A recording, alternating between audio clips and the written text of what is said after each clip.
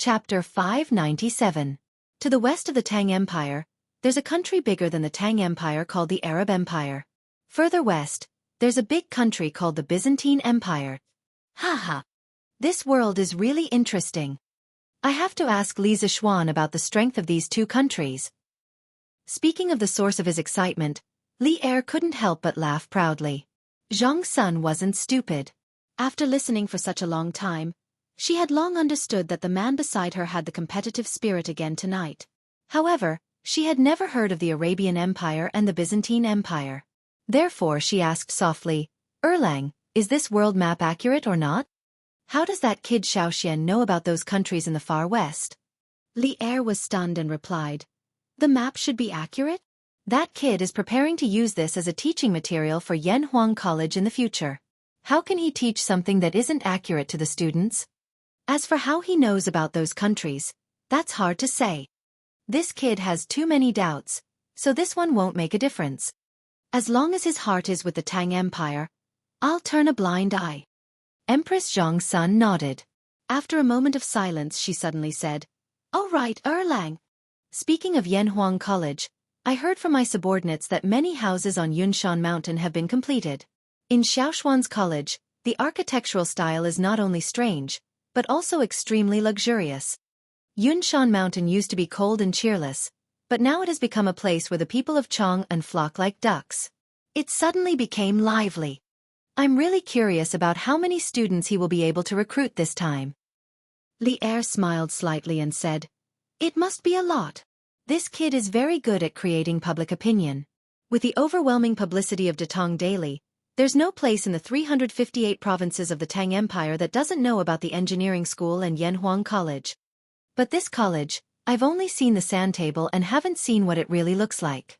When I'm free in the future, I'll accompany Maid Guanyin to take a look. Empress Zhang Sun smiled sweetly and said, Okay.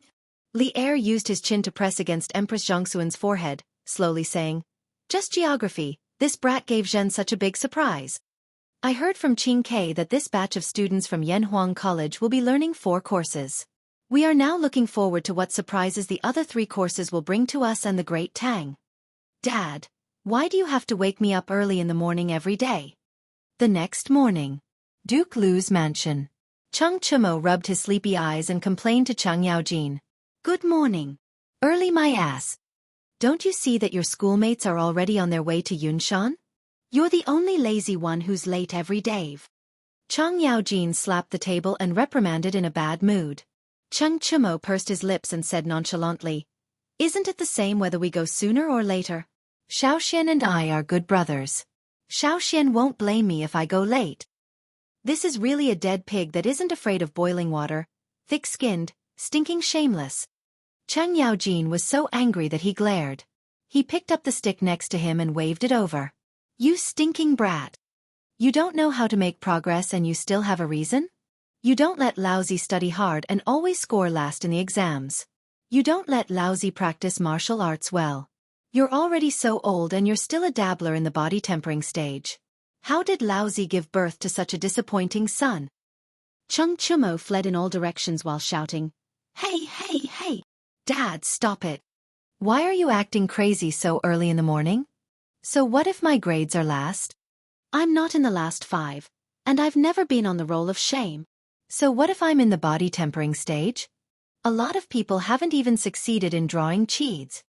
To be honest, Cheng Chumo felt wronged. He knew what he was capable of and he also knew that he wasn't outstanding. However, he originally thought that his father would also know. He hadn't been outstanding for so long, so why did his father suddenly explode today? Could it be that he was provoked by something? Humph. You little bastard, you're really shameless? See if Laozi doesn't beat you to death today. When Cheng Yaojin heard his son's shameful words, he, who was already angry, completely exploded. He dodged and easily caught Cheng Chumo who was still trying to escape. Then, he raised the stick and greeted Cheng Chumo's butt. Ouch! Mother! Save me! Cheng Chumo's stick hit hard. Cheng Chumo immediately cried out in pain. Ah no, it should be crying for his mother. Stop! Sure enough, Madame Cheng didn't let her son down. She came out after being called for a long time. She angrily walked over and snatched the stick from Cheng Yaojin's hand. Then she scolded, "You old thing, why are you acting crazy so early in the morning? It's fine if you're crazy, but why are you venting your anger on ugly cow?" Cheng Yaojin snorted. "I'm educating this ignorant thing." Madam Cheng didn't let it go. "What do you mean ignorant? Did you only know what kind of character your son has today? If you're angry, go to the backyard and move stones. Don't vent your anger on your son. Did you only know what kind of character your son has today?" Cheng Chumo was so touched that he almost cried. For the first time, he felt that the feeling of being looked down on was so good. Cheng Yaojin was hit where it hurt, and he angrily said, "Humph. A loving mother is a loser. Let's not compare Xiaoxian. Look at that kid from the Dugu family. He became a master before he was 30. What about this kid? He only knows how to be lazy and idle all day long." Cheng Chumo was stunned. He finally understood why his father went crazy this morning. It was because he saw someone else's outstanding child and was provoked. He chuckled and said, "Ha ha. Dad, so that's why you're angry. That kid, Dugu Xian, only became a master by luck with Xiaoshuan's help. Besides, he has a strong foundation in martial arts. Do you have to compare him to me?" Cheng Yaojin said angrily, "Oh, you still have the nerve to say that? Between you and Dugu Xian, who got to know Xiaoxian first? And in the end, Xiaoxian helped Dugu Xian to break through, and you're still sleeping at home. You don't know how to reflect on yourself." Cheng Chumo was puzzled. What should I reflect on? Reflect on why Xiaoxian helped Dugu Xian to break through and not you. How would I know why? You, Cheng Yaojin really wanted to say, "I'm really F***ed up." However, his wife was beside him, and he could not say that. He could only say angrily, "Isn't it because you're lazy and don't know how to improve yourself that Xiaoxian doesn't want to be with you?" Cheng Chumo pursed his lips and said, "That's not it. Xiaoxian is much lazier than me." Cheng Yaojin was speechless. Chapter 598. Achoo! Achoo! Li Zishuan, who was engrossed in writing in the study, inexplicably sneezed twice. He was already under pressure from a bunch of chemical reactions, and at this moment, he was even more depressed. Damn! Which family's little girl is thinking of me? Sigh. It's also a sin to be too outstanding. As the saying goes, when you sneeze once, someone will scold you. When you sneeze twice, someone will think of you. When you sneeze thrice, someone will think of you. And when you sneeze thrice, someone will think of you. That's why Li Zishuan shamelessly muttered to himself. "Heh! Who are you thinking of?" Han Yushi pushed open the door at this time and quietly came to Li Zishuan's side. Li Zishuan blushed and quickly said, "Cough, cough. Do you still need to ask?" "Of course, I'm thinking of you." Han Yushi sneered and said, "Glib tongue, it's clearly not like that." Although that was what she said, Han Yushi didn't intend to dig into it seriously. She was mostly joking. Li Zishuan smiled embarrassedly. Suddenly, he caught a glimpse of the cup of bright red juice that Han Yushi brought in. He said in surprise, "Ah, this is iced watermelon juice?" Logically speaking, there were no juicers in the Tang dynasty. Han Yushi smiled gently and said, "Ah, how did you know?" I smelled it." Was there anything more blissful than having a cup of iced watermelon juice in front of him on a hot summer day? Li Zishuan didn't bother to ask Han Yushi how she squeezed the juice at this time. He directly picked up the cup and enjoyed it while answering Han Yushi's question. Now it seemed that although writing books at home was a little tough, it felt good to have a considerate person by his side to take care of him. 6 days later. Haha. I'm finally freaking liberated. Damn it, I didn't expect being a rich second-generation heir to be so tough. On this day, Li Zishuan finally walked out of his western courtyard. His 1-month closed-door training had made the people of Chang very lonely. Without the big news that he made every now and then, the people of Chang felt that their lives were less interesting. Fortunately, they still had the Datong daily to pass the time. Hee. Young master, have you come out of seclusion? Xiao He trotted over from a distance and said with a bright smile. That's right. What do you think? I went into seclusion for a month. Xiao He, did you miss me? Li Zishuan squinted his eyes and teased. Cough. Actually, it couldn't be said to be flirting. He had been with the two maidservants for so long that they couldn't be more familiar with each other. Rather than flirting, it was more like playing around. Li Zixuan would never joke about this kind of thing with an unfamiliar girl. Speaking of which, during the month of his closed-door training, not only were the people outside unable to see him, but even many people in the mansion rarely saw him. Xiao He, who spent every day in the western courtyard, could only see Li Zixuan's real body when he came out to go to the toilet every day. Hee. No way. Young master, aren't you afraid that young madam won't let you enter the room at night? Xiao He wasn't afraid of Li Zixuan. She stuck out her tongue and said mischievously. Li Zixuan was amused by her words. He laughed carelessly and said, "Heh, my Yushi isn't such a person. On the other hand, little girl, when you get married in the future, you might become a fierce shrew." Young master, you. Xiao He was furious. She put one hand on her waist and pointed at Li Zixuan with the other. She said angrily, "Young master, you're too much." Xiao He doesn't want to get married. I'm ignoring you.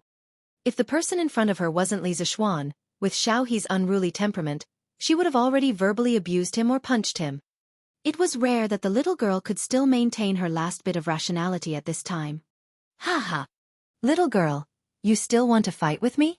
Li Zixuan looked at Xiao He's back and muttered to himself happily. It seemed pretty good to be able to bicker with such an unruly little girl every day. Husband, you're really too much. How can a girl like Xiao He withstand your words? Han Yushi walked in from outside the courtyard and complained to Li Zixuan slightly. Li Zixuan laughed and said, "Ha. It's fine.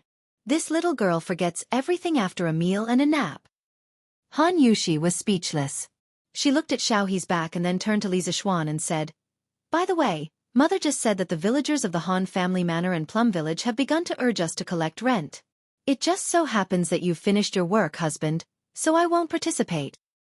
Li Zixuan was stunned. Only then did he remember that he was a big landlord. Under normal circumstances, he only needed to eat at home and wait for death. However, since ancient times, when would a villager take the initiative to urge the owner to collect rent? It was really strange. Shaking his head and throwing away the messy thoughts in his mind, Li Zixuan replied, "That's fine. I'll go on a trip. But wife, how's the harvest on the farm this year?"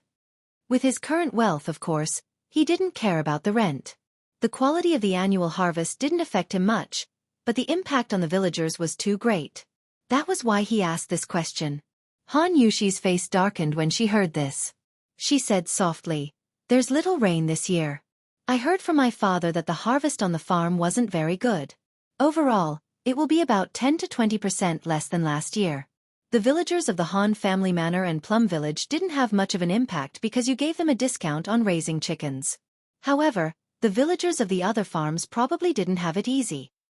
Li Zixuan heard this and couldn't help but ask, "Didn't the imperial court also issue a decree to reduce the burden of raising chickens?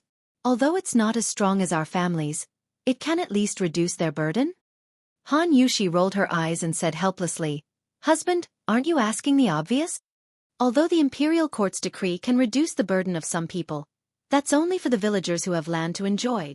Most of the villagers farm the land of the landlords. Those landlords can't wait to collect 100% of the rent. Why would they care about the lives of the villagers?" The Tang dynasty implemented a system of equalization of fields. Yongye fields and oral fields were divided. Yongye fields could be inherited and didn't need to pay taxes. Oral fields had to pay taxes and had to be returned to the country when they died. Every adult could be allocated 80 mu of oral fields and 20 mu of Yongye fields. Yongye fields could be bought and sold. When the year wasn't good, many people's oral fields weren't enough to pay taxes.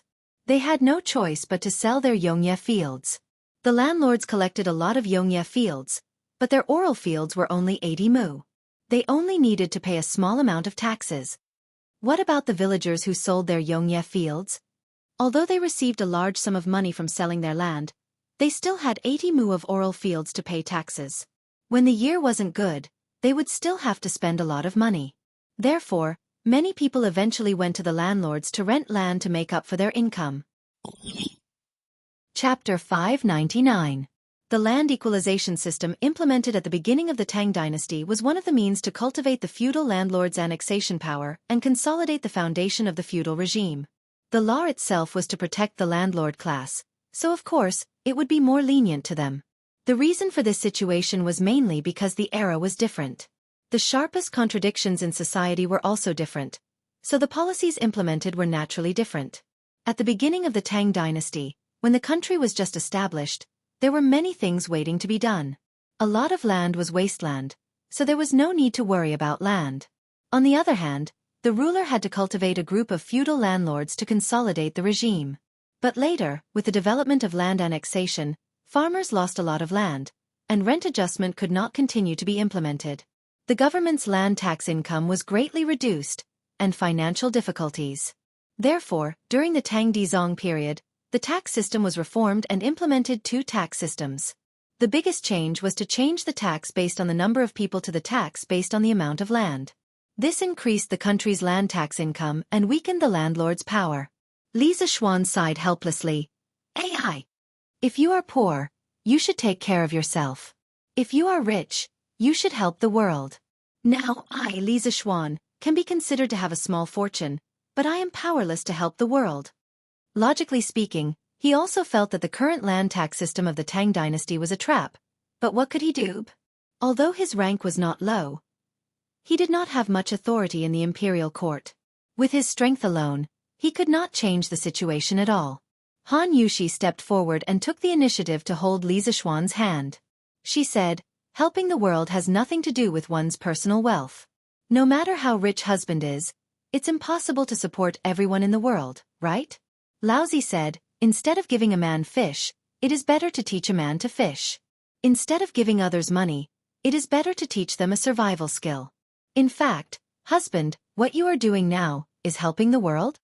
Yanhuang College teaches and educates people. 10 years later, or even 100 years later, people will forget how glorious and rich our family is now, but there will definitely be a lot of people who will remember that our family's Yanhuang College has cultivated a large number of talents.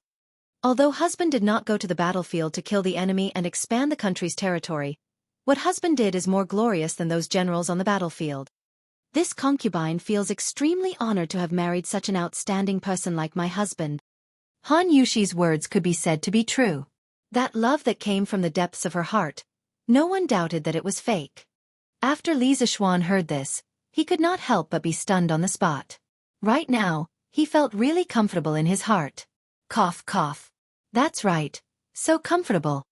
After living for 2 lifetimes, this was the first time he had a female fan, and it was a liquor. How could he not feel comfortable? Also, Han Yushi almost praised him as a saint. This made him a little smug. Such a real female fan, pink. Li Zixuan wiped his nose and said, "Cough, cough. Wife, you're praising me so much that I'm almost embarrassed. Come, come, come. Say a few more words."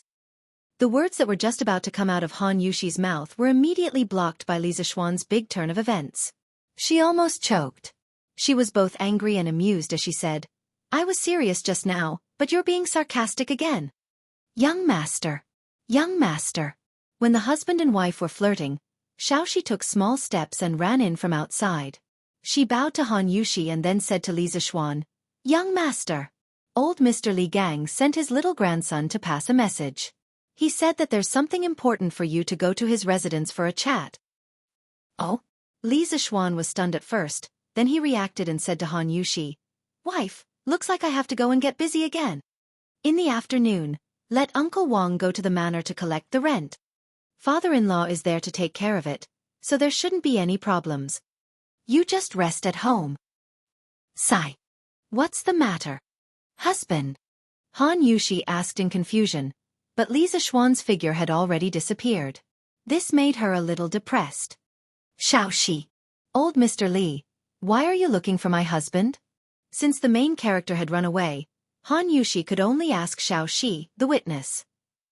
Xiaoxi's face was bitter as she shook her head and said, "Young mistress, even you don't know about this, how would I know?"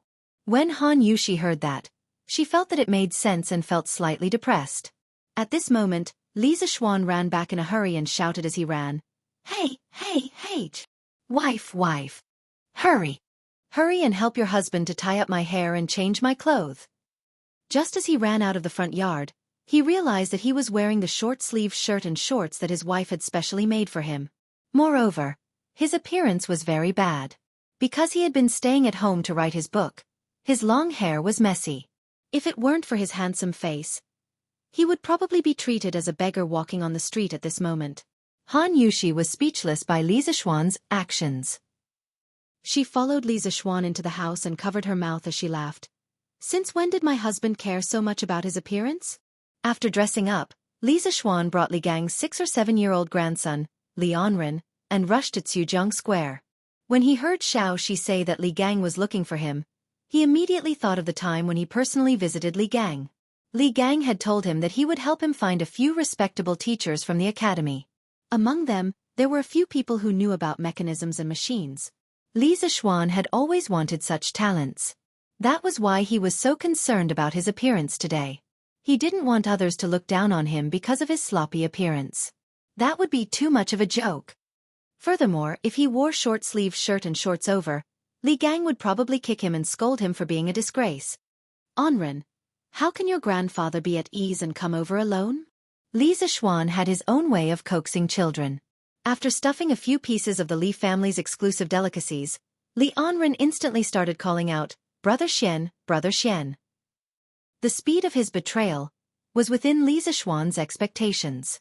An old grandpa and 2 big brothers came over. Grandfather couldn't leave, so he asked Anren to come over. Li Anren licked the syrup at the corner of his mouth and said in a childish voice. When Li Zixuan heard this, he couldn't help but feel happy. "Ha ha. Good. Looks like Li Gang really found a teacher for me. A teacher from Yanhuang College is here." When he thought of this, Li Zixuan patted Li Anren's head and smiled. "Anren, let's go. Let's go see your grandfather." When he thought of the mysterious teacher that Li Gang mentioned who was proficient in machines, Li Zixuan couldn't help but feel unusually excited.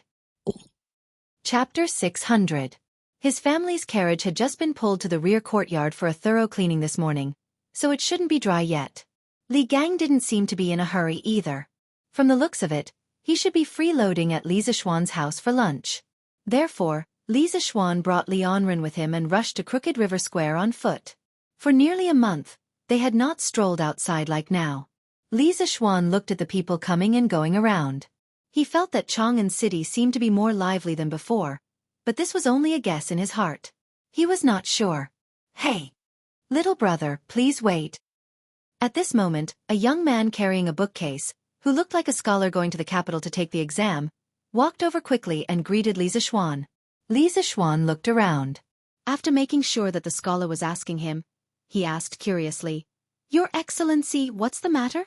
The scholar smiled shyly, then cupped his hands and said, "I heard that Yanhuang College is spreading the knowledge of making mortals soar in the sky, and on the 18th of this month, they are recruiting students. Therefore, I came all the way from Bingzhou to see this grand event. I am ashamed to say that I have just arrived in Chang'an and am not familiar with the place. I have passed by several inns, but there are no vacant rooms. I don't know if there are any other inns where I can stay. I hope this little brother can give me some guidance." Li Zixuan was stunned. It turned out that the person in front of him had come all the way from Taiyuan to take the exam of Yanhuang College. Thinking about it, today was the 8th of September, and Yanhuang College's entrance exam would begin in 10 days. No wonder there were so many people in Chang'an City. Most of them should be candidates from other places. Thinking of this, Li Zixuan could not help but smile and said, "So you are here for Yanhuang College. Sorry for the disrespect. Brother, if you want to stay in a hotel, I recommend you to go to Chongren Square. There are all kinds of inns there, and I am sure there will be vacant rooms for you." Chongren Square in the northwest of the East Market of Chang, and was a place where inns gathered. To the west of this square was the imperial city, where the government was located. It was very convenient to go there for the examination. To the southeast was the East Market, where it was convenient to go shopping. To the south was the Peace Square, where it was convenient to talk to the prostitutes. Because of these advantages, this square became the residence of scholars from other places who came to Chang'an for the selection of officials and the imperial examination. The service industry such as restaurants and restaurants that were attached to it were also very prosperous. It was noisy day and night and the lights were endless.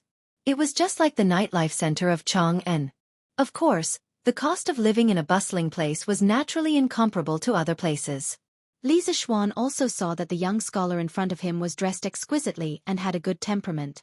He reckoned that his family background was not bad, so he recommended him to Chongren Lane. Now that so many examinees had gathered in Chang'an, those cheap inns were almost full. Only high-end inns could satisfy the needs of this man in front of him. The young scholar asked, "Where is this Chongren Square? Little brother, please enlighten me." Li Zixuan felt his teeth ache. He thought that this scholar's speech was a little troublesome. He pointed to the north and said, "Brother, follow this road to the north.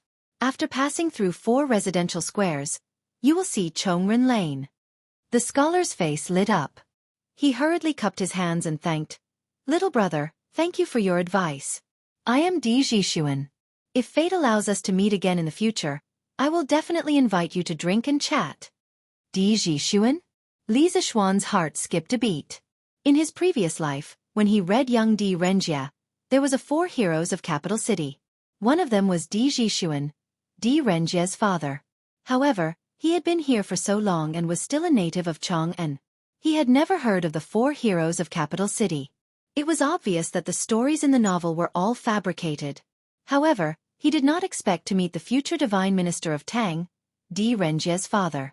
He really had the halo of a main character. "Brother Di, you are too polite. I believe that we will meet again in the future.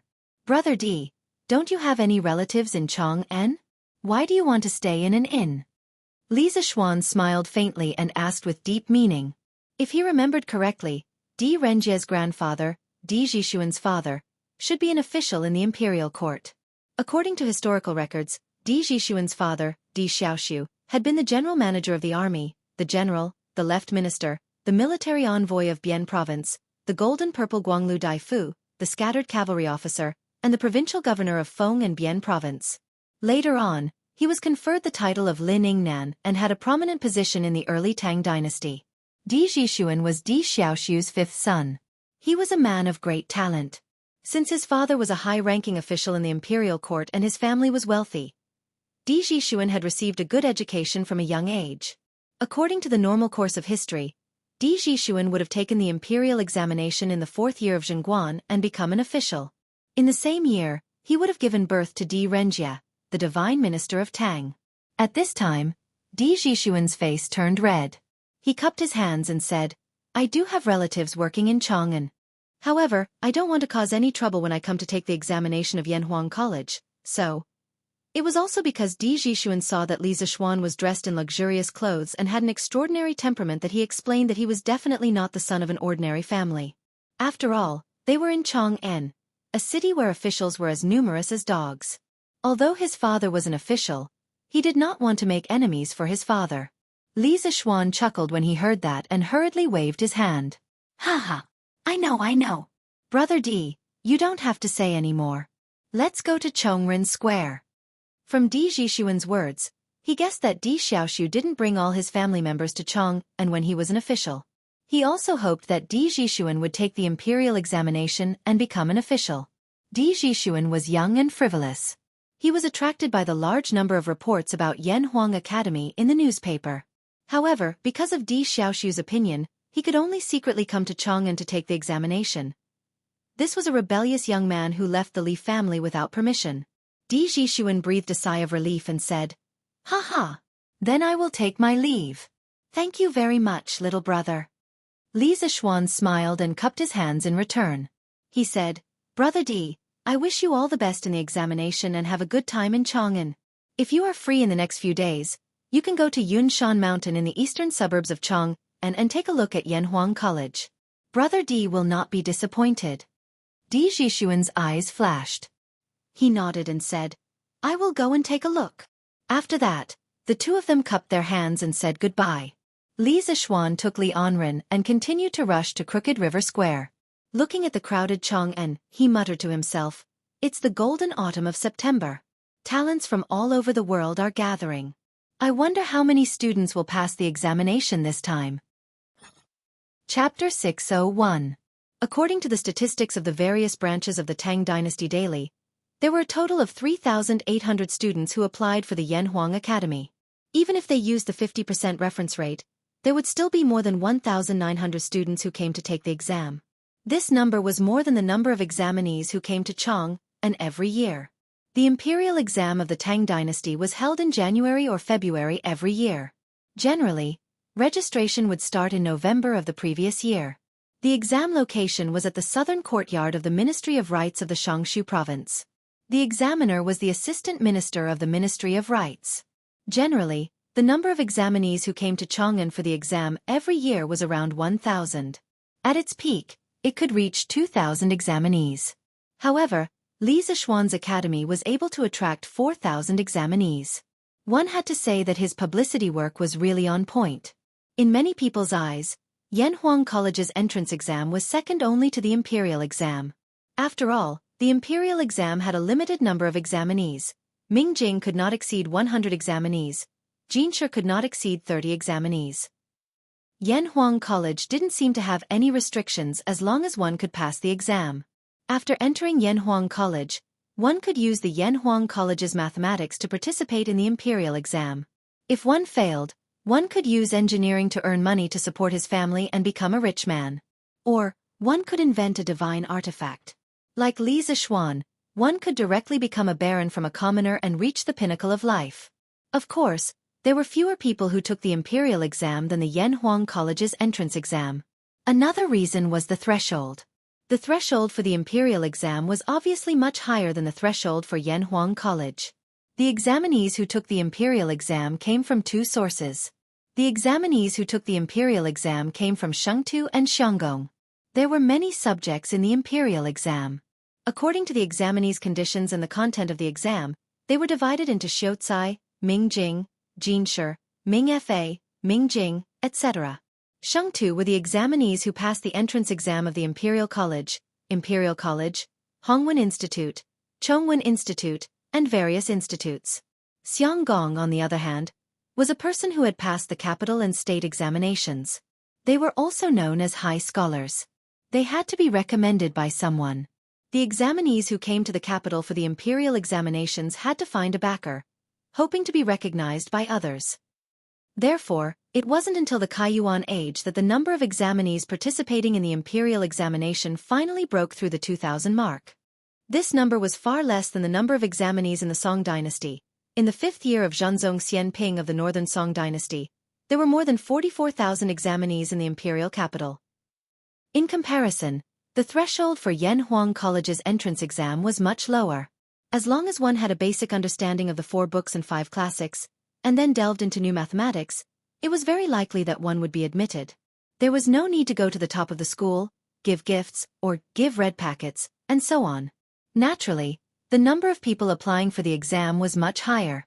After walking for about half an hour, Li Zishuan finally arrived at Sujiang Square with Li Anren. Haha, you're finally here.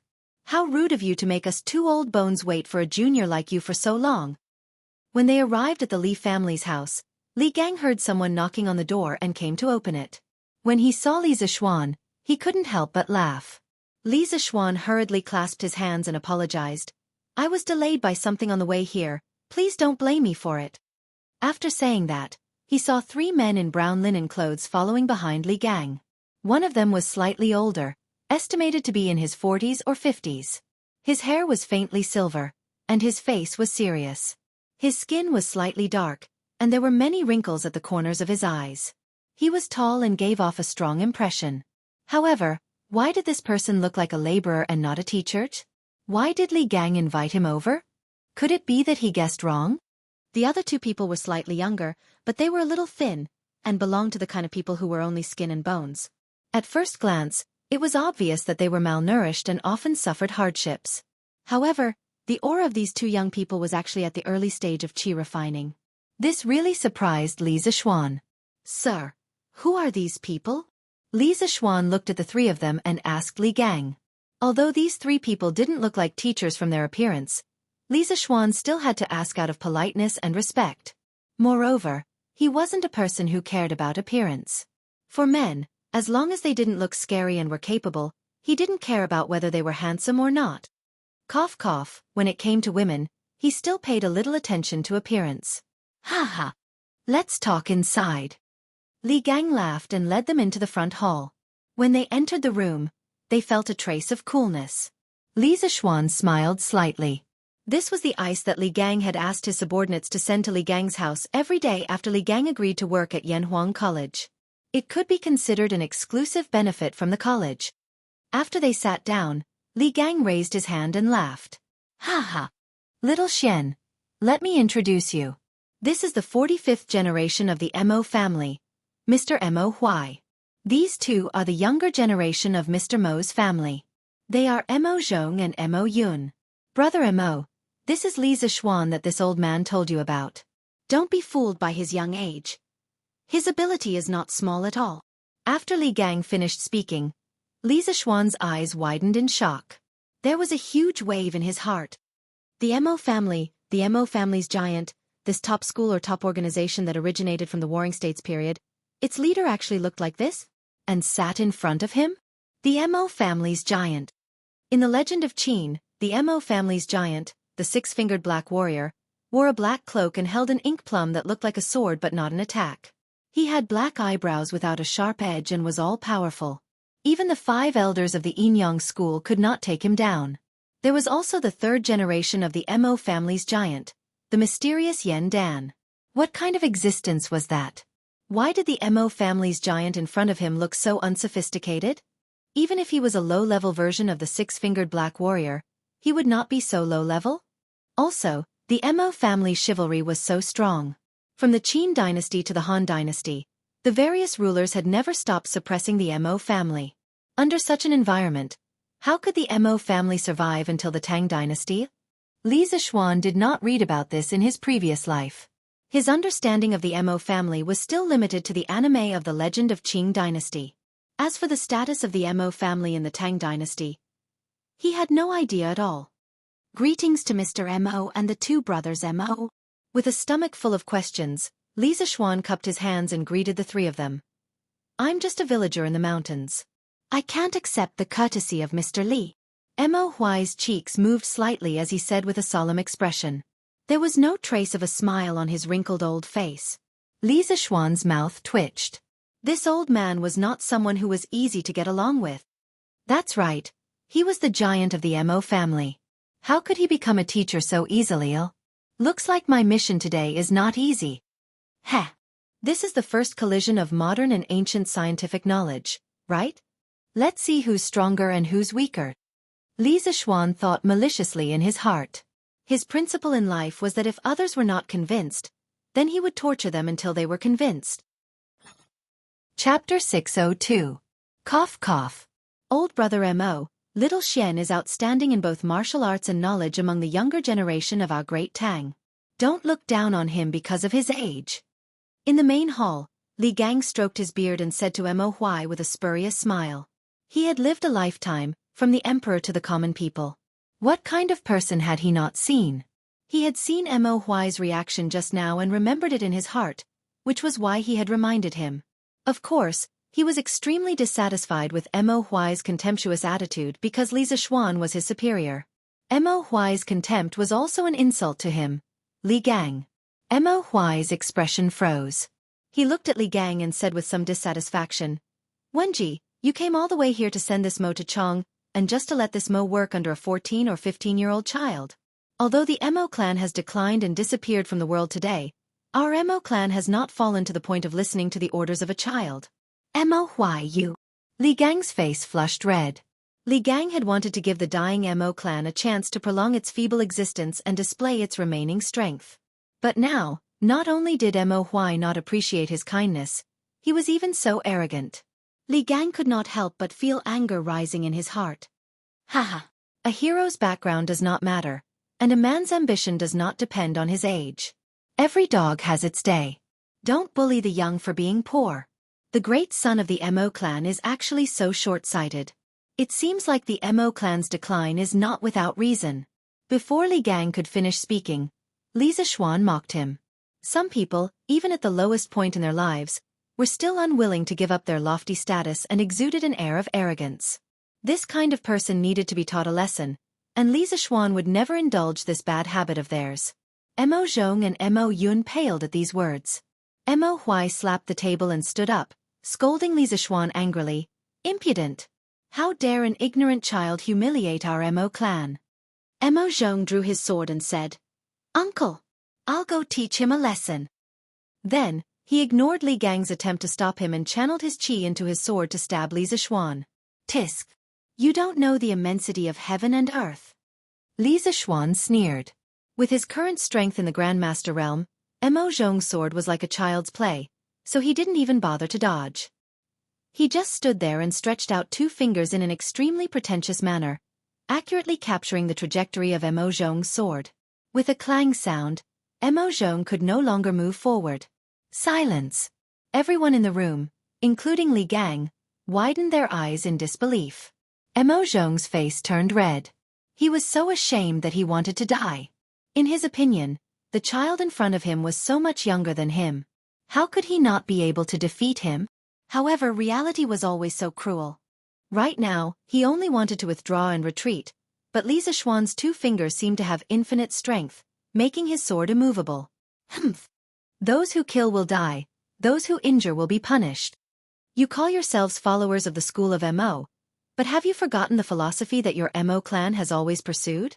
Today, I'll teach you a lesson. Li Zixuan sneered. Then, everyone heard a clang. Mo Zhong's sword broke from the middle.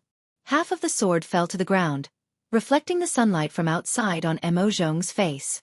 Mo Zhong said in shock. Grandmaster? No. Impossible. How can there be such a young Grandmaster? Mo Huai's expression changed slightly. He looked straight at Li Zixuan and said, Those who kill will die, those who injure will be punished. This is the way of the school of Mo that my Mo clan has pursued for thousands of years. Where did you learn this from? Li Zixuan was stunned. He just vaguely remembered that someone in The Legend of Qin had said this before. He didn't expect that he would actually run into the main character. His luck was really unparalleled. There was a related story about those who kill will die, and those who injure will be punished. The 4th generation of the school of Mo had his abdomen in the Qin kingdom. His son had killed someone and should have been executed according to the law. However, King Qin Hui thought that his abdomen was old and only had one son, so he ordered that his son not be killed. However, his abdomen said that the way of the school of Mo stated, Those who kill will die, and those who injure will be punished. This was a necessary measure to prohibit killing and injuring others. It was in line with the righteousness of the world. However, he still insisted on killing his son. This story vividly reflected the strict discipline of the school of Mo. It was precisely because of this that the followers of the school of Mo were very good at fighting. They had the spirit of walking on fire and dancing on the sword, even if death does not come. Ha ha! The way of the school of Mo? Do you still know that this is the way of the school of Mo? You use weapons at the slightest disagreement. Not to mention that I'm an official of the imperial court, even if I'm just a commoner. Do you people of the school of Mo have the right to draw your swords against me? Li Zixuan stood with his hands clasped behind his back. With a righteous look on his face, he spat out unforgiving words. Mo Huai's face darkened. He hesitated for a moment, then lowered his voice and ordered, Mo Zhong, you violated the way of the school of Mo. Hurry and apologize to Li Xiannan. Mo Zhong's face turned red. He said reluctantly, Uncle, go quickly. If Li Xiannan doesn't forgive you, you will no longer be a member of the school of Mo. Mo Huai waved his hand and said coldly. When Mo Zhong heard this, his body couldn't help but tremble. Bean-sized beads of sweat rolled down his forehead. One had to know that there were ice cubes in this room to lower the temperature. Li Xiannan. Just now was. After struggling for a long time, Mo Zhong finally moved his feet and arrived in front of Li Zixuan. He then bowed and cupped his hands in apology. Li Zixuan shook his head and didn't let Mo Zhong continue. He said directly, No need. Li Zixuan, am not someone who will seek revenge for the smallest grievance. Just treat today's matter as a misunderstanding. Before figuring out what these 3 members of the school of Mo had, Li Zixuan didn't want to offend them too much. Mo Zhong was in disbelief.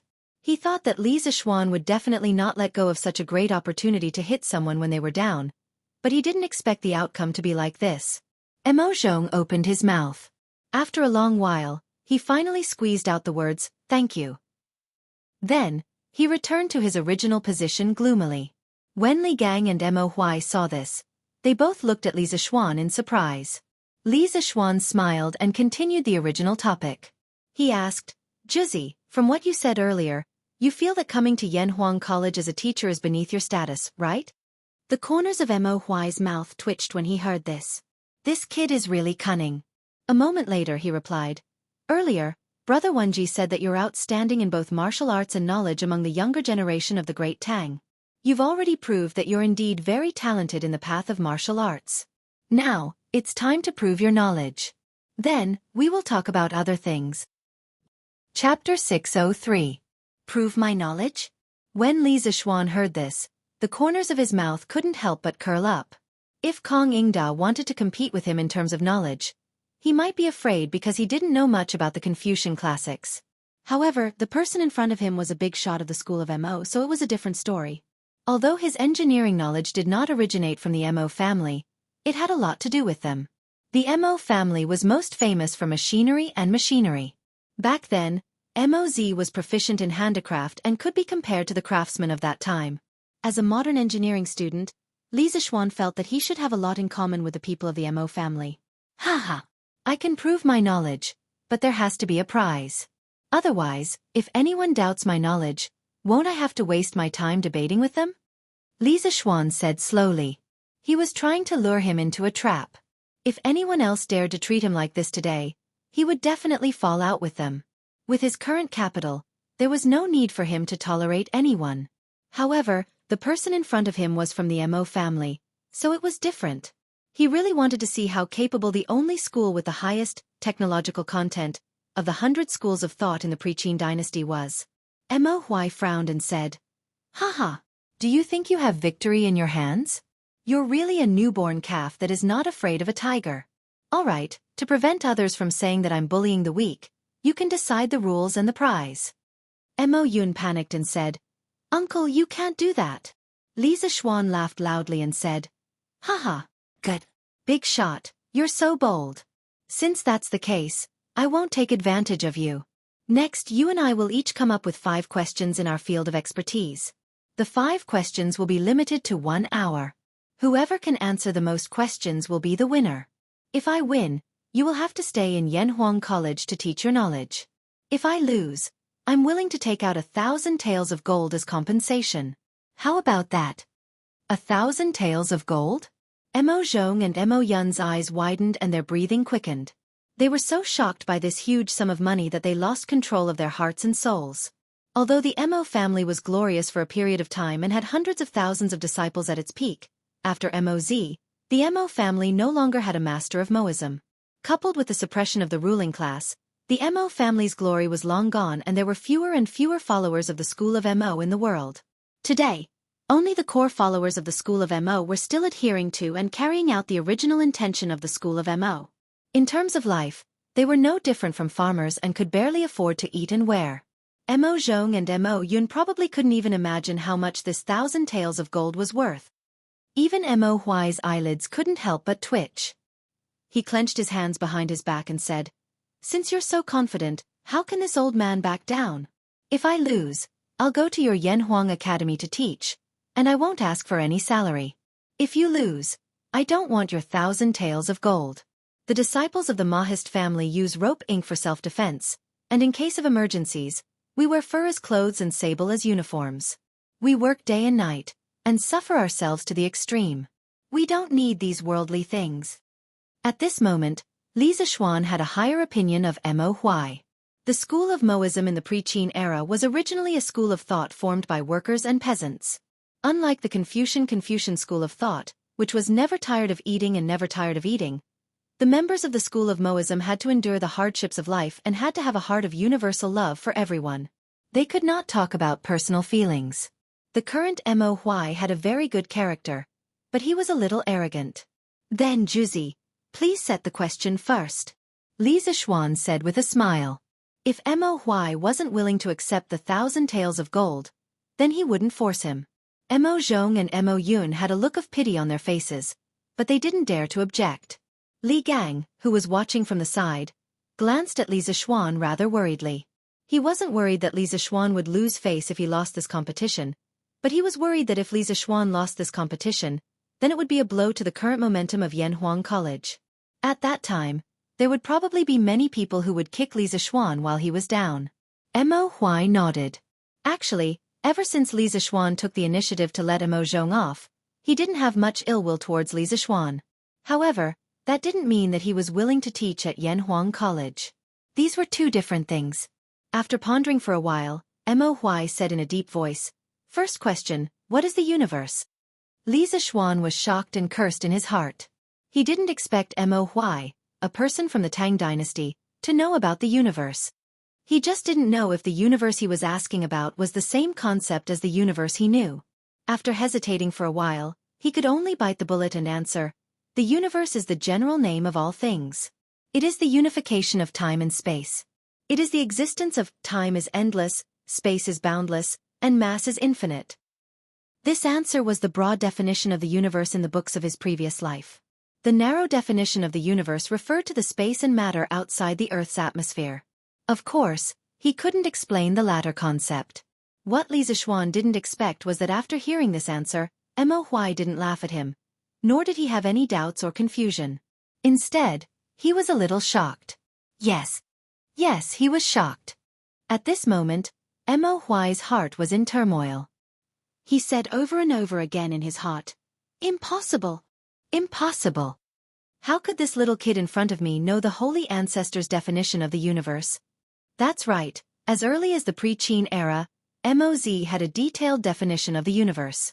He believed that the universe was a continuous whole, and that individuals and parts were separated from this unified whole. They were all parts of this unified whole. In other words, the whole contained individuals, and the whole was made up of individuals. There was an inevitable organic connection between the whole and the individuals. Starting from this continuous view of the universe, Moz then established a theory of spacetime. He believed that spacetime was both limited and infinite.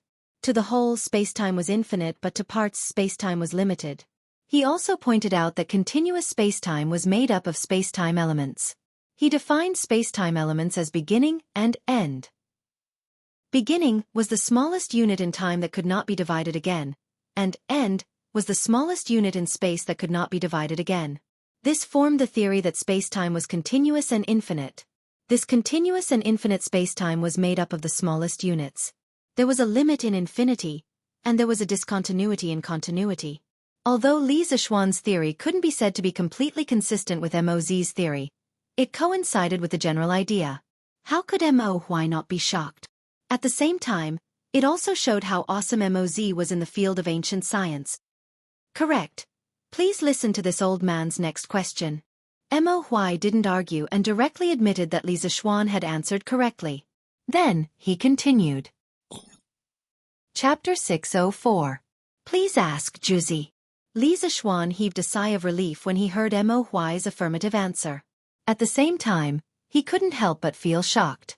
Since Mo Huai said so, didn't it mean that people in this era were really beginning to understand what the universe was? This made Li Zishuan feel incredulous. The second question, what is force? Li Zishuan was shocked, but how could Mo Huai not be? He had read the definition of the universe from Moz's handwritten notes. He thought that this question alone would make Li Zishuan retreat. He didn't expect Li Zishuan, a 14 or 15-year-old kid, to be able to turn the tables. This made Mo Huai very puzzled. After thinking for a while, Mo Huai asked the second question. Force? Is it the force of force? Li Zishuan suspected that he had heard wrong and asked uncertainly. Mo Huai nodded and said, yes. Li Zishuan smiled and answered, force is the interaction between several objects. Interaction refers to the movement of an object that changes due to the existence of other objects. Objects only have two attributes, mass and speed. Therefore, force can change the state of motion of an object. If the speed of increase is defined as acceleration, then for the same object, the greater the force it receives, the greater its acceleration will be. Li Zixuan talked non-stop about all the knowledge points about force in the physics books of the later generations into words that the ancients could understand. Li Gang, who was listening at the side, was confused, not knowing what the hell Li Zixuan was talking about. Mo Huai, on the other hand, narrowed his eyes and stared at Li Zixuan with an extremely solemn expression. At this moment, it was as if his heart had experienced a violent storm, and he was unable to calm down for a long time. The ancestor of the Mahist family, Moz, once had a detailed definition of force in the Mahist classics. He said, "Force is the reason for the movement of an object." In other words, force was the reason for the movement of an object, even if the action of the object's movement was called force. In this regard, he gave an example and said that it was like lifting a heavy object from bottom to top. It could only be done because of the action of force. At the same time, Moz pointed out that when an object was under force, it also produced a reaction force. For example, after two objects of equal mass collided, the two objects would move in opposite directions. If the difference in mass between two objects was great, although the object with greater mass would not move after the collision, the reaction force would still exist. Then, Moz gave the definitions of movement and stop. He believed that movement was due to force pushing, and stop was the end of an object's motion after a certain period of time. Although Moz didn't clearly point, he realized that the object's motion, after the external force, he realized that the object's state of motion could not exist forever after the external force disappeared. To a certain extent, Moz's research in the field of physics and mechanics was definitely more than 2,000 years ahead of the entire world. If the Mahist family could replace the Confucian family and become the orthodox school of physics, then China would very likely become the origin and prosperity of the world's physics. After a full quarter of an hour, Li Zixuan finally stopped. The two young men, Mo Zhong and Mo Yun, no longer looked at Li Zixuan with contempt. As the core disciples of the Mahist family, they certainly had a certain understanding of Moz's handwritten notes and works. However, they spent most of their time learning martial arts. In comparison, their knowledge in this area was far inferior to Li Zixuan. Mo Zhong and Mo Yun, who had always flaunted themselves as the children of reclusive masters, felt very hurt in their hearts. They couldn't win in terms of martial arts, let alone in terms of knowledge. Mo Huai closed his eyes and digested what Li Zixuan had just said in his heart, trying to find some loopholes in it. However, after a long while, he opened his eyes somewhat dispiritedly, because he found that what Li Zixuan had just said was not only impeccable, but also more detailed than what was recorded in the ancient books of the Mahist family. He even went a step further in explaining and proving some of the concepts. He had never heard of some of them, but he had to admit that Li Zixuan's words were very reasonable. Li Xian, you got this question right. Mo Huai looked at Li Zixuan with a complicated expression and said, although there were rare copies of the Mahist classics circulating in the world, in the social context of Confucianism, how many people in the world would read such an obscure book? Moreover, Li Zixuan's theories had clearly surpassed the definition of force in the Mahist classics. He had expanded force into a complete and detailed knowledge on the basis of Mahist classics. Where did Li Zixuan's knowledge come from? Why did he know so many things? There were many questions buried in Mo Huai's heart, but now was obviously not the time to ask, so he could only endure it. Li Zixuan smiled slightly. He was really liking this Mahist master in front of him more and more now. Where could he find such an advanced physics teacher? Li Gang had helped him a lot this time. The person involved, Li Gang, was now dumbfounded. He really wanted to ask Mo Huai, how did he get it right? He didn't understand at all just now. Mo Huai put his hands behind his back and walked 2 steps on the spot. Then, he suddenly had a flash of inspiration. He turned to Li Zixuan and asked, "Third question, put a small hole behind an open candle. What is the phenomenon behind the small hole?" With that, he stared at Li Zixuan. Although he knew the answer to this question from the Mahist classics, he only knew how and did not know why. He planned to make things difficult for Li Zixuan later. Li Zixuan widened his eyes. He now suspected that Mo Huai was a transmigrator. He even knew about the image of a small hole? He was going to ascend to the heavens. What? Mr. Li can't answer? Mo Zhong asked happily when he saw this. Li Zixuan was shocked and speechless, but in Mo Zhong's eyes, he could not answer. Li Zixuan came back to his senses and suppressed the shock in his heart. Then he smiled and said, It's not difficult. There will be an inverted image of a candle flame behind the small hole. As the small hole in the middle moves back and forth, the size of the image will also change. Juzi, am I right? As a modern engineering student, although Li Zixuan easily answered Mo Huai's question, he had a stomach full of questions like Mo Huai. This was because the image of a small hole involved the knowledge of geometrical optics. How could the people of the Tang dynasty know about it? However, he did not know that Mo Huai only saw this knowledge from the Mahist classics. The real person who proposed the image of a small hole was Mozi. Not only did Mozi research in mechanics, but he also had deep attainments in geometrical optics. Chapter 605. More than 1,000 years ago, Mozi had conducted an experiment on the imaging of small holes. He clearly pointed out that light traveled in a straight line, and the image formed by an object passing through a small hole was an inverted image. This was because when light passed through an object and then passed through a small hole, due to the straight line travel of light, the upper part of the object would be reflected below, and the lower part of the object would be reflected above. He also discussed the relationship between the size of the image, the object's tilt, and the distance of the light source. He pointed out that if an object was tilted or far, the shadow would be long and thin. If it was reflected light, the shadow would be formed between the object and the light source. In addition, Mozi also conducted a systematic research on flat mirrors, concave mirrors, convex mirrors, and so on, and came up with a series of basic principles of geometric optics. He pointed out that flat mirrors formed images of the same size and symmetrical distance, but left and right were reversed. If two or more flat mirrors were to face each other and shine light, there would be repeated reflections, forming countless images. The image formed by a concave mirror was a positive image within the middle, a large image if far from the middle, a small image if near the middle, and a large image if near the middle. Outside the middle, an inverted image would be formed, a large image if near the middle, and a small image if far from the middle. A convex mirror only formed a positive image, a large image if near the middle, and a small image if far away. The middle here was the center of the spherical mirror. Although Moz had not been able to distinguish the difference between the center of the sphere and the focal point, and had confused the center of the sphere and the focal point together, his conclusion was basically consistent with the imaging principles of modern spherical mirrors. In the history of optics, Moz was the first scientist to conduct systematic research on geometric optics. It was not an exaggeration to say that Moz had laid the foundation of geometric optics, at least in China. As Joseph Needham said in the physics volume of The History of Science and Technology in China, Moz's research on optics was earlier than what we know of Greece, and not even India. At this moment, when Mo Huai heard Li Zixuan's answer, he was not as surprised as the previous two times. Instead, he continued to ask, "Why is there an image of an inverted object? If you don't want to explain, you can treat this as my fourth question." Li Zixuan waved his hand and smiled. No need, no need. Since you want to know why, then I'll explain it to you. It's not considered one of the 5 questions. His desire to rope Mo Huai in was growing stronger and stronger.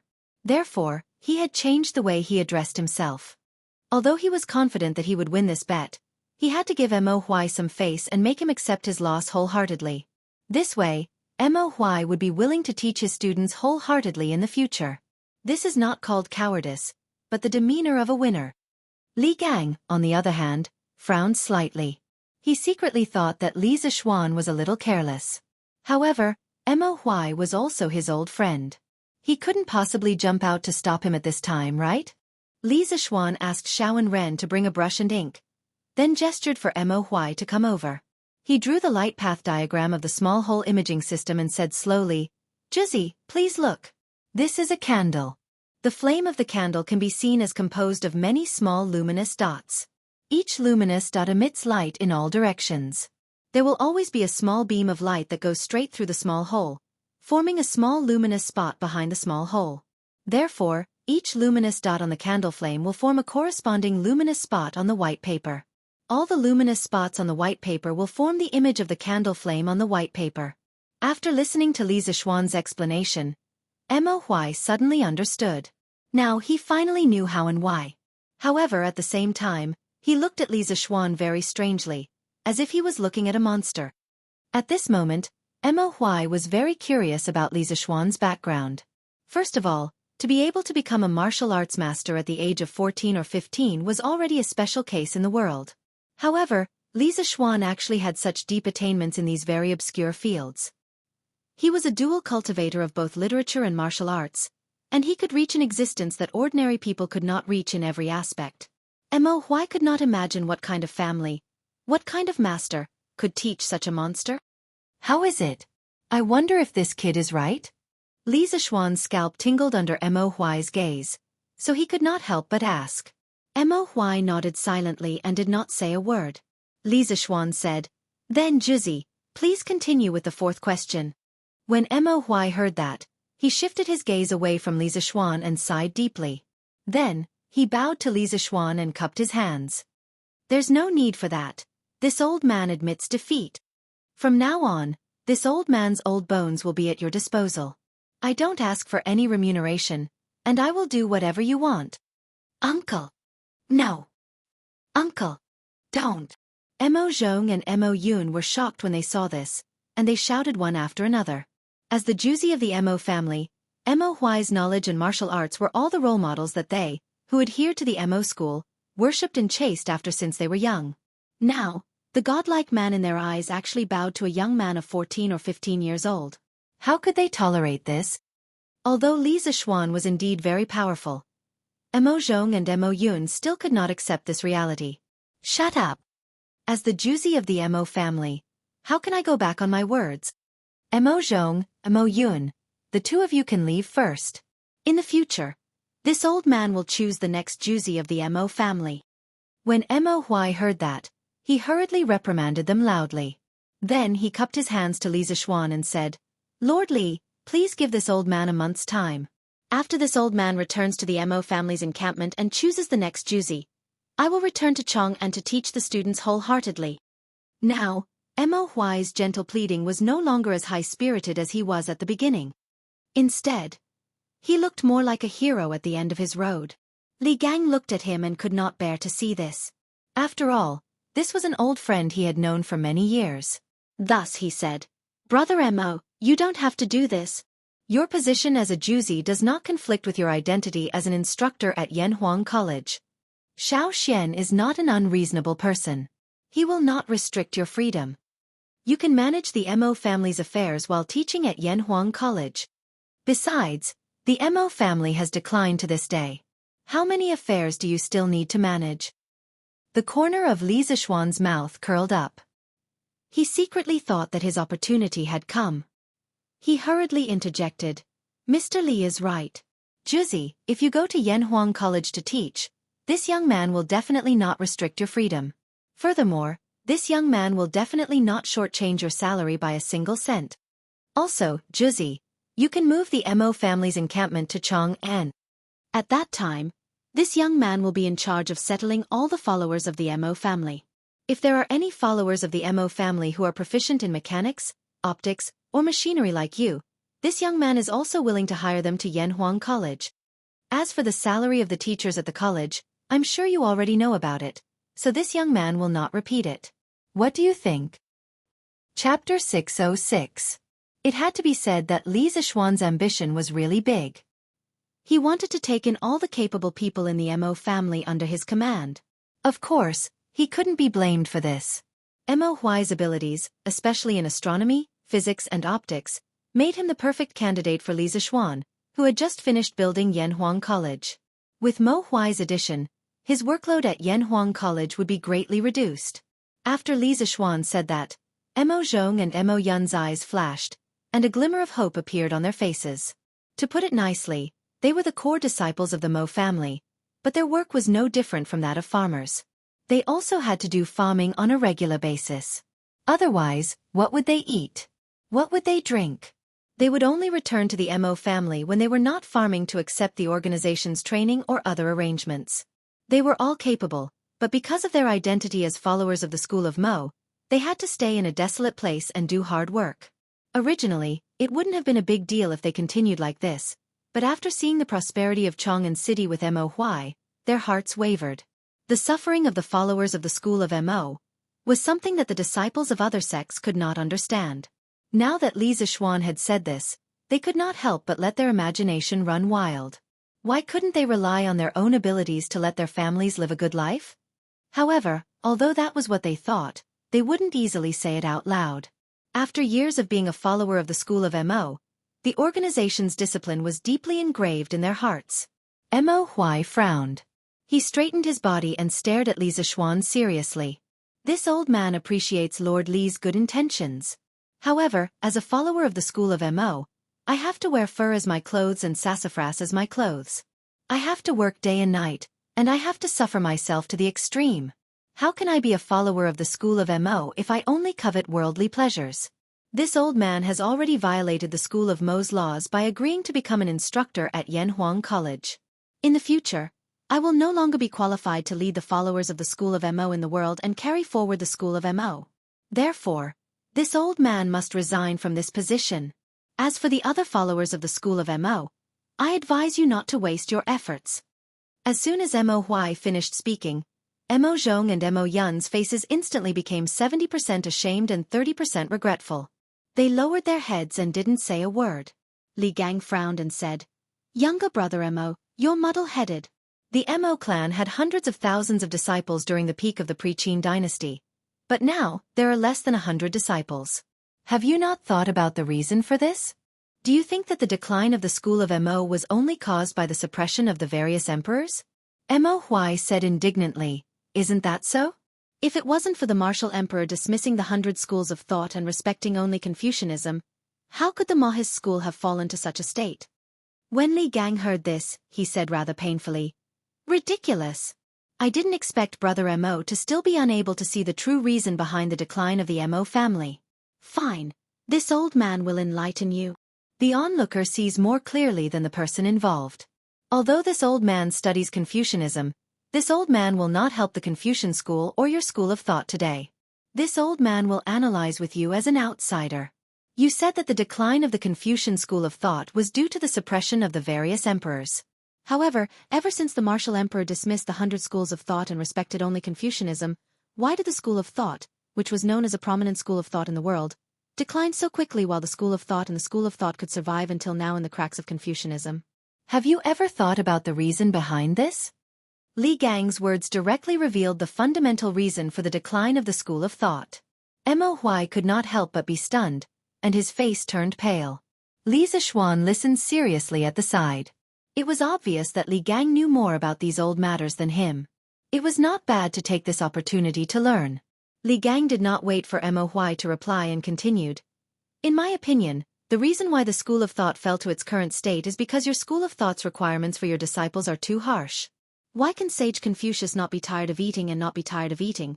But you school of thought can only wear fur as clothes, wear silk as clothes, work day and night without rest, and suffer to the extreme? Perhaps this is because you have your own beliefs, but who says that people with beliefs can't rely on their own hands to live a good life? Could it be that living in the abyss of suffering every day makes you school of thought superior to the rest of the world?" It had to be said that Li Gang's words could be said to hit the nail on the head. Li Zixuan could not help but clap and cheer when he heard it. What he said made too much sense.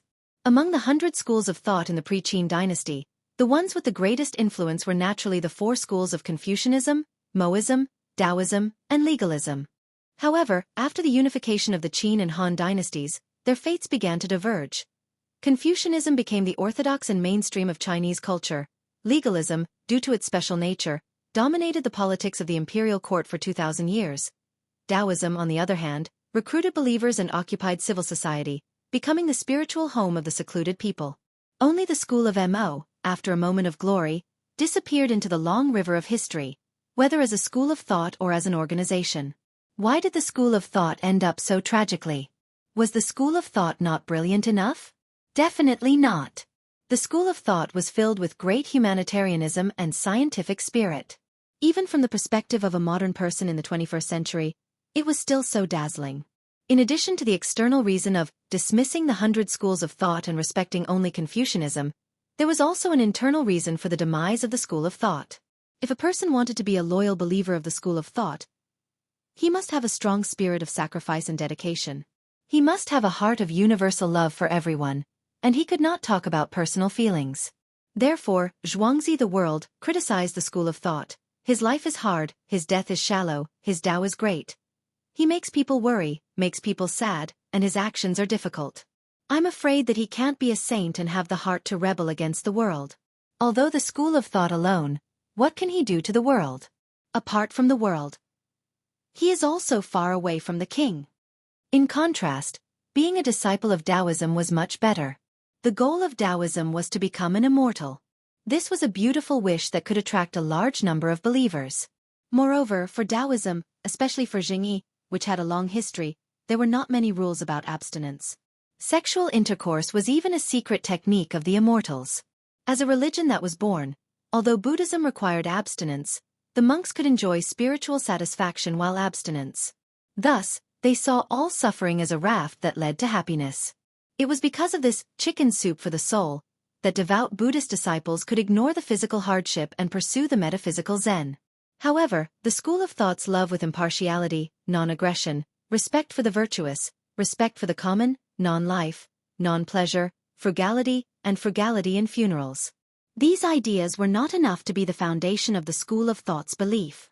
If it was not based on a firm belief that bitter and abstinent life would not attract new blood to join the school of thought, the number of followers of the school of thought in the world would only decrease. This was the internal reason for the decline of the school of thought. Chapter 607. In the main hall. Li Zixuan saw that the time was right, so he stood up and said, "Juzi, the previous causes and effects are all gone, but they will also serve as a warning. If you don't want the Mo family to continue to decline, you have to make some changes. Didn't Moz establish the Mo family to use his talent in manufacturing to let the farmers in the world live a good life? Although the Mo family is declining now, Moz's knowledge must have been passed down. You are content to stay in a corner and forget Moz's original intention to save the world. In the long run, the only thing waiting for the Mo family is complete extinction." Back then, Moz called himself a humble man, and was called a commoner. He used to be a doctor in the Song Kingdom, and was a scholar with considerable cultural knowledge. He was also closer to the workers and farmers. He boasted that there was no ruler above, no farmer below.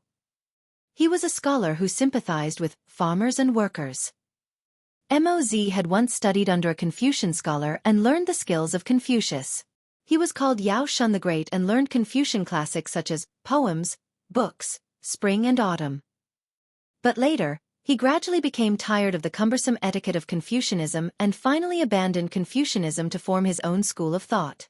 Before the rise of legalism, which represented the interests of the new landlord class, the Mo family was the largest school of thought in opposition to Confucianism in the pre-Qin dynasty. Han Fizi, Eminent Learning recorded, "The eminent learning of the world is Confucianism. Where Confucianism is, Confucius is. Where Mo is, Mod is." At this moment, Mo Huai sighed deeply and looked at Li Zixuan with a complicated expression. He said, "After the divine ancestor passed away, the Mo family was divided into 3 factions. The Mo family of Xiangli, the Mo family of Xiangfu, and the Mo family of Dengling. The Xiangli family was led by the divine ancestor's chief disciple, Qin Liali. He had the Juzi's keepsake, the inky snow sword." Speaking of this, Mo Huai pulled out the inky sword at his waist and looked at the sword with a solemn and sad expression. He continued, "The inky snow sword is inscribed on the world, and only the heart is unmoved." Since ancient times, the Mo family's Juzi has always held on to this belief even if they died in battle. As the 45th generation of the Mo family, it took me until today to recognize the root cause of the Mo family's decline. I deserve to die. I, Mo Huai, have let down the holy ancestor. After saying that, 2 drops of turbid tears fell from the corners of his eyes. Li Zixuan comforted him. "Don't blame yourself, Juzi. It's never too late to mend the pen after the sheep is lost." Truth be told, the reason why I was able to answer all 3 of Juzi's questions was because my skills have a lot in common with the Mo family's Mo school. If you're willing to bring your school of Moism disciples to Yanhuang College to teach, then not only will we be able to discuss knowledge together, we'll also be able to bring engineering and Moism to greater heights, allowing the students to bring this knowledge to the people of Great Tang. Mo Huai was puzzled. Engineering? What is engineering? Li Zixuan asked with a smile. Juzi, didn't you read the previous editions of Datong Daily? Mo Huai said awkwardly, "I've heard of it before but I've never seen it for myself." It wasn't that he couldn't afford newspapers, but he felt that as the Mo family's Juzi, He had to set an example and stay away from those vulgar things that only entertain the masses. Mo Zhong and Mo Yun hung their heads dejectedly, feeling that their boss had embarrassed himself greatly. Li Zishuan didn't mind and explained patiently. Engineering is the study of engineering. Its main purpose is to serve the needs of the people and improve their lives. Its ultimate goal is to achieve prosperity for all. Civilian houses, palace pavilions, river dams, imperial tombs, and agricultural production can all be supported by engineering. In short, engineering is only for the benefit of the people of the world, not for the fight between schools. Mo Huai was stunned and muttered, "Engineering is only for the benefit of the people of the world? How similar is this to the Moism's purpose?" The Moism's purpose was for righteousness, while Mencius said it was for the benefit of the world. Zhuangzi, the world, said it was for the sake of the world. The Moism gathered disciples to teach and practice. They were the main opposition of the Confucian school. Back then, in order to realize his ideas, Moz personally led his disciples to various countries so that the Moism could bring convenience and benefits to the people of the world. After a while, Mo Huai came back to his senses and said, "Forgive me for being presumptuous, but Lord Zhu, you said that your engineering has many similarities with the Moism. Do you have any proof?" Now that things had developed to this point, Mo Huai's attitude towards Li Zishuan had changed greatly. From the initial arrogance and contempt, to the new respect after losing the bet, and now, after hearing that Li Zishuan had created his own engineering, he already regarded Li Zishuan as someone of the same generation. Since ancient times, a capable person, regardless of age, beauty or ugliness, would be respected no matter where they went. Li Zishuan laughed and said, "What's so difficult about that? Mr. Li, can you let your servant go to my house and fetch 2 books?" Li Gang naturally agreed. After a while, a servant in Li Gang's house rode an old horse out of the back door and rushed to Yongla Lane. The people in the house were not idle either. After seeing that Li Gang had arranged for someone to fetch the books, Li Zishuan cupped his hands and said to Mo Huai, "Juzi, to be honest, I was very surprised by the 3 questions you raised just now. I originally thought that I was the only one who studied astronomy, mechanics, and engineering. I never thought that I would meet a like-minded person today. If it's convenient, can you tell me where the 3 questions came from?" There was no other reason. Li Zishuan asked this mainly because he wanted to confirm whether Mo Huai was a transmigrator or not. After all, the 3 questions Mo Huai asked just now were really shocking, and he could not help but be suspicious. Mo Huai heard this and said, "Those 3 questions were all recorded in the notes or books left behind by the divine ancestor. I originally thought that I only needed to use one of them to stump Lord Zhu, but I never thought that Lord Zhu would be so knowledgeable about these things at such a young age. I'm ashamed to say that as the Mo family's Juzi, I'm not as knowledgeable as you, Lord Zhu. I can only guard the knowledge left behind by the divine ancestor and struggle at death's door." Sigh. Not only me, but none of the previous 43 Juzi could reach the divine ancestor's achievements. It was not easy for Mo Huai to have this kind of awareness. As he said, after Moz, there was no other great thinker in the Mo family, and there was no further improvement of the Mo family's thinking to maintain its vitality. They did not keep up with the times.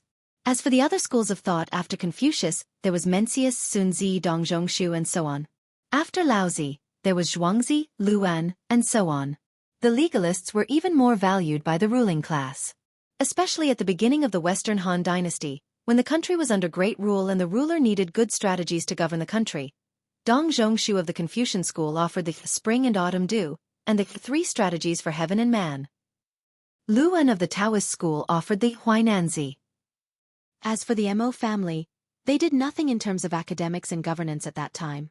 This was also one of the reasons why the Mo family was on the decline. Chapter 608. It's Moz? Li Zishuan was extremely shocked when he heard Mo Huai's reply. Since when was Moz? Qin dynasty. It was more than 1,000 years since the Tang dynasty, and more than 2,000 years since the modern era.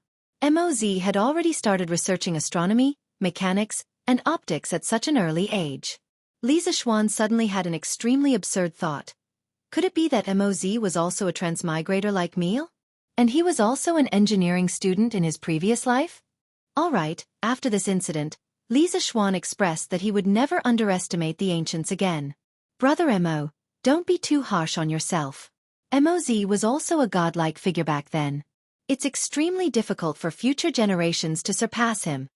Let's not talk about surpassing him. It's already very difficult to carry forward the knowledge that he left behind. And Shaoxian's Yanhuang College's content is somewhat similar to the Mo family's teachings. Brother Mo, why don't you take this opportunity to carry forward the Mo family's teachings and benefit the world? Li Gang couldn't help but console Mo Huai when he saw his dejected expression. However, as he spoke, he took the opportunity to advertise Yanhuang College. As the saying goes, the older you get, the wiser you become. Although Li Zishuan concealed it well, how could Li Gang not see that Li Zishuan wanted to recruit Mo Huai? Li Gang admired Li Zishuan very much for this rather ambitious young man. Naturally, he would help him if he could. Mo Huai was silent for a while. He narrowed his eyes and didn't reply. No one knew what he was thinking, but Li Zishuan caught a fleeting glimpse of interest in Mo Huai's eyes. Thus, Li Zishuan struck while the iron was hot and said, Juzi, you just said that although the Mo family's bloodline hasn't been cut off until today, the Mo family hasn't made any fundamental progress after so many years. In the long run, the Mo family will completely disappear. From the way I see it, if you want to bring the school of Mo to greater heights, you have to bring the remaining followers of the school of Mo out into the world. Any sect that was content to stay in a corner and build a cart behind closed doors would not be able to progress and develop. On the other hand, Yanhuang College is a place where the young talents of the Great Tang's 360 provinces and counties are gathered. This is the best opportunity for you to promote the Mo school. When Mo Huai heard that, he couldn't help but ask in confusion, didn't Lord Ju establish Yanhuang College to spread engineering? If I go and teach, aren't you afraid that your disciples will change their allegiance to the Mo family? Li Zishuan laughed and said, first of all, no matter if it's you or the other followers of the school of Mo, after being hired to teach at Yanhuang College, you only have one responsibility, and that is to teach the knowledge in the textbooks to the students of Yanhuang College. You only have one identity, and that is to be the teachers of Yanhuang College. In the college, there will no longer be a hierarchy between you. You will all be colleagues who will work together. I've said a long time ago that engineering will not compete with other schools. My purpose in spreading engineering is to benefit the people of the world. Therefore, in the future, Yanhuang College will be a very clean and pure place. There will be no fighting, no deception, and only the pursuit of truth and knowledge. During the teaching period, no activities unrelated to teaching are allowed. If there are students who are interested in the School of Mo and want to join the School of Mo after class, I, Li Zishuan, will not stop them in any way. Everyone has the freedom to choose. When Li Zishuan first had the idea of roping in Mo Huai, he was worried that this giant of the School of Mo would preach and steal his students after entering Yanhuang College. Later, when Li Gang dug up the past and analyzed the reasons for the rapid decline of the School of Mo, Li Zishuan's worries disappeared without a trace. He did not believe that the students of Yanhuang College would give up a good life and insist on becoming ascetic monks in the School of Mo. On the other hand, if Mo Huai brought the followers of the School of Mo to Yanhuang College, Li Zishuan felt that with the luxurious facilities and rich and friendly academic atmosphere of Yanhuang College, those followers of the School of Mo might be assimilated. Mo Huai did not know the evil plan in Li Zishuan's heart. When he heard these righteous and tolerant words, he praised, everyone has the freedom to choose. Lord Ju is so bold, this old man is ashamed. This old man believes that in the future, Yanhuang College will definitely become my Tang Empire's academic holy land. Master, this little one has brought back the books that Lord Li wanted. At this moment, Li Gang's servant came back riding an old horse. Li Gang nodded. Li Zishuan hurriedly went forward to take the two teaching materials. One was mathematics and the other was physics. He handed the two teaching materials to Mo Huai and said with a smile, Giant, please take a look. These two books are the teaching materials that Yanhuang College will use. Of course, Yanhuang College's curriculum is definitely more than these two. Mo Huai did not dare to be careless at this time. He solemnly took the teaching materials with both hands, then excused himself to Li Zishuan and Li Gang. He could not wait to sit on the stool and start reading seriously. Li Zishuan and Li Gang smiled to show that they understood. Then, the two of them started chatting in low voices. On the other side, Mo Huai first opened the mathematics textbook. As a giant of the Mo family, he was quite proficient in mathematics. However, After getting used to the Arabic numerals with great difficulty, his eyes could not help but widen as he read. Algebra, equations, geometry, and so on. There were many new concepts defined in the textbook. Then, Moy realized that many of the problems he had encountered before became very simple after using these things. What was even more unbelievable was that he seemed to have seen many of the concepts in the mathematics textbook before in the Mo family's classics. After flipping through another 10 pages, Moy put down the mathematics textbook and opened another physics textbook. Li Zixuan's physics textbook was very rich in content. It included a preliminary introduction to basic physics concepts such as motion, speed, sound, heat, light reflection, light refraction, and mechanics. There was also Newton's 3 laws. Ahem, of course, Li Zixuan shamelessly used his name here again. He called it Xiaoxuan's 3 laws. Unlike the mathematics textbook, Moy flipped through the physics textbook very quickly. In less than half an hour, he had flipped through more than half of the physics textbook. Then, he closed the book and put it away. He took a few deep breaths, then suddenly stood up and went to Li Zixuan. He bowed and said excitedly, "Thank you for your help." The 45th generation of the Mo family's giant, Moy, pays his respects to the divine ancestor. Li Zixuan, who was still wondering why Moy would bow to him, felt that it was ridiculous when he heard Moy's words. He stomped his feet and said, "Divine ancestor? How can I be your divine ancestor? Are you all right, giant?" Chapter 609. In the main hall. Li Gang, who was sitting on the couch, was so shocked that he almost pulled his beard off when he saw this absurd scene. Mo Zhong and Mo Yun, who were supposed to be guarding Moy, saw that their boss actually bowed to Li Zixuan and even called him divine ancestor. Both of them looked as if they had seen a ghost. As disciples of the Mo family, no one knew better than them what the 2 words, divine ancestor, meant. In the Mo family, the giant was called a saint, and there was only one person who could be called the divine ancestor since ancient times, the founder of the Mo family, Mo Zi. As the giant of the Mo family, would Moy use the 2 words, divine ancestor, as a joke to others? Obviously not. Even if he died, it was impossible. But how was he going to explain the current situation? At this moment, Mo Zhong and Mo Yun were completely dumbfounded. Moy did not let everyone wait for long. He said firmly, "You are the reincarnation of the divine ancestor. You are the Mo family's divine ancestor." Li Zixuan was speechless. Reincarnation? Juzi, did you make a mistake? You believe in something as non-existent as reincarnation? Actually, he was more certain than anyone that he was not the reincarnation of Moz because the soul in his body had transmigrated from the modern world and had nothing to do with Moz. Yes, Brother Mo, reincarnation only exists in supernatural novels. There is no such thing as reincarnation in reality. Brother Mo, are you too tired? Why don't you go back and rest first? Li Gang could not help but frown and interrupt. If it wasn't for the fact that he knew Moy well, if it were someone else like Moy, he would definitely think that this person was crazy. No. Brother Wenji, I am very clear-headed. I know that no one will believe in the existence of reincarnation. I didn't believe it at first either. However, after reading those 2 books, I am convinced that Sir Li is the reincarnation of the Mo family's divine ancestor. Moy first shook his head and declined Li Gang's good intentions.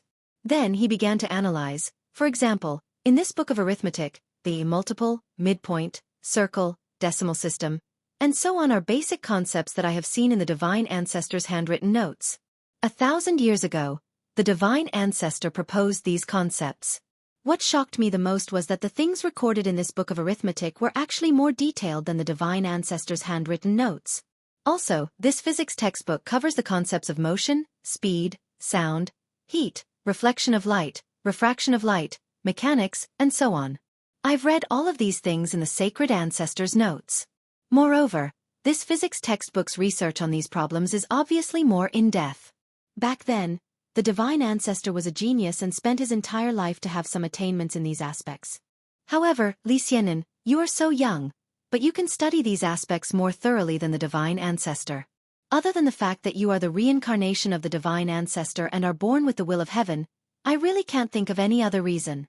Li Zixuan was dumbfounded. It turned out that Moz had studied the concepts written in his book before. He had to admit that Moz's interests and hobbies were really broad. His understanding of the world had been refreshed once again. However, did he count as being unjustly implicated? In fact, what Moz said was not nonsense.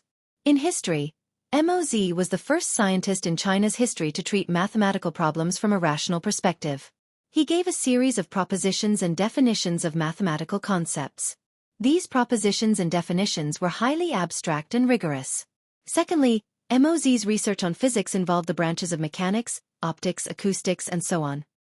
He gave many definitions of physics concepts and made many important discoveries, summarizing some important physics theorems. These included the principle of leverage, small hole imaging, light and shadow, as well as the imaging characteristics of flat, concave, and convex mirrors. Lastly, Moz himself was also an expert in mechanical manufacturing. He once spent 3 years to meticulously develop a type of wooden bird, kite, that could fly. He was also an expert at manufacturing vehicles. He could build a vehicle that could carry 30 tons in less than a day. Combined with the new horse carriage that was popular in Chang'an City, Don't Touch Me, and the crane that had just appeared recently, Moz was even more certain that Li Zixuan was the reincarnation of Moz. Juzi, this kid really isn't the reincarnation of your divine ancestor. The knowledge recorded in these 2 books were all taught to me by my master, spiritual master Ling Su, when he was still alive. I call them all the knowledge. The reason I set up Yanhuang Academy is to spread my master's knowledge to the world. Li Zixuan rubbed between his eyebrows and explained helplessly. Li Zixuan felt a little uncomfortable being the reincarnation of someone else's divine ancestor for no reason. Although this divine ancestor used to be a very awesome existence, this had nothing to do with him. He just wanted to be himself. Moz said in disbelief, "Impossible. Other than the divine ancestor, who else in the world could have such deep attainments in these aspects?" Li Zixuan spread out his hands and said, "You haven't seen it, but it doesn't mean that it doesn't exist. Moreover, my abilities came from my master. There's probably no one in the Great Tang who doesn't know about this, right? Wake up. I'm definitely not the reincarnation of your divine ancestor." Li Gang also nodded and said, "Brother Mo, although there are many coincidences in this matter, Xiao Xian's abilities are also open and above board. He definitely isn't the reincarnation of the Mo family's divine ancestor." Hearing Li Gang's words, Moz finally wavered a little. His face was filled with disappointment as he muttered, "Is it really not?" Li Zixuan couldn't help but feel a little sympathy for this old man's disappointed look. He thought for a moment and said, "Juzi, I know what you're thinking. You're hoping that there really is the reincarnation of the Mo family's divine ancestor, and then lead the Mo family to become strong again. But it's better to rely on yourself than on others. The spread of the Mo school still depends on you and the current followers of the Mo family." Moz was stunned. Li Zixuan's words stabbed him in the heart. He did have such thoughts before. After a while, he cupped his hands and bowed to Li Zixuan. "Thank you for your advice, Lord Li Zixuan. I've made up my mind. I'll issue an order for all followers of the Mo family to come to Chang'an and help Lord Ju impart knowledge and enlighten the people." When Mo Zhong and Mo Yun heard Moz words, they couldn't help but look at each other. It seemed like they were happy with this result. Li Zixuan was overjoyed. He said excitedly, That's great. Juzi, welcome to Yanhuang College. When the rest of the followers of the Mo family arrive in Chang'an, just let me know and I'll take care of them." Chapter 6:10. Little Xian, although the Mo family's Juzi has agreed to lead the rest of the Mo family into Yanhuang College, you mustn't reveal their identities to others. Moreover, many of these followers of the school of Mo are skilled in martial arts. You must pay attention to management and don't let these people go out and cause trouble. You must know that there are many people watching you now. After Moz, Mo Zhong, and Mo Yun left with their mission, Li Gang looked at Li Zixuan and said earnestly. Li Zixuan was stunned. He didn't understand, so he asked, "Sir, why is that? Do you know why the emperors of the past have been suppressing the Mo family ever since the Qin dynasty unified the world?" Li Gang clasped his hands behind his back and sighed deeply. Then, he turned around and stared into Li Zixuan's eyes with a burning gaze. Li Zixuan answered matter-of-factly, "Isn't it because Confucianism can better govern the people? That's why the other schools of thought can only slowly die out. This question was something that any modern person could answer, because countless historians had analyzed this problem. For the feudal rulers, Confucianism, which centered on the benevolence of hierarchy, was more suited to the needs of the ancient emperors to implement feudal autocracy. Therefore, when Confucianism became popular, other schools of thought would naturally die out. "You brat!" Li Gang glared and pointed at Li Zishuan. He was old and experienced, so of course he knew that Li Zishuan was speaking the truth. However, how could the truth be said so casually? He scolded jokingly, then said, "You can talk nonsense in front of me, but don't say these words outside." Li Zishuan knew that he had misspoken and hurriedly agreed. Li Gang shook his head and continued. "Actually, other than Confucianism, there's another important reason why the emperors of the past suppressed the Mo family. Under the background of great unification, a strong organization with strict internal discipline would inevitably make the imperial court extremely wary. Although the Mo family may only be hot-blooded and have no political ambitions, the emperors of the past were not afraid of greedy villains, but sages with the ability to mobilize people. For example, Xiao He. When Emperor Gaozu of Han stabilized the country, Xiao He's right-hand man advised him to buy more land and dirty himself. Only then would he feel at ease. Xiao He listened to the advice and forced the commoners to buy their houses and land at a low price. As expected, Emperor Gaozu was very happy. If Prime Minister Xiao wanted to benefit the world like a Mozi, there might be another headless ghost in the Weiyang Palace. Therefore, after the first emperor, he immediately sent the secret shadow guards to kill the Mo family. In the Han dynasty, the imperial court suppressed the Mo family several times and almost wiped out the entire Mo family. Although these people are Xian Yu Yu, you still have to avoid suspicion to avoid to our eyes to Li's. Don't give, you still avoid Araroff, you don't Araroff, you don. You they, you to avoid Araroff. To avoid. Li Gang's words were not wrong. To a ruler, the most terrifying thing was not the ambition to rebel, but the ability to rebel. Therefore, as an organization, the Mo family could only exist in the era of the various kingdoms. At that time, there was no unification of the four kingdoms. The greatest danger that the rulers of the various kingdoms faced was the enemy countries around them. Therefore, they were much more relaxed towards the commoners under their rule. Once the 6 kings are gone, the 4 kingdoms are won. The ruler would definitely treat his subjects as his enemy. Not only would organizations like the Mo family not be able to continue existing, even those who inherited some of the Mo family's ideas and took the responsibility of eliminating violence and protecting the common people would not be tolerated by the imperial court because of using martial arts to violate the law. Li Zishuan stood to the side. As he listened, he couldn't help but think of that turbulent and bloody era. He couldn't help but feel sad that such a great school of thought like the school of Mo was born in this terrible era. After a long silence, he solemnly cupped his hands towards Li Gang and said, "Thank you for your reminder, I will be careful." He knew in his heart that if Li Gang didn't really treat him as a junior, he definitely wouldn't have said these words. Li Gang shook his head. It was obvious that he also felt pity for the Mo family's ending. At this time, he looked at the green bamboo at the corner of the door and said with a sigh, "The Mo family's motto is, words spoken by mouth must be carried out by body." The Mo family has many brave warriors, and every member of the Mo family is willing to go through fire and tread on blades without hesitation. This kind of dedication is valuable, but it can easily be expressed as a collective action, which is not beneficial to the long-term development of the school. In the past, when the Mo family's great son Meng Shang was appointed as the lord of Yang City in the Chu Kingdom, he and his 183 disciples all died in battle. In the chaotic times at that time, such an incident was definitely not the only case for the Mo family. Although the Mo family had hundreds of thousands of disciples at its peak, no matter how many disciples there were, how many times could they withstand such a great battle? Therefore, this old man believes that the Mo family's bravery and ruthlessness are not desirable. Today, Yanhuang College is a good place for them to go. This old man hopes that they can peacefully teach and educate people in the college, and don't cause any more trouble. With lofty ideals as the goal, a strict organization as the norm, and a willingness to sacrifice themselves for their ideals, this was the overall characteristic of the Mo family.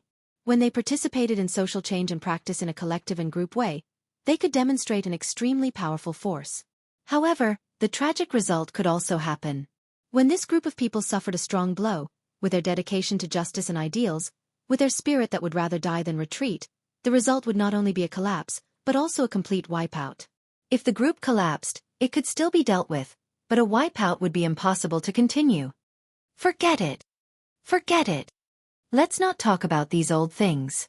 It's getting late, and I know that you're very particular about your food.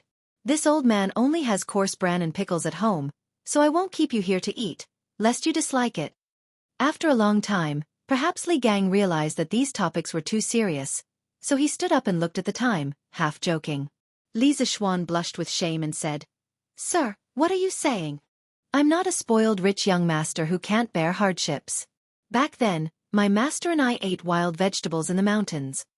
To be able to eat at the same table as you, even if it's coarse bran and pickles." Li Gang waved his hand in annoyance and said, "Go, go, go. This old man didn't cook for you.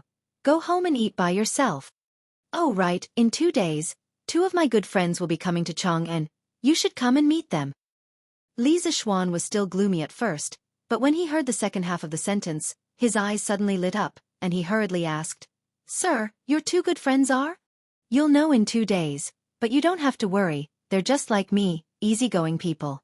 I'm sure they'll be willing to stay at your college." Chapter 6:11. Prince of Wei's Mansion. Literature Hall. Scholar Xiao, are you done with the proofreading? Li Tai came in from outside and walked around the people around him. He went straight to Xiao Dian's desk and asked expectantly. Looking at Xiao Dian again, his hair was disheveled, his face was haggard, and he had 2 large dark circles under his eyes. He looked like a devil that had just come out of hell. Where was the gentleness from a few days ago? When he heard Li Tai's question, he replied without raising his head. "Soon, soon. Your Highness. Please wait a moment. The last proofreading is about to be completed." When Li Tai heard this, he nodded in relief and did not rush him. This was because he knew that the people in the literature hall were already working to their limits.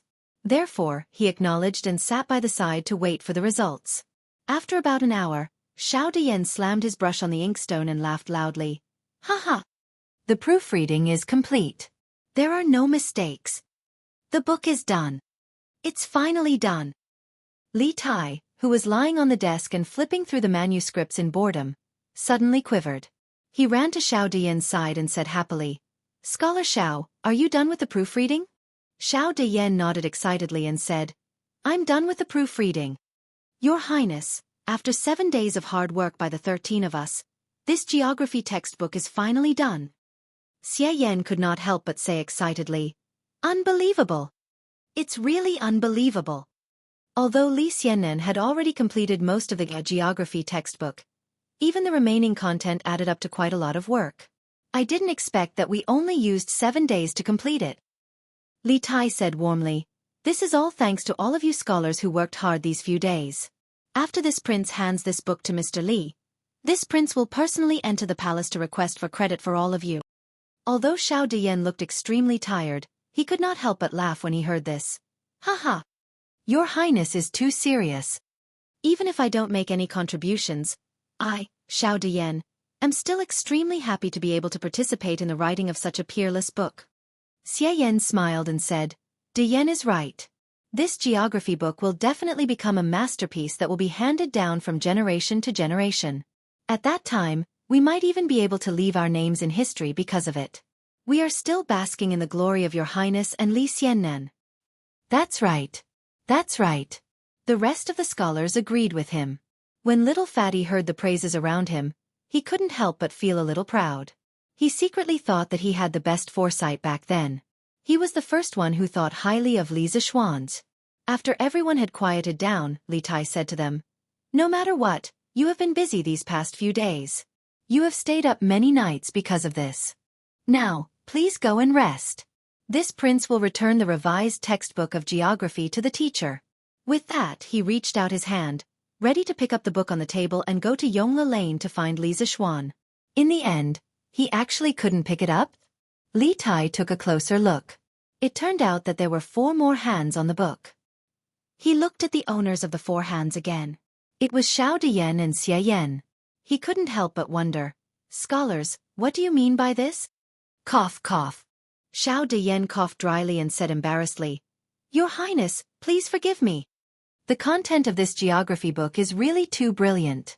I am a little reluctant to part with it and would like to borrow it for a few days to make a copy for my collection. May I know if it's possible? Xie Yan looked at Li Tai and nodded, indicating that he also had the same intention. The rest of the people came back to their senses and couldn't help but whisper behind them. They were eager to try. Li Tai suddenly felt a lot of pressure. Logically speaking, these people had put in so much effort to perfect this book. Therefore, lending the book to them to make a copy for their collection was not an unreasonable request at all. However, Yanhuang College couldn't wait. After thinking about it, Li Tai tactfully refused. Scholars, you must also know that Yanhuang College will start school on the 18th of this month. At that time, we will need a lot of teaching materials, so we have to print them in advance. Therefore, this revised book must be sent to Mr. Li as soon as possible. If you too want to keep a copy for your collection, this prince will get the workshop to print a few more copies. When the time comes, I will give each of you a copy. How about that? Those who could get along with Li Tai for so long were definitely not the kind of people who were one-track-minded. Xiao Diyan nodded and said, "Your Highness is right. This way, we can save a lot of effort." Xie Yan said, that's right. We have to thank Your Highness for giving us the book." "Thank you, Your Highness." In the afternoon, Li Tai brought the revised geography teaching materials to the Li residence. Li Zishuan, who was taking an afternoon nap in the west courtyard, got up and went to the front hall after hearing the report. "What? Could it be that the geography teaching materials on your side have been revised?" Li Zishuan asked as he looked at little Fatty, who was drinking fine wine and eating fresh fruits in the front hall. It was not because he could count, but because there was an extra book on the corner of the table. Looking at the thickness of the book, it should be the geography teaching materials that he gave to Li Tai the last time. Yes. Li Tai excitedly chewed the fruit in his mouth and swallowed it. Then, he said excitedly, "I finished the revision yesterday afternoon." After that, all the scholars in the academy did not rest and spent the whole night proofreading this book. It was almost noon today when they confirmed that there were no mistakes in it. After that, I personally sent it to you. Li Zishuan could not help but nod and say, "Yes. Not bad. They have all worked hard. How about this? In my own name, I will give each of the scholars who participated in the revision of this book 30 strings of cash as a reward for their hard work. Later, Qing Ke, help me pass it to them." "Yes." Li Tai nodded. He also understood that 30 strings of cash was not a small amount. Then, he caught a glimpse of Li Zishuan sitting at the side and yawning. He immediately said unhappily, "Hey, little Xian, did you just wake up? You're really not embarrassed? All of us over there have not slept properly for 7 days because of this book. You, on the other hand, are hiding at home alone. You're really relaxed and comfortable." Li Zishuan said unhappily, "Which eye of yours saw that I was relaxed and comfortable? All of you were busy these 7 days. Did you think I was idle these 7 days? Didn't I finish the 4th textbook in these 7 days?" Li Tai suddenly choked and was speechless. However, after hearing that there was another textbook, he could not help but ask curiously, "The 4th textbook? What's it about? Can you lend it to me?" Other than mathematics and geography, he did not know anything about the other 2 books. Of course, he was curious. Li Zishuan shook his head and said, "No. Now that the 4 books are done, I have to get the workshop to hurry up and print them. If you want to read them, you have to wait until school starts." Chapter 6:12. Master of the Mo clan? Junxian, are you sure?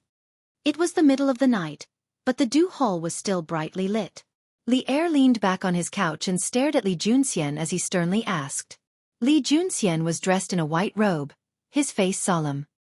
He clasped his fist and replied, "Replying to your majesty, this general is extremely certain that this person is the master of the Mo clan.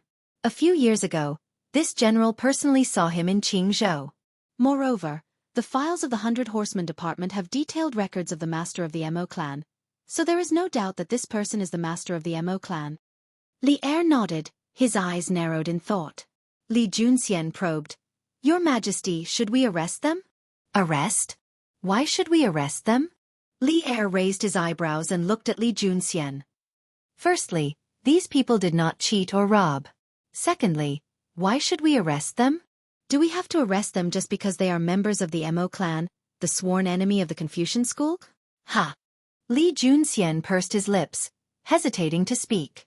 Li Er seemed to know what Li Junxian wanted to say and chuckled. Ha ha!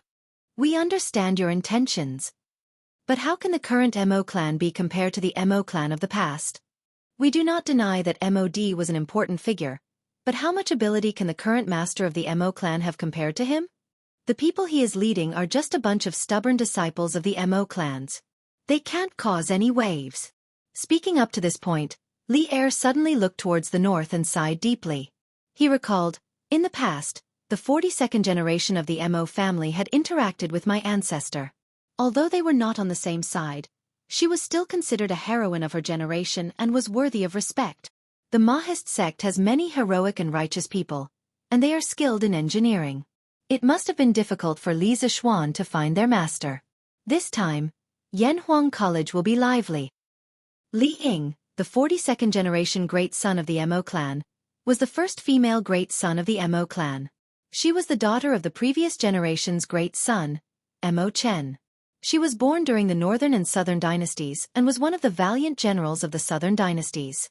She had fought with the Northern Wei dynasty many times and had even fought with the Zhu clan. She had also fought with the Li's second great ancestor, Li Hu's father, Li Yun, and defeated the Zhu clan. Li Junxian responded with silence. Although he had learned about these matters from the files of the 100 Horsemen Department, this matter concerned the imperial household, so he had no choice but to be cautious. After Li Er sighed, he walked a few steps with his hands behind his back and instructed, "Send someone to pass a message to Li Zishuan. Tell him that he can accept people from Mahist sect, but you have to be careful. If something happens, you'll have to bear the consequences." Li Junxian blushed with shame. It wasn't that he had never delivered an imperial decree for Li Zishuan, but an imperial decree in this tone could only be heard when delivered to Li Zishuan. This was a testament to just how much the emperor favored Li Zishuan.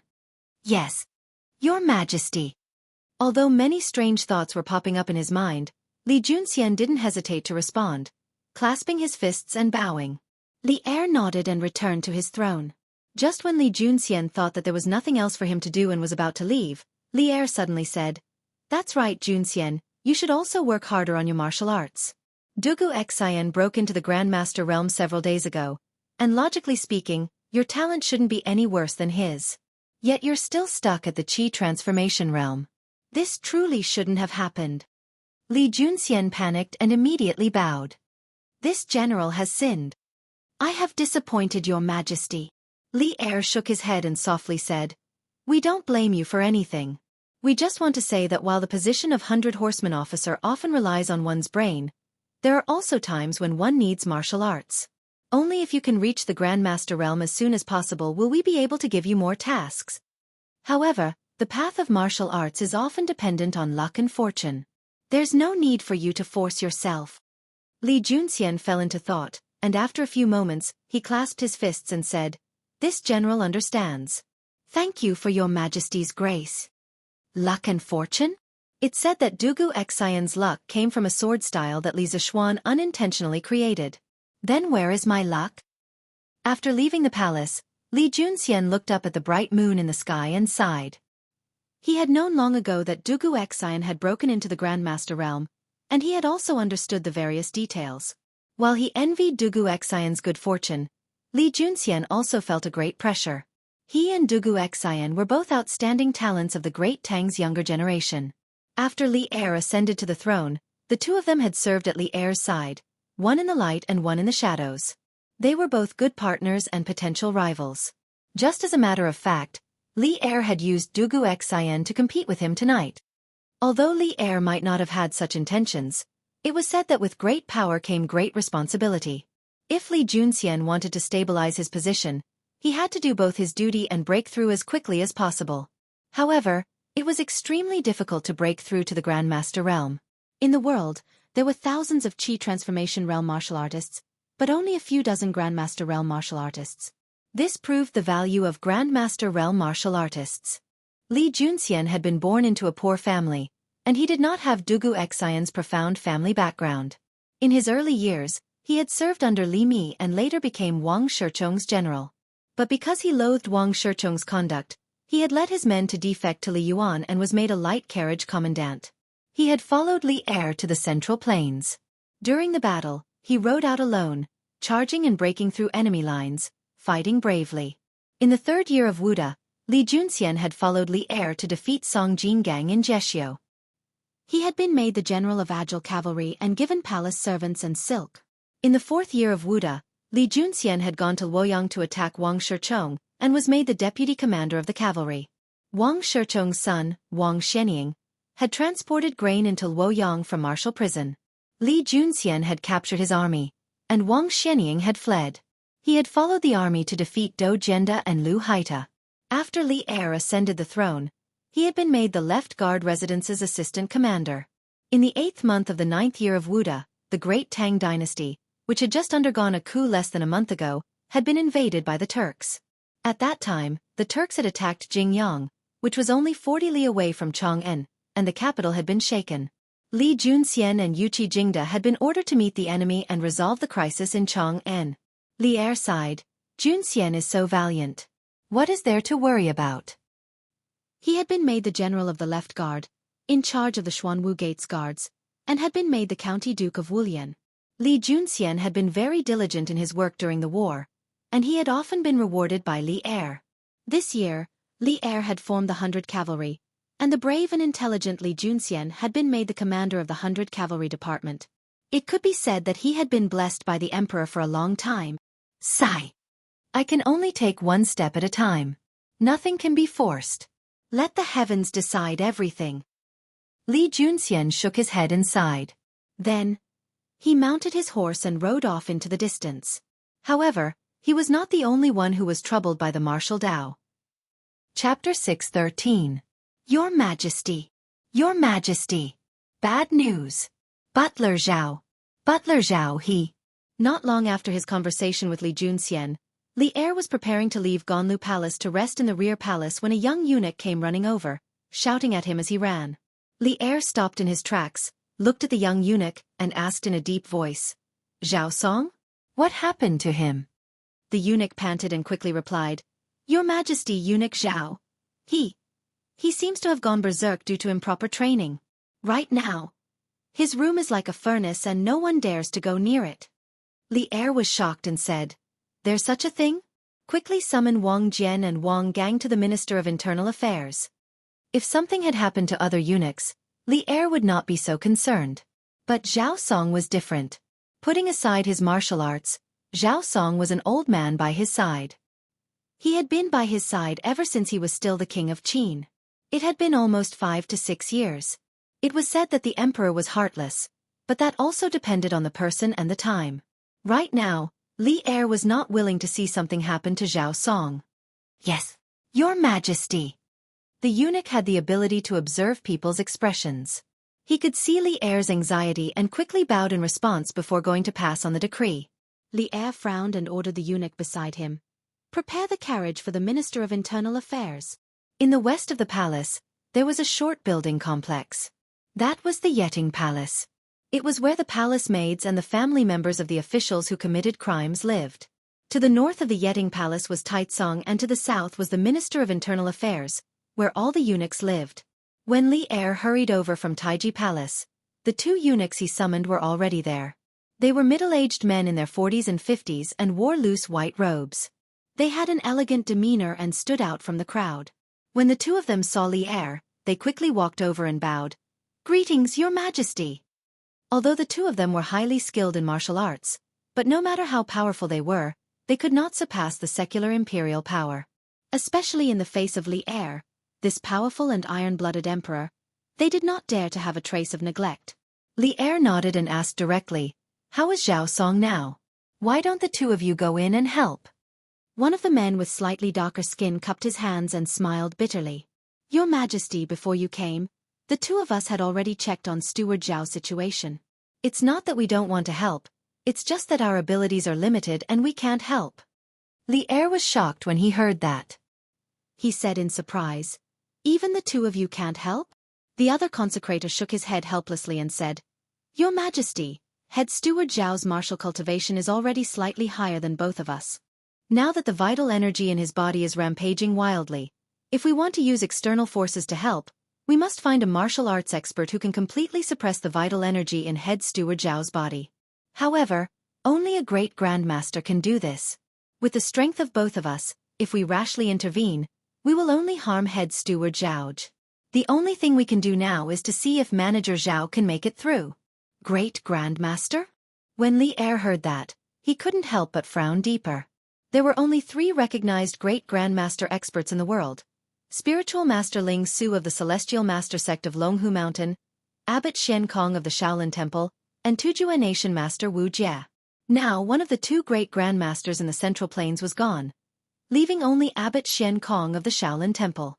If Li Er gave an order, Shen Kong would definitely do him a favor. However, was there really enough time? Li Er, who sat on the world and had hundreds of thousands of soldiers in his hands, was at a loss at this moment. Wang Jian. Zhao Song was fine before. How did he suddenly become like this? After thinking for a while, Li Er frowned and asked. This? The 2 consecrators of the imperial family looked at each other. Finally, the slightly darker and older consecrator stepped forward and cupped his hands. Your Majesty, Manager Zhao's meridians are full of genuine qi. At first glance, it seems to be a sign of a breakthrough. However, the total amount of genuine qi in Manager Zhao's body is definitely not enough for him to break through to the Great Grandmaster realm. After thinking about it, I feel that the violent genuine qi in Manager Zhao's body seems to have been formed after being forcibly compressed before suddenly going out of control. Li Er was stunned. He suddenly remembered the lie Li Zishuan told in the imperial court after he destroyed the 7 cultivators of virtue sect. Seeing Li Er's gloomy face, Wang Jian thought that he had said something wrong and hurriedly said, Your Majesty, it was just my humble opinion. I don't think Manager Zhao would do such a thing without common sense. Li Er's face darkened and he said in a deep voice, No, you're right. Zhao Song really did do such a thing without common sense. Previously, Li Zishuan mentioned the genuine qi bomb in the imperial court and told a big lie to deceive everyone. Later, only the 2 of them knew about the gunpowder. Zhao Song didn't know about it, which led to the current situation. Li Er was really anxious and annoyed now. Ah? Wang Jian and Wang Gang were dumbfounded. They never thought that this unreliable guess would become the truth. I'll go in and take a look. Li Er thought for a while and was about to enter the house. Wang Jian was shocked and hurriedly stopped him. Your Majesty, you can't. Manager Zhao is not conscious at the moment and his genuine qi is still in a violent state. It's very likely that he will accidentally hurt Your Majesty. Besides, this house is very hot at the moment. Your Majesty shouldn't go in. Your Majesty's body is priceless. Please think twice. The accompanying eunuchs and maids stopped him in unison. Li Er was helpless. He sighed and said, Then you 2 stay here and take good care of him. You must protect Zhao Song's life. When he wakes up, inform me as soon as possible. Wang Jian and Wang Gang naturally cupped their hands and said yes. Qin Mansion. Although it was late at night, it was still brightly lit. Zhuang Qi, why hasn't Master come out yet? He's been in there for almost a day. Outside a house in the backyard of Qin Mansion, a group of anxious people gathered. There was Madame Qin, Qin Huayu, and the maids, servants, and guards in the mansion.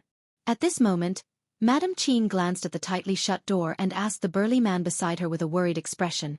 Zhuang Qi was not sure himself, but he still forced himself to be calm and said, Madame Qin, don't worry. Master's body has been getting better day by day for the past few months. Ever since he started practicing Tai Chi, his old injuries have been recovering faster and faster. It must be a good thing that he suddenly went into seclusion today. Who knows, maybe Master will be able to recover to his peak strength this time. Madame Qin wiped the sweat on her forehead and sighed. I only hope that Master can be healthy. As for the strength of his martial arts, I don't care about it. At this moment, Qin Huayu came over and patted Madame Qin's shoulder, comforting her, Mother. Father will be fine. Go back to your room and rest. I'll stay here and guard. Chapter 6:14. The next morning, Li Zishuan had just woken up when he heard a piece of big news. What? Uncle Qin's injuries are completely healed? And he even broke through? Li Zixuan was eating breakfast in the main hall when Han Yushi suddenly came in and told him the news. Li Zixuan couldn't help but exclaim, "That's right. I heard that after practicing Tai Chi yesterday, Godfather suddenly felt something and locked himself up. Last night, Godfather broke out of seclusion. Not only were his old injuries completely healed, but his strength had also improved and reached the peak of the master stage. This way, Godfather doesn't have to suffer any more pain." Han Yushi happily shared the news she had heard with Li Zixuan. After saying that, she seemed to have thought of some unhappy things. She immediately wrinkled her nose and said, "Previously, some imperial physicians said that Godfather's body could only hold on for another 10 years at most. Humph. Let's see if they still dare to say that now. A bunch of quacks." Li Zixuan couldn't help sweating. He really wanted to say, "Wife, those imperial physicians were right. If it weren't for me, Qin Qiong wouldn't have lived for more than 10 years. Of course, he couldn't say that he had foresight. Transmigration was his biggest secret. Ahem. Wife is right. Those are all quacks." Li Zixuan coughed dryly and agreed. Han Yushi smiled and walked to Li Zixuan's side. "Husband, let's go to Qin Manor to visit Godfather later, okay? You were busy with the matters of the academy previously, and alienated some of the elders who are close to our family." Li Zixuan was stunned. He didn't expect Han Yushi to think so thoroughly, so he praised, "Yes. Wife is right. Let's go and visit Uncle Qin after dinner." Although they were married, they still addressed Qin Qiong by their own names. Anyway, Li Zixuan couldn't call Qin Qiong Godfather like Han Yushi. "Okay. Young master, General Zhuo Wuwei is here with an imperial edict." After breakfast, Li Zixuan asked the servants to prepare some gifts and prepared to go to the Qin family. After all, Qin Qiong's recovery and breakthrough this time could be considered a joyous occasion. It was necessary to bring some gifts to congratulate him. Unexpectedly, at this moment, the gatekeeper, Ah Fu, rushed in to report. Li Zixuan asked in confusion, "General Zhuo Wuwei? Who is it?" He already knew that there was one general and 2 generals in each of the 16 guards of the Tang dynasty. He also knew that the general of the Zhuo Wuwei was Qin Qiong. However, he really did not know who the general of the Zhuo Wuwei was. However, he could not be blamed for this. Ah Fu was dumbfounded by the question. There was no one else like this wastrel young master. He replied, "Young master, it's General Li Junxian." "Oh, Li Junxian. Hurry up and invite him in," Li Zixuan said hurriedly with a look of sudden realization. "There's no need for that. This general is already here. Mr. Li, you won't blame this general for being rude, right?" Li Zixuan had just finished speaking when a white-robed man walked in. He stared at Li Zixuan and said half-jokingly, "It was Li Junxian." Just from appearance alone, Li Junxian had a tall and straight figure and an awe-inspiring demeanor. His sharp eyebrows and handsome face made him look even more heroic. TSK. It's actually a pretty boy. No wonder there were rumors about him and Wu Mainyong in the future. Li Zixuan muttered to himself.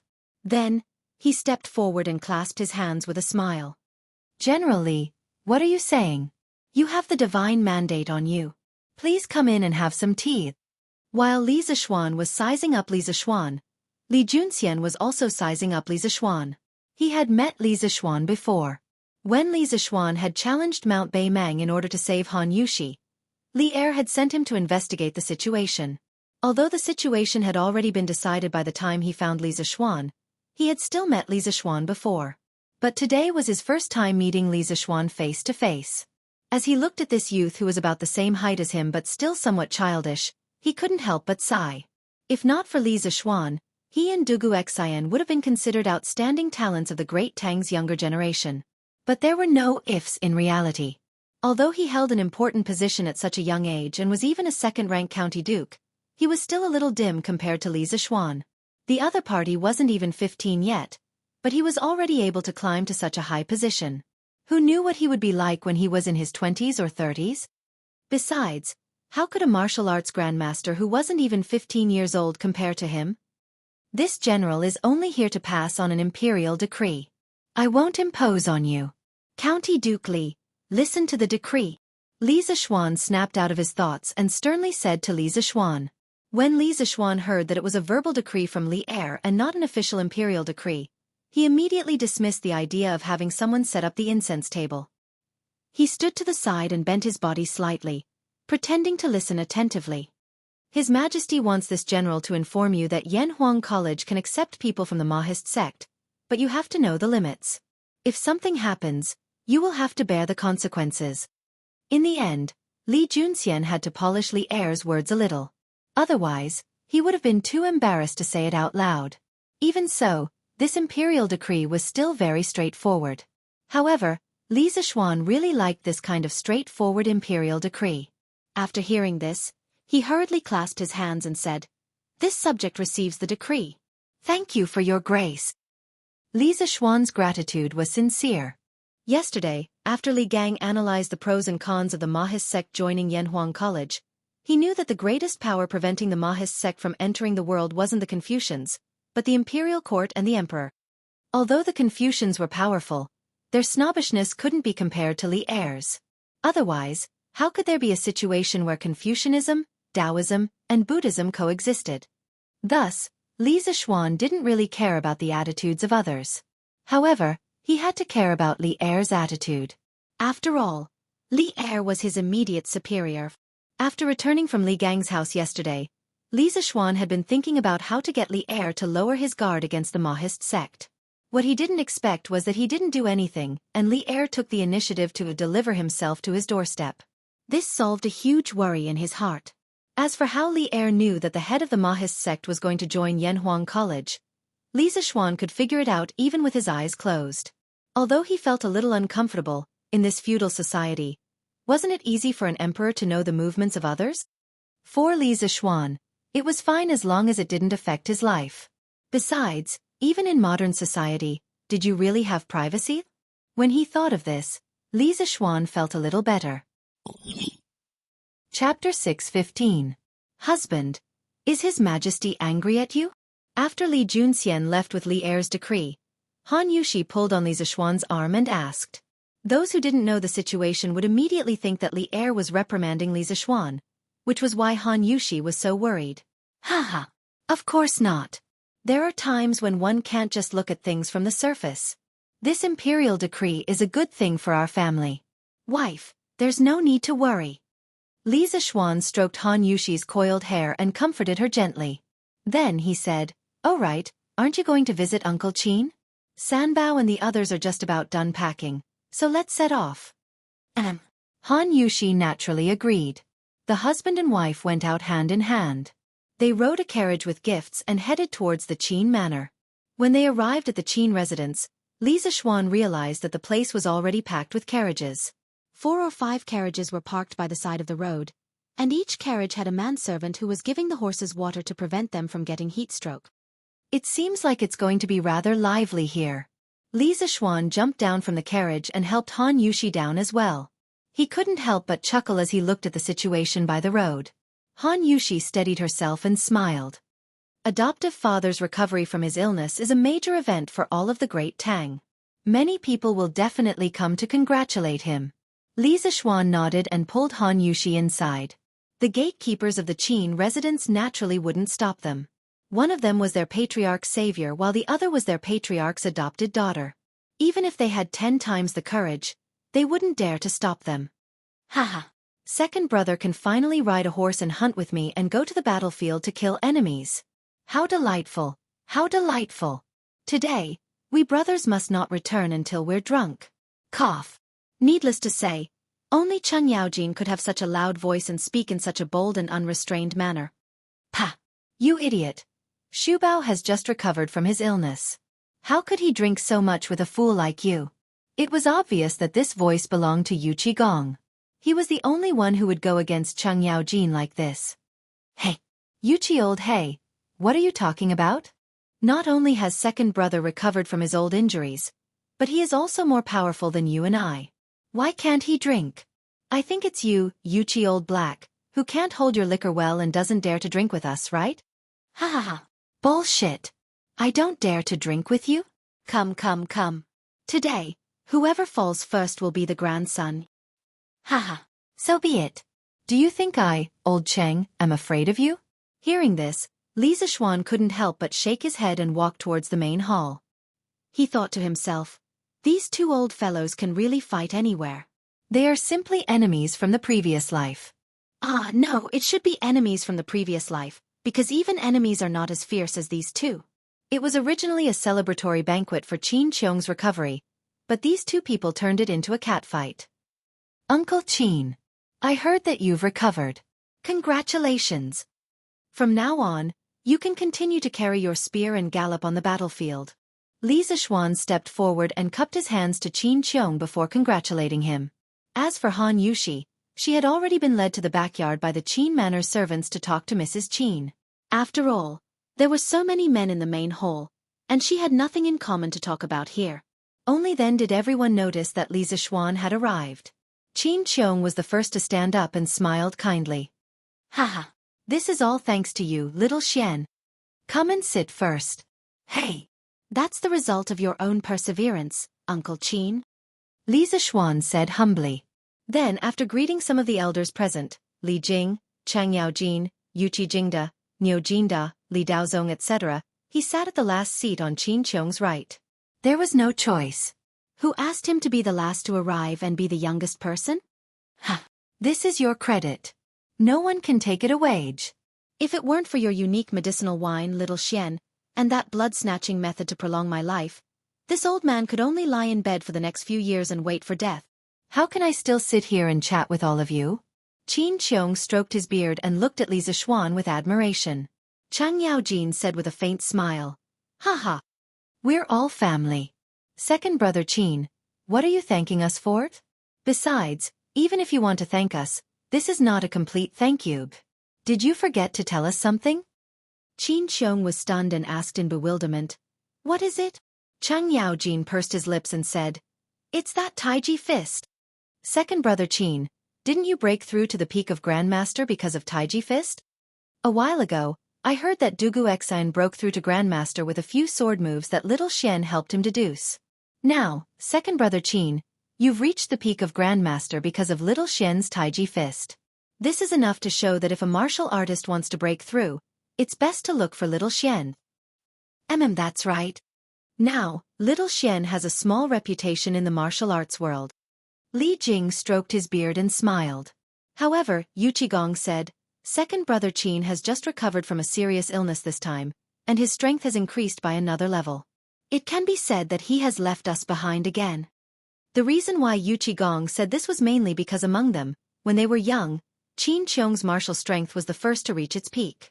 And according to the development of things, Qin Qiong's martial strength should be the first to decline. At the beginning it was indeed like this.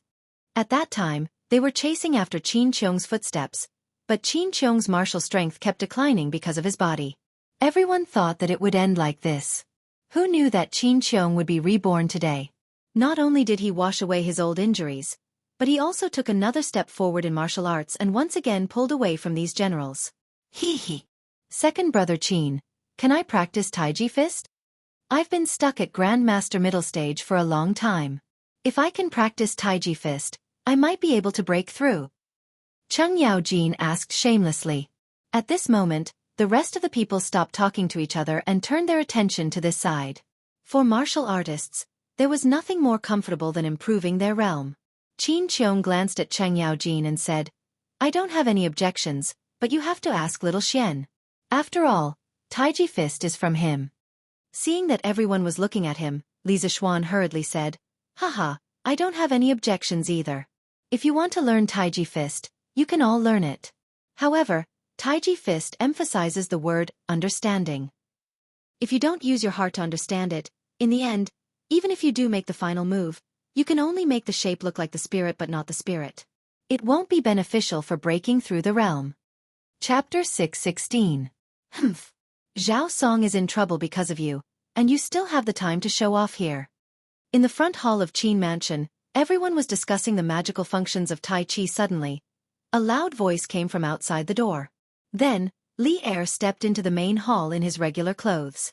Everyone in the room was shocked. They quickly got up and bowed. Greetings, Your Majesty. Li Er waved his hand and said, I'm here today to congratulate Xu Bao on his recovery. There's no need for formalities. Qin Qiong heard this and said gratefully, Your Majesty, thank you for your concern. Li Er stepped forward and helped Qin Qiong up. He smiled and said, Xu Bao is the pillar of the country. Shouldn't I be concerned about him? Qin Qiong's lips moved slightly and he said in a trembling voice, Thank you, Your Majesty. Li Er smiled. Then, he did not greet the other officials in the room. He looked directly at Li Zishuan and paused before saying, Zhao Song tried to force a breakthrough last night. He used the method of compressing his vital energy that you mentioned last time. As a result, 30% of his meridians were damaged. If it were not for the help of the 2 imperial consecrators at the last moment, he would not have survived. Even so, his strength has fallen from Guru Peak to Guru Early Stage. Li Zishuan's jaw dropped in shock. He never thought that Zhao Song, that lunatic, would dare to do something like this, and play it so big. It was as if he wanted to go to the heavens. He wiped the sweat from his forehead. He did not know if it was cold or hot, and said, Your Majesty, this. Why is Steward Zhao in such a hurry to break through? Logically speaking, the Tang Empire was at peace now. Although the Turks in the north were eyeing them covetously, these national affairs should not be rushed by a eunuch, right? So, what reason did Zhao Song have to be in such a hurry to break through? Putting aside the self-blame in his heart, Li Zishuan was very curious about the reason why Zhao Song was in such a hurry to break through. Li Er was obviously speechless about this. He looked away and was silent for a long time, as if he was considering his words. Then, he said unhappily, From what I've heard, he must have noticed that Dugu Xen had broken through to the Grandmaster realm at such a young age. Including you, there are now 2 Grandmasters in the younger generation. He felt the pressure and felt that if he didn't take the risk now, he wouldn't have a chance when he was old. That's why he took the risk last night. In the end, if it weren't for the presence of the 2 imperial consecrators, he would have lost his life. Li Zishuan broke out in a cold sweat as he thought about the entire situation. If Zhao Song had really lost his life because he had compressed his vital energy to practice martial arts, then even if he was not punished by Li Er, Li Zishuan would not be able to rest easy. He thought for a moment, then stepped forward and bowed. This is all my fault. I misspoke in the imperial court that day and misled head steward Zhao. I even caused him to almost lose his life. Your Majesty, please punish me. This apology contained 30% of Li Zishuan's guilt and 70% of his retreating in order to advance. This was because when Li Er had just entered, his tone was obviously unfriendly. Old Li had come with a temper today. Seeing this, Qin Qiong stepped forward and bowed. Your Majesty, this matter can't be blamed on Xiao Xian. When eunuch Zhao used the method of compressing his vital energy to break through to the next realm, he must have known the danger, but he still did it. This can't be blamed on Xiao Xian. Chang Yaojin then echoed in a rough voice. Your Majesty, this really can't be blamed on Xiao Xian. That day, there were so many ministers and generals in the imperial court. Eunuch Zhao was not the only one who knew the method of compressing his vital energy. In the end, nothing happened to the others except for eunuch Zhao. Can this be blamed on Xiao Xian? It was rare for Li Jing to speak. He said, Your Majesty, Xu Bao and Jijia are right. Eunuch Zhao is over 40 years old. He is not a 3-year-old child. There is no reason to blame others for his own decision. I think eunuch Zhao himself has never blamed Xiao Xian. Seeing that everyone in the room was speaking up for Li Zishuan, Li Er's face was calm. No one could tell whether he was happy or angry. He paused and said, I haven't convicted this boy yet. Why are you all so anxious? Then he turned to Li Zishuan and said, Although Zhao Song's matter can't be blamed on you, it was more or less caused by you. However, today Xu Bao recovered from his injury and broke through to the next realm because of you. You can be considered to have brought back another tiger general for the Tang Empire. This is something that can't be exchanged for anything. At least your merit outweighs your fault. I bestow upon your wife the title of rank 6 noble lady as your reward this time. Do you have any complaints? Li Zishuan said happily, Thank you, Your Majesty. I have no complaints. The more time he spent with Han Yushi, the more Li Zishuan knew about the inferiority complex in Han Yushi's bones. He was now a higher and higher official, but the pressure on Han Yushi was getting greater and greater. Sometimes he was also very troubled. He only wanted to live a simple and happy life without any external interference. However, in Han Yushi's heart, she still could not get rid of the secular concept of a well-matched family. Perhaps she agreed to marry him because she was moved by his persistent pursuit. However, ever since she married into the Li family, she didn't have a moment of rest. She learned this and that every day and even learned poetry. Li Zixuan once told her that she didn't need it. However, she said that she wanted to improve and she wanted to be worthy of him. Humble love. Humble self. Many people felt that this kind of humble love was not worth cherishing, but Li Zixuan did not think so. In love, if someone loved more, naturally, there would be someone who loved less. It couldn't be equal. People who loved more would give more, and naturally, they would be hurt more. This wasn't because she was cheap.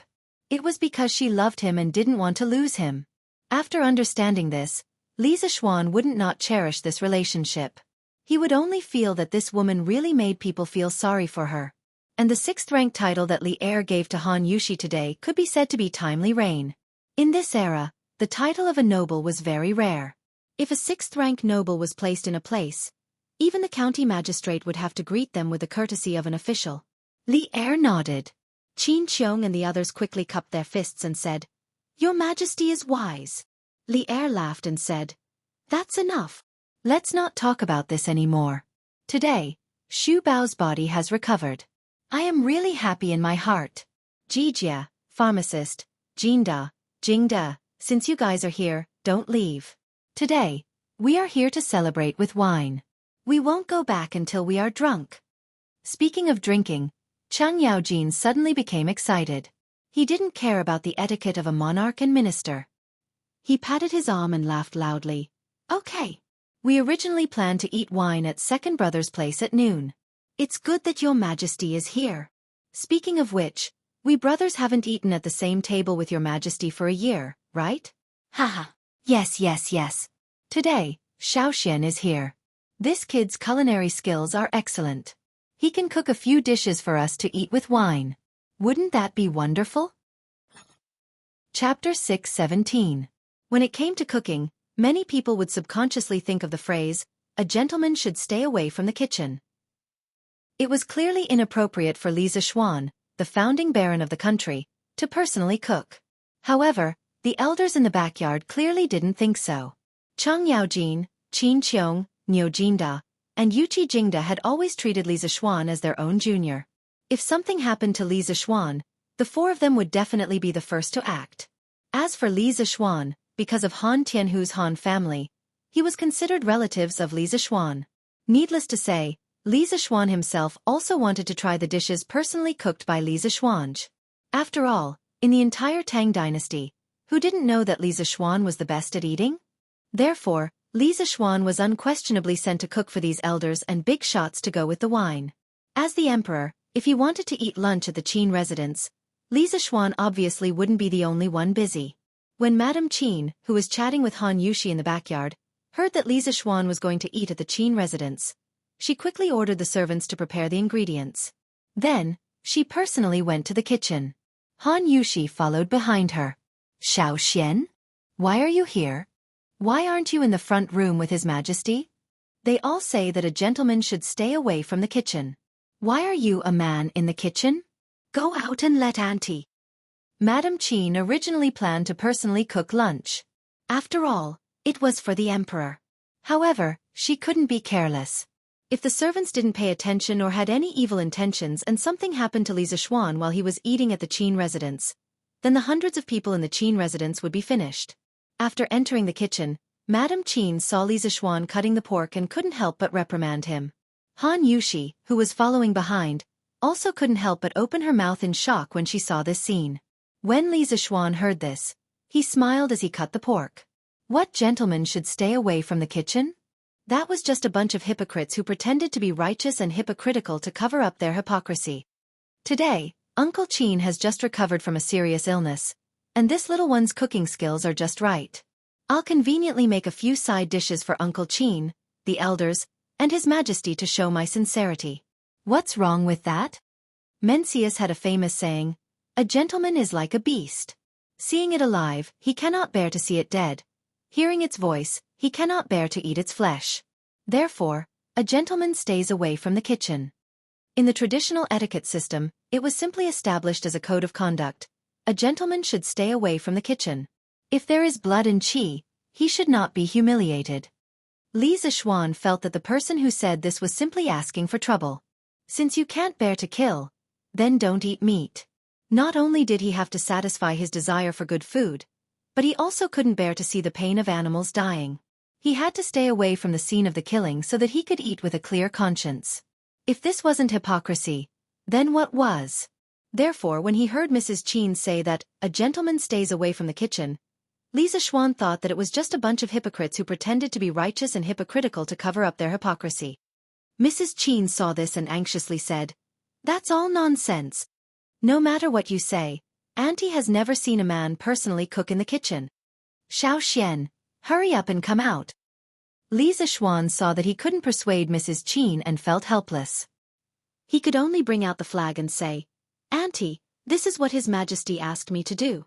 I have no choice." "What?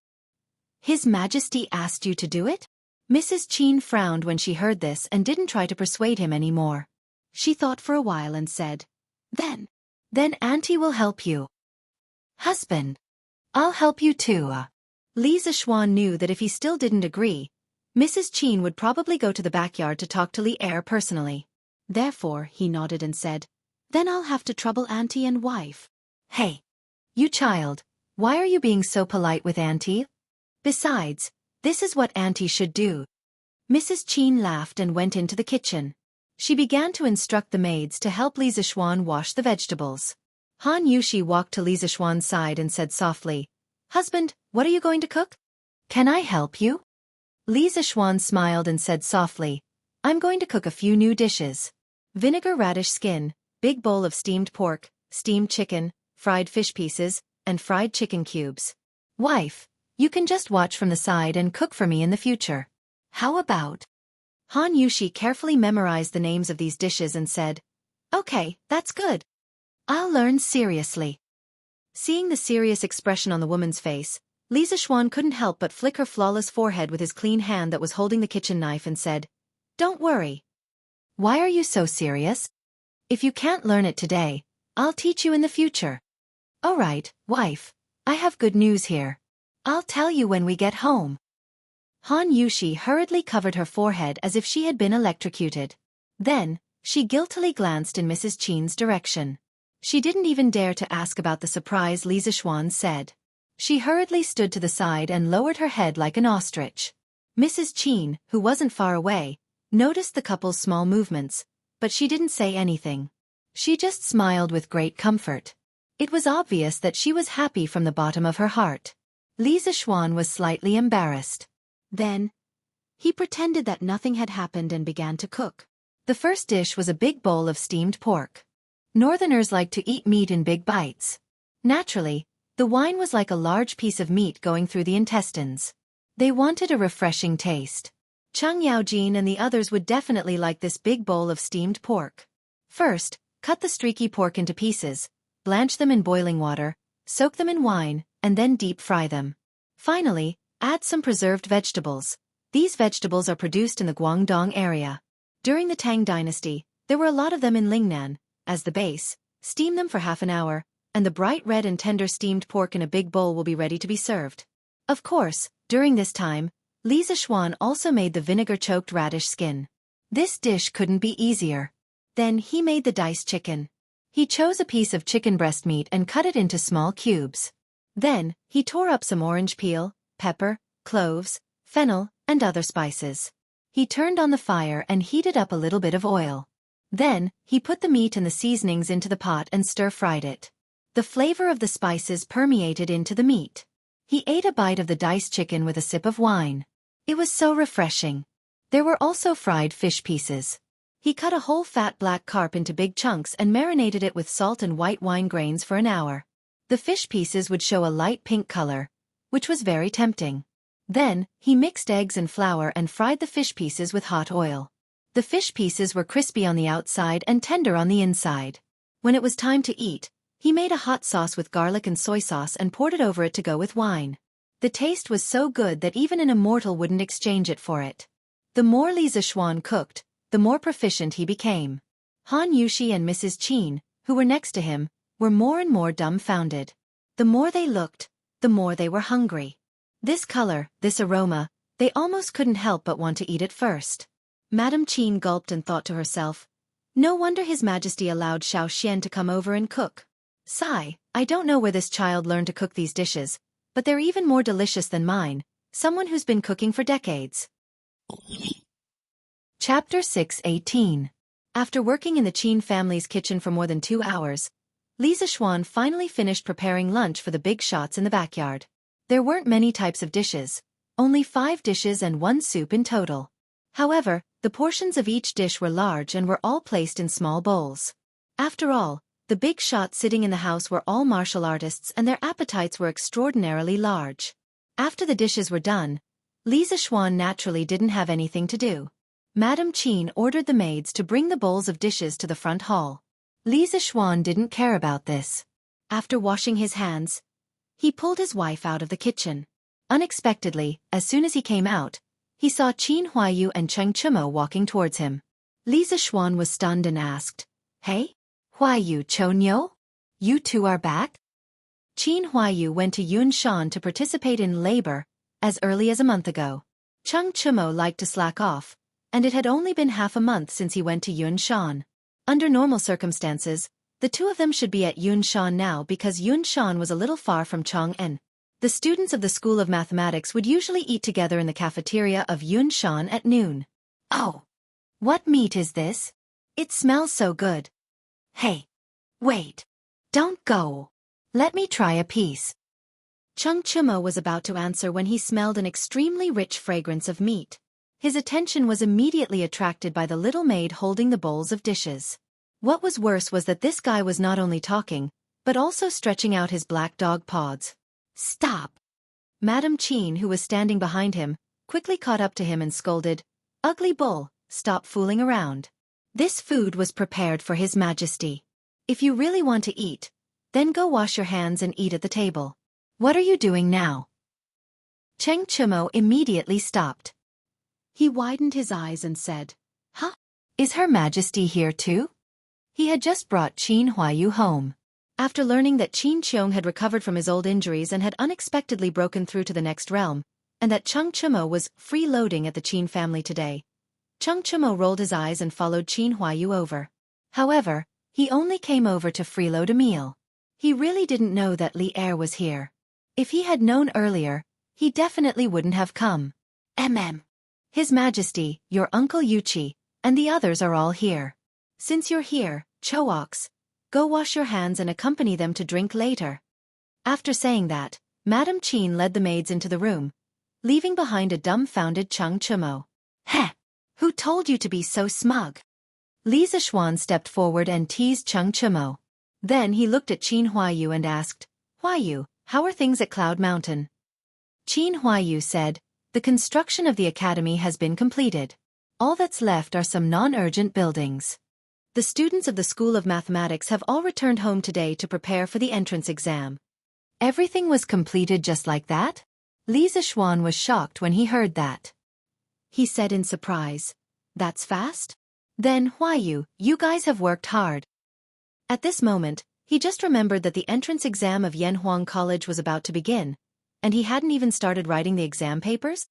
It seemed like he couldn't wander around anymore. Ha! Of course, we've worked hard. Xiao Xian, you have to compensate us well. Cheng Chumo laughed shamelessly. Li Zixuan said in annoyance, Compensate? Isn't this lunch compensation for you? Choax, you can't eat these dishes anywhere else even if you want to. What meat is this? Why is it so fragrant? Old Cheng, want to try it and see what it tastes like? After the dishes were served, Cheng Chumo couldn't help but salivate when he smelled the fragrance of the meat with preserved vegetables. He was eager to try it. Cough, cough. Qin Qiong coughed heavily and signaled Cheng Chumo to notice that Li Er was still at the table. Cheng Chumo came back to his senses and blushed. He put down his chopsticks and said awkwardly, Cough, cough. Your Majesty, please try this first. Li Er smiled and said, What? We haven't eaten together for so long, and now we're becoming distant? Thinking back to when Jijia was at the table, He didn't give in no matter who the other party was. Chung Chimo touched his nose and didn't say anything, but he thought to himself, you were still the king of Qin, and we were all good brothers. Now that you're the emperor, how can I, old Cheng, not be more careful? Ha ha. Jijia, are you trying to say that today is different from the past? I'm already the emperor of a country, and you can't laugh and scold me like before? Also, Xu Bao, pharmacist, Jingda, Jinda, do you all think the same? What kind of person was Li Er? How could he not guess what Cheng Yaojin was thinking? He glanced at the people in the room and said with a meaningful smile. Chung Chumo hurriedly cupped his fists and said, this official doesn't dare. Qin Qiong and the others also bowed slightly and said, this official doesn't dare. Don't dare? Li Er's mood suddenly became agitated. He stood up straight and looked at everyone at the table. He said with a face full of resentment, you all just don't dare? This means that you all really thought so in your hearts. Ha! To put it bluntly, you all are afraid. You all are afraid that I will punish you because of your words and actions. You all are afraid that I will be the emperor now, and my temperament will change greatly compared to before. You all are afraid that I will be like Liu Bang, who just ascended the throne and then killed a meritorious official. You all are afraid, aren't you? At the end of his words, Li Er was almost shouting. The atmosphere in the room suddenly became heavy. Everyone lowered their heads and didn't say a word. They didn't even dare to breathe loudly. Chung Chumo was even grumbling in his heart about why he came to freeload today. In the end, he didn't even freeload the meal, but first freeload the tiger's butt. He was really unlucky. Seeing that no one responded, Li Er was even more depressed. He continued, today I will tell you clearly. Although I am the Emperor Xu Bao Jijia, and the rest of you have been with me through life and death on the battlefield, I will always treat you as my brothers. Today, I swear to the heavens that in my lifetime, I will never be like Liu Bang, and you will never be like Han Exe. Liu Bang was already more than 50 years old when he became the emperor. In his later years, he became increasingly suspicious of the meritorious officials who fought with him, especially those with different surnames. In the end, Zhang Tu, Zhang Ao, Han Wang Xian, Pang Yu, Han Xian, Ing Bu, and the others were killed one after another. Ing Bu even rebelled. Liu Bang personally led an army when he was ill and defeated him. After that, the country was handed over to the descendants of the Liu family. Not only that, but he also became suspicious of Xiao He. He forced him to think of ways to tarnish his reputation to arouse Emperor Yi's suspicion. In the end, he almost died. At this time, after Li Er finished speaking, he slammed the wine bowl heavily and said heroically, serve the wine. Li Zishuan, Qin Huayu, and Chung Chumo looked at each other and went to serve the wine obediently. After all, they were the only ones in the room who could be ordered. Chapter 619. Zhen has already said what needs to be said. Today, all of you, bring out the heroic spirit you had when you fought with Zhan on the battlefield. Xu Bao's old injuries have healed and he unexpectedly broke through. Aren't you all happy? Come. There are no monarchs and ministers on the table today. Let's not go home until we're drunk. After Li Zishuan filled the empty wine bowl in front of him, Li Er picked it up and raised it in front of his chin. He said loudly to Qin Qiong, Cheng Yaojin, and the others. Cough cough. Chung Chumo and Qin Huayu, these two idiots, didn't dare to come over and pour wine for Li Zishuan, so this tough job naturally fell on Li Zishuan's head. Come. Let's do it. When it comes to drinking, I, Cheng Yaojin, have never been afraid of anyone. Since your majesty said that there are no monarchs and ministers on the table today, then don't blame me when you get drunk by me. Cheng Yaojin was the most careless. He held the wine bowl and stood up as he spoke in a rough voice. Li Er laughed loudly. Ha ha. Do you think Zhen doesn't know your alcohol tolerance? If you can get Zhen drunk today, Zhen will give a daughter to your Cheng family. After Li Er's sincere words, Cheng Yaojin's heart had already relaxed. His eyes lit up and he said, Your Majesty, are you serious? Li Zishuan couldn't help but feel moved. According to the official history, Cheng Yaojin's second son, Cheng Chuliang, did marry Li Er's daughter, Princess Qinghe. History was always shockingly similar. A monarch doesn't joke. Although Li Er's body didn't look as sturdy as Cheng Yaojin's, he still had some skills in alcohol tolerance. After all, How many emperors hadn't been baptized by alcohol? After the two of them messed around, the previous tense atmosphere instantly dissipated. Jingda joined in the fun and said, "Your Majesty, you can only believe half of Cheng Jijia's words. The older this old guy gets, the less reliable his mouth." Niu Jinda smiled and said, that's right. Jijia's alcohol tolerance can't even compare to me, old Niu. He only knows how to boast." Cheng Yaojin immediately panicked. He glared at Zhao Yu and said, "Hey, I say, the two of you are starting to collude, right? Come. Watch me, old Cheng. Beat the both of you up. I'll drink first to show my respect." After saying that, he picked up the wine bowl and was about to drink it all. Niu Jinda hurriedly said, Wait. What's wrong? Hey, old Niu, are you scared?" Chang Yaojin was puzzled at first, but then he said proudly. Niu Jinda spat. "Bullshit. Why would I be afraid of you, Madman Cheng? What I want to say is, how boring is it for you to drink one bowl after another? It wouldn't be easy to determine the winner. Why don't we compete in drinking with finger-guessing games?" "Your Majesty, Shu Bao, what do you think?" Li Er nodded. "Sure." Qin Qiong nodded and said, "Yes." When Chang Yaojin saw this, he could only straighten his neck and say, Let's play the finger-guessing game. Come. Everyone quickly reached an agreement and prepared to start the finger-guessing game. At this moment, a discordant voice suddenly came from the field. "How boring is this finger-guessing game? I know a more interesting game that's most suitable for drinking." Everyone looked towards the source of the voice and saw that it was Cheng Chumo who was eagerly making the suggestion. Go. We are drinking. You little brat, take 2 pieces of meat and scram to the side to eat." Chang Yaojin didn't waste any time. He came up and slapped Cheng Chumo twice on the back of his head. Cheng Chumo was hit hard, and he instantly grimaced in pain. When he heard Chang Yaojin's heartless words, he was furious. He didn't know if this guy had eaten a bear's heart or a leopard's guts, but he actually said, "Ayo. What the heck, Dad, am I still your biological son? You can really bear to hit me and say that?" Li Zishuan was the first one who couldn't hold it in and burst out laughing. The rest of the people, including Li Er, also laughed out loud. Cheng Yaojin's face darkened, and he was about to hit again when Li Er hurriedly stopped him. "All right, Jijia, stop hitting. Let Chonyo speak. Who knows, this kid might really have some good ideas?" Only then did Cheng Yaojin stop. However, he still glared fiercely at Cheng Chumo and said, "Speak. You little rascal, if you can't say anything, I'll break your legs when we get back." Cheng Chumo shrunk his neck and then began to introduce to the big bosses in the field. This game is called Every 7 Passes. The rules are very simple. You can first randomly choose a person and say any number. For example, Her Majesty says 5. Uncle Li, you have to immediately say 6, and so on. However, whenever you encounter a number that is a multiple of 7 or a number that contains 7, that person can't say it out loud. He has to say, pass. Those who don't say, pass, or those who hesitate for more than 2 breaths will all be considered to have failed. The person who fails will be punished with a glass of wine, and then the next round of the game will start from this person again. I wonder what Her Majesty and the rest of the uncles think?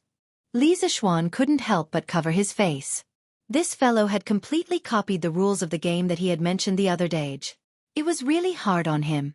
However, copying the game itself wasn't a problem. The problem was, no. How can this game be as simple as finger guessing? You little rascal, you're just adding to the trouble. As expected, before Li Er could say anything, Cheng Yaojin was the first to jump out and reprimand him. Actually, at this moment, Cheng Yaojin was also sweating in his heart. Was this son really his biological son? Why did he keep tricking him? Because if they were to follow the rules of the game, the ones who would suffer the most would be him and Yuqi Jingda. Although the rest of the people were generals, they weren't like the two of them who only knew martial arts and didn't know literature. Cheng Chumo had come up with such a bad idea. Wasn't this asking for his old life? Li Er thought for a moment and understood the essence of this game. He suddenly found it interesting and said, Jijia, it's not right to say that. Compared to finger guessing, this game is obviously much more fun. Let's do this today. Apart from Yuqi Jingda, The rest of the old generals all agreed. These two miserable brothers glared hatefully at Chang Chumo. They could only obey the majority. Next, without a doubt. Qin Qiong, 19. Li Jing, 20. Cheng Yaojin, 21. No. Yuqi Jingda, who was below Cheng Yaojin, heaved a sigh of relief and then laughed loudly. Ha. Cheng Jijie, you lost. Drink first. Let's talk about other things. Yes. Drink first. Li Er picked a large piece of braised meat for himself and said to Cheng Yaojin. Cheng Yaojin was helpless. He could only admit defeat and drink first. Then, the burning alcohol directly penetrated his heart, liver, spleen, lungs, and kidneys. Cheng Yaojin hurriedly picked up a piece of braised meat with his chopsticks and stuffed it into his mouth, wanting to use it to ease his pain. In the end, he was instantly stunned by the taste. As he stuffed himself, he shouted excitedly. This meat is really delicious. It looks greasy on the outside, but it's not greasy at all when eaten. Qu'est-ce? Little Xian's culinary skills are really good. With these things to go with wine, I won't get drunk no matter how much I drink. Li Er couldn't help but say, this is called fat but not greasy. Cheng Jijia, why are you talking so much? Cheng Yaojin laughed dryly and said, heck, how can my knowledge compare to His Majesty? This fried fish is also very delicious. With these dishes to go with wine today, I can definitely not get drunk after 1,000 cups. Let's continue. It's my turn. I say 13. Yuqi Jingda hurriedly said, pass. It was naturally impossible to not get drunk after 1,000 cups. After all, his strength was there. After failing again and again, old Qing finally became cold and collapsed under the table. Li Zishuan and Cheng Chumo hurriedly apologized to Li Er. The two of them dragged Cheng Yaojin and prepared to send him back to the Cheng family. Aya! Little Xian, if I do this, won't we lose our Qing family's princess daughter-in-law? If His Majesty grants a marriage to Chu Liang, won't I be trapping my brother? Cheng Chumo thought for a long time and finally realized that something was wrong. He patted his head and said with regret. Li Zishuan pursed his lips and said, not only did you trick your brother, but you also tricked your father. Eternal Shadow Empress. Chapter 620. Oh right, husband. When we were at the Qin Manor, you once said that you wanted to give me a surprise. Can you tell me now? After carrying Chang Yaojin into the Chang Manor's carriage, Li Zishuan directly brought his wife home. In the study, Li Zishuan was thinking about the students' entrance exam papers when he heard Han Yushi's gentle and slightly expectant voice.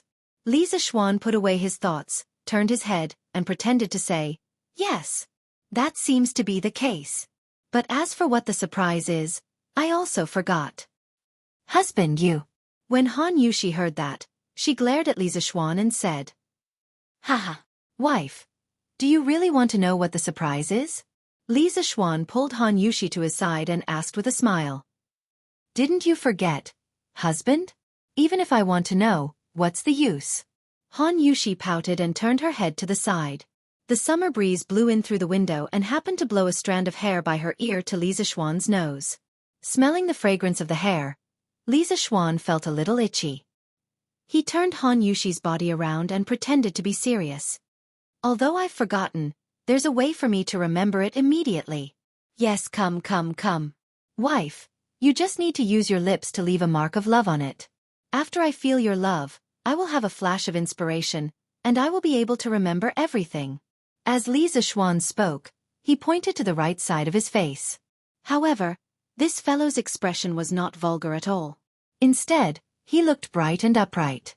However, how could Han Yushi, who had been with Li Zishuan for so long, not know that this was Li Zishuan's little trick? She twisted her body and rolled her eyes at Li Zishuan. Humph. Husband can even lie with his eyes open now. I don't believe it. Hey, you little girl. Li Zishuan's lie was exposed, so he angrily scratched Han Yushi's nose. Then he walked to the side of the bed, put his hands behind his head, and lay down. He said shamelessly, sigh. Regardless of whether you believe it or not, your husband has intermittent amnesia. If you don't give me a kiss today, Your husband's amnesia won't be cured. Naturally, you won't know what the surprise is. Han Yushi was furious. She walked over and pinched Li Zixuan's arm. Husband, you're cheating. Shameless? Did I? I'm just telling the truth. How am I cheating? Humph. If that's the case, then forget it. I don't want to know what the surprise is now. Han Yushi got up and stomped her feet. She turned around and was about to leave. She loved Li Zixuan, but she didn't want Li Zixuan to succeed so easily. Moreover, it was still daytime. As soon as she turned around, Li Zixuan's slightly bewitching voice came from behind. Aya, I suddenly remembered something. It seems that this surprise is very, very important to you. Do you really not want to know? Han Yushi stopped in her tracks and said hesitantly, I don't want to know. I'll know when I feel that it's time. But this surprise is related to your future life. Really? Will not want to do. Really? This fellow said it so clearly. He had completely revealed his true colors. Han Yushi looked conflicted. After a while, she stomped her feet, turned around, and returned to the bed. She leaned over and poked Li Zixuan's face. Then, she quickly tried to straighten up. Li Zixuan only felt a blur in front of his eyes. Then, a fragrant wind seeped into his nostrils. Then, he felt something soft, warm, and water-like on his face. This beautiful feeling disappeared in a flash. Seeing that Han Yushi was about to get up, he quickly reached out and pulled her into his arms. Ah! Han Yushi exclaimed. She wanted to break free, but she realized that it was all in vain. She couldn't help but be anxious and angry. Hubby, didn't you just say that a kiss would be enough? Let go of me and tell me the surprise. Li Zixuan leaned over to Han Yushi's ear and whispered. That was the condition 15 minutes ago. Now, it's time to collect interest. Han Yushi was shocked and instantly understood what this fellow was going to do. She hurriedly said, Don't. Hubby, it's still daytime. If mother-in-law come to the west courtyard later, everything will be over. Oh. Wife, don't worry. Lana won't come. Let's hurry up. At this moment, Li Zixuan, who was obsessed with sex, couldn't care less about that. He mumbled as he snuggled into Han Yushi's arms. Logically speaking, they were newlyweds. What was wrong with being a little passionate about this? Unfortunately, this fellow was busy with various matters in the academy and didn't have time to be distracted. After holding it in for so long, he was suffocated. Now that there was such an opportunity, how could he let it go? After a while, there was a suppressed gasp in the room, but the volume was very, very low. Oh? Xianxia, young madam has been in there for so long. Why hasn't she come out? The sun is going to set soon. According to the usual practice, young madam should be in the kitchen cooking delicious food for young master. Outside the door, Xiaohe looked at the tightly shut door and asked Xiaoxi, who was sitting in the corridor. Xiaoxi rolled her eyes and said, I think you're the one who's craving for food again? Every time young madam cooks for young master, you would secretly eat it. Luckily, young madam is kind and didn't argue with you. Otherwise, she would definitely sell you out. Xiaohe stuck out her tongue and blushed. Young madam wouldn't do that. Besides, young master wouldn't be so heartless. Then she looked at the door and whispered, Hey, Xiaoxi, do you think young master and young madam are doing that in the room? That's why they haven't come out. Xiaoxi's face instantly turned red. She used her finger to point at Xiaohe's forehead and scolded, Stupid Xiaohe! Why are you thinking about these things every day? Young master and young madam? They wouldn't. Ah! 6th grade noble title? Husband, is what you said true? Before Xiaoxi finished speaking, there was a scream in the room. It was obvious that the owner of the voice was very excited. Otherwise, he wouldn't have lost control of his voice. In the room, the two of them were lying side by side on the bed and had already put on their clothes. However, from their messy hair and messy bedsheets, it was obvious that they had a fierce battle just now. Shoo! Lower your voice.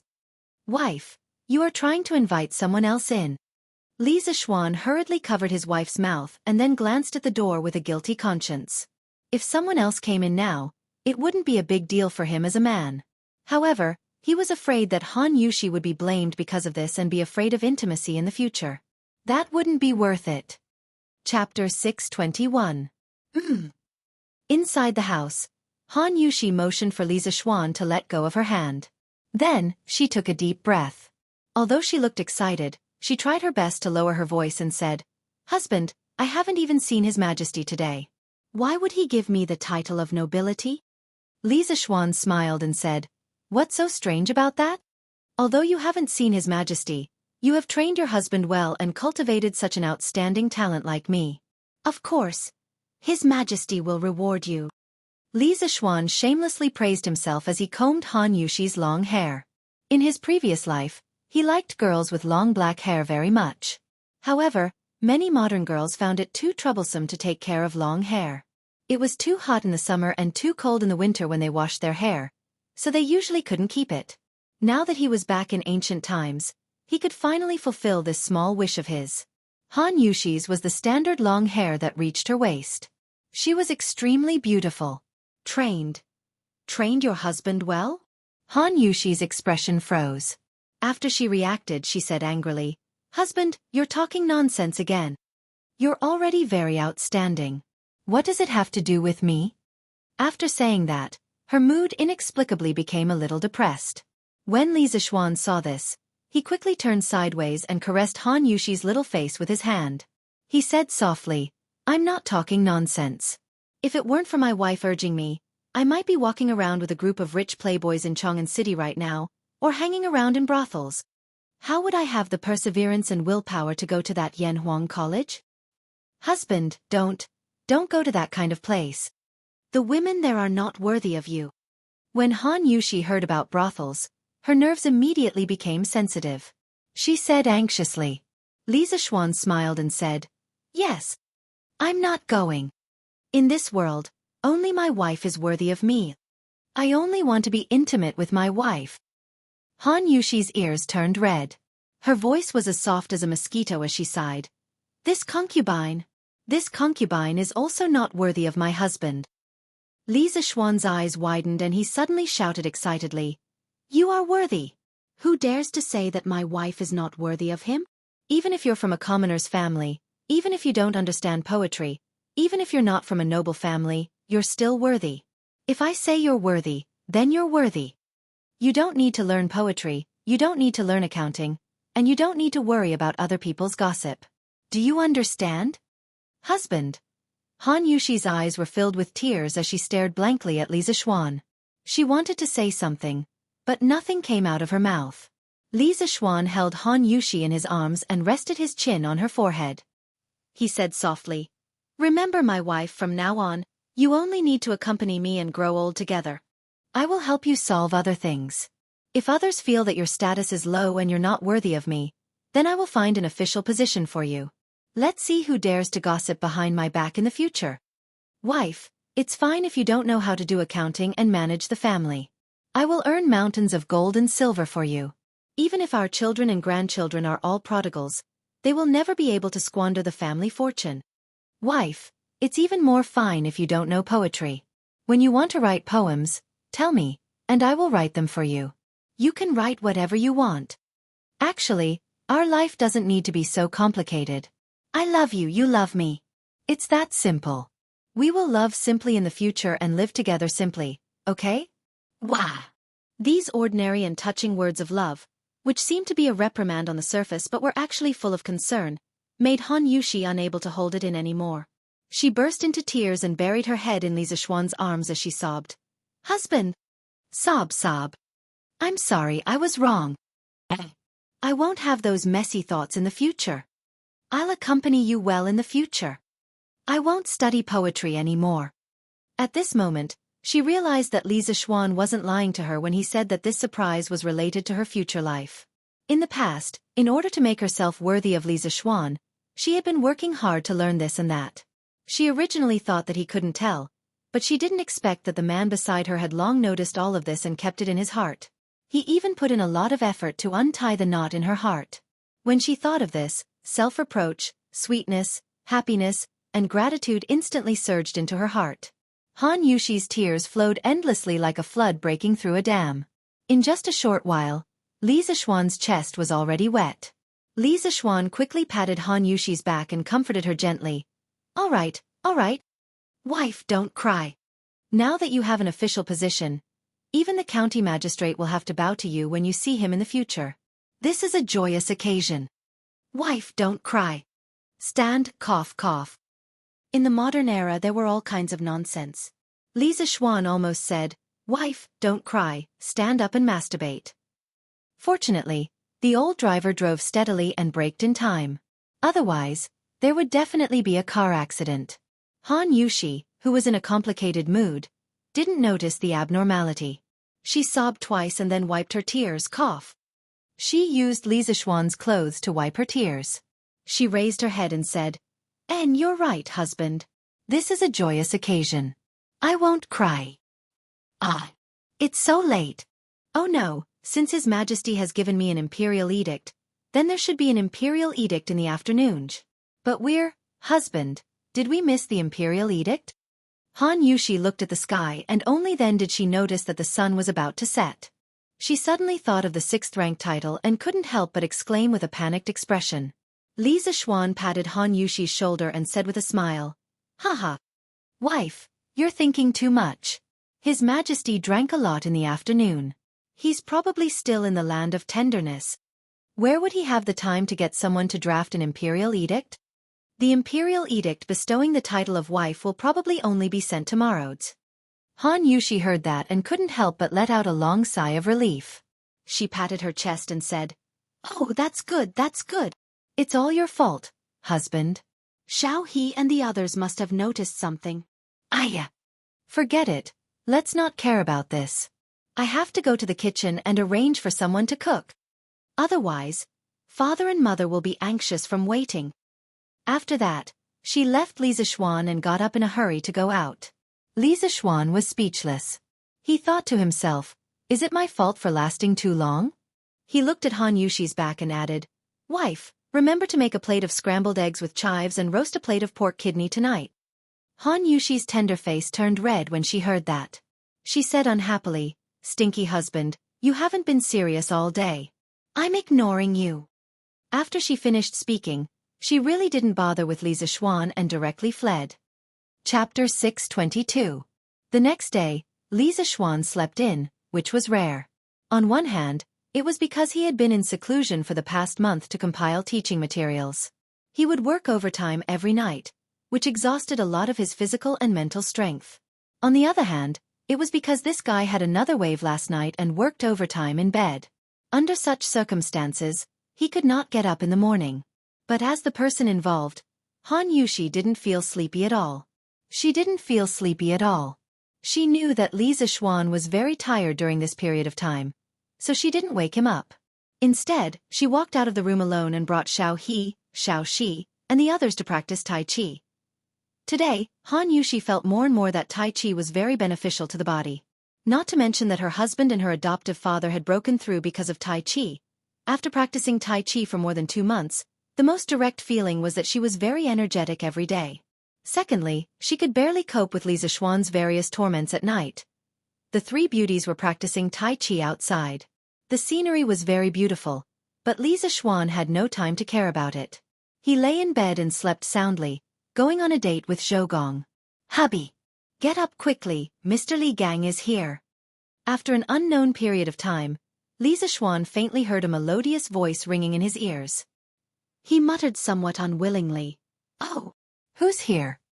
Han Yushi had no choice but to repeat, Hubby, Mr. Li Gang is here. He's waiting in the front yard. Get up quickly. Li Zixuan heard it clearly this time. He immediately turned over and jumped off the bed, saying, Mr. Li is here? How long has he been here? This guy looked at the sunlight outside and knew that it was not early. As he spoke, he hurriedly put on his clothes and buttoned a button wrong in his hurry. Seeing this, Han Yushi sighed helplessly. Without any hesitation, she stepped forward to help Li Zixuan put on his clothes. She said, Husband, don't worry. Mr. Li Gang has just arrived. There are 2 other people who came with him. They look quite old. Father is accompanying them in the front hall. Li Zixuan asked, Oh, Dad, Didn't you go out to play chess with someone today? The chess he was talking about was Go.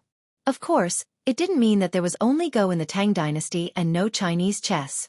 In fact, there were both types of chess in the Tang dynasty. Go had been circulating in China's upper class since the spring and autumn period. Chinese chess was relatively late and only became popular during the Warring States period. A few months ago, after Li Jingma handed over the family business to Li Zixuan, he happily became a rich man. In the morning, he usually played chess with others in the tea house, and in the afternoon, he usually went shopping with Mrs. Li or went sightseeing in the suburbs of Chang'an. He was really comfortable. Not yet. Mother said that the imperial edict might come to our house today. She asked father not to go out.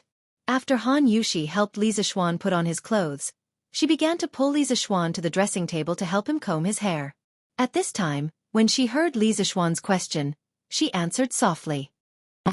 Li Zixuan responded. Then, he complained in his heart, I don't know if old Li has recovered today after drinking so much yesterday. He's not like me, who can sleep in the morning. Li Er, who had dark circles under his eyes and was in low spirits, yawned inexplicably on the dragon throne. Wei Zhang, who was standing below, couldn't help but frown. Mr. Li, you're here. We're honored by your presence. Please forgive us for not going out to meet you. After washing up, Li Zixuan came to the main hall in the front yard. When he saw Li Gang and two unfamiliar old men, he quickly went forward and greeted them politely. Li Gang didn't buy it. He pointed at Li Zixuan and scolded, What do you mean by not going out to meet you? I think you just woke up, right? He had been with Li Zixuan for so long and had long regarded Li Zixuan as his own junior. When he saw this situation, he couldn't help but say a few more words. Cough, cough. Li Zixuan blushed and said awkwardly, Well, I've been too tired to compile teaching materials for the academy recently, so I woke up a little late today. I didn't expect Mr. Li to come in person. Otherwise, I wouldn't have woken up so late. Li Gang glanced at Li Zixuan's legs and wanted to say, Young people should pay attention to self-control. But when he considered that it would embarrass Li Zixuan in front of others, he could only change his words and say, Diligence is the key to success. Yanhuang College will soon be on the right track. Little Xian, don't slack off at this time. Li Zixuan cupped his hands and said, I understand. At this time, Li Jingma finally had a chance to interrupt. He stood up and said to Li Zixuan, Little Xian, Mr. Li Gang has come to our house. You have to treat him well and don't neglect him. Father will go and order people to prepare lunch. You stay here and accompany these gentlemen. The people who came today were all influential figures. He felt like he was sitting on pins and needles. When Li Gang reprimanded his son, he could only listen. He couldn't say that Li Gang's reprimand was wrong. After all, Li Gang's name was so famous. Li Zixuan knew that his father wanted to sneak away, but he didn't expose him. He replied, Father, go do what you need to do. I'll stay here. Li Jingma nodded and cupped his hands to everyone. Then he hurried out. Haha. This kid is in a high position, but he can still accept criticism. His temperament is not bad. After Li Gang left, an old man with half-white hair sitting on Li Gang's right stroked his beard and laughed. Sir, you flatter me. Although Li Zixuan didn't know who this person was, he still cupped his hands and thanked him. This was because he understood that the person who was brought here by Li Gang must have an extraordinary identity and ability. Li Gang pointed at the old man and introduced him to Li Zixuan. Little Xian, let me introduce you. This is Dragon Gate's Wang Ji, Wang Wugong. People call him Dong Gaozi. You must have read his biography of Mr. Wu Dou, right? Mr. Wang is a true literary figure. This old man spent a lot of effort to invite him over. You mustn't neglect him. Li Zixuan was confused. Wang Wugong, Dong Gaozi, biography of Mr. Wu Dou? He had never heard of any of these before. He was a complete engineering guy in his previous life. If you were talking about awesome people like Li Bai, Du Fu Bai Juyi, he would definitely know them. However, he had never heard of Wang Ji. But it didn't matter because this guy knew how to act. Ah, so it's you, Mr. Wang. I'm sorry for the disrespect. After I read your biography of Mr. Wu Dou, I admired your noble character very much. I'm really lucky to be able to see you in person today. Li Zishuan silently gave Li Gang 32 likes. Old Li was really a good friend. He even mentioned Wang Ji's representative work. This teammate was really 66666. Chapter 623. Wang Ji, courtesy name Wugong, also known as Donggaozi, was from Jianghu Longmen, a Tang dynasty doctor and famous poet. Many people might not know the name Wang Ji, but this person had a very powerful grandnephew, Wang Bo, the head of the 4 heroes of the Tang dynasty. Wang Bo was the grandson of Wang Ji's brother, Wang Tong. Speaking of Wang Tong, he was also a famous doctor and a very famous scholar. In the 3rd year of Emperor Wen's life, Wang Tong once traveled west to Chang'an, met Emperor Wen, and presented the 12 strategies for Taiping, respected the way of the king, and analyzed the past and the present. But he was not used. Probably because of the recommendation of his hometown friend, Xue Daoheng, he was given the position of Assistant Secretary of Shu County and Assistant Minister of Shu King. But Wang Tong was not satisfied, so he resigned and became a private educator in his hometown. Later on he devoted himself to the study of Confucius's 6 classics. It is said that he once studied under Li Yu of the Eastern Sea, studied poetry under Xia Jian of the Huiji, and inquired about etiquette under Guan Ziming of the River East. After studying, Wang Tong felt that he had learned something, so he imitated Confucius and wrote Wang's 6 classics, or continued 6 classics. He began to gather disciples and give lectures at Bainyoshi in his hometown. The number of disciples is often in the hundreds. Only Hunan Dongheng, Nanyang Cheng Yuan, Zhongshan Jiaqiong, Hedong Shueshou, Taishan Yao Yi, Taiyuan Wenyanba, Jingzhou Du Yan, and a dozen others are outstanding. Yao Yi is generous, so Zhongyu. Shueshou is knowledgeable, so Zhuangzhou. Other than that, it was said that Tang dynasty officials like Fang Xianling and Wei Zhang were also Wang Tong's disciples, but there was no direct evidence to prove it. As for Wang Ji, he was promoted to the position of secretary during the end of the Sui dynasty. But he was not happy in the court, so he resigned on the pretext of illness and returned to being Yangzhou's 6 harmonies minister. When the world was in chaos, he resigned and returned to his hometown. In the Tang dynasty, he ordered the court officials to wait for the imperial decree. At the beginning of the Tang dynasty, he resigned and returned to Hezhou to farm in Donggaozi, calling himself Donggaozi.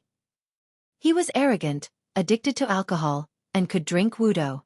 He wrote biography of Mr. Wudo, Wine Classic, Wine, and Zhuang.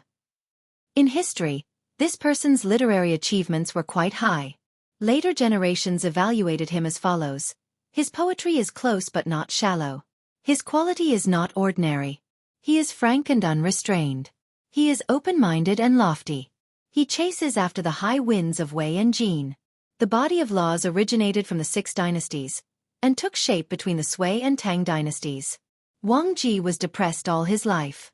During the Sui and Tang dynasties, he was an official and retired 3 times. His heart was set on an official career, but he knew that it would be difficult for him to achieve great things. Therefore, he retired to the mountains and the countryside, entertaining himself with music, wine, and poetry. After he abandoned his official position and lived in seclusion in his hometown, Donghao village, he indulged himself in alcohol and indulged himself. His thinking was deeply influenced by Taoism. Most of his poems were based on the love of wine, praising Ji Kong and Ruan Ji, and praising Tao Yuan Ming with the content of the idyllic and leisurely life. Later generations compiled it into the collection of Dong Gaozi. At this time, in the main hall, Wang Ji heard Li Zishuan's sincere praise, and a smile appeared on his old face. He said humbly, "Haha, you really know how to talk, but I'm just a country bumpkin. I don't deserve your praise. I heard that you've set up an academy. I'd like to see it for myself." Actually, Wang Ji couldn't be blamed for not being able to see that Li Zishuan was acting. It was just that Li Zishuan's acting was too realistic. The admiration and praise on his face were just right. If it was more, it would appear hypocritical, and if it was less, it would appear insincere. If he was in modern times, he could be an Oscar winner. Li Zishuan smiled and said, "Since ancient times, learning has always been the most important thing in every dynasty. However, it is harder for the poor to enter the academy than to ascend to the heavens. Therefore, I founded Yanhuang Academy to establish my heart for the world and life for the people. I want everyone who is interested in learning to be able to learn useful things." Good. What a good heart for the world. What a good life for the people. The Li family's boy is really bold. When Wang Ji heard these two sentences, he couldn't help but slap the table in praise. He laughed and said, "Just based on these two sentences, I'll drink to the heavens." After saying that, he picked up the teacup beside him and tilted his head back to pour it into his mouth. As a result, ba ba ba. It's actually tea. You're not honest. Why didn't you serve me wine when I came here? Wang Ji complained as he spat out the sour, sweet, bitter, spicy, and salty tea in his mouth. Li Zixuan blushed with shame. He hurriedly asked someone to bring the iced wine from home and said, "Cough, cough. Mr. Wu Gong, please wait a moment. The wine will be here soon." Another old man on the side pointed at Wang Ji and scolded jokingly, Wu Gong, after so many years, you're still so addicted to wine." Wang Ji didn't feel ashamed. Instead, he felt proud and said, "So what? If a person lives a lifetime without wine, what's the point of living? It's better to die." Everyone was shocked by these words. What did he mean by addicted to wine? This was what it meant to be addicted to wine. In comparison, those drunkards in other people's mouths were simply too weak. Fragrant. Fragrant. Fragrant. So fragrant. At this moment, a maid from the Li residence brought in a pot of wine. The spout of the wine pot was emitting cold air, and at the same time, it also brought out bursts of wine fragrance. Wang Ji's nose twitched like a pug as he greedily sniffed the wine fragrance in the air. The image of an otherworldly expert from before instantly disappeared without a trace. Li Zixuan's jaw dropped to the ground. Wang Ji didn't care about these things, or rather, he didn't care about these things at all. At this moment, he closed his eyes and was deeply intoxicated. Soft and mellow, mixed with the fragrance of mountain fruits. The ratio of each is just right. The fruit borrows the strength of the wine, but the wine dissolves the fragrance of the wine. Wonderful! Wonderful! Wonderful! It's really wonderful. This winemaker can be called a master. Li Zixuan was speechless. Wasn't this the most ordinary of warm and gentle wine? Why did Wang Ji's words make it sound like the nectar of heaven? With the expansion of the winery and the improvement of the technology, although the current drunken immortal and warm and gentle wine were not cheap goods that could be found on the streets, the daily production capacity was already 2 to 3 times higher than before. At the very least, there was no need to line up everywhere to drink drunken immortal now. As long as you had the money, you could drink it. Therefore, Li Zixuan was very puzzled by Wang Ji's current behavior. Li Gang's old face turned red. He secretly thought that his old friend was really embarrassing. He coughed dryly and said, "Cough, cough. Wugong, this is warm and gentle wine. It's sold in all the major restaurants in Chang'an City. If you like it, I'll ask Xiaoxian to give you some later." The expression on Wang Ji's face suddenly froze. However, this guy was also a clever person. Seeing his frozen old face, he immediately changed into an expression of reminiscence and said, "Oh, so it's warm and gentle wine. I drank it a few times in the past, but I didn't drink it after that. After such a long time, I almost forgot the taste." Li Zixuan was stunned for 2 seconds. He thought to himself, "I don't believe you. Warm and gentle wine and drunken immortal only appeared this year. You still have the nerve to say that you haven't drunk it for so long and have forgotten the taste?" He never expected this old guy to start acting with him. Life is really like a play, and it all depends on acting. Chapter 624. Heh! You old thing! In the main hall of the Li residence, after Wang Ji finished speaking, Li Zixuan did not expose the lie in front of him in order to give him some face. However, another old man sitting opposite him pointed at Wang Ji and scolded him with a smile. However, that old man only scolded him jokingly and didn't probe further. He probably knew that Wang Ji was living in seclusion in the remote Donghao village, and his family wasn't well off. It was normal that he hadn't heard of the gentle village. Li Zixuan stood up and said, "I haven't asked for this gentleman's name yet." Li Gang patted his head and said, "Oh, I forgot to introduce you. This is..." "Hee. Wenji, why do you have to go through so much trouble?" That old man saw that Li Gang was going to introduce himself like how he introduced Wang Ji. He quickly waved his hand and interrupted him. Then, he looked at Li Zixuan and said casually, "I'm Yan Silu. I don't have as much fame as Wang Wugong. I'm just a scholar who relied on my late father's shadow. Oh right, my late father Yanji. I'm sure you've heard of it before. Li Zishuan was stunned for a moment. He only felt that the name Yanji sounded very familiar. After searching his mind carefully, he was suddenly shocked. Yanji. It was actually Yanji, the man who wrote Yan Family Teachings.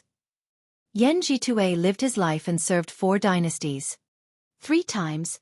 He was a man of a fallen country. He suffered the pain of separation and was deeply worried. Throughout his life, he didn't have any outstanding achievements, nor was he a prominent official. However, because of Yan Family Teachings, he enjoyed 1,000 years of fame. From this, one could see the far-reaching influence of his family teachings. Yan Family Teachings was written by Yanji during the northern and southern dynasties. It influenced China's ancient family teachings for more than 2,000 years. It had the reputation of ancient and modern family teachings, with this as the ancestor. It was the most famous family teachings in China's history. Back then, Lu Xun's younger brother, Zhou Zuoren, greatly respected and admired Yanji and the Yan family teachings. He specially wrote a note on the Yan family teachings in the night reading. Moreover, throughout history, the descendants of the Yan family had astonishing performances in terms of integrity and talent. Just in the Tang dynasty alone, people like Yan Shurgu, Yan Silu's eldest son, who annotated the Book of Han, Yan Zhenqing whose calligraphy was a model for the world, and Yan Gaoqing whose awe-inspiring integrity shook the world for thousands of years, and Yan Gaoqing who died for the country, and so on, all gave people an extraordinary and deep impression of the Yan family, and also proved the effectiveness of the family teachings set by their ancestors. Even in the Song and Yuan dynasties, the Yan clan members continued to be officials, making the people of the Ming and Qing dynasties extremely envious. So you're a descendant of Master Yan. Sorry for the disrespect. Sir, you must be joking. If you are a sour Confucian, then there is no real Confucian in this world. Li Zishuan came back to his senses and cupped his hands solemnly at Yan Silu. His solemnity was not fake, but sincere. In that moment just now, he had already recalled some of Yanji deeds. If he remembered correctly, Yanji had an extremely famous descendant, and that was Yan Zhenqing, the man who was known as the 4 great families of regular calligraphy, along with Zhao Mingfu, Lu Gongquan, and Ouyang Sun. Later generations said that Yan Zhenqing's status in the history of calligraphy in China was very high. Other than Wang Shiji, no one could be compared to him.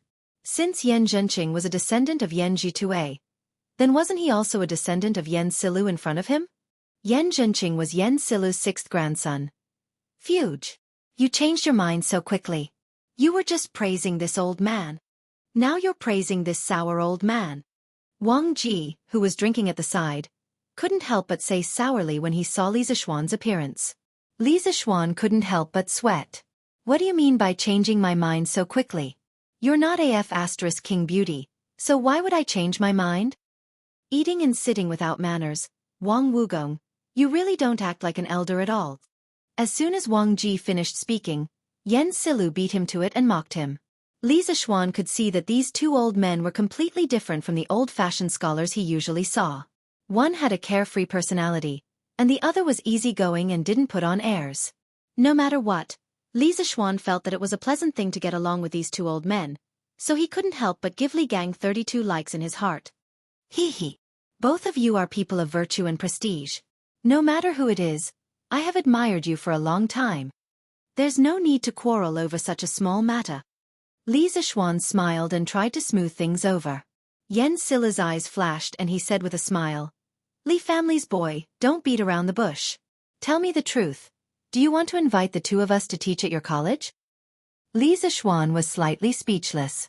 He originally planned to chat a bit more, then have a meal and drink together later, and then invite them to join Yanhuang College. After all, in modern times, wasn't this the process of inviting people to do things? He didn't expect Yan Silu to be so direct, but since things had already come to this, he had nothing to hide, so he cupped his hands and said to the 2 of them, To be honest, I have the same intention. I hope the 2 of you can come to Yanhuang College to teach and educate people. Yanhuang College has just been built, and other than Mr. Li Gang, there is no one else of virtue and prestige. If the 2 of you can join, Yanhuang College will definitely be able to reach a higher level. Among them, Li Zixuan didn't know what other skills Wang Ji had other than writing good essays. However, Yan Silu was different. First, he had scholarly prestige, and second, he had personal cultivation. If he could come to Yanhuang College to help manage the students, Li Zixuan felt that he would be able to save a lot of trouble. As for Wang Ji, Li Zixuan felt that his personality was good, and he was pleasing to the eye. In addition, he was recommended by Li Gang, so Li Zixuan felt that he might as well hire both of them. Wang Ji, who was enjoying the warmth of a woman while listening to the compliments, had no idea that he had become a buy one get one free gift in someone's heart. Hee. I have nothing to do at home. If it weren't for Li Wenji's multiple invitations, I wouldn't have come here today. You are also a famous person in Chang'an this year, and I've heard a lot of rumors about you. But today, you said, set your heart for heaven and earth, and set your life for the people, which made me see you and Yanhuang College in a new light. I'm even a little glad that I came here today. Yan Silu shook his head and sighed. Li Zixuan saw this and was delighted. He asked, so Mr. Yan, you agree? Yes. You, a young man, can set your heart for heaven and earth, and set your life for the people. How can an old man like me, who is about to know his destiny, shrink back? Yan Silu stroked his beard and nodded with a smile. Chapter 625. Oh. This old man also agreed. How about it? Kid, don't you feel honored? You must know that over the years, many people have wanted to invite this old man to come out of retirement, but this old man rejected them all. Seeing Li Zixuan and Yan Silu chatting passionately, Wang Ji felt that he was being neglected, so he interrupted somewhat unwillingly. Li Zixuan almost spat out a mouthful of old blood. Sure enough, some people couldn't be judged by their appearance. When he first saw Wang Ji, he thought that this old man was an otherworldly expert, but now, let's not talk about it anymore. Mr. Wang also agreed. That's really great. To be able to invite the two of you is this kid's honor, and it's also the honor of the thousands of students of Yanhuang College. Li Zixuan was still a very polite and good young man. He didn't slap Wang Ji's face, but instead put on a happy expression and cooperated with him. And sure enough, Wang Ji stroked his beard with a comforted look on his face. Li Zixuan's hands were itching when he saw this. Oh, that's right. This old man isn't that easy to invite. If you want this old man to help you teach students, you have to agree to one condition. Wang Ji stroked his beard for a while and suddenly said seriously. Li Zixuan's cheeks twitched imperceptibly. He restrained his emotions and said, What condition? Sir, just say it. But in his heart, he secretly thought, when did a free gift become so troublesome? This old man doesn't have any self-awareness. Li Gang and Yan Silu immediately cast a contemptuous look over. Wang Ji's old face turned red, and he hurriedly coughed twice to hide his embarrassment, but he still insisted and said, Cough, cough. Kid, if this old man goes to your college to teach, will there be good wine for me? And just this kind of gentle village will dudes. How about 5 buckets a month? 5 buckets a month? Li Zixuan almost fell to the ground when he heard this. What kind of concept was 5 dou? 1 bucket of wine in the Tang dynasty was about 6,000 milliliters in modern times, which was about 12 caddies. 5 buckets was 60 caddies. Drinking 60 caddies of wine in 1 month. Li Zixuan only wanted to say one sentence at this moment. Furthermore, according to the current market price of 2 strings of coins per liter, these 5 buckets of gentle village would be 100 strings of coins. 100 strings of coins. Even though Li Zixuan wasn't lacking in money, the salary of a Yanhuang College teacher was still there. Previously, Yanhuang College's salary was 10 strings of cash per month for teaching assistants, 20 strings of cash per month for lecturers, 50 strings of cash per month for associate professors, and 100 strings of cash per month for professors, and 100 strings of cash per month for professors, and 100 strings of cash per month for Yanhuang College. Wang Wugong, you old man, do you really think you're Mr. Wu Dou? You want 5 buckets of wine as soon as you open your mouth? Yan Silu was a native of Chang'an. He was very clear about the current market price of gentle village. At this time, after hearing Wang Ji's request, he spoke out with some dissatisfaction. Speaking of Wang Ji's title of Mr. Wu Dou, it could be said that there was a lot of history behind it. First of all, Wang Ji himself wasn't as bad as Li Zixuan thought. Someone who treated him as a gift was a bit ignorant. Actually, Wang Ji was a very talented person.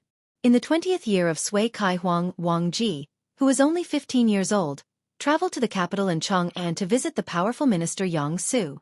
He was called the child prodigy fairy by the ministers present.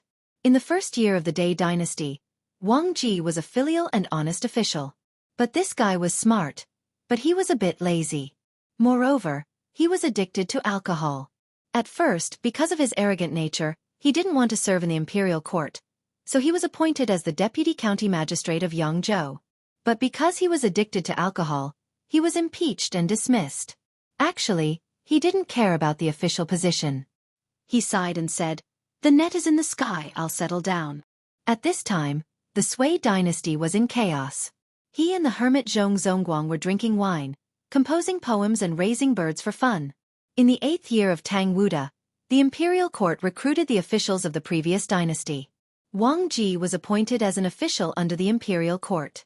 According to the rules of the imperial court, he was given 3 liters of good wine every day.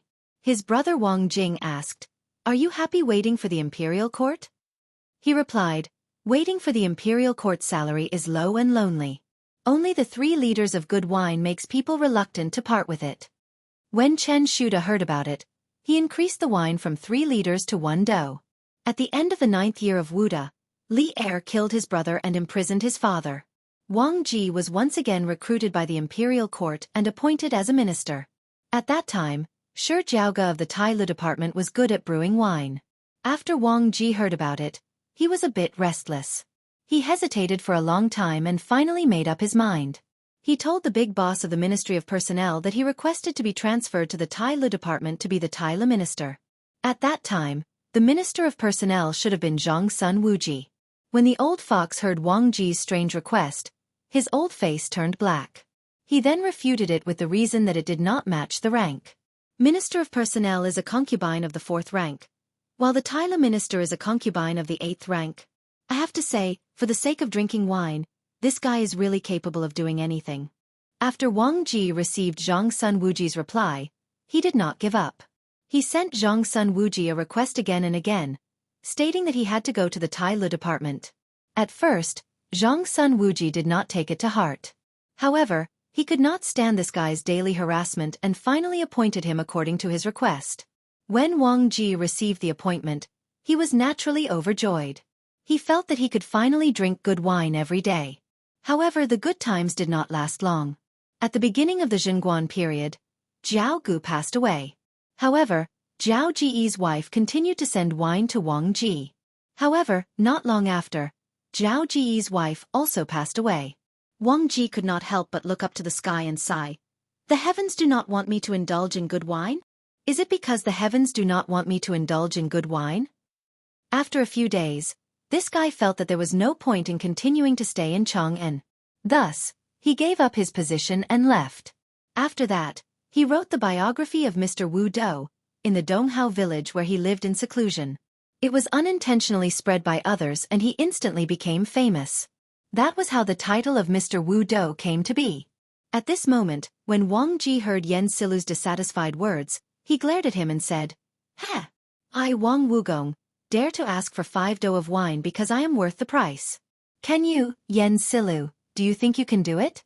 Yan Silu said angrily, "What do you mean? You, Wang Wugong, other than drinking wine and writing a few lines of poetry, what else can you do? Why are you worthy of 5 dou of gentle wine? Do you know that these 5 dou of gentle wine are worth 100 strings of coins?" Worth 100 strings of coins? When Wang Ji heard this, he immediately panicked.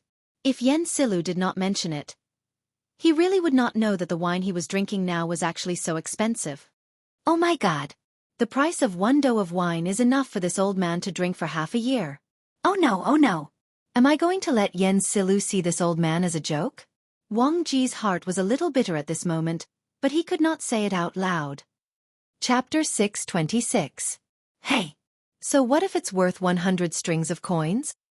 Seeing Yan Shirlu looking at him provocatively, the temper buried in Wang Ji's heart surged. He straightened his neck and said indignantly, "Who said this old man only knows how to write poems and drink wine? The best thing about me is that no matter what I learn, I'm faster than you, Yan Kong. Yan Shelu glared at him and said, Heh, you're really a toad yawning. What big words. Wang Ji seemed to have recovered by now. He raised his chin slightly and said proudly, Ha ha, I'm telling the truth. Don't doubt me when you return, Yan Kong. Let's talk about playing the zither first. I learned it for less than half a month and mastered it thoroughly. Can you do it? There's also bird training. I learned how to raise birds from others in my early years, and I mastered the knack of it in just a month. I even tamed 2 owls. Can you do it? Oh right, and stop. Yan Shirlu, whose face was as black as the bottom of a pot because of Wang Ji's repeated questions of, Can you do it if you're in my place? Hurriedly interrupted him.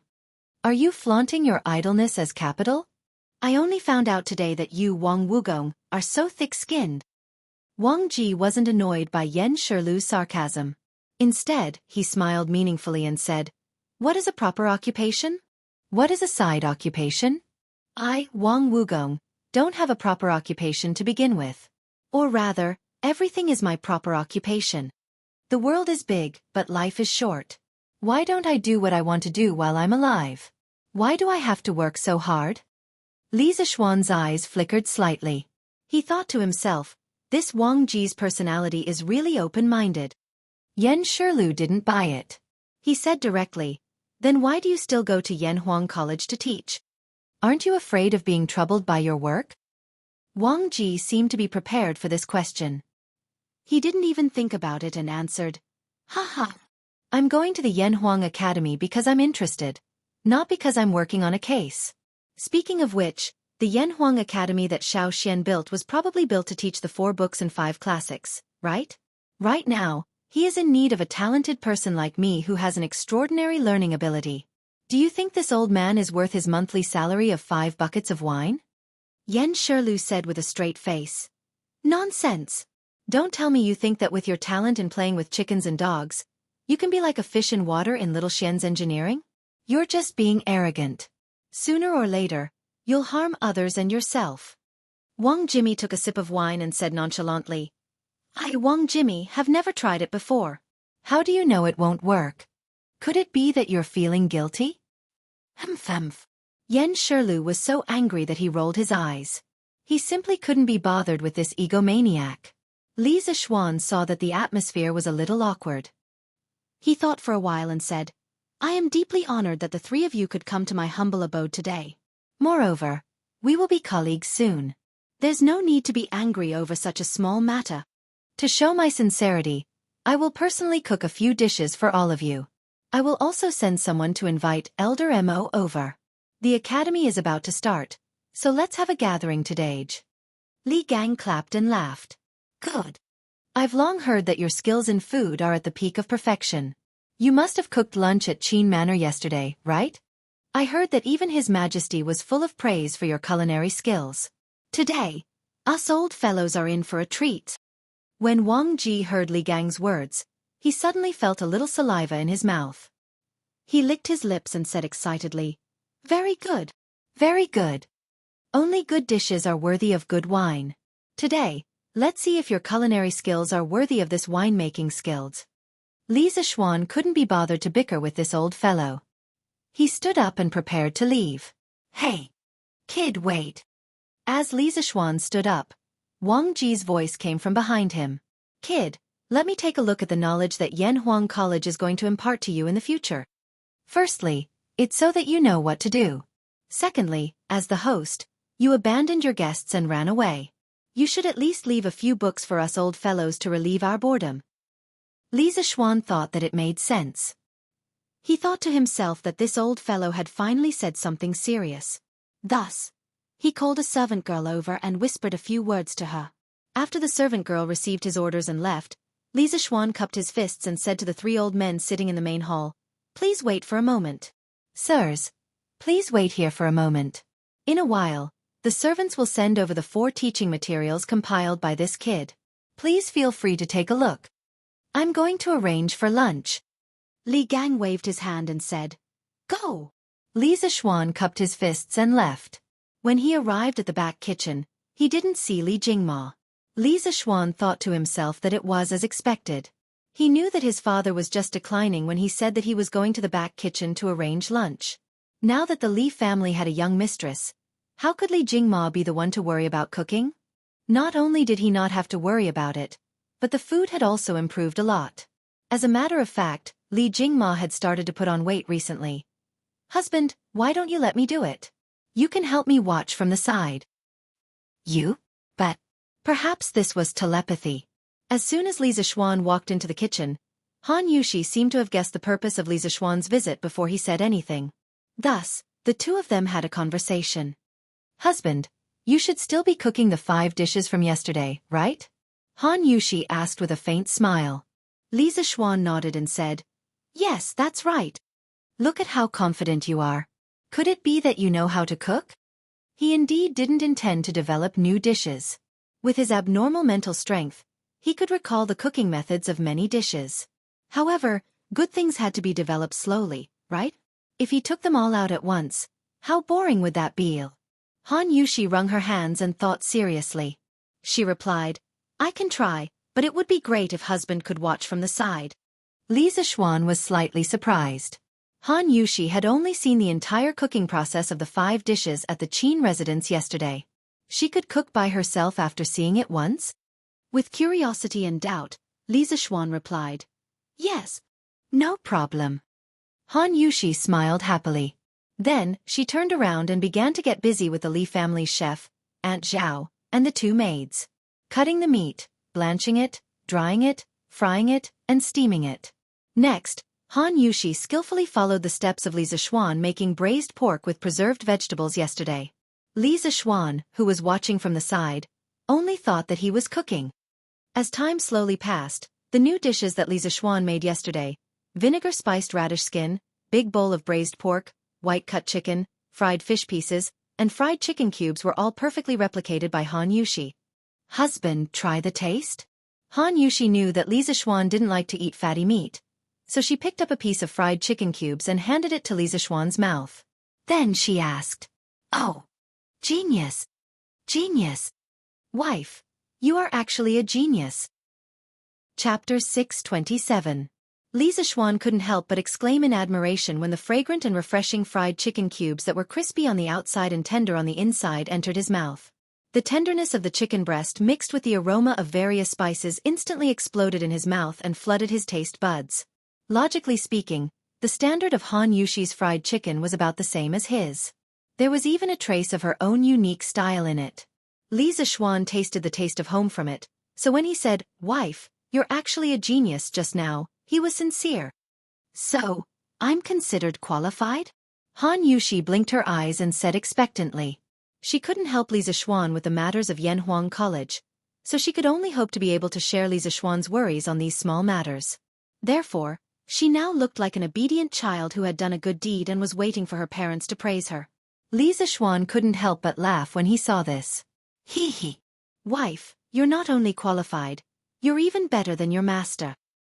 The Li family's kitchen maid, Auntie Zhao, also laughed at this moment. "I've lived for so long, but I've never seen a young lady with such good culinary skills as young madam. In comparison, this old woman's craftsmanship is somewhat unpresentable."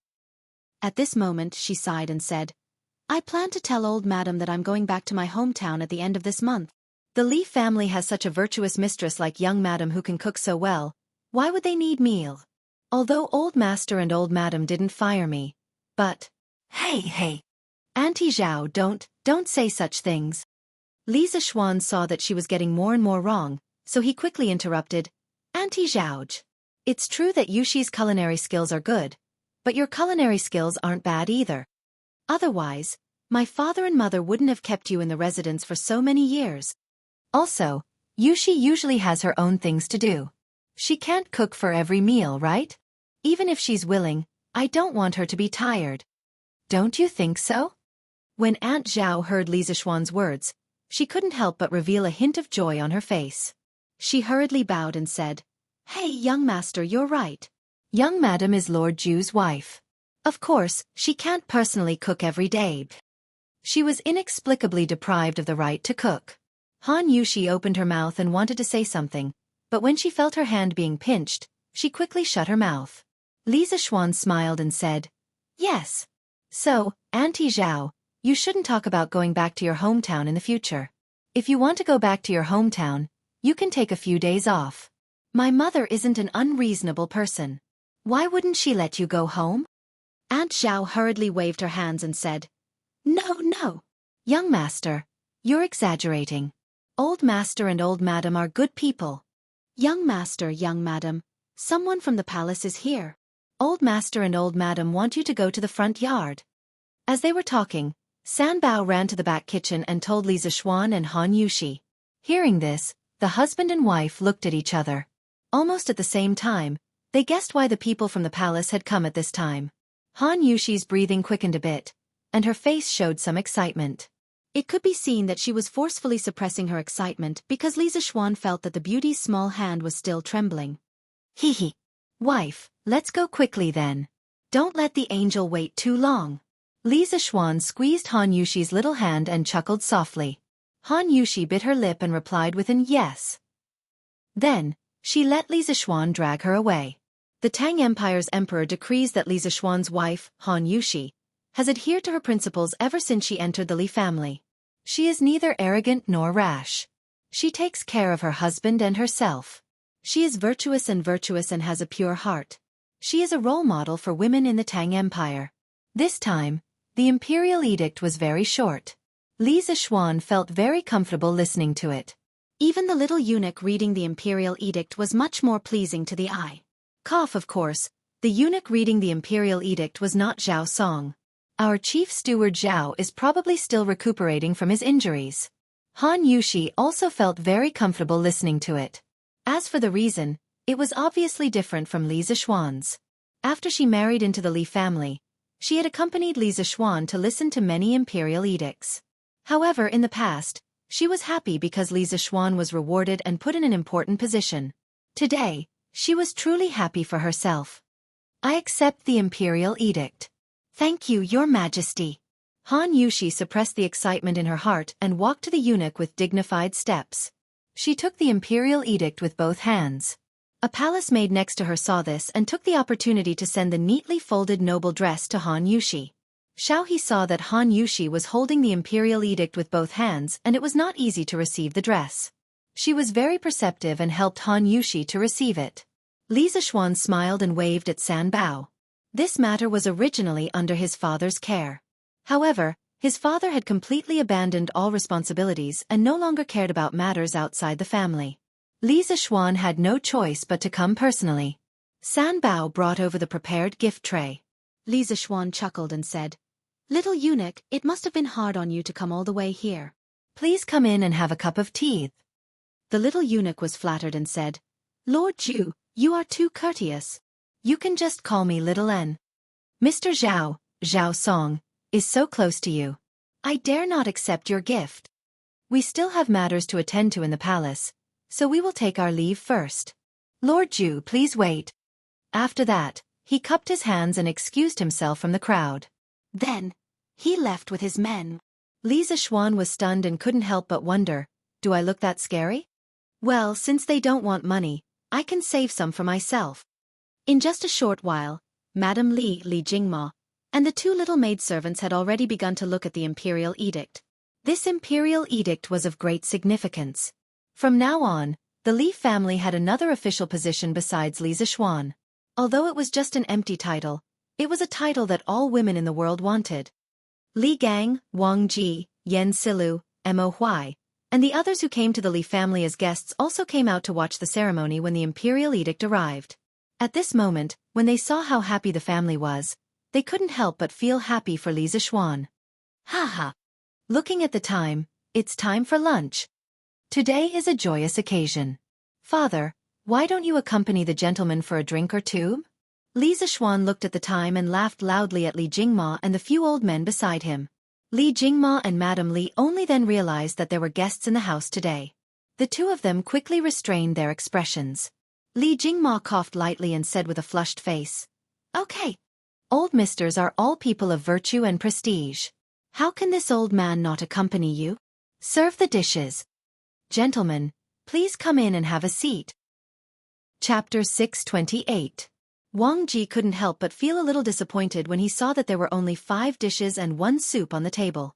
However, when he heard Li Zixuan say that these were the dishes that Li Er and the others ate at Qin's mansion yesterday, the disappointment in his heart disappeared without a trace. The rest of the people were also flattered. After all, the dishes on the table could be considered a sacred feast to some extent. Li Zixuan laughed secretly when he saw this. He thought to himself, although these dishes are the same as what Li Er ate yesterday, the person who cooked them is different. However, this doesn't affect much. Han Yuxi's culinary skills can completely pass off as genuine. Hey! Let this old man try your cooking first and see if it's as good as what they say. Wang Ji couldn't wait to pick up a piece of braised pork with preserved vegetables and stuffed it directly into his mouth. Li Zixuan frowned and muttered to himself, this old man is already so old. He better not choke himself to death from eating fatty meat. If Wang Ji knew what Li Zixuan was thinking, he would definitely roll up his sleeves and fight it out with Li Zixuan. However, he was destined not to know. Tisk, tisk. It's fatty but not greasy.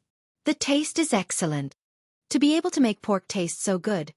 This is the first time this old man has seen such a thing in my life. Old man Wang's mouth was full of oil, but he didn't forget to exclaim. At the side, Yen Silu didn't have the time to reprimand Wang Ji for not eating properly because he was also enjoying his meal at the moment. Mo Huai didn't come alone today. When they heard that the Li family had come to the inn to invite Mo Huai for a meal, Mo Zhong and Mo Yun's eyes rolled around. They had been in Chang'an for a few days and had heard a lot about Li Zixuan, the man of the hour in Chang'an City this year. The Li family's banquet was almost the most delicious in Chang'an City. Of course, they wanted to experience it very much. The two of them spoke up almost at the same time and requested to go together under the pretext of protecting the tycoon. Mo Huai's heart was as clear as a mirror. He originally didn't want to bring the two of them over, but when he saw their eager looks, his heart softened. At this moment, Mo Zhong and Mo Yun could not help but swallow their saliva when they heard Wang Ji's praise. The two brothers guiltily looked at Mo Huai beside them. Seeing that there was no displeasure on Mo Huai's face, they were slightly relieved. Then, they picked up their chopsticks and started attacking the large plate of braised meat on the table. Ugh! As soon as the braised meat entered his mouth, a burst of rich fragrance immediately exploded. The preserved vegetables absorbed the juices of the meat, and the meat also brought out the fragrance of the preserved vegetables.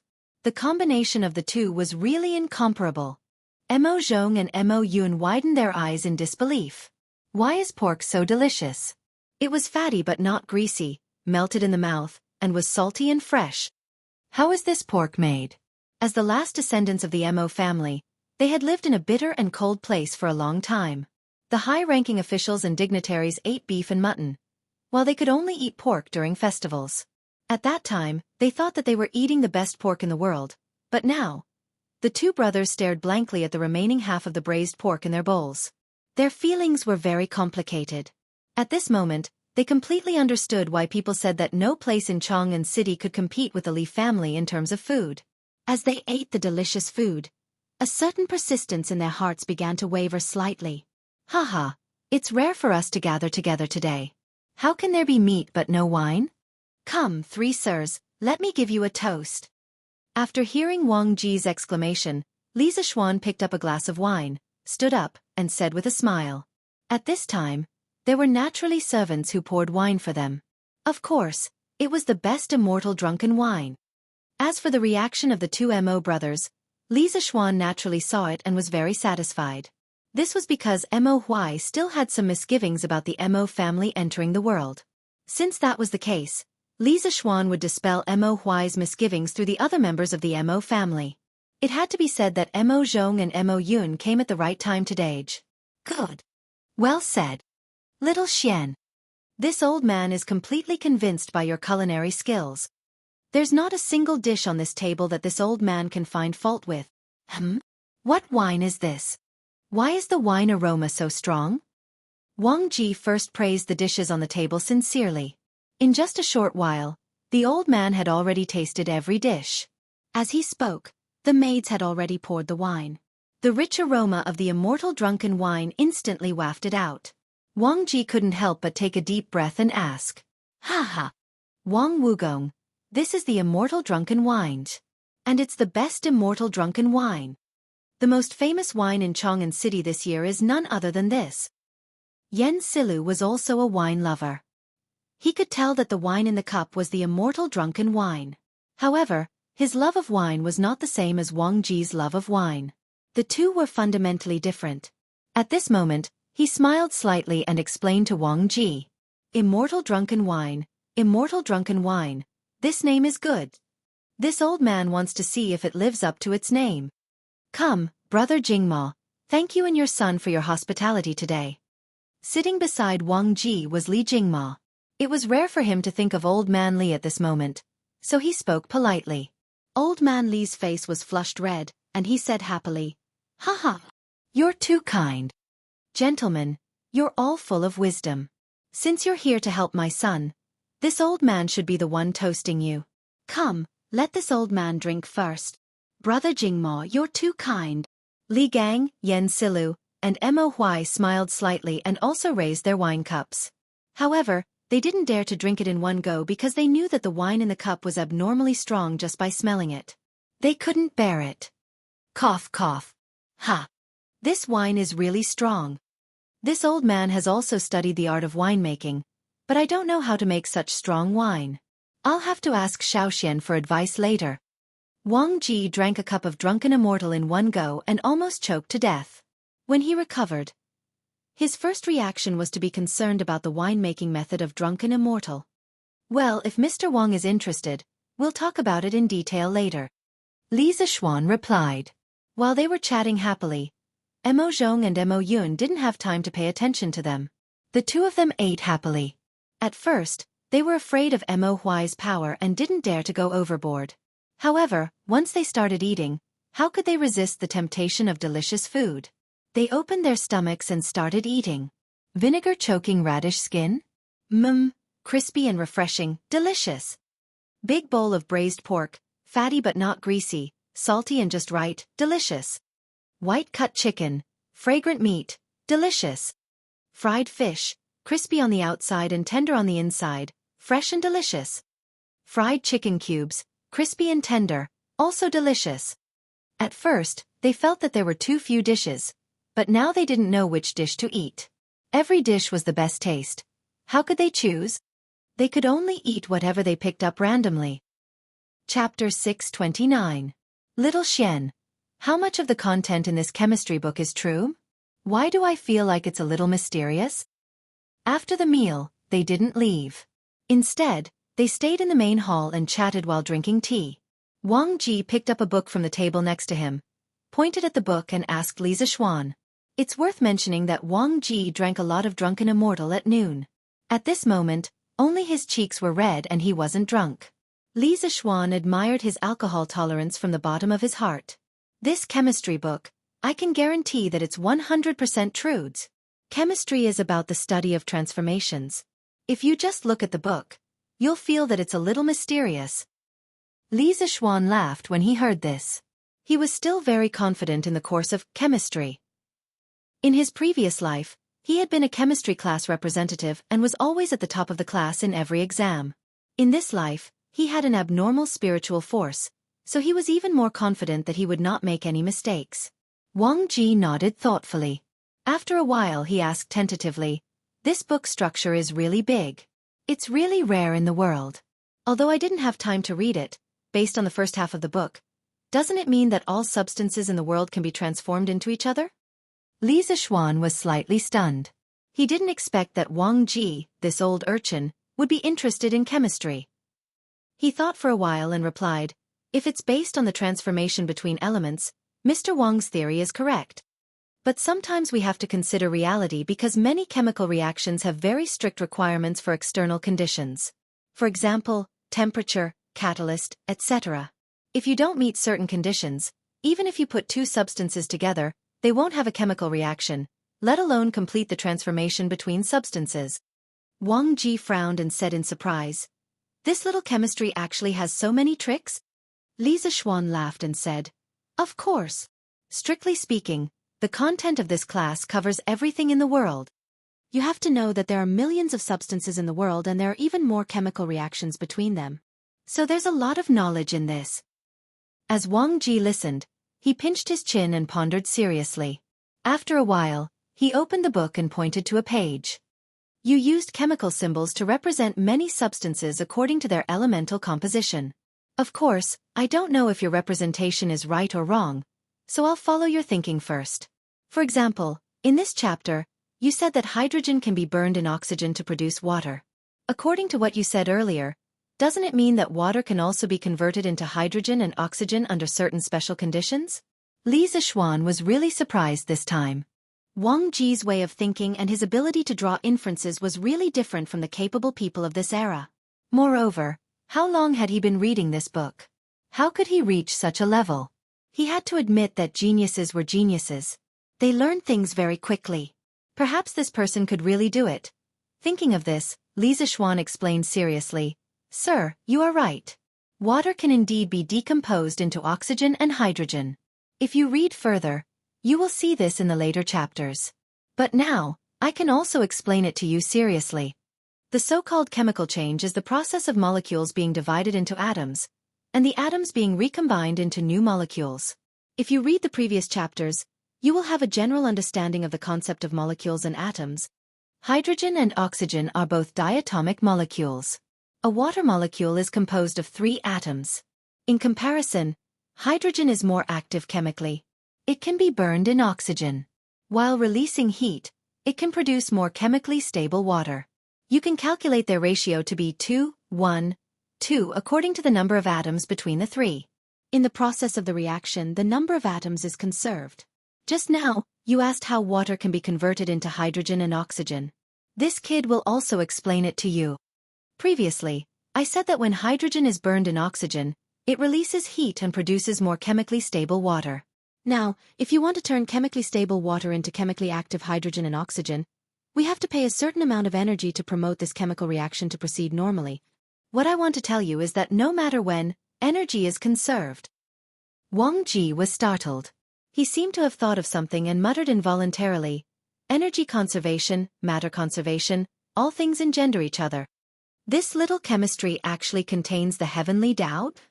In Wang Ji's life, he was an official and retired man.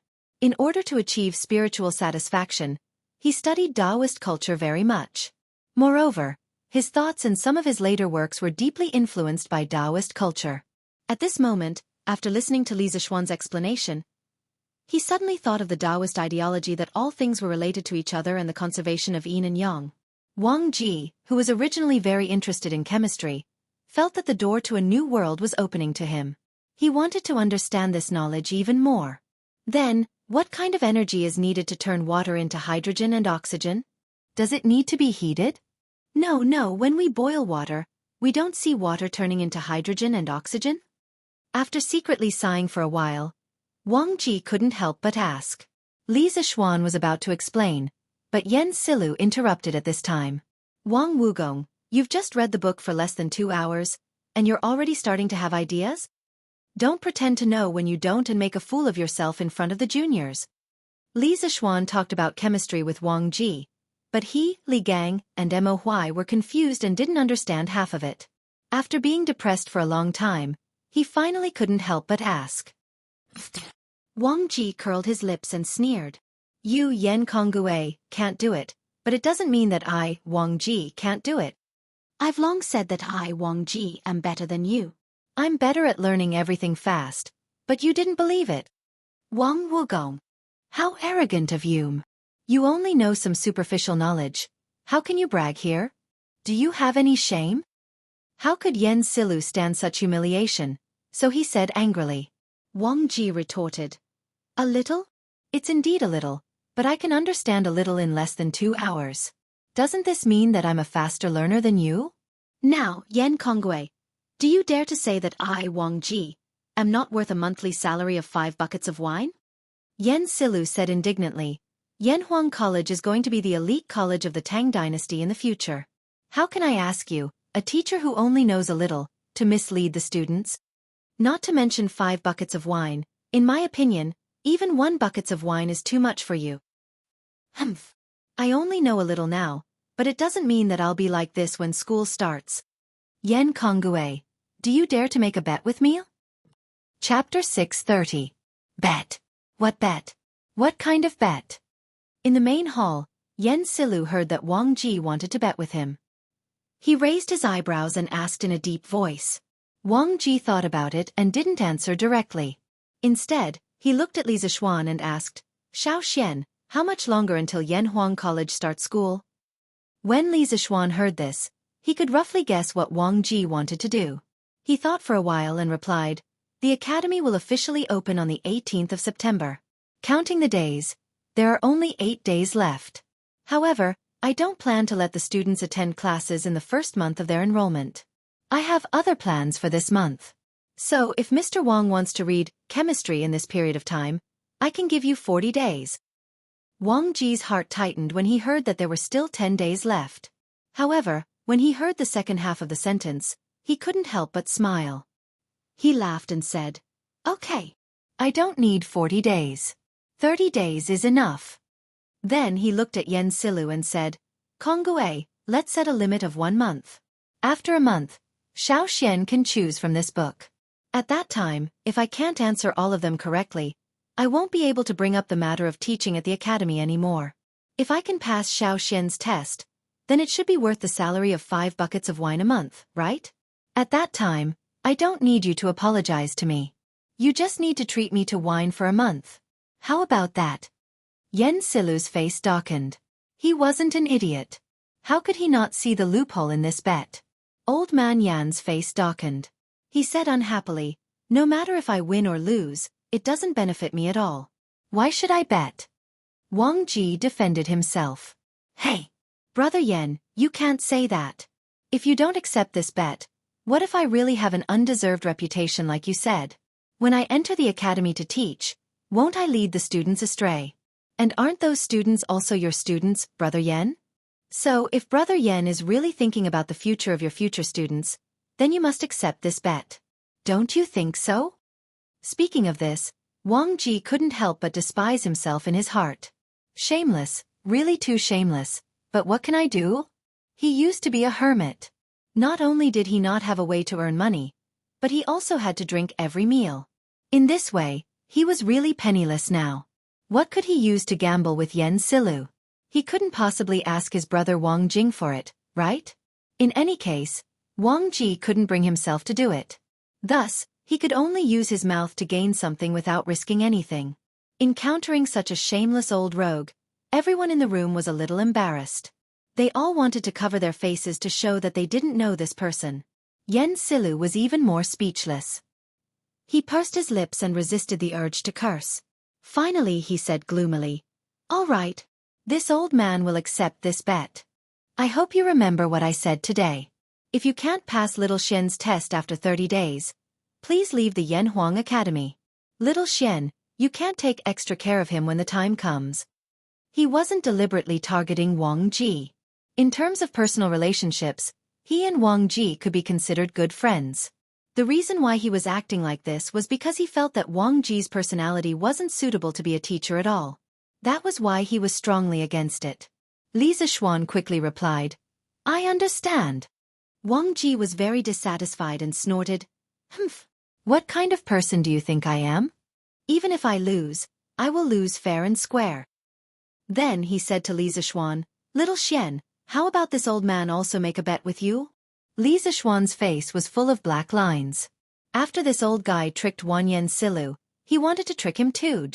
However, Li Zixuan was also very curious as to whether Wang Ji could thoroughly study the first volume of chemistry within a month.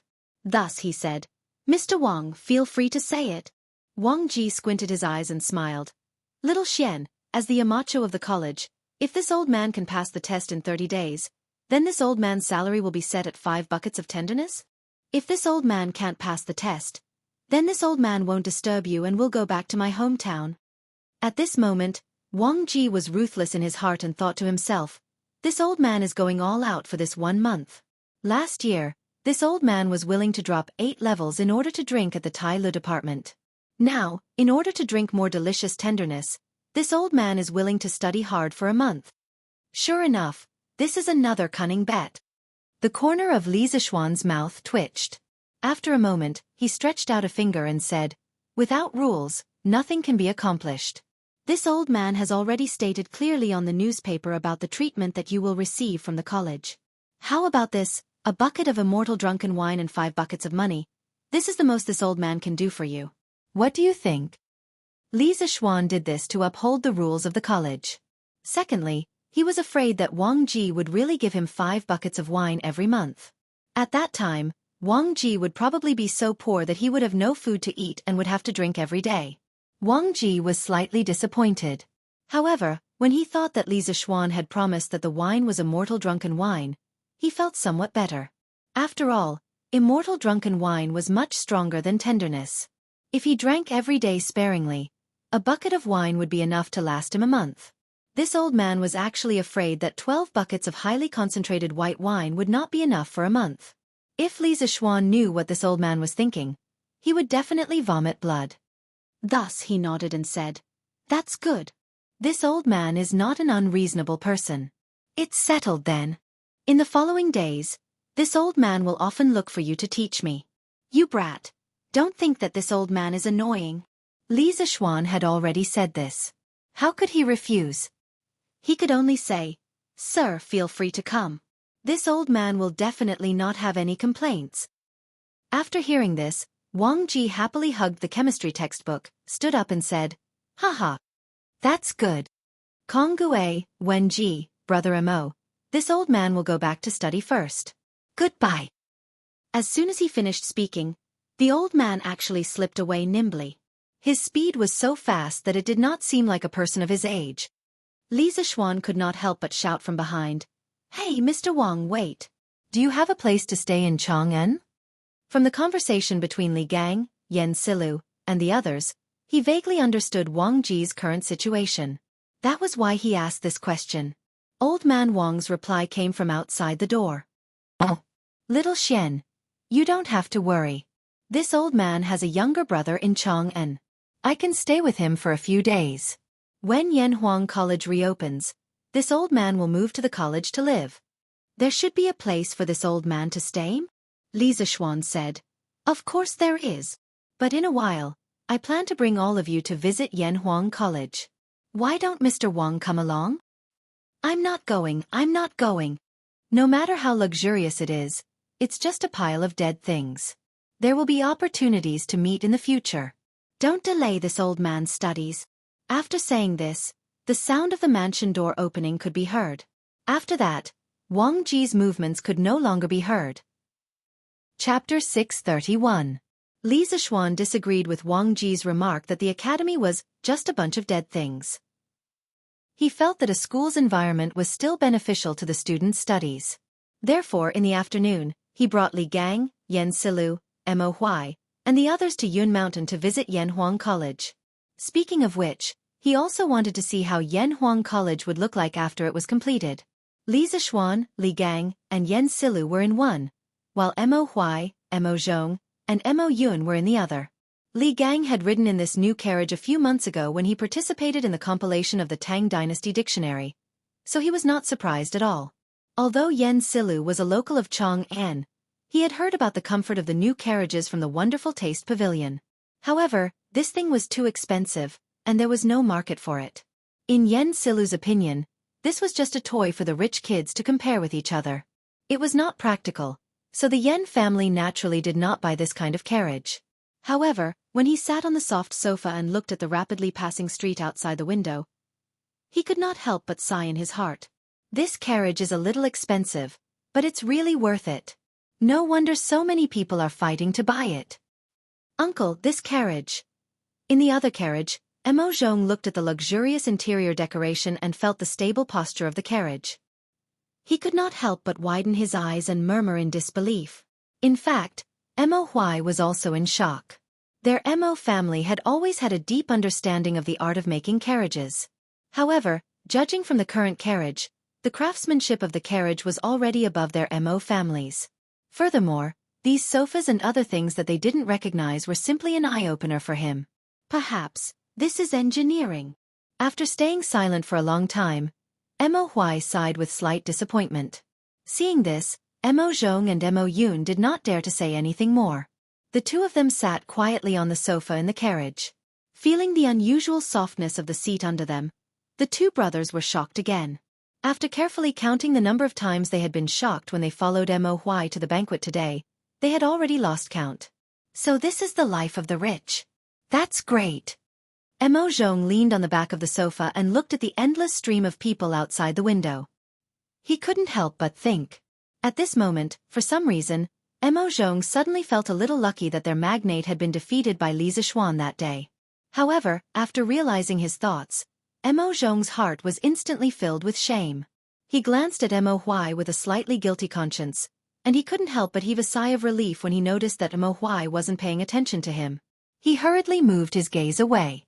However, during the process of moving his gaze away, he seemed to have sensed something and noticed that Mo Yun was actually doing the same thing as him. Their gazes met in the air for a moment before they moved their gazes away, and then they both lowered their heads with tacit understanding. Haha. Little Xian, you really know how to pick a place. The environment here is serene and beautiful, with verdant hills and limpid waters. It makes one feel relaxed and happy. It's really a good place to study and cultivate. After stopping the carriage at the foot of the mountain, the few of them alighted and walked up the newly built stairs. Looking at the dense forest around them, mixed with the chirping of birds and the fragrance of flowers, Li Gang smiled and said with his hands behind his back. Yen Silu raised his head and looked at the top of the mountain. He stroked his beard and said, "It's indeed a good place to study. Compared to the directorate, it's too noisy. However, isn't this cloud mountain a little too high?" Li Zishuan smiled and said, "It's good to be a little higher. A little higher can allow the students to train their bodies more. This is what they mean by suffering makes one's spirit grow, and toiling makes one's muscles and bones grow. A little higher can allow one to stand at the top and see how small the mountains are. It also means that our Yen Huang disciples will definitely stand at the top in the future." "Good. You're ambitious, kid." Yen Silu patted Li Zishuan's shoulder and laughed heartily. The few of them chatted and laughed as they walked up the stairs. Soon, they arrived at the top of the mountain. Everyone's eyes lit up at once. Reflecting the evening sun, the rows of glass windows on the majestic cathedral of Yanhuang College reflected the sunlight into everyone's eyes. The group of people couldn't help but squint their eyes. After getting used to the strong light, everyone finally saw the true appearance of Yanhuang College. Then, inevitably they were all shocked.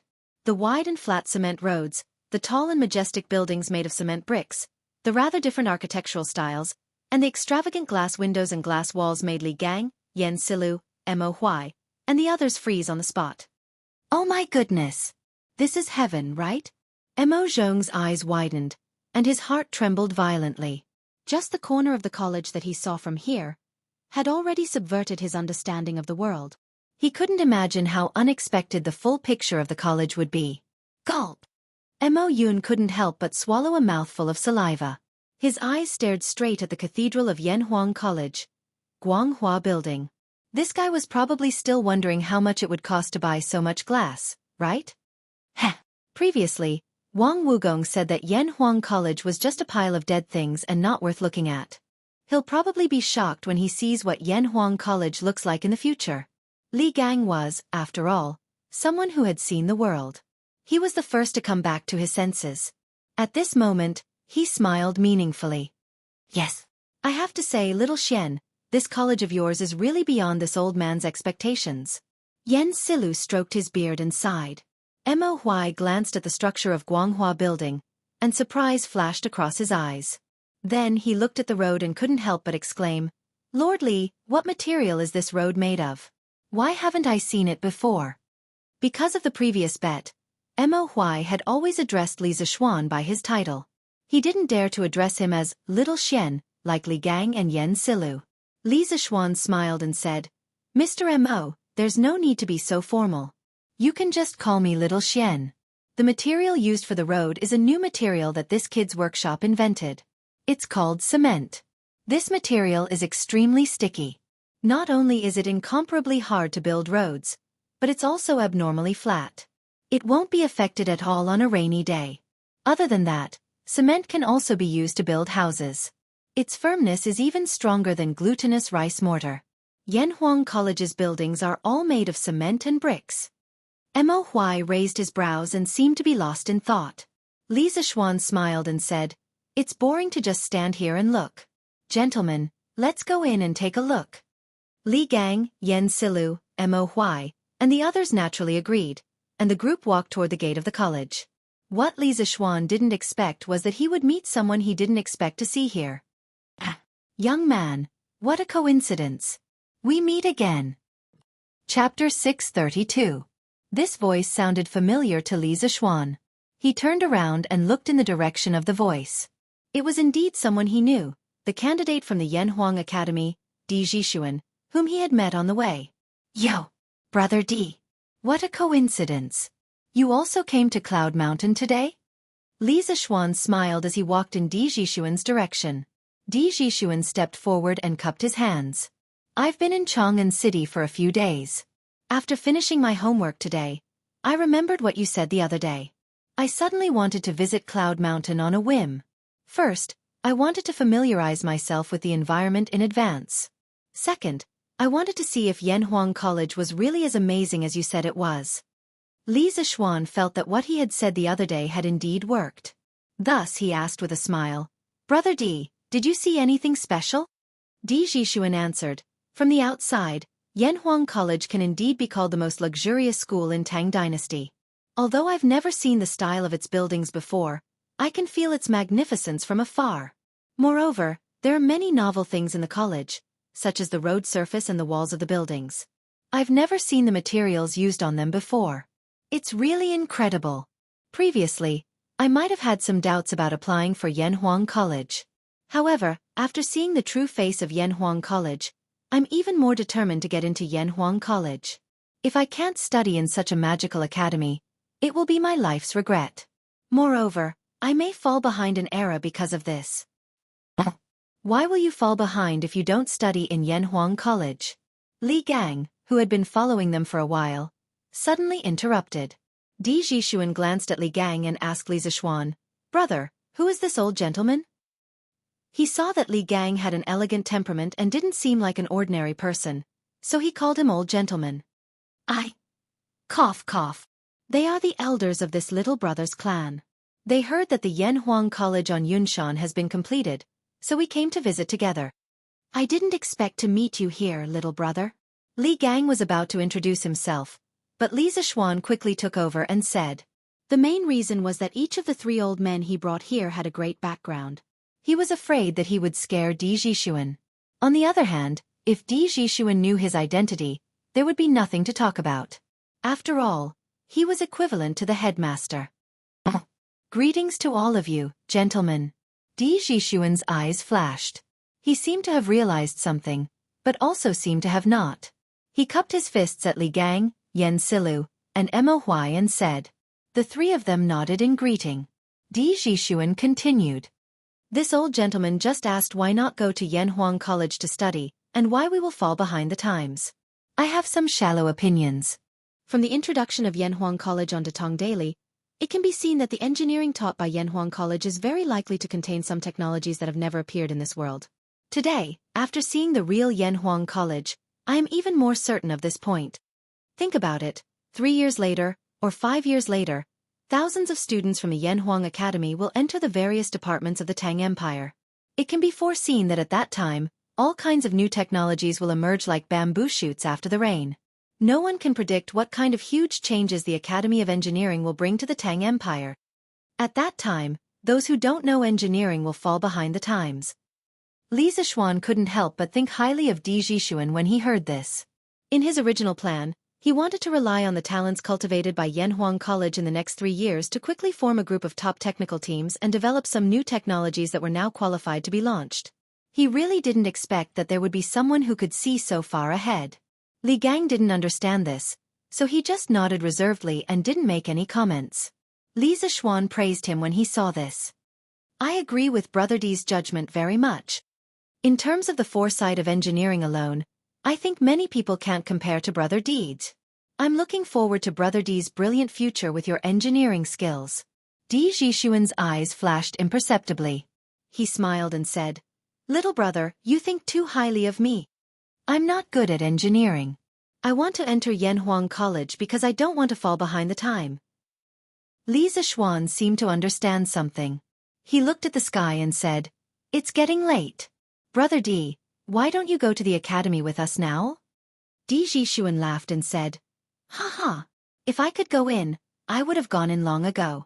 I'm afraid you and I won't be able to go in today." Li Zixuan asked curiously, "Why is that?" As far as he could remember, ever since Yanhuang College had been built until the last time he came to Cloud Mountain, the academy had never stopped outsiders from visiting. Why did Di Jixuan say that? Di Jixuan pointed at the entrance of the academy.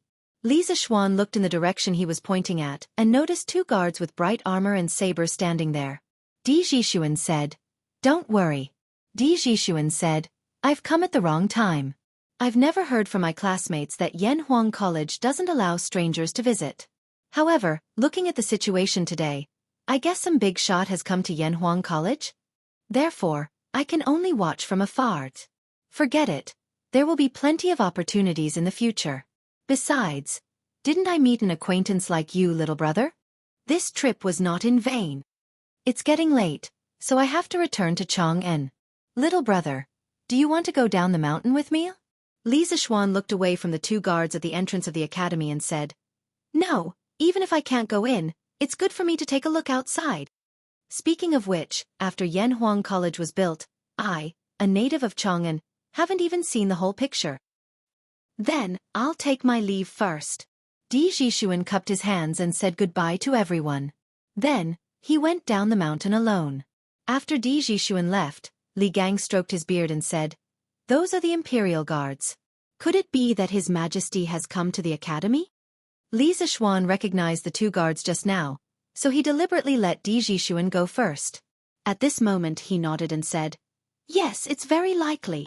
Since we're here, let's go in and take a look." At this time, it was obvious that they couldn't escape.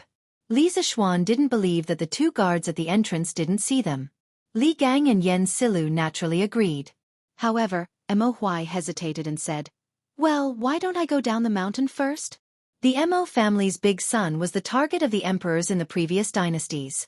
Now that he was going to see Li Er, this. Chapter 633. "Mr. Mo, you worry too much." On Cloud Mountain, Li Zixuan heard Mo Huai's hesitant words. He turned around and said, "Actually, His Majesty already knew your identities the moment you entered Chang'an City. However, His Majesty didn't do anything to you after such a long time. This means that His Majesty doesn't intend to exterminate the Mo family. Naturally, he doesn't have any evil intentions. But, even so, Mo Huai couldn't help but worry. Li Zixuan said bluntly, His Majesty is the saint of this generation. Moreover, the Tang Empire has been peaceful for many years. The Mo family is no longer the Mo family in its heyday. His Majesty won't punish the current followers of the school of Mo for what happened in the past. Moreover, His Majesty sent me a verbal order a few days ago regarding your matter." Mo Huai's expression changed. He asked, "Oh? Lord Ju, what did His Majesty say?" Li Zixuan organized his words and said, "His Majesty's general meaning is that although he won't find trouble with you, your identities are sensitive. When you enter Yanhuang College, you have to hide your identities well and don't cause trouble. As long as you do these 2 things, you can live in peace." Mo Huai's eyes widened.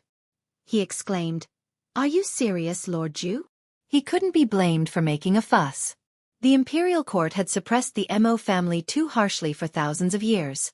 During the Sui and Tang dynasties, although the emperors didn't openly pursue the followers of the school of Mo, as members of the Mo family, they usually tried their best to avoid the imperial court.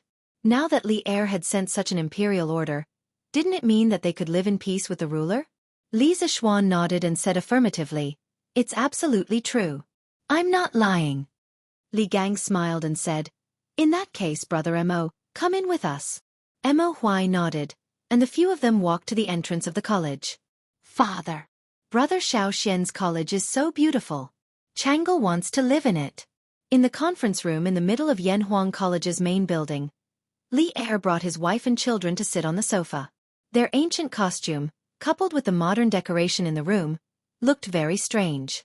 However, old Li obviously didn't think so. Today, he brought his family here for a vacation. At this moment when he heard Chang'e's laughter, Li Er couldn't help but laugh. And this academy is indeed well built. But if Changle lives here, what will father and mother do when they miss you? Changle blinked and thought for a while before replying, "Oh, forget it. Changle can't bear to part with father and mother." Ha ha. Changle was extremely adorable to begin with. When she said this, Li Er immediately laughed heartily. At this moment, he was no longer the ruler of a nation, but a gratified father. Li Chengqian, Li Tai, Empress Zhang's son, concubine Yang, Li Ku, and the others also burst into laughter. It looked like a happy and harmonious family. However, no one noticed the flash of disappointment in the corner of Chong Li's eyes. "Your Majesty, Li Xiannan is here. Should I let him in?" At this moment, a chamberlain walked in quietly from outside the door and bowed. "En?" Li Er was a little surprised. He didn't expect Li Zixuan to be willing to leave the house today after staying at home for more than a month. Thus he said, "Let him in." Logically speaking, if Li Er had come to the college alone today, he definitely wouldn't have arranged guards at the entrance of the college. As an emperor who was about to go to war, Li Er had never been particular about ostentation. He also didn't like to have people clear the place in advance wherever he went. However, he had brought his family here today. In order to avoid being offended by outsiders, he had to make an exception. "Your Majesty, there are 5 people who came with Lord Li. There is the former Grand Scholar Li Gang, the former Army Adjutant Yen Silu, an old man, and 2 young people." "Your Majesty, should I let them in?" the chamberlain asked cautiously. Li Er thought for a moment and guessed the origins of the other 3 people. Thus he ordered, "Let Li Zixuan, Li Gang, Yen Silu, and Mo Huai in. The other 2 wait outside the courtyard." "Yes." The chamberlain received the order and left. A trace of joy flashed in Chong Li's eyes, but it was quickly concealed.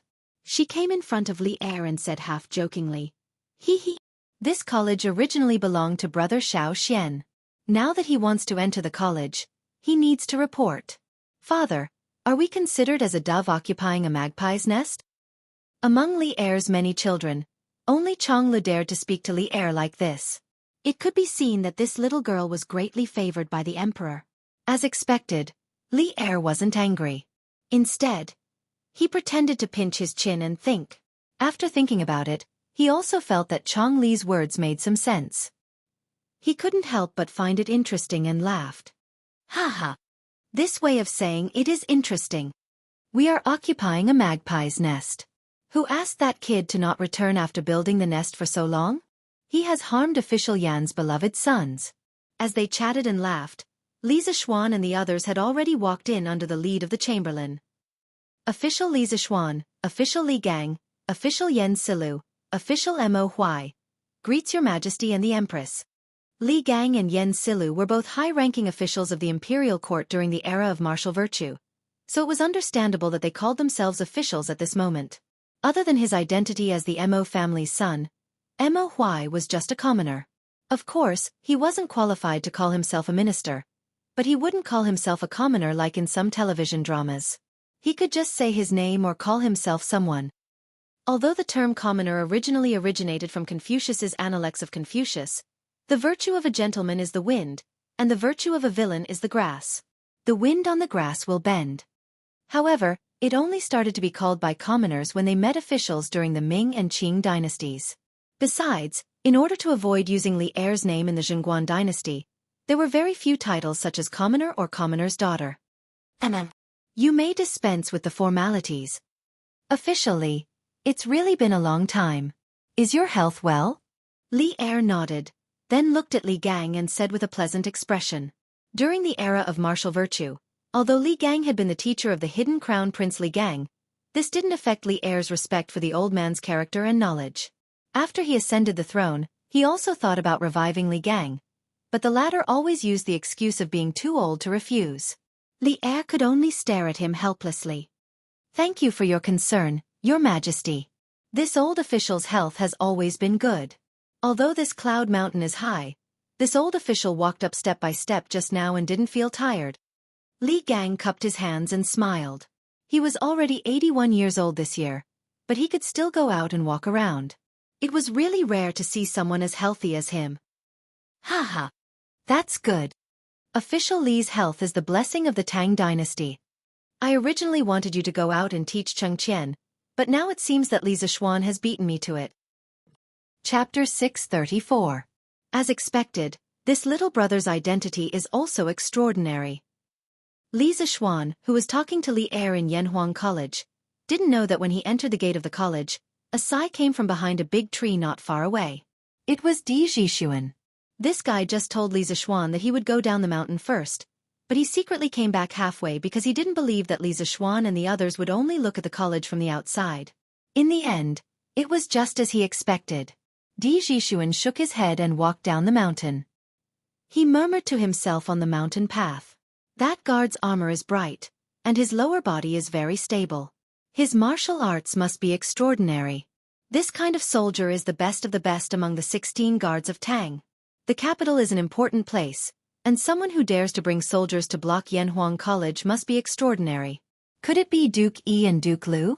No, although they have a close relationship with the founder of Yanhuang College, Li Zixuan, and it's understandable that they came to visit Yanhuang College. With the temperament of the two dukes, they wouldn't let the guards block the gate of the college. Then, who was the person inside? Could it be the Crown Prince or Prince Wei? Father once said in the letter that the Crown Prince and Prince Wei are close friends with Li Zixuan. They have the conditions and the ability to do such a thing. But isn't this considered a disturbance to the people? Aren't they afraid of being impeached by the imperial censor? Also, if the person in the college is really the Crown Prince or Prince Wei, then what is the identity of that little brother? He looks to be at most 15 years old, and he seems to be skilled in martial arts. In addition, his speech and temperament are not like that of an ordinary person, and he can easily pass the guards at the gate. Could he be the descendant of a famous minister or general? Sigh. My bad habit flared up again. If that little brother wants me to know his identity, he will naturally tell me. Why do I have to spend so much effort and guess here and there? In the end, a sigh was left on the mountain path, and then Di Zixuan's figure disappeared. Heh! Wenji! Konggue, the two of you used old age as an excuse to resign from your positions. Now, you've both entered Yanhuang College. Oh, I heard that there's also that Mr. Wu Do Wang Ji. Is that right? In the meeting room, Li Er leaned against the soft back of the chair and asked with a smile. Li Gang and Yen Silu looked at each other. Li Er's question was not easy to answer. Li Gang pursed his lips and pondered for a moment. He then cupped his hands and said, Your Majesty, Wang Wugong will indeed enter Yanhuang College. Li Er narrowed his eyes and said, Then Wenji Konggue, why are you unwilling to serve me? With your talents, there will definitely be a place for you in my court. Li Gang had already expected Li Er to say this. He quickly bowed and replied, Your Majesty, it's not that I don't want to, but I can't. Most of us are already old. If we still hold important positions, it's inevitable that we won't be able to do as we wish and delay Your Majesty's important matters. We only wish to pass down our lifelong knowledge to others while we're at Yanhuang College. It's our last contribution to Tang Empire. Yen Silu also bowed and said, I also have the same intention. I hope Your Majesty can understand. Li Er quickly got up and helped the two of them up. He comforted them and said, My two beloved subjects, you're overthinking. I don't mean to blame you. I just feel a little regretful. Empress Zhongsun also added, Both of you are people of virtue and prestige. His Majesty is just thirsty for talents. Don't misunderstand. Li Gang straightened his body and said, Your Majesty, you're too serious. I can't bear such great favor.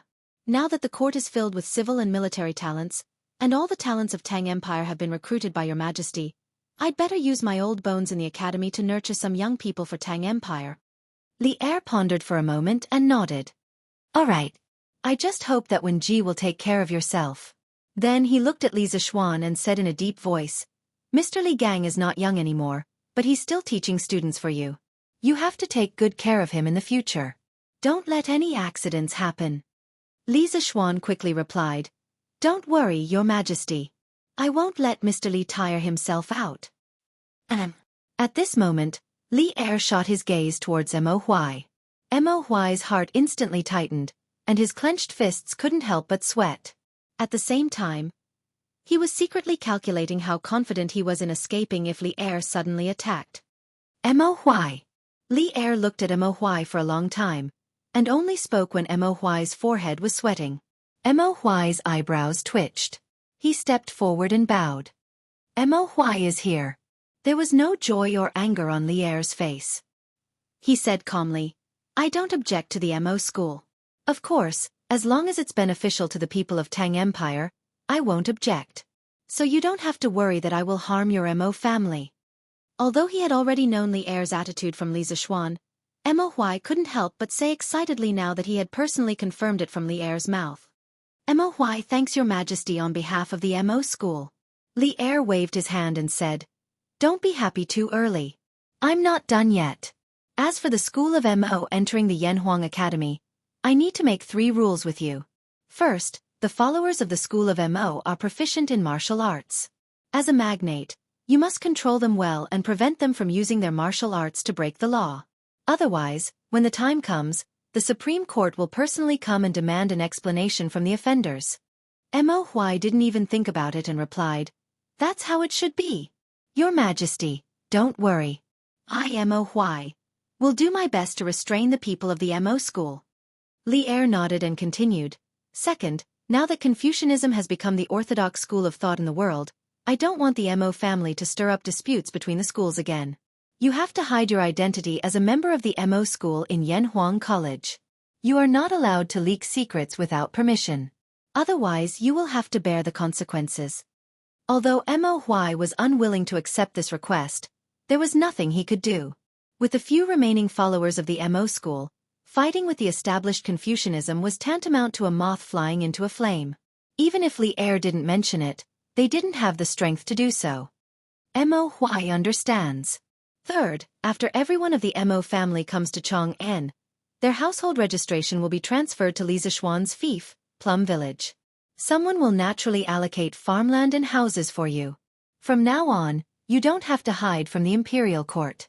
However, in Yanhuang College, you must fulfill your responsibilities. As a teacher, you must take on the responsibility of a teacher.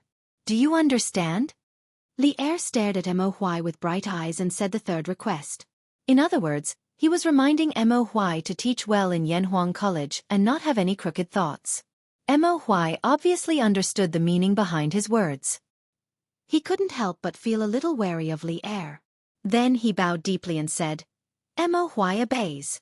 Thank you, Your Majesty, for your grace.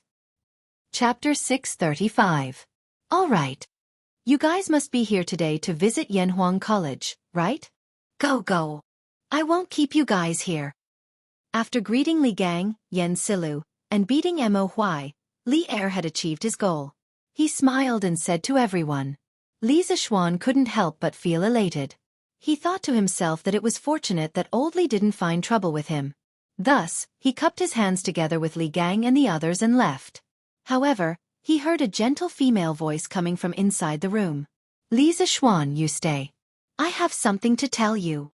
Li Zishuan's face darkened, and he stopped in his tracks. Li Gang threw him a helpless look and left with Yen Silu and Mo Huai. What orders does your majesty have? Li Zishuan turned around and cupped his hands to Empress Jianghu. The person who just asked him to stay was Empress Jianghu. Li Er also looked at Empress Jianghu curiously at this moment. It seemed that he also didn't know what Jianghu wanted to tell Li Zishuan. Jianghu stood up from the sofa beside Li Er, then waved to the side and said, Come here. Yes, mother. Li Zishuan looked in the direction of the voice and saw a 7 or 8-year-old boy who looked 70% similar to Li Er.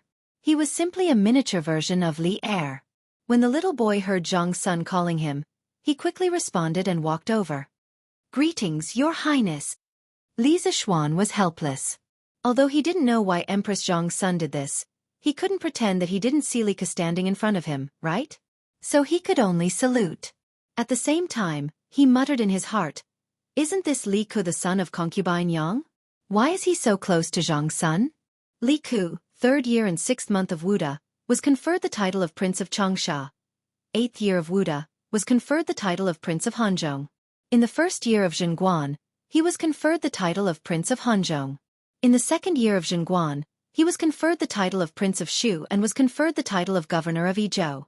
In the 11th year of Zhenguan, He was conferred the title of King of Wu and was given the title of Governor of an province. What was slightly gratifying was that Li Ku was not the kind of arrogant prince with his nose in the air. When he saw Li Zishuan salute him, he also hurriedly bowed in return and said, "It should be Li Ku. Greetings, sir. Sir is a talent that transcends the heavens and earth. Li Ku has long admired you." As the saying goes, don't slap a smiling face. Li Zishuan smiled modestly and said, "Your Highness is too kind." At this time, Empress Zhang's son patted Li Zishuan's shoulder, then looked at Li Zishuan and said, "Mr. Li, I told you before that I would give you a few students. Do you remember?" Li Ku, who was next to Empress Zhang's son, had a hint of excitement on his face. Li Zishuan's eyes flashed. Could it be that Zhang's son wanted to send Li Ku to Yanhuang College? Of Li Er's 14 sons, the most outstanding one was not the intelligent and quick-witted eldest son Li Chengqian, the fourth son Li Tai, who had outstanding literary talent and could write well. It was also not the brave and brave 8th son Li Zhan or the honest and honest 10th son Li Shen. Of course, it was definitely not the cowardly 9th son Li Ji, but rather the 3rd son Li Ku. Not only was Li Ku proficient in horseback archery, but he was also well-versed in literature and history. His reputation was also high, and he was well-versed in both literature and martial arts. His reputation was very high, so Li Er had praised Li Ku more than once in front of all the officials that he was, like me. However, it was also this, "Li Ku is similar to me," that led to Li Ku's final tragedy. Now, Zhang's son wanted to send Li Ku to Yanhuang College. Could it be that she wanted Li Ku to leave the center of the power struggle? If that was really the case, then Empress Zhangxuan's move was really clever. However, Li Zishuan did not like to be someone else's chess piece, even if that person was Empress Zhang's son. Thus he said seriously, "I remember. Could it be that your Majesty wants to send His Highness the King of Han to the college?" Empress Zhang's son nodded and said, "That's right. Does Li Xiannan agree?" Li Zishuan pondered for a moment and said, "Since it is your Majesty's order, how can I not agree? However, I want to know if His Highness the King of Han really likes engineering?" Zhang's son was a very clever person. She raised her eyebrows and said somewhat angrily, "What do you mean? Do you think that because Kur doesn't like engineering, I will force him to go to Yanhuang College?" Li Zishuan was joking with Chengel and Li Tai on the side and did not pay attention to what was going on. At this time, when he heard Zhangxuan's angry words, he could not help but turn his head and stare unkindly at Li Zishuan. "Sister, don't be angry. Li Xiannan, don't misunderstand the Empress." Just as Li Zishuan was feeling pressured, a voice as gentle as water came from the side. Then, he saw a woman with a slightly plump figure, exuding a graceful and seductive aura, walking over. "Li Xiannan, Kur was born and raised by me. How can I, as his mother, not know what this child likes and dislikes? Previously, I wanted to ask Sister Empress to help me and let you accept Kur as a student, but I did not expect that it would cause a misunderstanding. This is my fault. I hope Sister Empress and Li Xiannan will not take it to heart." After such a commotion, Li Ku, who was still a little confused, seemed to have understood something at this time. He looked at Li Zishuan with an inexplicable look in his eyes. After Yang Fei finished speaking, he cupped his hands and said, "Sir, Ku's yearning for engineering is absolutely sincere. There is not a bit of falsehood." Li Zishuan felt a little better. Just as he was about to speak, Li Er's dissatisfied voice came from the side. "What? Is my son not worthy of entering your Yanhuang College?" Li Zishuan did not know whether to laugh or cry. He thought to himself, "I didn't say anything. It was all your husband and wife's blind guesses. How can you blame me for this?" "Your Majesty, this subject has never said that I would not let the King of Han enter Yanhuang College." Li Zishuan turned around gloomily and cupped his hands. This subject only wanted to confirm the King of Han's interest. There is no other meaning. Yanhuang College also welcomes His Highness the King of Han. On September 20th, Your Highness can directly report to the college. Since Li Ku voluntarily left the palace to study, and it was Li Er's 2 wives who begged him, Li Zishuan naturally had to open the back door for Li Kuch. Li Er nodded and no longer paid attention to this side. However, Li Ku asked, "Sir, doesn't the college start on September 18th? Why did you let Ku go on September 20th? Li Zishuan smiled and explained, "September 18th is the entrance exam for Yanhuang College. Since the King of Han was personally entrusted to this subject by the Empress, he naturally does not need to participate in this exam. The reason why he opened this back door was not only to give face to Empress Zhang's son, but more importantly, when he thought that this clever child in front of him would be framed to death by Zhang's son Wuji in the future, he could not help but feel a trace of sympathy in his heart. Perhaps putting Li Ku in Yanhuang College could be considered a form of protection for this child. This was originally just a normal process of going through the back door. Unexpectedly, when Li Ku heard this, it was as if he had been greatly insulted. He stubbornly raised his small face and said, "No, sir. The rules cannot be broken. Previously, Ku did not know that there was an entrance exam. Now that I know, Ku must participate in this exam. If Ku does not pass, Ku will not talk about going to Yanhuang College." Li Zishuan's face suddenly darkened. He really did want to curse Li Ku, but he did not know if he should say it. Chapter 636. Li Zishuan was confused by Li Er and his family. After figuring out Li Ku's logical thinking and confirming that Li Ku's foundation in mathematics was enough to pass the entrance exam of Yanhuang Academy, Li Zishuan resentfully took the four little guys out of the bishop's office and left the conference room to Li Er and his two wives. "I hope old Li won't do such shameless things in my conference room," Li Zishuan thought to himself in an indecent manner. "Brother Xiaoxian, where are we going to play?" Chang'e hadn't left the palace for a long time and hadn't seen Li Zishuan for a long time. She happily followed Li Zishuan and looked up at him with her blushing face. Li Zishuan had always been very patient with Chang'e, a girl with bright eyes and white teeth. He smiled and replied, "Let's go and see where Mr. Li and the others are first. Then I'll take you around for a stroll. Oh, by the way, Chang'e, didn't you look around earlier?" Chang'e shook her head and said, "Not yet. Father thought that the building we saw earlier was very grand, so he brought us in to wander around. Who knew that it would be so big inside? Later on, when we were tired from walking around, Father brought us to that room to rest. Not long after Brother Xiaoxian you came." "So that's how it is. Then I'll take you to see some interesting things in the library." Li Zishuan thought for a while and smiled. Yes. All right, Brother Xiaoxian, why didn't Sister Lan come with you today?" "Oh, her. She's not familiar with old Mr. Li and the rest, so she didn't come with us. Here, this is Yanhuang College's library. What do you think? Isn't it grand?"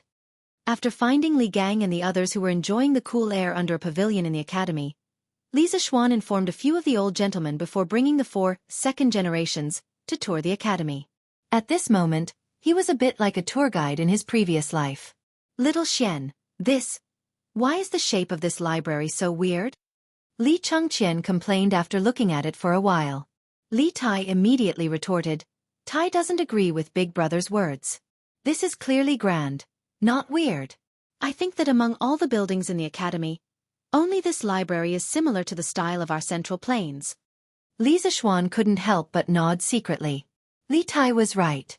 Yanhuang College's library, the Red Building, used a lot of China's traditional multi-eave roofs, China's ancient auspicious patterns, and China's traditional red beams and pillars. Compared to the other high-rise buildings in the academy that were purely made of cement, this library contained a lot of ancient style. But I still feel that the overall shape of this building is very weird. Li Chengqian muttered to himself. This is the academy's cafeteria. In the future, all students will line up here to eat after class. Li Zishuan didn't bring them into the library. In fact, every building in Yanhuang College was quite large. If they went into every building, they wouldn't be able to finish it even by nightfall. Wow! This place is so big. Brother Xiaoxian, how many people can eat here at the same time? Looking at the spacious and bright cafeteria with large glass doors and windows, Chang'e couldn't help but exclaim. Before Li Zishuan could answer, Li Tai said, "If every table is full, this floor can seat 800 people, and there's another floor above. So, this building can completely satisfy the needs of the entire academy's teachers and students." The little fatty obviously didn't work for nothing in Yunshan for the past 2 months. What he said was reasonable and methodical. Wow! It can actually accommodate so many people. How many students will the academy recruit this time? Chang'e's eyes lit up when she heard this, and she asked again. Li Tai didn't know this, so the little fatty decisively shut up. Li Zixuan saw this and replied, "There's no conclusion on how many students will be recruited, and there won't be a fixed number. This will completely depend on the abilities of this batch of students. If they all do well in the exams, then what's wrong with me recruiting all of them? If only a few people's answers are passable, then I'll only recruit those few people." Brother Xiaoxian, does your academy recruit female students? Changle suddenly blinked and asked. When everyone heard this strange question, they couldn't help but be stunned. Li Zixuan thought for a while before answering, "Changle, this isn't a question of whether I'm willing to recruit or not. It's a question of whether the officials in the imperial court will allow women to enroll or not. The current Yanhuang College is still too weak. Perhaps one day, when Yanhuang College is strong enough to dominate the secular etiquette, then a female branch of Yanhuang College may appear on Yunshan." Oh! Changle nodded as if she understood. Li Ku, on the other hand, looked at Li Zixuan in surprise. He thought to himself, "Sir, you're really daring. Allowing women to enroll is simply too crazy." At this moment, Li Chengqian suddenly let out a muffled groan. Li Zixuan's hearing was amazing, and he was the first to detect the abnormality. He hurriedly asked, "Chengqian, what's wrong?" Li Chengqian's expression was extremely awkward. He clutched his stomach and said with a bitter face, "No, nothing. I just felt uncomfortable in my stomach and wanted to go to the toilet." "Xiaoxian, where is your academy?" Ah! When Li Tai heard this, he almost wanted to curse. He immediately jumped away and kept a distance from Li Chengqian, which made Li Chengqian so embarrassed that he wanted to die. Changle and Li Ke's actions weren't as obvious as Li Tai's. The two of them moved imperceptibly, wanting to get away from the troublesome place. Li Zixuan didn't immediately understand what Li Chengqian meant. He was stunned for a while, and combined with Li Tai's reaction and Li Chengqian's action of clutching his stomach, he finally understood what this unlucky child meant by going to the toilet. He pointed at the library that they had just passed and said, "There's one in that building. Chengqian, go quickly." Li Chengqian glanced at the library and said anxiously, "No. This building is so big. How do I know which one is the toilet?" Changle couldn't help but cover her little face, feeling that her brother Crown Prince had lost a lot of face today. Li Zixuan said, "Qing Ke, quickly take Chengqian there." Li Tai said gloomily, "Why don't you go?" Li Zixuan thought to himself, "This is your brother, not mine. Why should I go?" However, he could only say this in his heart. At this moment, he glared at Li Tai and said, "Chengqian definitely didn't bring toilet paper. I have to find Xiaoning to get some. Quickly take Chengqian there."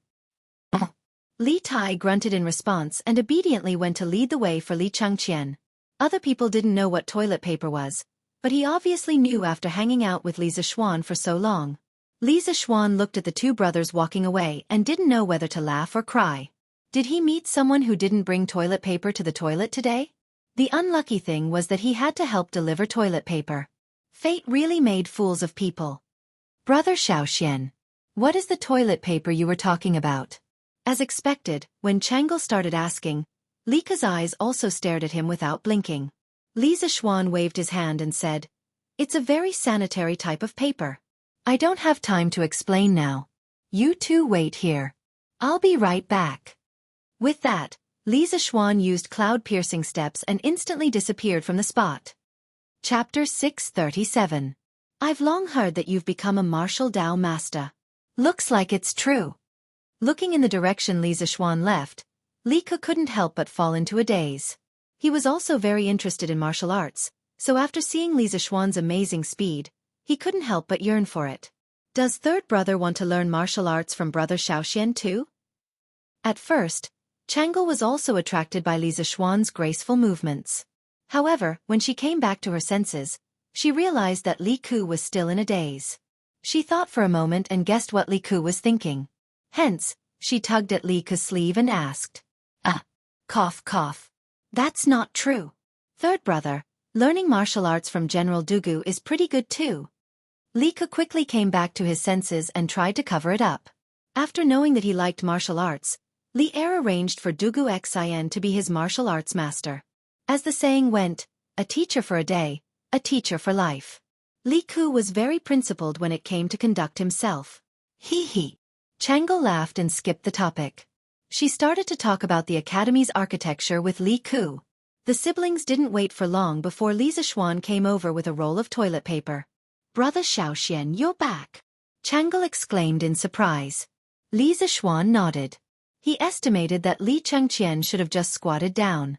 Hence he took out the toilet paper and said, "Here, Chang'e, look, this is toilet paper." Chang'e took it curiously and touched it with her hand.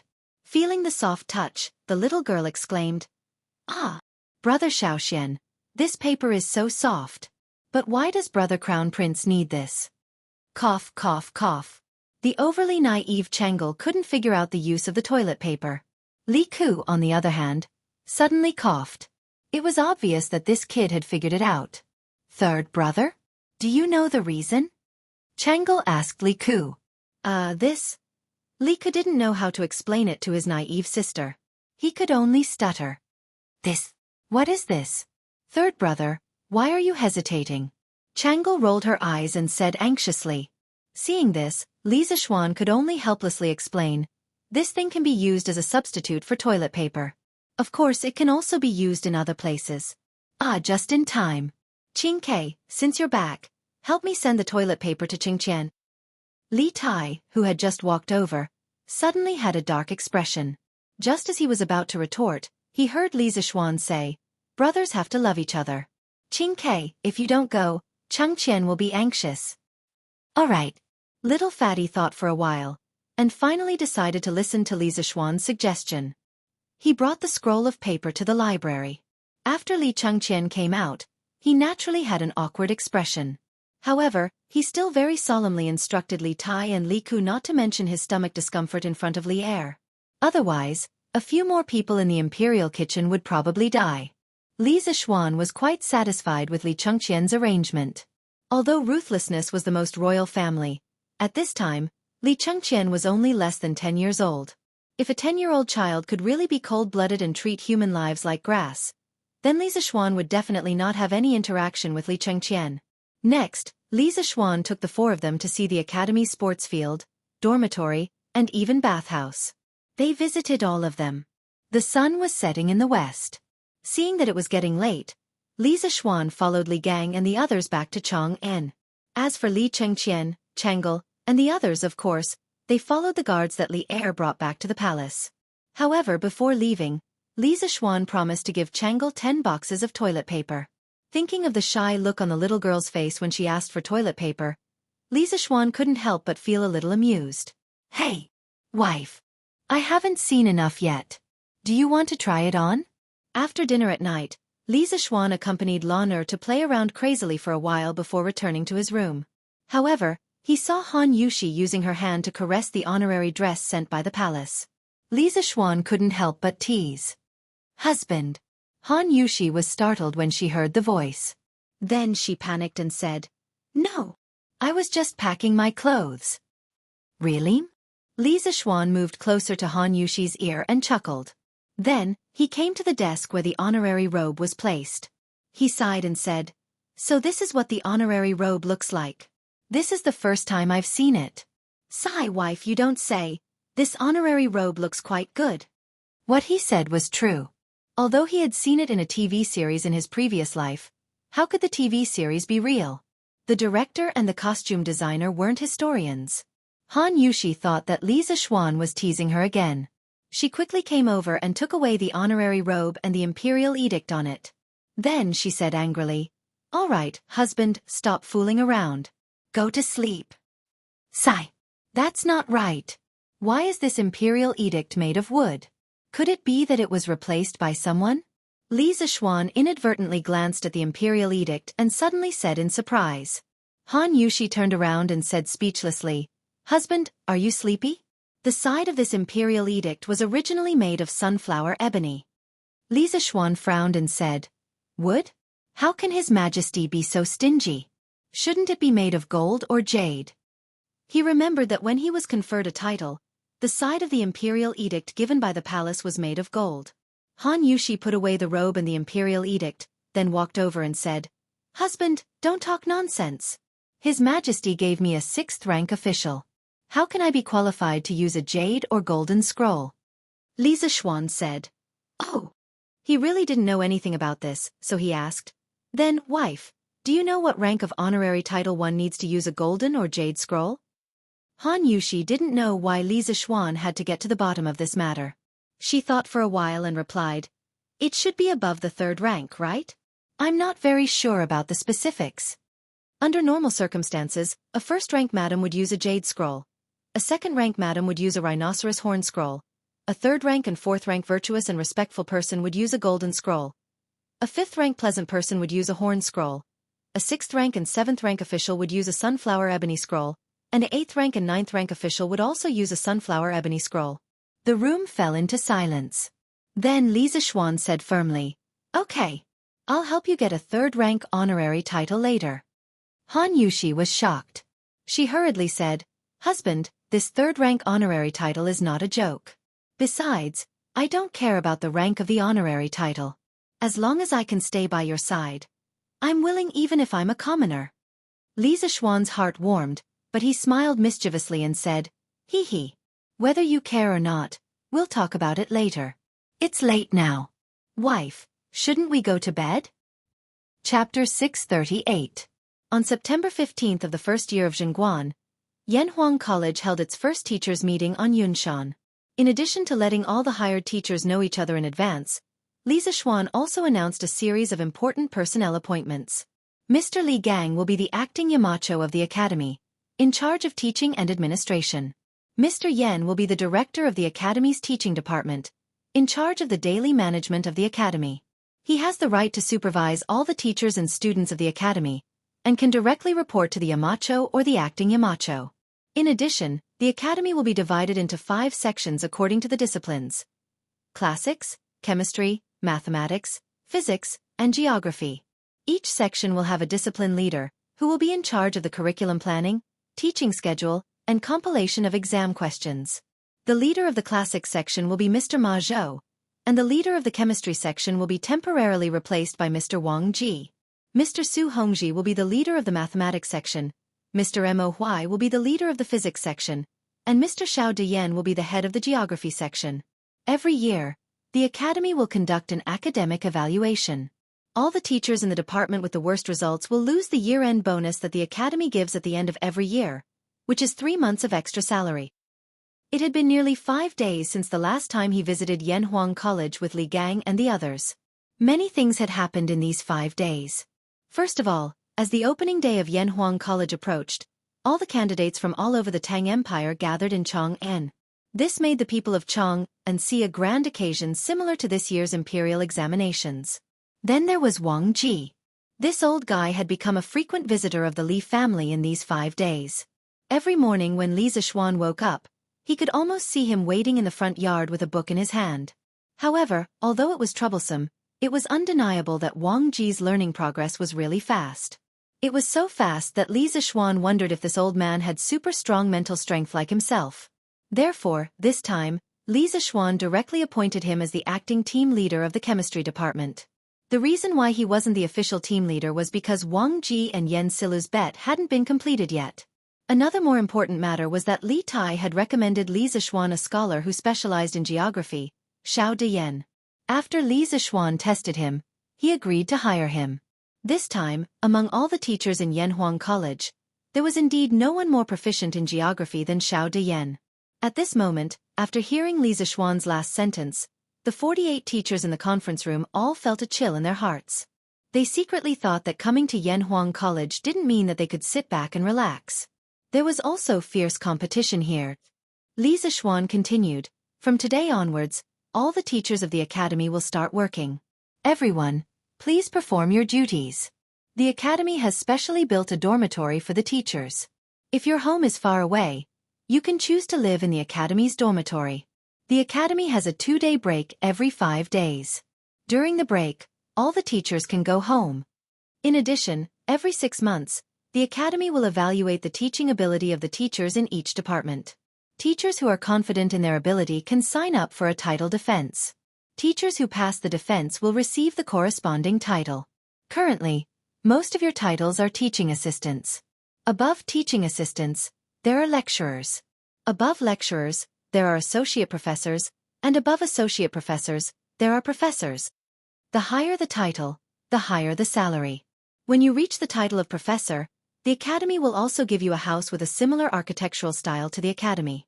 It will be located on Yunshan Mountain, in the northwest corner of the academy. Therefore, I hope that everyone can work hard, for the students, and for yourself. This was the real clear distinction between reward and punishment. As a leader, you can't only give pressure to your subordinates, you also have to give them some motivation. Otherwise, under the pressure, they will all become pressure monsters. How can they do normal things? Sure enough, after Li Zixuan finished speaking, many people in the conference room were eager to give it a try. Yamacho, may I ask what the content of the teaching ability assessment is? The person who spoke was a young man in his early 30s. His name was Tang Yu, a frustrated scholar who failed 3 times. In the previous round of interviews, Li Zixuan asked him to explain a passage of the Analects of Confucius. In the end, this person not only explained it clearly and logically, but also explained it in a very interesting style. Even Li Zixuan, who didn't know the 5 classics, was fascinated by it. Therefore, Li Zixuan hired him. In terms of age, Tang Yu was considered one of the younger ones.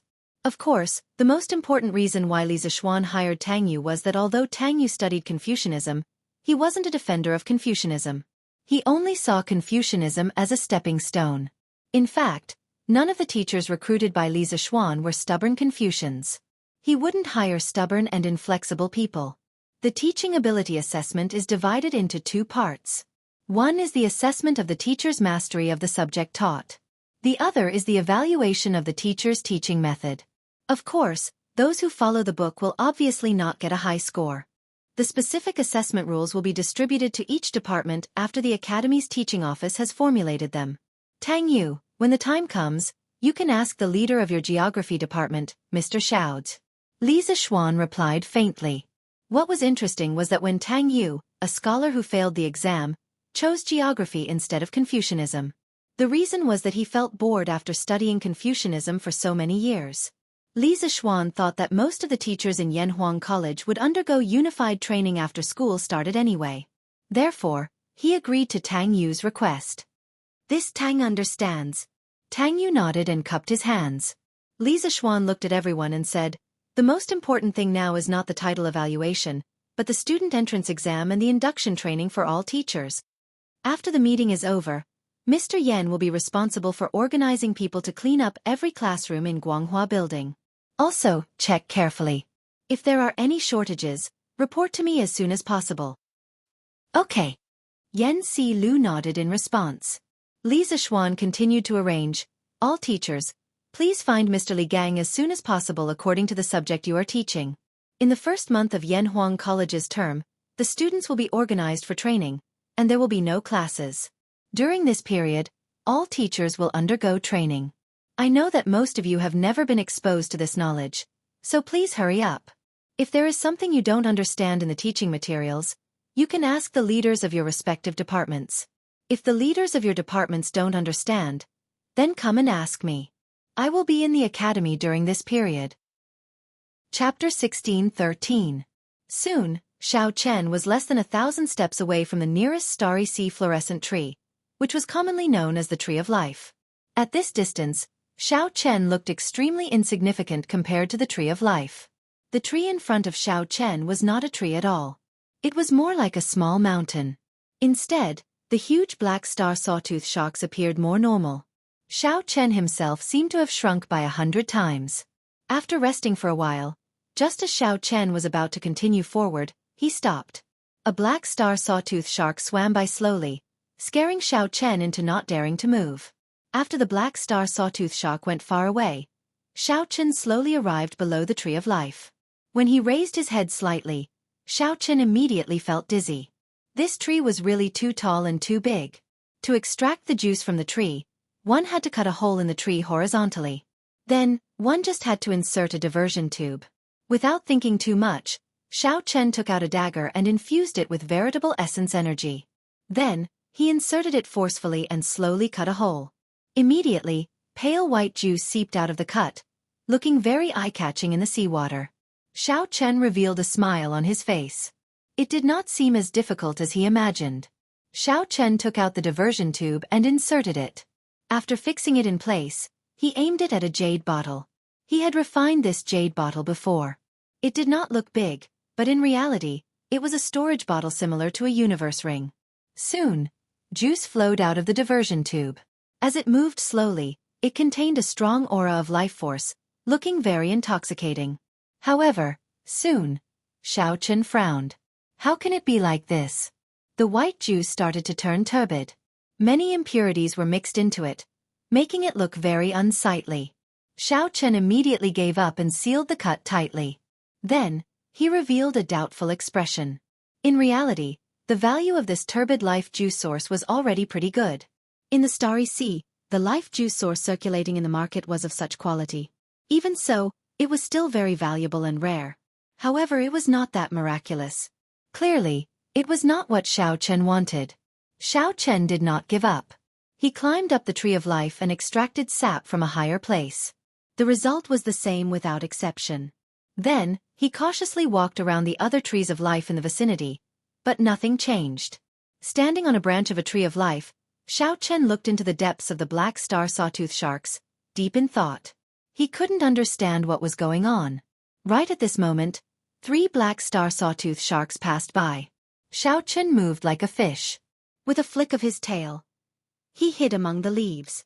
He only revealed himself after the 3 black star sawtooth sharks swam past. What's that? He saw that the 3 black star sawtooth sharks had the corpses of oceanic ferocious beasts in their mouths, but they did not eat them. Strange, could it be that he was full? But there was no way to preserve corpses in the sea. Once dead, the corpses of most oceanic ferocious beasts would not be able to resist the corrosion of the Starry Sea. Just like the black star sawtooth shark earlier, its corpse quickly corroded after it died. Let's go over and take a look. The puzzled Xiao Chen thought for a moment before silently following behind, swimming over. Although the black star sawtooth sharks were huge, their mental energy was extremely strong. If Xiao Chen was not careful, he might be discovered. Not daring to get too close, Xiao Chen could only follow from afar. After a while, he saw an unimaginable scene. The roots of a tree of life were filled with ferocious beast corpses. The corpses rotted, turning into nourishment for the tree of life to absorb. The tree of life before Xiao Chen did not have any obvious changes to its size. However, its color was several times brighter, and the fluorescence of its leaves was even more intense and piercing. A group of black star sawtooth sharks surrounded that tree of life, crying out softly like they were praying. The sound waves caused the tree of life to sway. The leaves swayed, and drops of silver sap fell from the sea like motes of light. Then, those black star sawtooth sharks opened their mouths and swallowed the silver juice mixed with seawater. No wonder the black star sawtooth sharks were born with the strength of a primal core cultivator. Eating the life juice source was like eating snacks, continuously strengthening their bloodline. It would be strange if their descendants were not strong. However, such a method was outdated and wasteful. It did not bring out the life juice source's effects to the greatest. He simply swallowed it savagely without refining it at all. Suddenly, Xiao Chen's eyes lit up. He understood. Only these trees of life that had received special care could obtain pure life juice source. That must be the case. The color of this life juice source is much denser than outside. Furthermore, it is pure silver. However, with so many black star sawtooth sharks guarding it, Xiao Chen did not dare to act rashly. Wait. Xiao Chen's mental state was very good. He did not let his emotions get flustered as he waited calmly. Finally, the opportunity came. After 15 minutes, these black star sawtooth sharks left in satisfaction, leaving only one black star sawtooth shark guarding it. Xiao Chen looked around and somewhat understood. The structure of this black star sawtooth shark tribe was made up of small groups of black star sawtooth sharks. Every similar group of sharks should be guarding a tree of life that could release pure life juice source. With this thought, Xiao Chen rejoiced in his heart. This time he had struck it big. With a casual look, Xiao Chen discovered at least 20 such groups. The amount of life juice that he could obtain would be extremely horrifying. After calming down, Xiao Chen executed the fish dragon art and silently swam over. Bang! Suddenly, without any warning, a huge force assaulted Xiao Chen. A heavy object struck Xiao Chen, and his internal organs immediately churned. Intense pain spread throughout his entire body, and he flew back. I was discovered? Horror immediately spread in Xiao Chen's heart, causing it to beat faster. Xiao Chen, who had already thought of a way out, prepared to flee immediately. However, from a distance, he discovered that the black star sawtooth shark only flipped around casually. Then, it found a comfortable spot and landed against a tree trunk. Xiao Chen heaved a sigh of relief. That had truly frightened him earlier.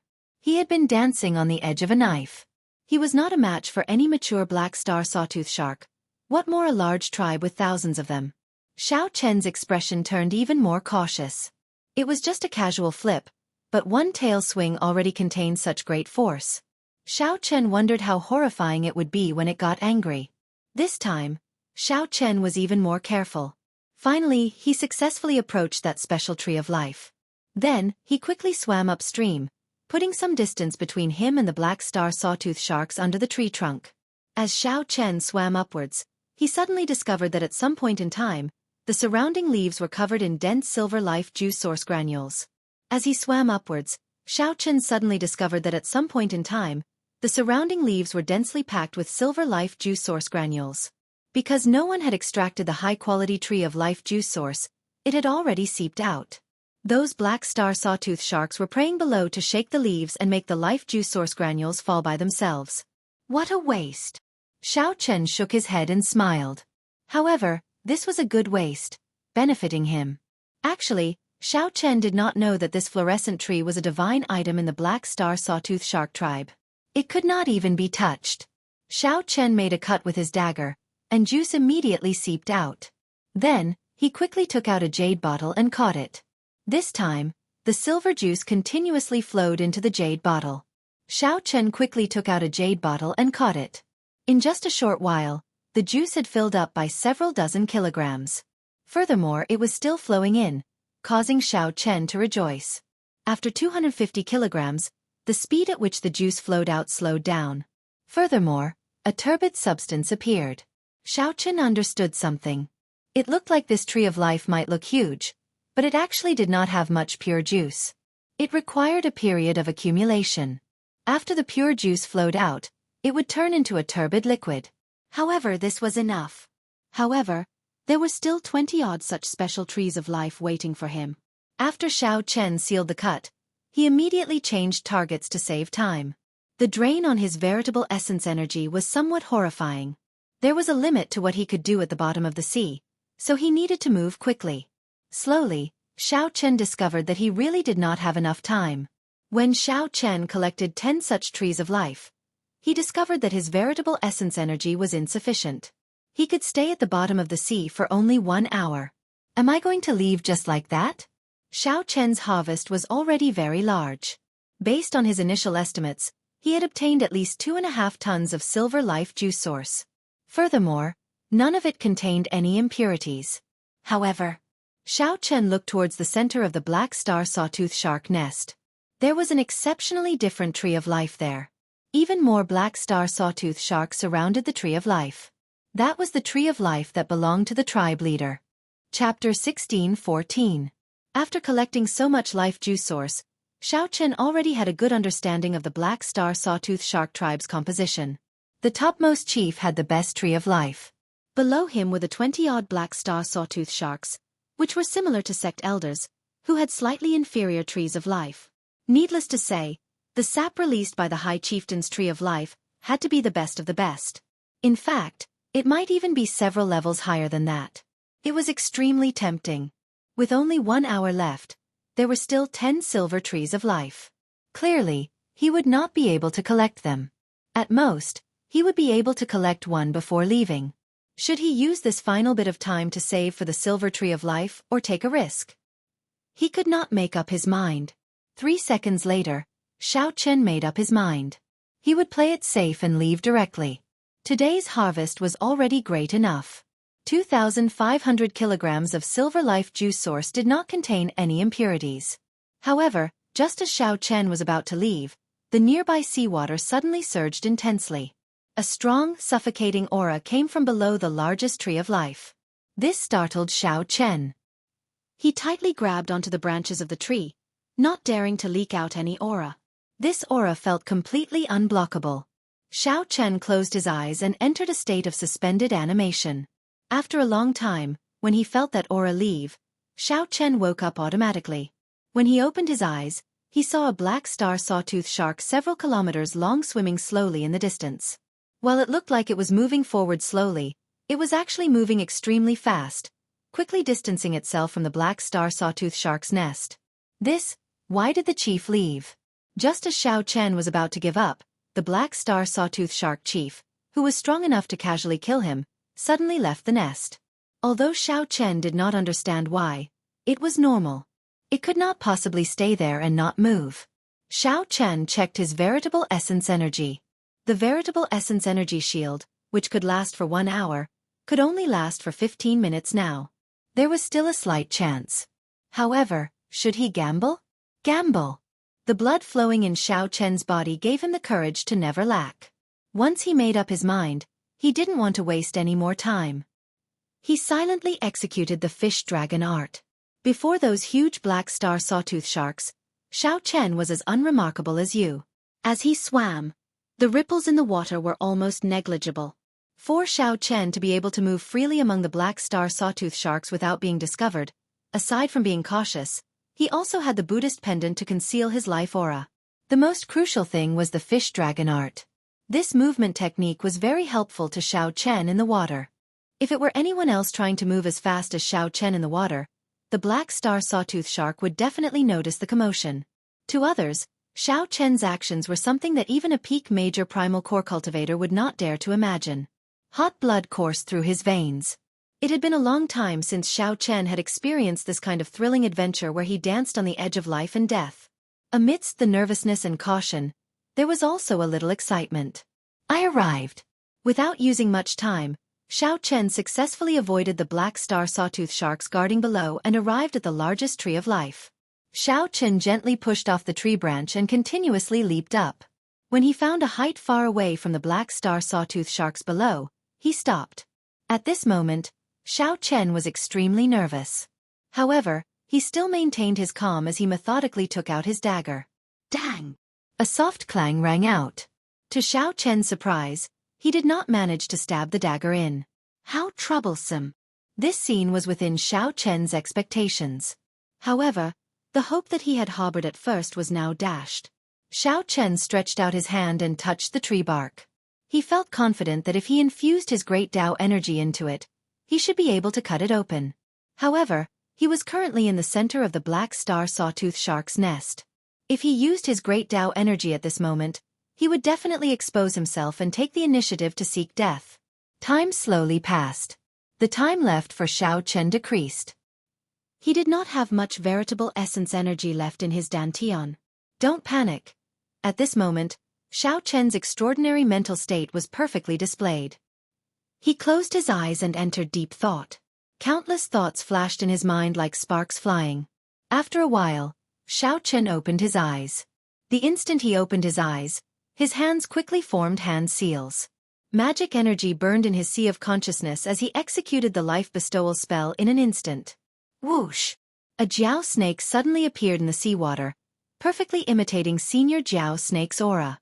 The instant it appeared, it attracted the attention of all the black star sawtooth sharks. Rumble! Suddenly, a foreign ferocious beast appeared in the nest. How could this be? No sea creature would allow such a situation to happen. Loud rumbling rang out continuously. The sediment at the bottom of the sea, as well as all sorts of remains, surged up with the huge waves.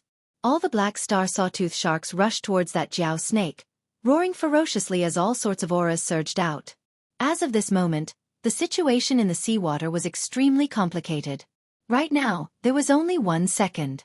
Xiao Chen brought out his great Tao energy and infused it into the dagger. Kasie! It entered. Just as Xiao Chen expected, he infused his great Tao energy and easily stabbed the dagger in, creating a cut. Chi! Immediately, golden juice flowed out of the tree. It's golden! Xiao Chen revealed joy on his face. Indeed, the quality was much higher. The Jiao snake puppet did not last for long. The moment it appeared, it was instantly killed. However, after the chaos passed, Xiao Chen successfully scattered his great Tao energy, dodging this calamity. Alright, That's enough. I can't be greedy anymore. After collecting only 5 kilograms, Xiao Chen rationally chose to give up. At this moment, he could leave calmly. 5 kilograms of the highest quality life origin source was already heaven-defying in value. One had to stop while one was ahead. In the midst of a fervent adventure, one had to maintain their final bit of rationality. Boom! However, just as Xiao Chen put away the jade bottle and was about to leave, the aura that made him feel suffocated and forced him to fake his death appeared again. It was the chief of the Black Star Sawtooth Sharks. The earlier commotion made the Sawtooth Shark King, who had gone out, return. Whoosh! Xiao Chen immediately paled. How can I leave? If I leave at this moment, I will definitely be discovered by that Sawtooth Shark King. Xiao Chen already felt the other party's gaze fixed on the Tree of Life. However, as the target was too large, it did not discover Xiao Chen for now. However, once it moved, it would be hard to say. A huge pressure bore down on Xiao Chen. The seawater pushed forward in the direction that the Sawtooth Shark King came from. Bang! Xiao Chen lost control of his body, and the seawater pushed him against the tree. It's here. The Sawtooth Shark King looked like it was moving slowly. However, in reality, it moved extraordinarily fast, arriving below the Tree of Life in a few breaths. Then, it swept its gaze towards the Tree of Life. The target was too small. The Sawtooth Shark King did not immediately discover Xiao Chen, who was blocked by the tree branches. However, the Sawtooth Shark King still did not feel assured. Its strong mental energy turned into visible yellow light waves radiating out in all directions in the water.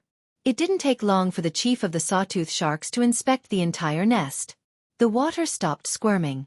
When Xiao Chen saw this scene, he heaved a sigh of relief. Fortunately, he was above the Sawtooth Shark King. Whoosh! After the yellow light covered the entire nest, it suddenly shrank, wrapping around the bottom of the Tree of Life and continuing to spread upwards. We are in big trouble. Xiao Chen's expression changed dramatically.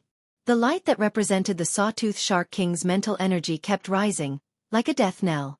At the moment of life and death, Xiao Chen moved at lightning speed. He stabbed the dagger in the tree and quickly drew a circle. Then, he thrust the 5 fingers of his left hand deep into the center of the circle. Intense pain came. Xiao Chen felt many wood shavings stabbing into his fingertips. The 10 fingers were connected to the heart, and the intense pain was unbearable. A look of determination flashed on Xiao Chen's face.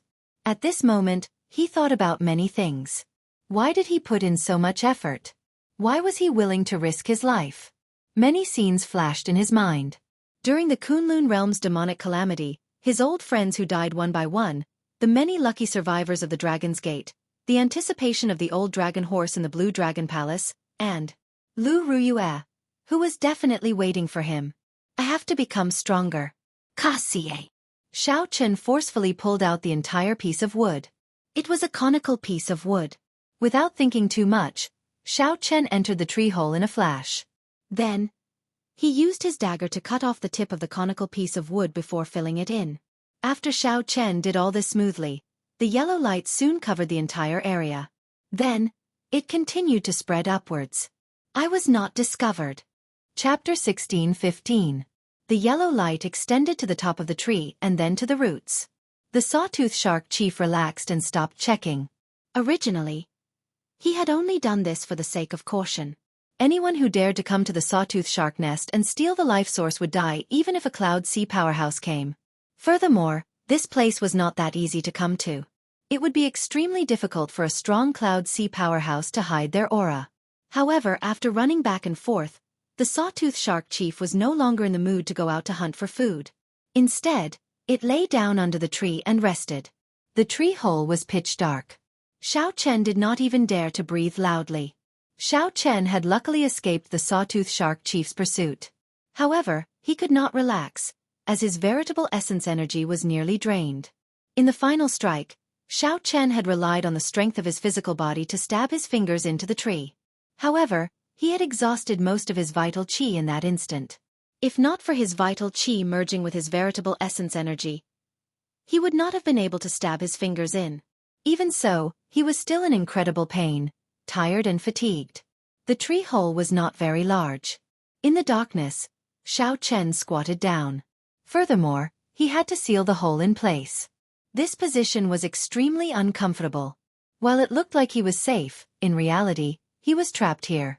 His veritable essence energy and vital qi were all drained. Not to mention making a move, just the starry sea's seawater would corrode his physical body. Xiao Chen could only slowly recover and wait for the sawtooth shark chief to come out again before leaving. What is this? Why is it so sticky? Suddenly, Xiao Chen felt a rather viscous liquid dripping down from his head. Unknowingly, a thick layer of it had accumulated under his feet. When he stepped on it, he could clearly feel it. Xiao Chen reached out and touched some of it. Then he brought it before his eyes. It was juice, the highest quality golden life source juice. What a waste! Xiao Chen opened his right hand, and a suction came from his palm. All the golden life source juice in the tree hole was sucked in. Since he had nothing to do, he might as well refine all this golden life juice source. He wanted to see what miraculous effects the highest quality life juice source had. As the golden life juice source seeped into his palm, it melted into his blood and flowed through his entire body. Xiao Chen instantly felt refreshed. The wounds and pain on his fingers healed quickly. A warm current flowed through Xiao Chen's body, making him feel extremely comfortable. His dispirited and weak spirit was swept away, and he was immediately filled with vigor. This greatly startled Xiao Chen, somewhat surprised. He had not expected the highest quality golden juice source to have such an immediate effect. Interesting. Xiao Chen's lips curled up in a smile. The natural life juice source in this narrow space gave him an excellent space to recover. Closing his eyes, Xiao Chen temporarily forgot about everything and devoted himself to refining the life juice source. As the golden juice seeped out, Xiao Chen slowly refined and absorbed it. The warmth in his body grew stronger and stronger. Finally, his entire body felt hot and scalding. After a while, all the bones and flesh in Xiao Chen's body, including his limbs and internal organs, seemed to endure the pressure of a great desolate Aeon life form. Even though Xiao Chen already cultivated the early-stage blue dragon war body, he felt intense pain and pressure. However, at the same time, he also felt his physique slowly being cleansed, undergoing a sublimation. The blood in Xiao Chen's body surged even more intensely. He felt very hungry. The blue dragon bloodline in his blood was like a huge, greedy dragon. Xiao Chen's appetite was huge, continuously absorbing the golden juice source. However, it was still not enough. The scarlet dragon seal in his dantian, which had not moved for a long time, actually started pulsing at this moment. It was like the heart of a huge dragon, thumping non-stop. The whirlpool that Xiao Chen created with his veritable essence energy in his palm suddenly spun rapidly. A surge of energy rushed out of his bloodline uncontrollably. That was because it despised Xiao Chen for absorbing too slowly, so it could not resist taking action. Whoosh! Whoosh! The golden juice source, which had fallen naturally, flowed down rapidly under the suction of this horrifying whirlpool. Soon, the hole was filled with the golden juice source. Xiao Chen's entire body was submerged in it. The speed at which his bloodline absorbed the golden juice source also increased. At this moment, Xiao Chen could no longer control it. Half a day passed. Xiao Chen felt that his physique had undergone a clear metamorphosis and improvement. Every inch of his flesh, blood, and bones contained strong energy and life force. His 5 senses and 6 senses were even sharper. Compared to before, his entire body felt like it had undergone a complete transformation, becoming brand new. More importantly, the blue dragon bloodline in his blood became even purer and denser under the refinement of this life juice source. Xiao Chen still did not understand the benefits of this. However, he had a vague feeling that it would bring him a huge pleasant surprise in the future. At this moment, the berserk energy in his bloodline had already stabilized. It seemed to have reached a certain saturation point. Limited by Xiao Chen's cultivation, he could no longer continue absorbing the golden life juice source. If this continued, Xiao Chen could not guarantee that his physical body would not explode on its own. Xiao Chen had already returned to his peak state. Although his cultivation had not increased, Xiao Chen knew that he had undergone a complete transformation. He had completely stabilized his cultivation at the half-step primal core realm. Furthermore, breaking through the bottleneck of the primal core realm was just a matter of time. Many people would be stuck at the bottleneck of the primal core realm for 10 years, 100 years, or even their entire lives. However, this fortuitous encounter allowed Xiao Chen to advance to the primal core realm much earlier. Furthermore, his foundation became even firmer, completely eliminating the hidden dangers of Xiao Chen absorbing the 10,000-year-old baleful yin energy and the 10,000-year-old baleful yang energy. My bloodline seems to have an innate, irresistible attraction to this life juice source. Now that the danger was temporarily resolved, Xiao Chen thought about something else. Although he could no longer absorb the life juice source now, this golden life juice source was invaluable. He should collect as much as he could. With this thought, Xiao Chen repeated the same trick, taking the initiative to drive the power of his bloodline and form a whirlpool in his palm. Immediately, the golden life juice source spewed out again from above and below. Indeed, it works. Xiao Chen revealed joy on his face. He took out a jade bottle with a large storage space with his left hand and happily collected it. This golden tree of life had an exceptionally large amount of pure life juice source. For the other silver trees of life, Xiao Chen could collect at most 400 kilograms of it before it became impure. However, now that Xiao Chen had collected close to 500 kilograms, there was still no impure liquid. Rumble! However, just at this moment something strange happened. Xiao Chen felt the trunk of the tree of life shake violently. The entire tree of life shook endlessly, kicking up horrifying undercurrents that shook the sawtooth sharks in the nest uncontrollably. Cassie! Cassie! The roots of the tree of life rose from the seabed one by one. The 3-kilometer-tall tree of life started running in the water. It turned out that this tree of life was already somewhat psychic. It could feel its blood rapidly withering, but it did not know what was happening. Its instinctive reaction was to leave this place. Xiao Chen's body shook endlessly, unable to maintain his balance. He wanted to go out, but when he sensed it with his spiritual sense, he was so frightened that he no longer dared to think about it. Crazed black star sawtooth sharks surrounded the tree of life in all directions, not understanding what was going on. The tree of life was the divine item of their race. This was especially so for this golden tree of life. It was a god among gods, something that they worshipped. In ancient times, many savage races had a stubborn pursuit of faith. Now this tribe of black star sawtooth sharks was like that savage race, all going crazy. They surrounded the tree of life, roaring in panic. However, they did not know what was going on. They did not dare to rush forward, afraid of injuring the tree of life. They could only surround it and swim forward as it did. Xiao Chen, who was in the tree of life, was somewhat stupefied. He had not expected the matter to blow up so much. If it went out now, it would probably be torn apart by this group of enraged black star sawtooth sharks, not even leaving scraps behind. I have to get the tree of life to float up. Only then will I have a chance of survival. A brilliant light flashed in Xiao Chen's eyes. In for a penny, in for a pound. He continued to frantically collect life juice source. After killing this tree of life, it would naturally float up. Chapter 16:16. After making up his mind to take a risk, Xiao Chen stopped thinking about anything else. Xiao Chen quickly collected the golden life juice source. His surroundings did not change much. The group of black star sawtooth sharks seemed to have gone crazy, surrounding the tree of life and roaring continuously. As if his stamina couldn't be depleted at all, the clan head in the lead looked extremely anxious. It could sense that the tree of life's aura was weakening bit by bit, and it couldn't help but grow even more anxious. Since ancient times, the tree of life had been a godlike existence to their tribe. If it were to suddenly collapse, it would be like how some humans lost their faith. The consequences would be unpredictable. There were several times that he wanted to pull the tree of life back, but out of respect for it, he didn't dare to touch it. He could only follow behind it. The script was similar to what Xiao Chen expected. As more and more of the life juice source was absorbed, the life juice source disappeared. That gigantic tree of life slowly floated up from the bottom of the starry sea. When it finally emerged from the water, the group of black star sawtooth sharks also surfaced. The several hundred black star sawtooth sharks went berserk, creating huge waves on the starry sea. It looked like a terrifying storm. Xiao Chen, who was in the tree, had already collected 1,000 kilograms of life juice source. However, when he looked at his surroundings, he could not bring himself to smile.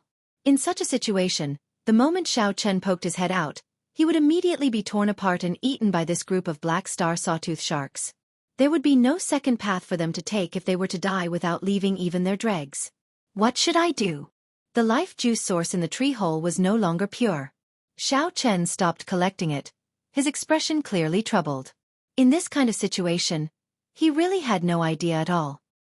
He couldn't show his head at all. He could only wait for the tree of life to die completely. Then, he would see if these black star sawtooth sharks would leave. However, even if the tree died, this group of black star sawtooth sharks would probably not leave. They would think of a way to drag the tree back to their nest. Moreover, if the tree of life died and its bark's defenses weakened, the starry sea would corrode it, exposing him. No matter how he thought about it, the current situation did not seem optimistic. Suddenly, Xiao Chen felt a disturbance. The life aura of the tree of life, which had been dropping all this time, suddenly stopped and started to slowly rise. This, Xiao Chen quickly released his spiritual sense and saw that the tree of life floating on the sea had tens of thousands of complicated roots and branches. Like tentacles, they all pierced into the body of the black star sawtooth shark chief, absorbing its flesh and blood to replenish itself. Surprisingly, the chief of the black star sawtooth shark tribe, an existence with heaven-defying strength, did not resist. This scene shocked Xiao Chen for a moment. In the blink of an eye, he understood. These trees of life grew by relying on the prey that the black star sawtooth sharks brought. Relying on absorbing the flesh and blood of the chief of the sawtooth sharks to sustain his life, it made sense. However, this group of black star sawtooth sharks were normally savage and ferocious. Unexpectedly, they would go crazy for the so-called divine item. In Xiao Chen's opinion, it was more or less not worth it.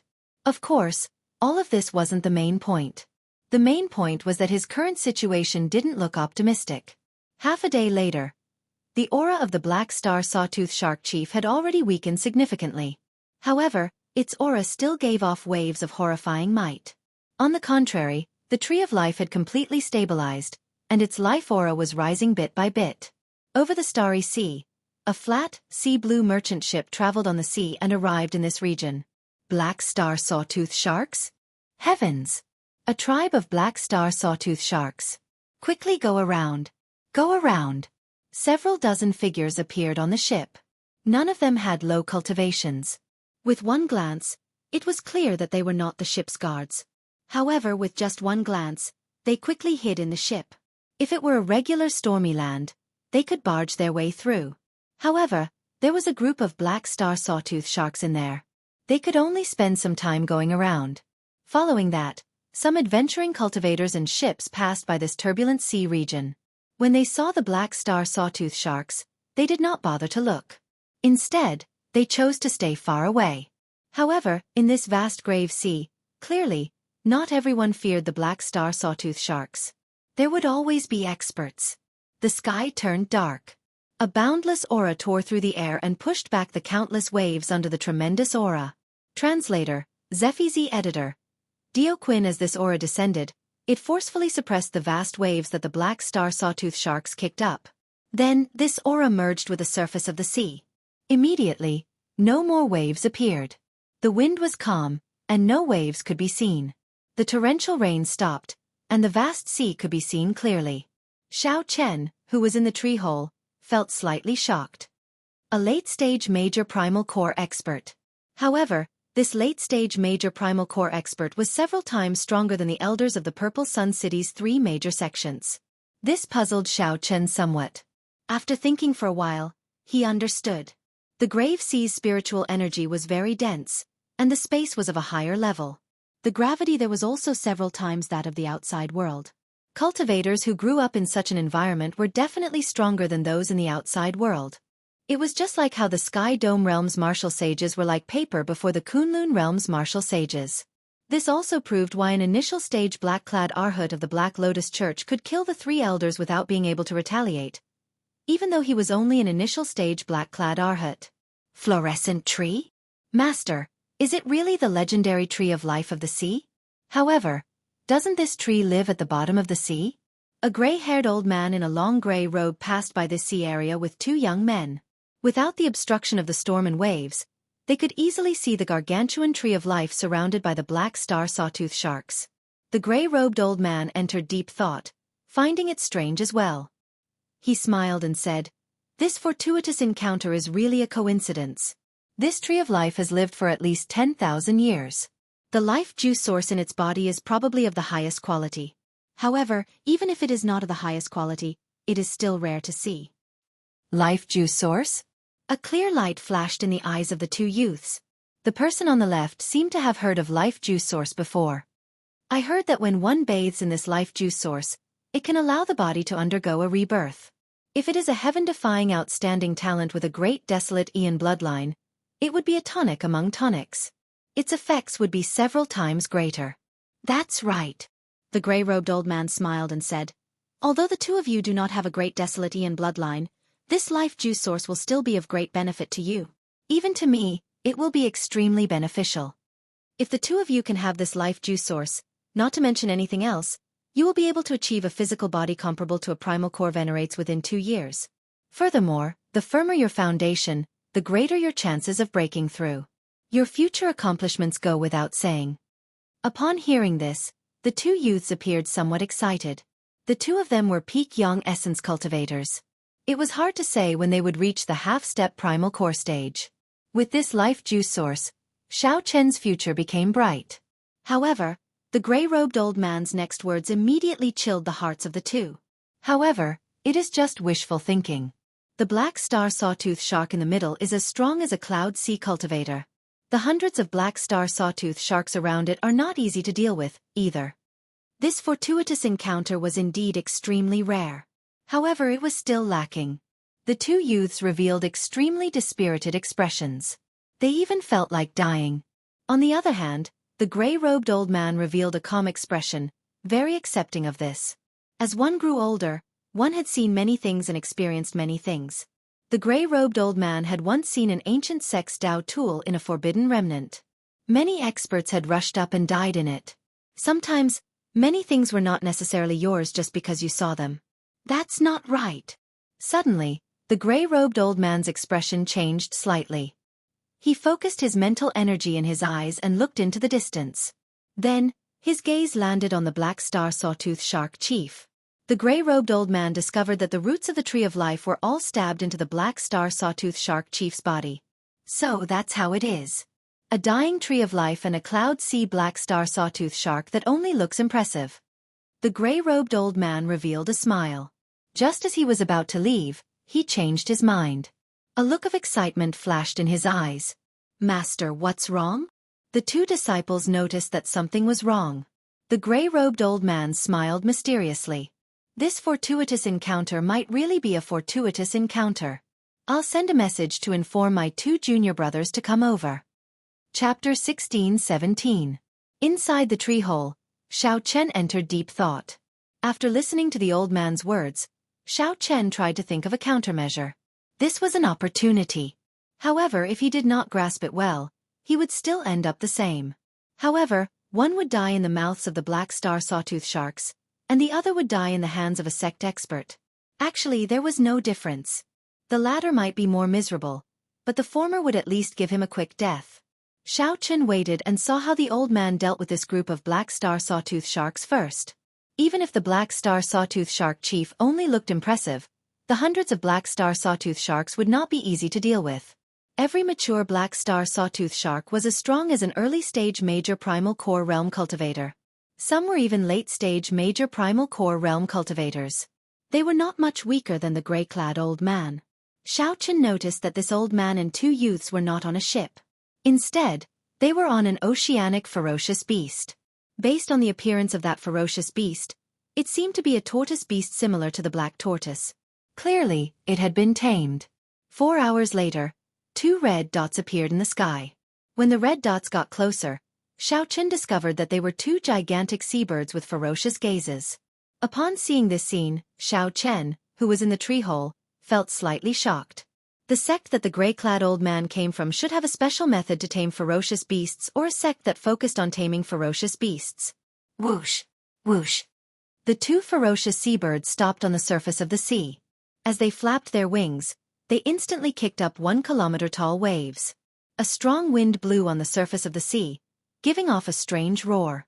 Xiao Chen did not recognize these seabirds. They had hook-like claws that flickered with a cold light. Their wings were like sharp scimitars. When they spread their wings, they were like unsheathed blades. The feathers on their bodies were like steel, giving off a metallic luster. Senior brother, What is so urgent that the two of us brought the two remaining cold steel eagles of the sect over? We put in a lot of effort to convince the sect master. On the seabird, there were two old men dressed in similar clothes to the old man, but they seemed to be slightly younger, who spoke. The grey-clad old man smiled and spread out his aura again. Then, he forcefully quelled the storm caused by the black star sawtooth sharks. Black star sawtooth sharks. That is, fluorescent tree, the ocean tree of life. The eyes of the two old men on the cold steel eagles immediately lit up. They instantly understood what the grey-clad old man meant. The gigantic tree of life was thousands of meters long, floating above the sea. Xiao Chen hid very well in the insignificant tree hole. As Xiao Chen looked at the two cold steel eagles, he felt somewhat doubtful. Could two cold steel eagles deal with a group of black star sawtooth sharks? However, in the next moment, his doubts were solved. He now knew that the seabirds that could fly in the starry sea were all overlords of the sea. The black star sawtooth shark was so strong that regular late-stage major primal core venerates would not be willing to touch it. But in this world, there would always be a natural enemy. That was right. This was the infamous ferocious beast of the grave sea, the cold steel eagle. Its feathers were as sharp as cold steel, and its body was like steel. It did not fear the corrosion of the starry sea. One of its tail feathers was said to be invaluable, hard to find. The two old men jumped onto the back of the tortoise beast and played a small flute. The melodious and pleasing flute music immediately spread in all directions, echoing over the sea, sounding exceptionally pleasing to the ear. When the flute music rang out, the two cold steel eagles immediately entered a state of combat. The cold steel eagles spread their wings and attacked. Every time the cold steel eagles landed, their claws would leave 6 bloody and miserable wounds on the black star sawtooth shark's body.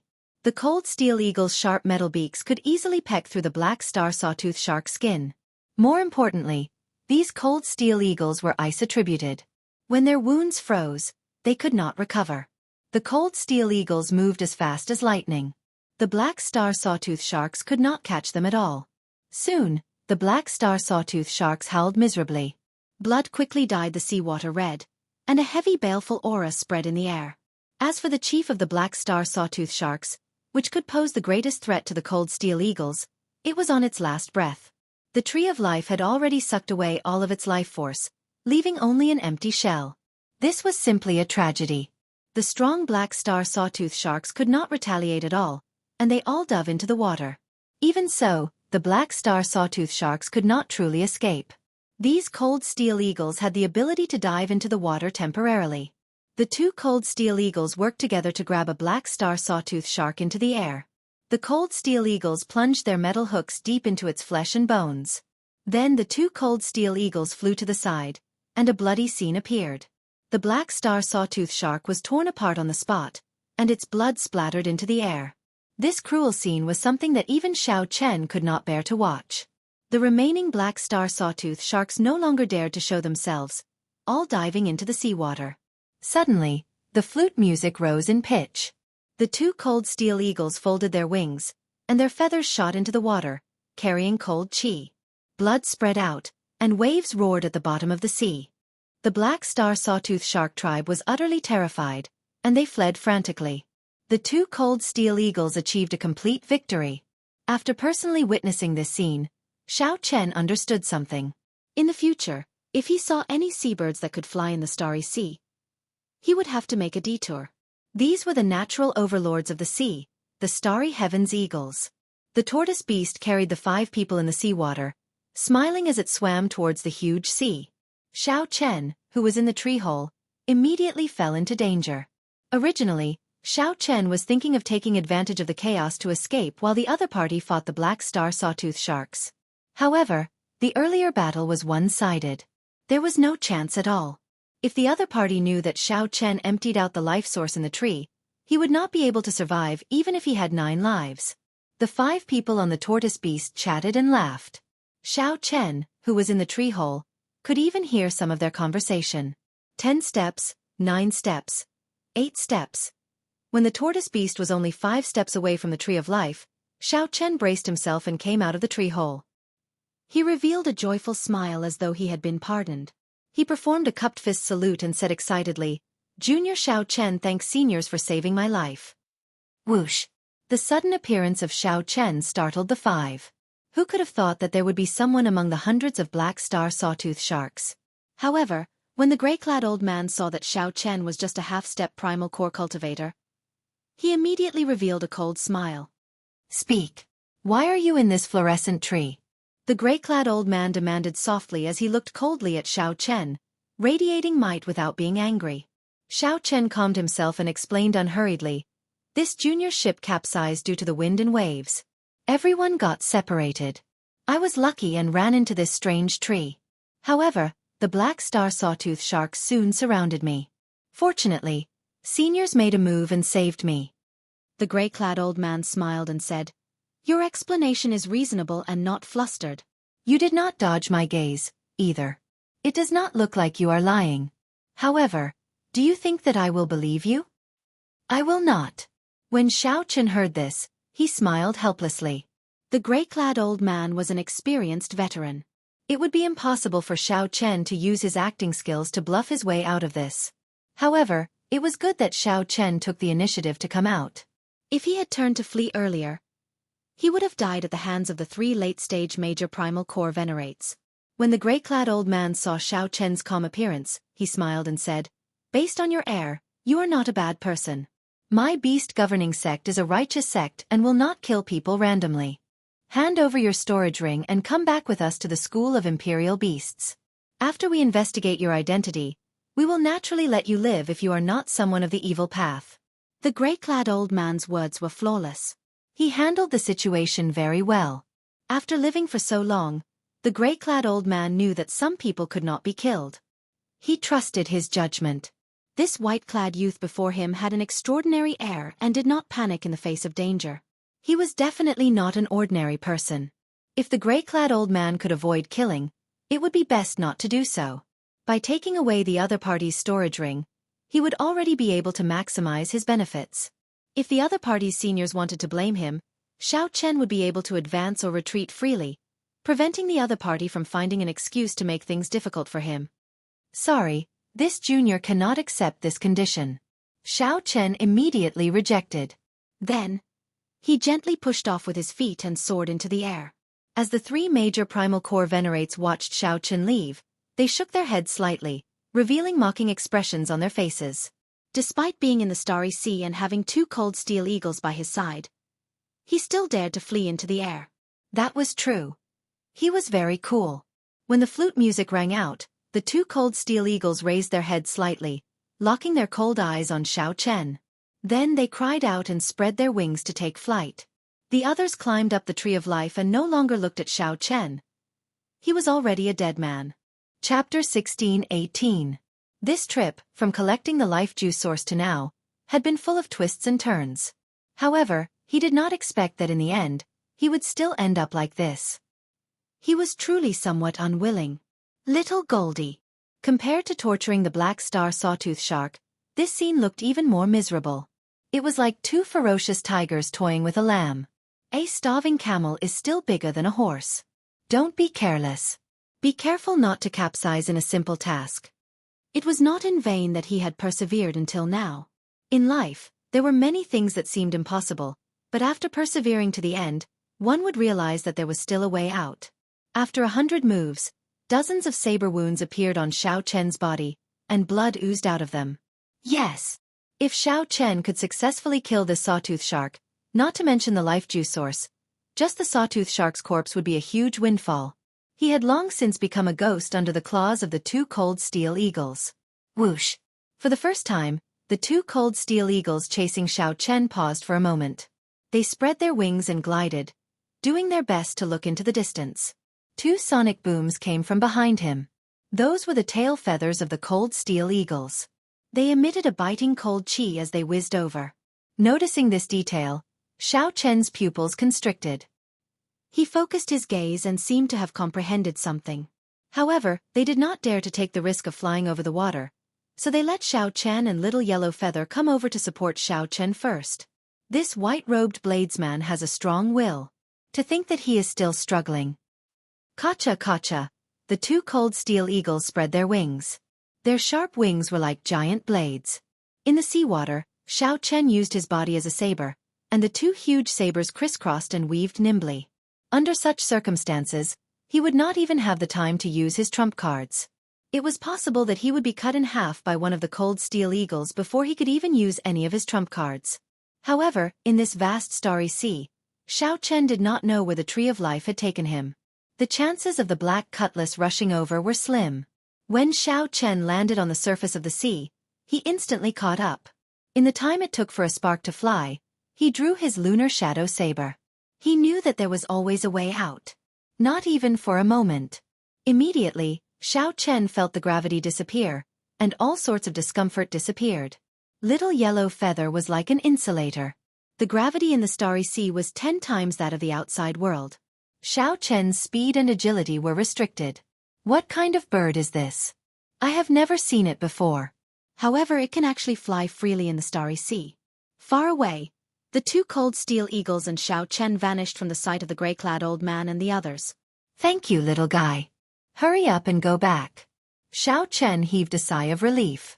Seizing this opportunity, he hurriedly healed the various injuries on his body, restoring his physical strength and quintessential essence. If there were only one cold steel eagle, Xiao Chen would not be in such a sorry state. Xiao Suo's captain medallion was connected to the black cutlass. Xiao Suo's group could use the pirate ship to sense his general location. As for the cold steel eagle's feathers, they were like steel. Only a few scars were left behind, and they were quickly recovering. Never give up. No one knew what would happen until the very last moment. The 3 elders of the School of Imperial Beasts flew up at the same time and charged at the chief of the Sawtooth Sharks. This was not a miracle. It was just a possibility brought about by persistence. That was all. The saber and the wings of the 2 cold steel eagles exchanged 100 moves in an instant. It gave off a clear and melodious clanging sound, like 2 weapons clashing against each other.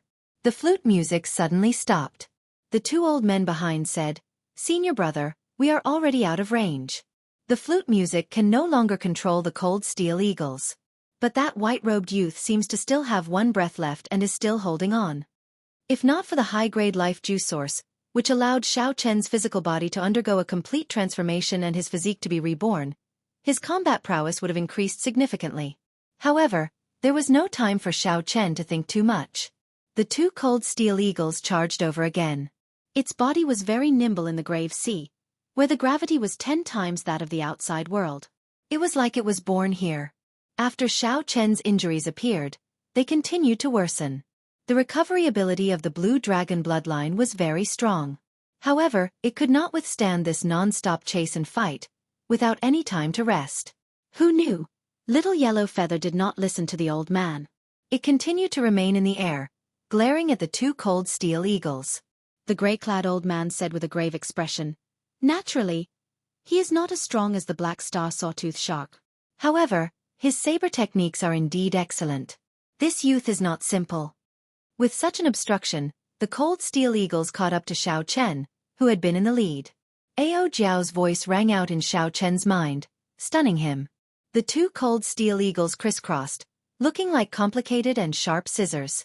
They formed a dazzling saber light that looked like it would envelop Xiao Chen soon. While the cold steel eagles hesitated, Xiao Chen quickly ran with all his might.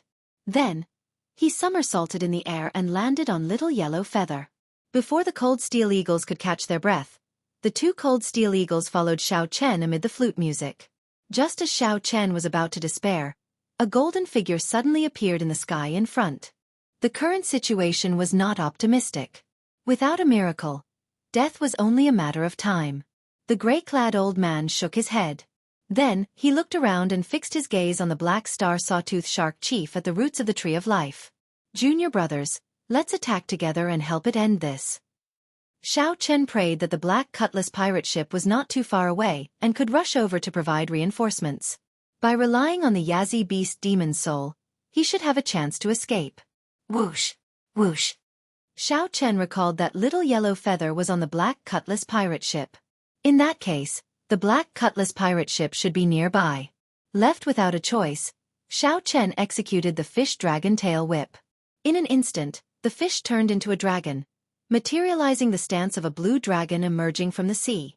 To the cold steel eagles, that figure was practically insignificant. Xiao Chen could see Huan Shui getting chopped into countless pieces by the saber. Xiao Chen did not believe in miracles. He only believed in himself. Even if he persisted until the end and still ended up dead, he would still use his full power. Splash! Xiao Chen dove into the water, narrowly dodging the two tail feathers containing boundless killing intent. From the very start, the two cold steel eagles had chased Xiao Chen to the point of suffocation. As the gray-clad old man's two junior brothers said, Xiao Chen was indeed on his last breath. Or rather, he had been on his last breath for a long time. Splash! Water splashed everywhere. The two cold steel eagles did not hesitate to follow Xiao Chen into the water. Splash! Xiao Chen, who had stored up energy, soared out of the sea, reaching several kilometers high. After seeing the cold steel eagles torture the black star sawtooth shark tribe, Xiao Chen no longer had any desire to fight. He could only do one thing. Run! Are you kidding me? Any one of these two cold steel eagles is a major primal core cultivator. When the two work together, their combat prowess will increase explosively. Never mind. There is no need to care about him. Even if I do not control him, it is only a matter of time before the two cold steel eagles kill him. Xiao Chen revealed an expression of joy and could not help laughing softly. Furthermore, the tyrant of the sea, the cold steel eagles, lived in the starry sea. They were naturally agile and as fast as lightning. Dang! Dang! Dang! When the two cold steel eagles saw Little Yellow Feather appear, they felt an innate fear. At the same time, doubts appeared in their minds. The moment Xiao Chen's figure moved, he knew that he could not escape this calamity. Z! Z! When the tail feathers entered the water, cold chi quickly spread out on the surface of the seawater before turning into a thin layer of ice. Relying on the blue dragon warbody's strong physical body and the advantage of the fish dragon arts movement technique, Xiao Chen retreated as he fought. Little Yellow Feather was like a golden flaming meteor. Its speed was even faster than the two cold steel eagles. The aura of a divine beast swept toward Qin and along with a scorching heat wave. A sorrowful scene immediately appeared in the vast sea. The two gargantuan cold steel eagles and Xiao Chen, who was several times smaller than them, chased each other in an intense battle. Xiao Chen, Little Yellow Feather said that it wanted to help you vent your anger and teach these two silly birds a lesson. I really did not raise you for so many years in vain. The two young disciples were slightly startled, showing confused expressions. Ignoring the influence of the starry sea's gravity, the two cold steel eagles instantly charged over, stabbing at Xiao Chen's back as melodious flute music rang out. What I find strange is why he is not dead yet. Could it be that he is even stronger than the black star sawtooth shark? When the 5 people on the Tree of Life saw the scene in the distance, they were shocked as well, temporarily forgetting about their proper business. Chapter 16:19. Sweat trickled down Xiao Chen's forehead. He felt that the sunlight was ridiculously hot, so he raised his head and looked at the sun in the sky. He did not remember Little Yellow Feather being so capable in the past. Xiao Chen felt astonished in his heart. Little Yellow Feather's growth had surpassed his expectations without anyone noticing. Immediately, the sound waves turned into a line extending forward, reaching the ears of the cold steel eagles that were already far away. Damn it! That white-clad youth took all the life juice source. Why does the sun feel so strange today? As the golden light shone, Little Yellow Feather's body blazed with a fierce flame. This was the first time Xiao Chen saw Little Yellow Feather enter its combat state since its rebirth. That's not right. This is just ordinary tree resin. In the entire battle, Little Yellow Feather had only done one thing: get beaten up. The two cold steel eagles looked at Xiao Chen begrudgingly and nodded their heads 3 times. Then they spread their wings and lowered their heads, crouching at Xiao Chen's feet. After that, Xiao Chen was shocked to discover that after Little Yellow Feather entered its combat state, the two cold steel eagles actually flapped their wings and retreated. A drop of water fell into the sea, and the surface of the sea became like cotton candy, sinking deeply. In the next moment, the seawater rebounded, kicking up a huge wave. Xiao Chen cautiously pushed off with his feet and landed before the two cold steel eagles. They looked like 2 small buildings standing in front of him. However, aside from that, there was nothing else. Everything was turbid tree resin. Master, there is a tree hole here. Xiao Chen carefully opened his eyes and saw the sun in the sky. This region was incredibly bright, and the sunlight that fell was exceptionally piercing. Whoosh! However, Everything had a weakness. Little Yellow Feather was a golden crow holy beast, born in the sun. It was born as a fire holy beast. It was not an exaggeration to say that it was the ancestor of playing with fire. Xiao Chen had no choice but to leave this place and watch from afar. Suddenly, two mournful cries rang out in the air. Then, Little Yellow Feather clawed the air and kicked one of the cold steel eagles into the sea not far from Xiao Chen. A turbid liquid immediately flowed out. The three old men frowned at the same time. Fortunately, his injuries weren't too serious. After circulating his energy, he was able to recover. It was this layer of ice that made the cold steel eagle's feathers as sharp, hard, and cold as profound artifacts. At this point, Xiao Chen truly believed Little Yellow Feather's words. He could not help but reveal a smile. Tick-tock, tick-tock. Little Yellow Feather suddenly let out a loud roar. The sunlight fell like snowflakes, swishing down continuously. Hoochie! Little Yellow Feather swooped down and landed on the head of one of the cold steel eagles. Returning to the size of a palm, Xianxia stepped on the other party proudly. The other side. Forget it. I will go back and explain to the sect leader. This time, I will take full responsibility. They looked more like two children who had done something wrong. Ga. Drops of water suddenly appeared on the bodies of the two cold steel eagles and fell into the sea. Xiao Chen's eyes narrowed, and a light flashed through his eyes as he came to a sudden realization. Little Yellow Feather spread its wings, and the flames on the sea turned into beams of light that entered its body. The might of a holy beast spread out, scaring the two cold steel eagles into trembling, not daring to get up. Everything in the world really countered each other. Who could have thought that the insufferably arrogant cold steel eagles that chased him all over the world would be subdued by Little Yellow Feather? Senior brother, there's no rush. The two of us will get the cold steel eagles to bring his corpse over. Before Xiao Chen could think too much, Little Yellow Feather shook him off. Xiao Chen was in disbelief. He asked doubtfully, "Really?" A layer of ice covered the surface of the cold steel eagle's feathers. This was why Xiao Chen's saber had only left a few shallow marks on them. The gray-clad old man's expression changed, looking very interesting. Ha ha ha. Xiao Chen, Little Yellow Feather said that this is its new underling. Ha ha ha. Xiao Chen, Little Yellow Feather said that this is its new underling. You are its big brother, which means that you are the big brother of the cold steel eagles. Xiao Chen squinted, feeling a piercing heat wave spreading out uncontrollably. As for the cold steel eagles, they were not injured at all.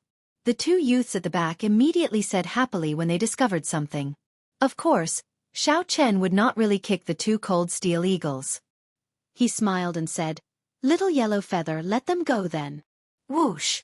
The gray-clad old man's figure flashed, and he arrived before the two. The aura of the life juice source lingered in the tree hole. Just at this moment, the previously huge black star sawtooth shark chief sank to the bottom of the sea, leaving behind only a huge skeleton. The well-trained cold steel eagles became restless. Xiao Chen's expression changed slightly, feeling that something was wrong. What is this? It is extremely turbid. Aside from a wooden fragrance, there is no aura at all. When Xiao Chen saw this, he could not help but laugh. Then, he pushed off the ground and prepared to walk over. It seemed to be saying, "One for each of us. Let's show off a little." Under Little Yellow Feather's deliberate control, the surrounding temperature rose continuously, making the two cold steel eagles feel very uncomfortable. The three old men worked together to kill the black star sawtooth shark chief, which was already on its last breath. The gray-clad old man thought for a while and figured out the cause and effect. Then, he flew into a rage. Little Yellow Feather patted its chest. Then, it used its wings to knock on the cold steel eagle's heads 3 times. The surface of the seawater slowly boiled, and steam suddenly rose up. The feathers on the cold steel eagle's bodies gave off a flickering golden light. However, that was not the light of feathers but the light of burning flames. Pussy! It's ice! A fierce fire immediately blazed on the surface of the sea, covering the surrounding 50 kilometers. The gray-clad old man felt mocked. This time he was in deep trouble. Then, the gray-clad old man landed excitedly on the tree of life and took out a sword. Then, he narrowed his eyes, and the sword infused with veritable essence energy stabbed into the tree. The flute music grew increasingly urgent, and the two old men's expressions turned increasingly unsightly. After a long time, the cold steel eagles still did not respond. After a nirvanic rebirth, they can directly use the energy of the sun? After a long time, the gray-clad old man sighed helplessly. He recalled the smile on Xiao Chen's face when he came out. The battle was much easier than Xiao Chen imagined. The cold steel eagles seemed to have met their nemesis, completely suppressed by Little Yellow Feather, who was much weaker than them. What a strong heat wave! Xiao Chen's skin felt scarily hot. Even with his physical body, he could not endure the fiery heat wave from Little Yellow Feather's body. Who knew? Little Yellow Feather chirped at Xiao Chen and pointed at the other cold steel eagle with its wings. Then, it flapped its wings repeatedly, raising its head proudly. A shocking scene appeared in the air. 2 cold steel eagles. The 2 cold steel eagles were chased by the much smaller golden crow in the air. Then, Little Yellow Feather kicked the other cold steel eagle down and landed on the first one. It landed on the body of the first one, and just as it got up, it fell down again. The 2 cold steel eagles lowered their heads, no longer as ferocious and tyrannical as when they chased after Xiao Chen or killed the black star sawtooth shark. This amused Ao Jiao, causing her to laugh endlessly.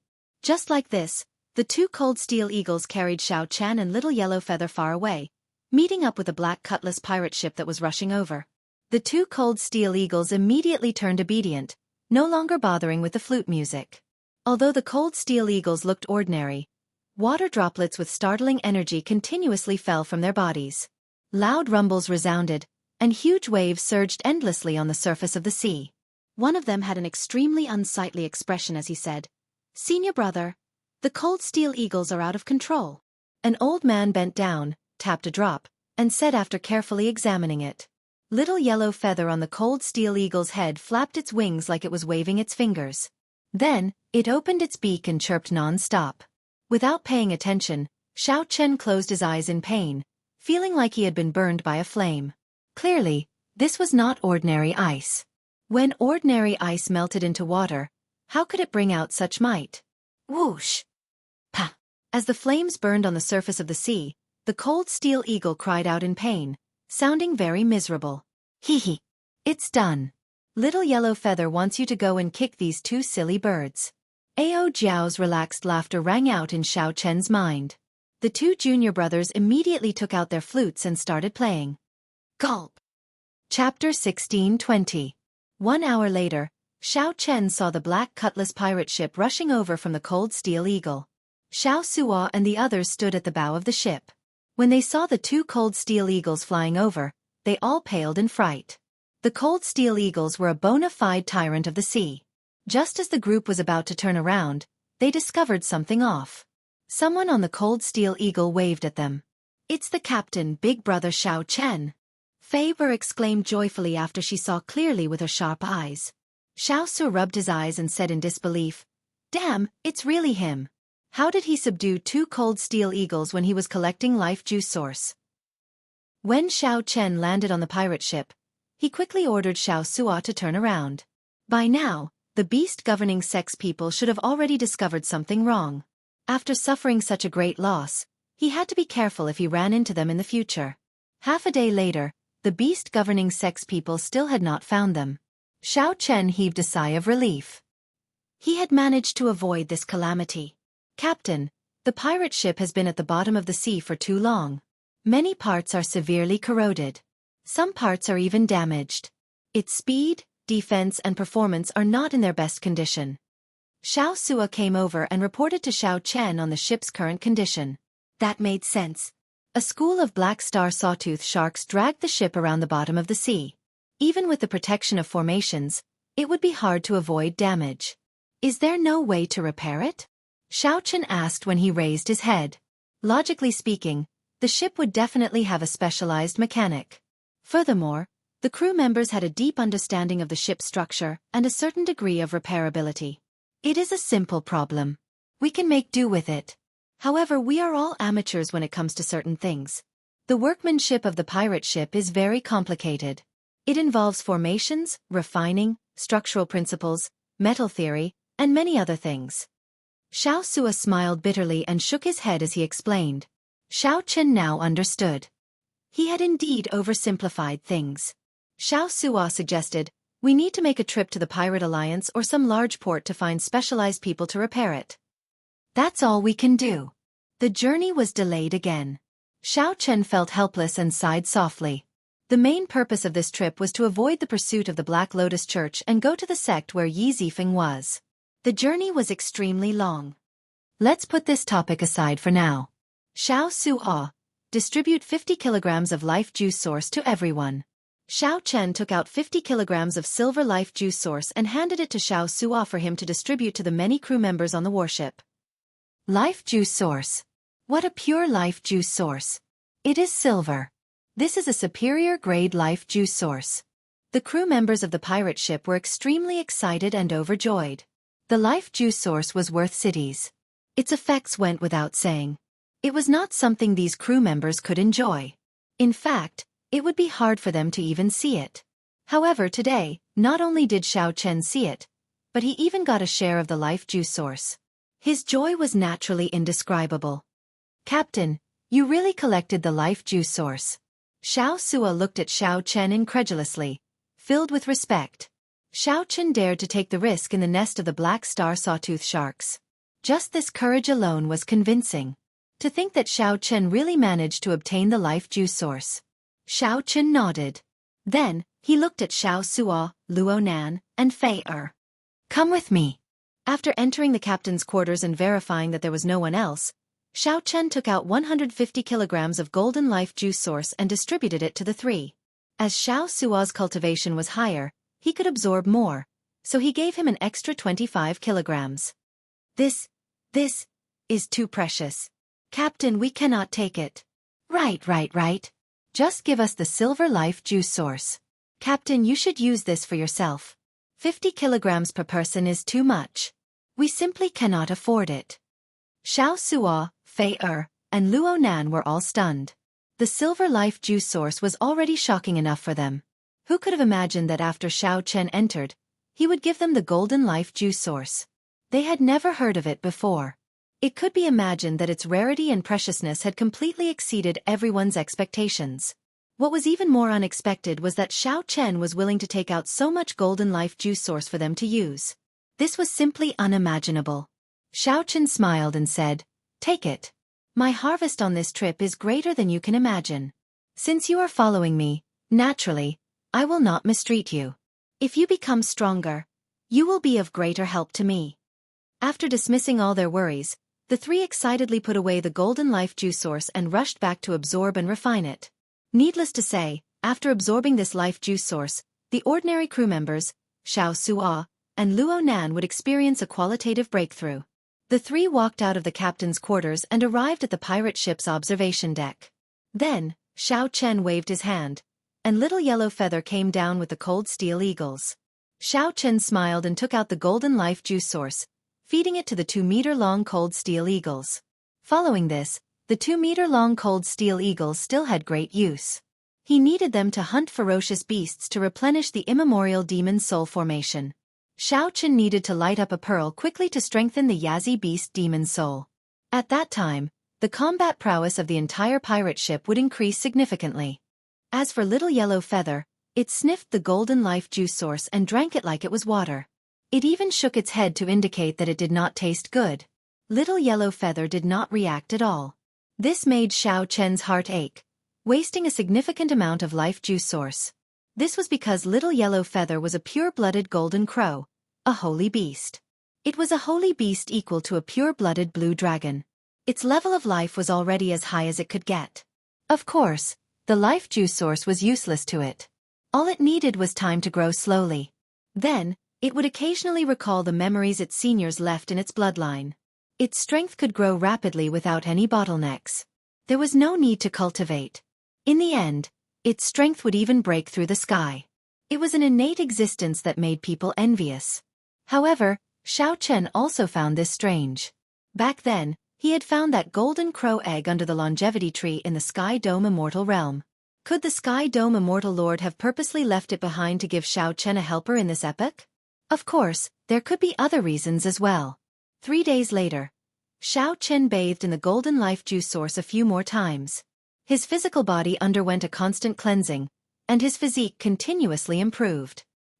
He vaguely felt a strong energy rushing through his blood as it flowed in his body.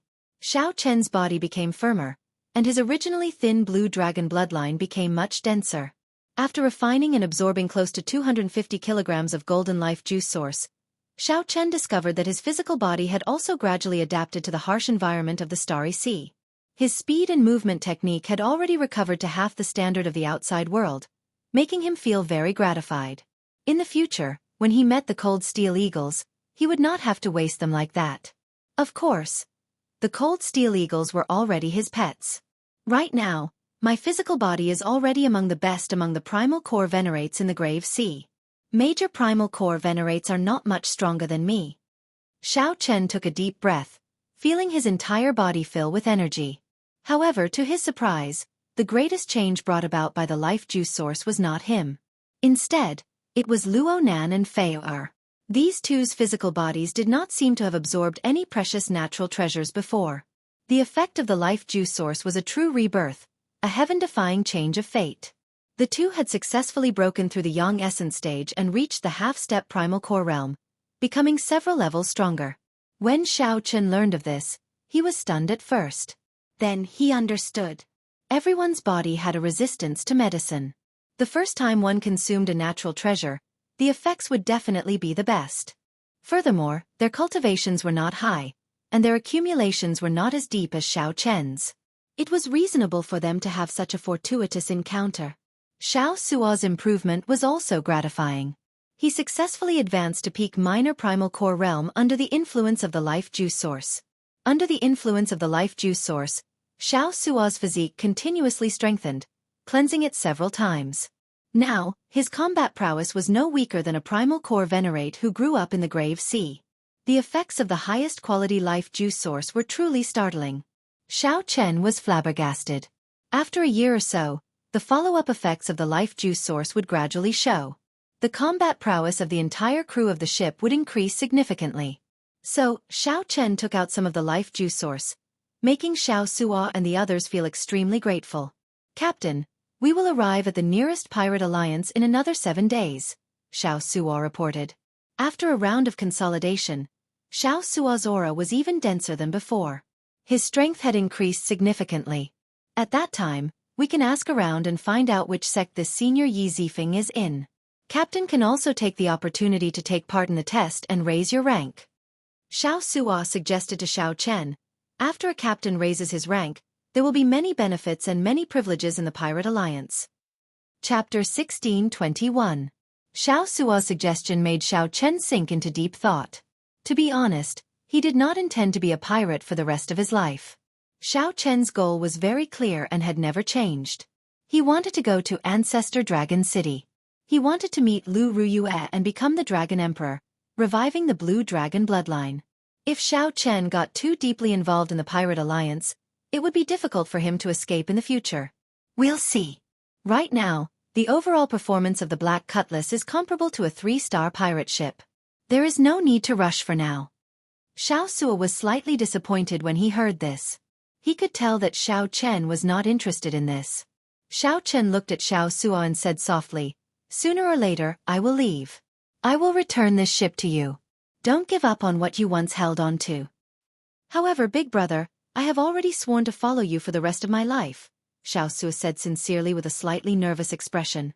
Xiao Chen smiled. "Don't think too much. Following me doesn't mean that you have to follow me all the time. I believe that sooner or later, you will have the ability to take charge and become a 9-star pirate, or even a pirate king." Xiao Suo smiled in embarrassment. He did not take Xiao Suo's words seriously. Being a 9-star pirate was already out of his reach, not to mention a pirate king. 6 days later, the Black Cutlass pirate ship slowed down in the Grave Sea, slowly approaching the Pirate Alliance on the sea map. In the captain's cabin, Xiao Chen opened his eyes.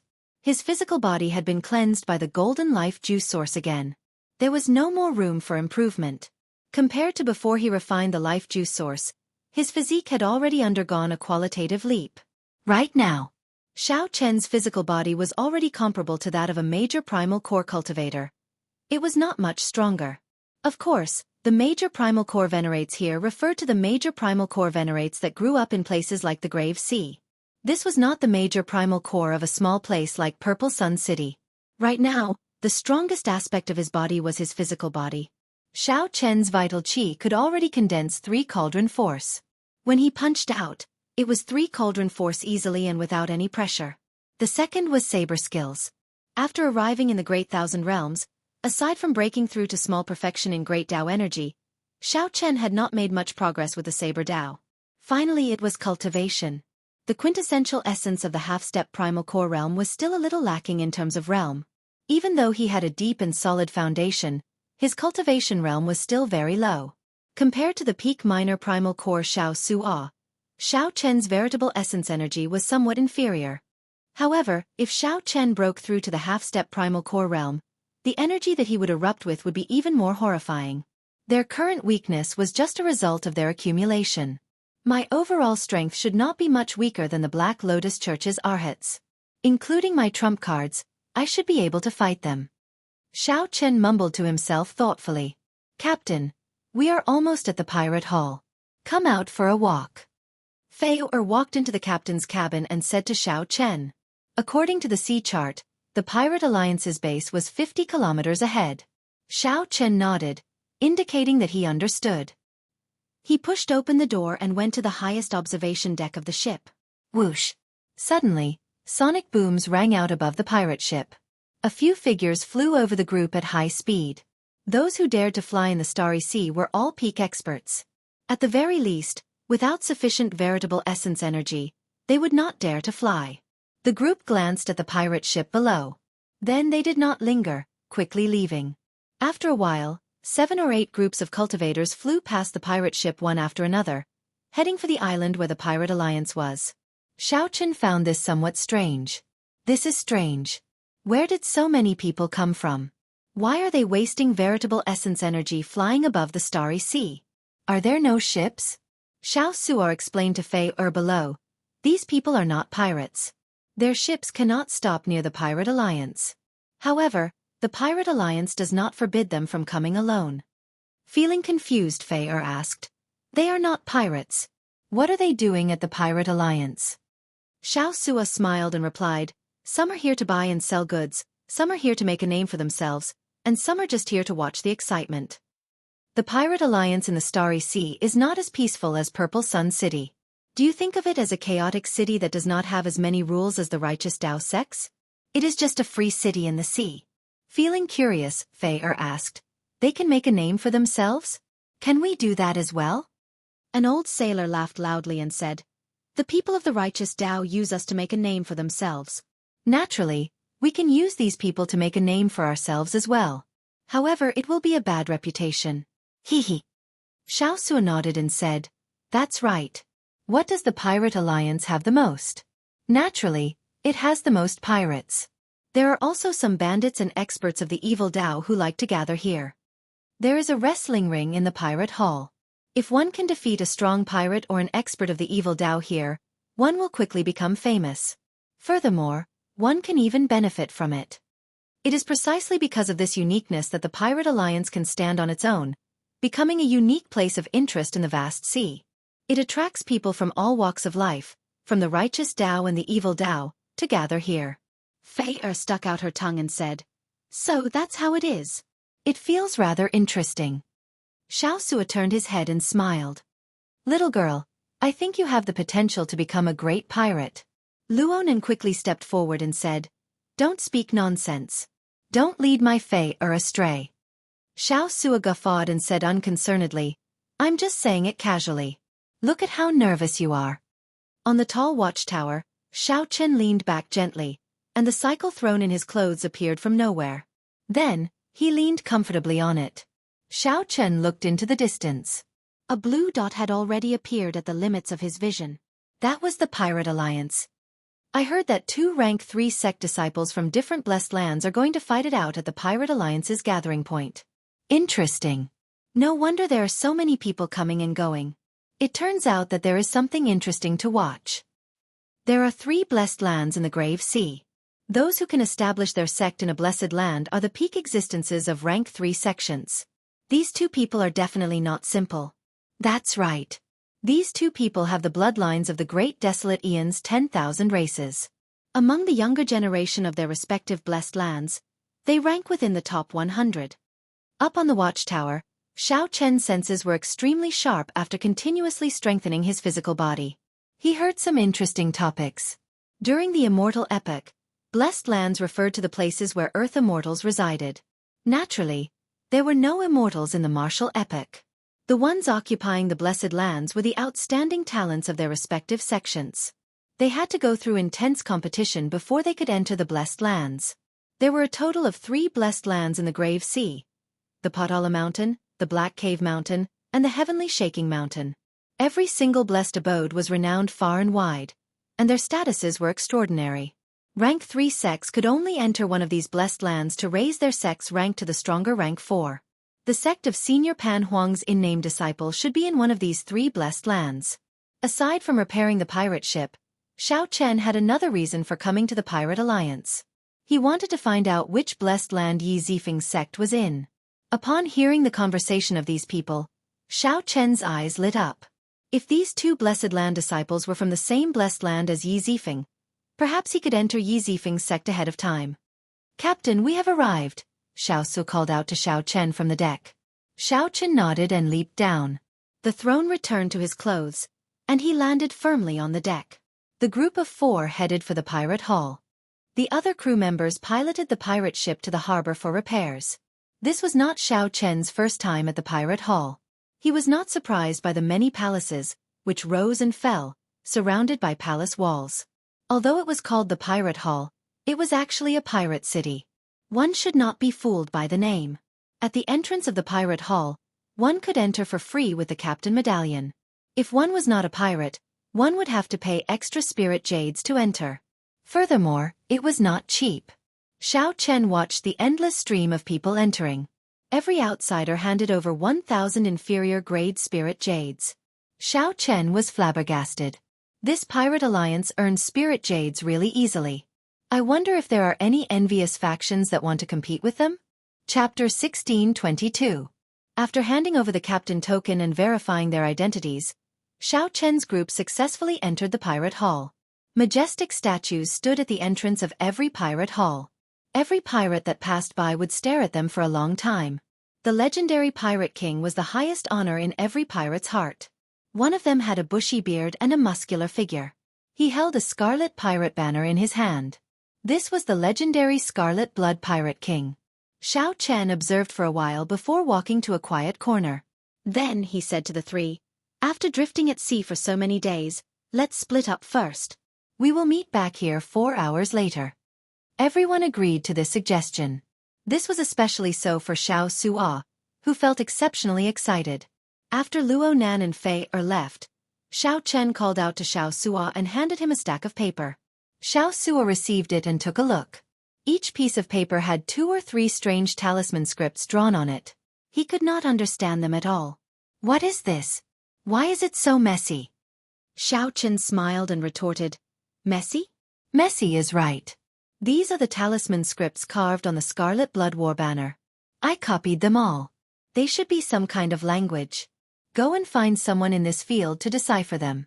Remember, don't just decipher them in one place. Look for several places."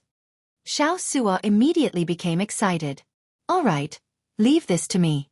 I will definitely do it well." There's no rush. The clues left by the Scarlet Blood Pirate King are definitely not easy to find. In any case, no matter what the results are, we will meet back here in 2 hours. "All right, I got it." Xiao Su'a left excitedly with a smile. Everyone left, leaving only Xiao Chen alone. As he looked at the palace buildings in the pirate city, Xiao Chen had his own purpose. He wanted to scout out information. He did not have much information in Purple Sun City, so he should be able to find some useful information here. "This young hero, is this your first time in the Grave Sea's Pirate Hall?" A person who acted friendly walked over to Xiao Chen and put on a smile, doing his best to make himself appear friendly. Xiao Chen sized up this person. This person wore azure clothes and was only a young essence stage cultivator. He looked ordinary and did not have anything extraordinary about him. There were many such people at the entrance. Every time an outsider came in, these people would go over. In his previous world, these people were called tour guides. They guided strangers who were not pirates to quickly familiarize themselves with the pirate hall. However, most of these people went to the primal core venerates. Few would take the initiative to chat with half-step primal core venerates. The reason was very simple. Those with a high cultivation base would definitely have a rich family background, and those with a rich family background would definitely be generous. Hee, don't think too much, young hero. I live nearby. When I am free, I will stand guard here and help an outsider like young hero familiarize himself with the pirate hall, collecting a small payment. Young hero, don't worry. Aside from Wrestling City, fighting is prohibited in the pirate hall. I will never murder for money. My name is Wang Feng. Young hero can just call me Little Wang. The azure-clad Wang Feng said a lot in one breath, feeling somewhat nervous in his heart. He had good eyesight and could tell that the white-clad person before him had an extraordinary background and was not an ordinary half-step primal core cultivator. This would be a Si Zhao's union. This kind of family background was extraordinary, and they were definitely elite disciples of third-grade sections. They might even have come from some heavenly paradise. The Jianghu experience was less, but the rewards were greater. Your eyesight is not bad, but you still need to practice. I'm a pirate. Xiao Chen took out the captain's token and waved it in front of the man. The azure-clothed man could not help feeling surprised. He had not expected Xiao Chen to be a pirate. Xiao Chen could not help feeling disappointed. As long as the members of the Pirate Alliance went to the main hall of the Pirate Hall, there would be someone there to guide them. There was no profit to be made. However, I do need someone to lead the way for me right now. Let me ask you, where can I find information in this Pirate Hall? These last words made the green-robed man quite happy. He rolled his eyes and smiled. You are asking the right person. The Wanxiang Pagoda is definitely the best place to ask for information. However, our Pirate Alliance is not bad, either. Just in this grave sea alone, we have more than 100 strongholds of various sizes. Cut the crap. Bring me there, and you'll be rewarded. Xiao Chen went straight to the point and interrupted the man's long-winded speech. The green-clothed man smiled happily and said, All right, I'll take you there now. Having business to do was a good thing. He would be able to make a lot of money again. Indeed, with someone familiar leading the way, Xiao Chen could save a lot of time. Wang Feng led Xiao Chen through many turns. Soon, they stopped in front of a tower. The West Wind Tower, the place where the Pirate Alliance gathers information. It is not open to the public. You have the captain's token, so there should be no problem entering. The green-clothed man pointed at the tower and smiled. What other instructions do you have? It's fine, I'll wait here. In that case, wait here first. Xiao Chen strode towards the West Wind Tower. The entrance was heavily guarded, conducting a strict check on Xiao Chen. However, when checking the captain's token, the guard appeared rather casual, only giving it a cursory glance. Your captain's token is not up to standard. You can only go to the first floor and not the floors above. The guard had a dark expression as he handed Xiao Chen's captain's token to Xiao Chen. Is there a difference? Naturally, there is. You will know after you go in. Xiao Chen entered the first floor, feeling puzzled. Then, he was directed to a booth with a small window. A lazy voice came from the other side of the window. Ask away. What do you want to know? After walking over and sitting down, Xiao Chen thought for a while before saying, I would like to know if there is a person called Yi Zifeng in the Grave Sea. If there is. There is. The voice in the window answered decisively. Then it laughed sinisterly and said, Good, you are done with your free questions. Next, you will have to pay spirit jades for every question you ask. Don't complain. Your level is too low. You only have one free question. The interrupted Xiao Chen was speechless. He asked sullenly, Which sect is Senior Yi Zifeng in? How far is it from here? Hee. Young man, these are 2 questions. Each question costs 10,000 spirit jades. The old man speaking inside laughed and did not say anything more. Good. Let's change the question. I would like to know Senior Yi Zifeng's detailed information.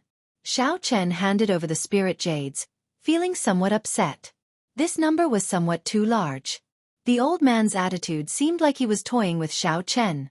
If this continued, he would end up paying even more spirit jades.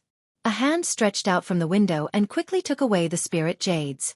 Then it said, "This question costs another 40,000 spirit jades." This is never-ending. Xiao Chen's face sank.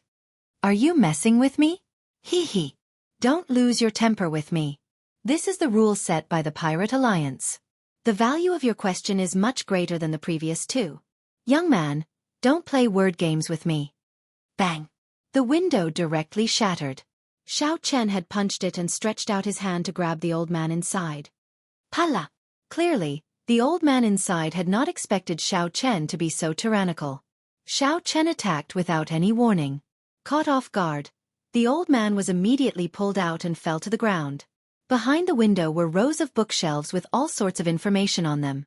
Aside from that, there was no one else. You dare to attack me?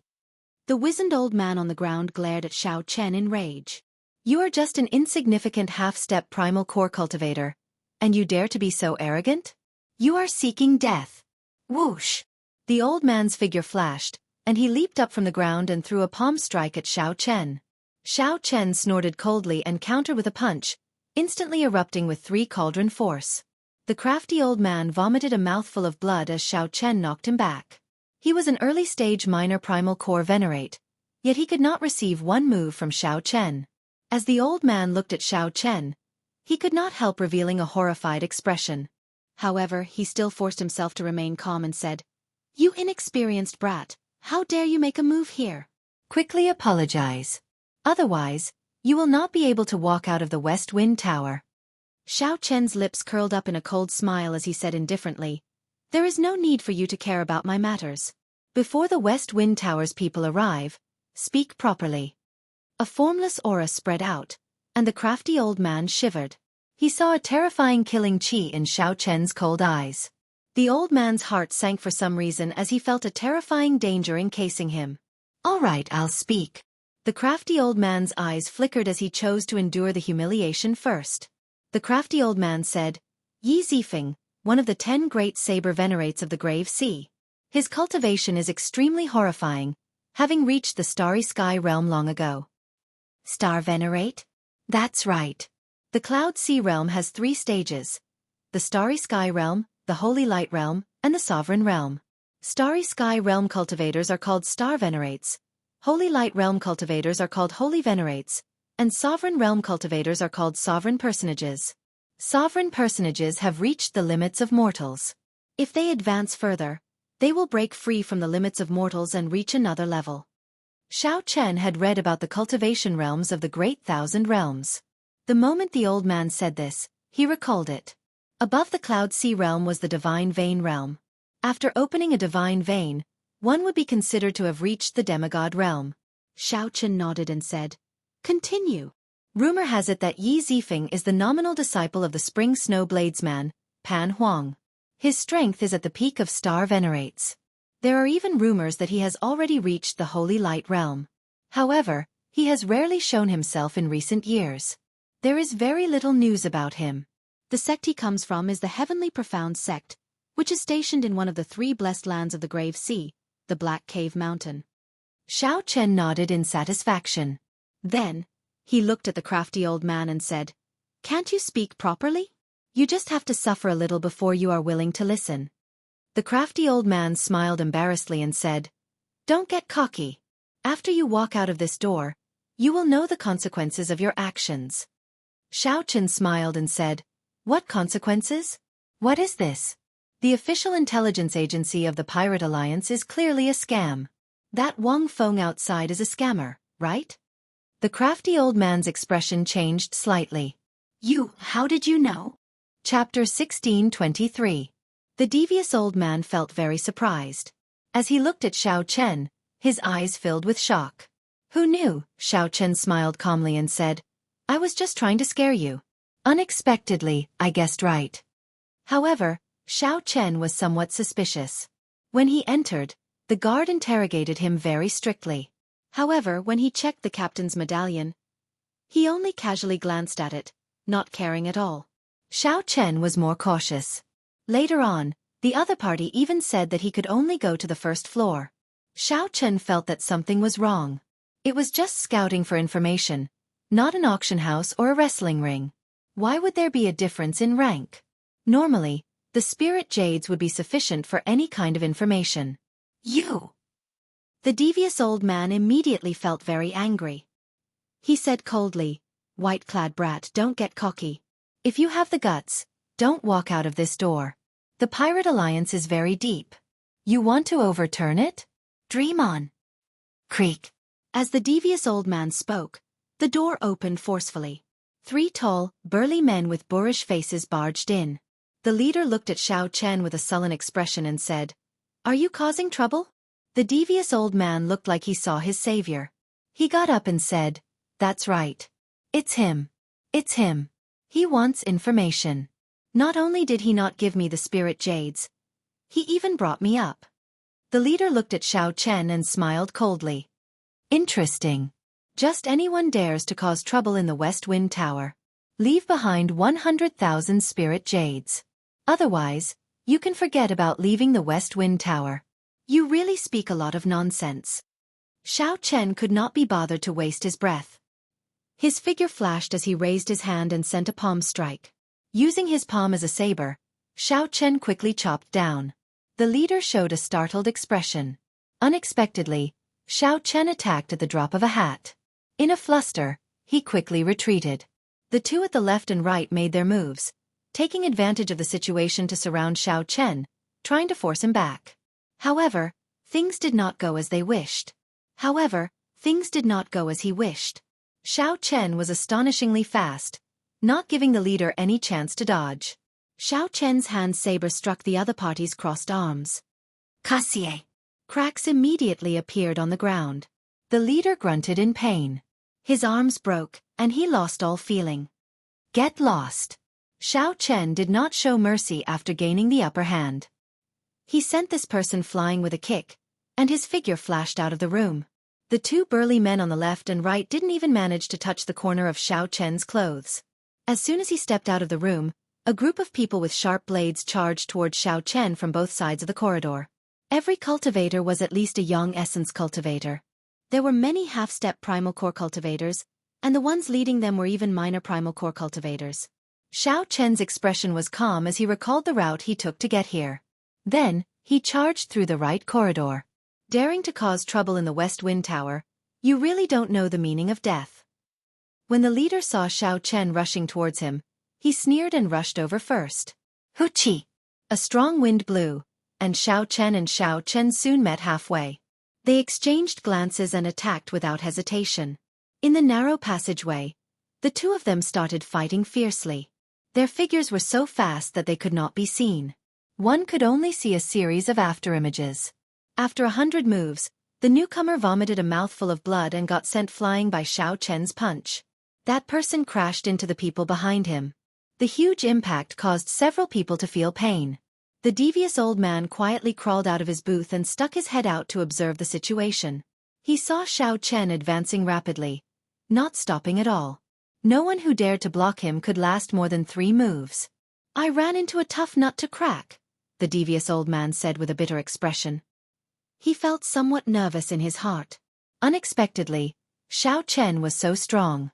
If this matter blew up, the devious old man would not have a good ending, either. Xiao Chen advanced rapidly. Aside from the few people who exchanged moves with him at the start, no one could block him for more than a second. 1 second was enough for Xiao Chen to make more than 10 moves. In less than 10 moves, the burly man in front of him was tossed aside like a sandbag. At the same time, someone rushed in from a luxuriously decorated VIP room at the top of the West Wind Tower. "Chief Manager Ding. Things are bad. Someone is causing trouble." A middle-aged man in the VIP room brewed tea with a relaxed expression. The middle-aged man wore simple robes and had a string of wooden Buddhist prayer beads on his wrist. He gave off an extraordinary air, giving off a calm and casual air. This person was called Ding Yuan, one of the managers of the West Wind Tower. He had been in this pirate hall for decades. He was very strong and could be considered very influential, holding a high position and authority. When Ding Yuan saw the flustered appearance of the newcomer, he calmly leaned back and pointed to the tea table. "Have some tea first. After that we can talk things out." The youth known as Xiao Ma picked up the teacup and drained it. Then, he told Ding Yuan everything that happened below in full detail. Ding Yuan's expression did not change as he said, "You can't handle a half-step primal core cultivator? Since when did my West Wind Tower become so weak?" "Chief Steward Ding, we've already invited 3 guest elders to take action, but they're still unable to take it down.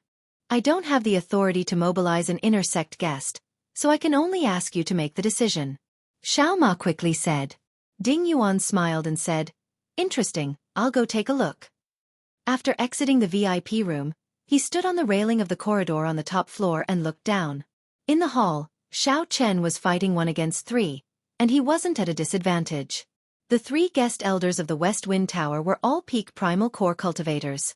Furthermore, they were not half-baked minor primal core venerates. In the Purple Sun region, he would definitely be a top-notch expert, comparable to a major primal core venerate. However, the 3 of them still couldn't take down Xiao Chen no matter how hard they tried. They couldn't see any signs of Xiao Chen falling into a disadvantageous position. On top of the building, Ding Yuan's eyes flashed as he murmured, "The bloodline of the desolate era. I wonder what kind of bloodline it is." Down below, just as Xiao Chen was about to use his trump card and force his way out, the 3 guest elders in the hall suddenly stopped and looked behind with respectful expressions. Xiao Chen turned around and looked at the newcomer. Then he sized up Ding Yuan. This person should be the manager of the West Wind Tower. He was a late-stage major primal core cultivator, and his aura was exceptionally calm. With one look, it was clear that he was not a good person. Ding Yuan said coldly, "All of you withdraw. I'll deal with this matter." "Yes, Chief Manager Ding." Ding Yuan nodded in satisfaction. Then, he looked at Xiao Chen and smiled. "Little brother, may I have a word with you?" Xiao Chen originally thought that this person would make a move on him, so he was prepared to blow the matter up. Unexpectedly, the other party was so polite. "There's no need. If you have anything to say, you can say it now," Xiao Chen said indifferently. Ding Yuan ignored Xiao Chen's stiff tone. He smiled and said, "It is just a misunderstanding. Little brother, don't take it to heart. If I really had any ill intentions towards you, I would have used the guest elders of the inner sect. Although the West Wind Tower is not something to be proud of, it is still somewhat strong." These words were true. However, Xiao Chen truly did not fear the other party. He looked straight at the other party and asked, "What exactly are you trying to say?" In that instant, Ding Yuan felt like his soul was being seen through when facing Xiao Chen's gaze. He calmed himself before saying, "I admire your strength. Have you ever thought of earning a lot of money in this pirate hall? At the same time, you can temper your combat experience." "You mean the wrestling ring?" Xiao Chen looked at the other party doubtfully. "Smart." Ding Yuan smiled and nodded. Then, he handed an engraved card to Xiao Chen and said, "If you are interested, you can come and look for me at any time. The owner of the wrestling ring in this pirate hall is a friend of mine. Recently, the geniuses from the 2 blessed lands have been doing very well there, winning a lot of spirit jades. You can go and take a look." Xiao Chen received the engraved card and looked at it. Then he raised his head and said, "If I am interested, I will come and look for you. Goodbye." Seeing Xiao Chen leave, several people at the side became anxious. "Chief Manager Ding, how can you let him go like that? He broke the rules of our West Wind Tower." Ding Yuan said indifferently, "The West Wind Tower has stood strong for so long. A large part of the reason is that they know what kind of people to offend and what kind of people not to offend." With one look, Ding Yuan knew that the person before him had an extraordinary background. Furthermore, he possessed the bloodline of the great desolate Aeon's 10,000 races.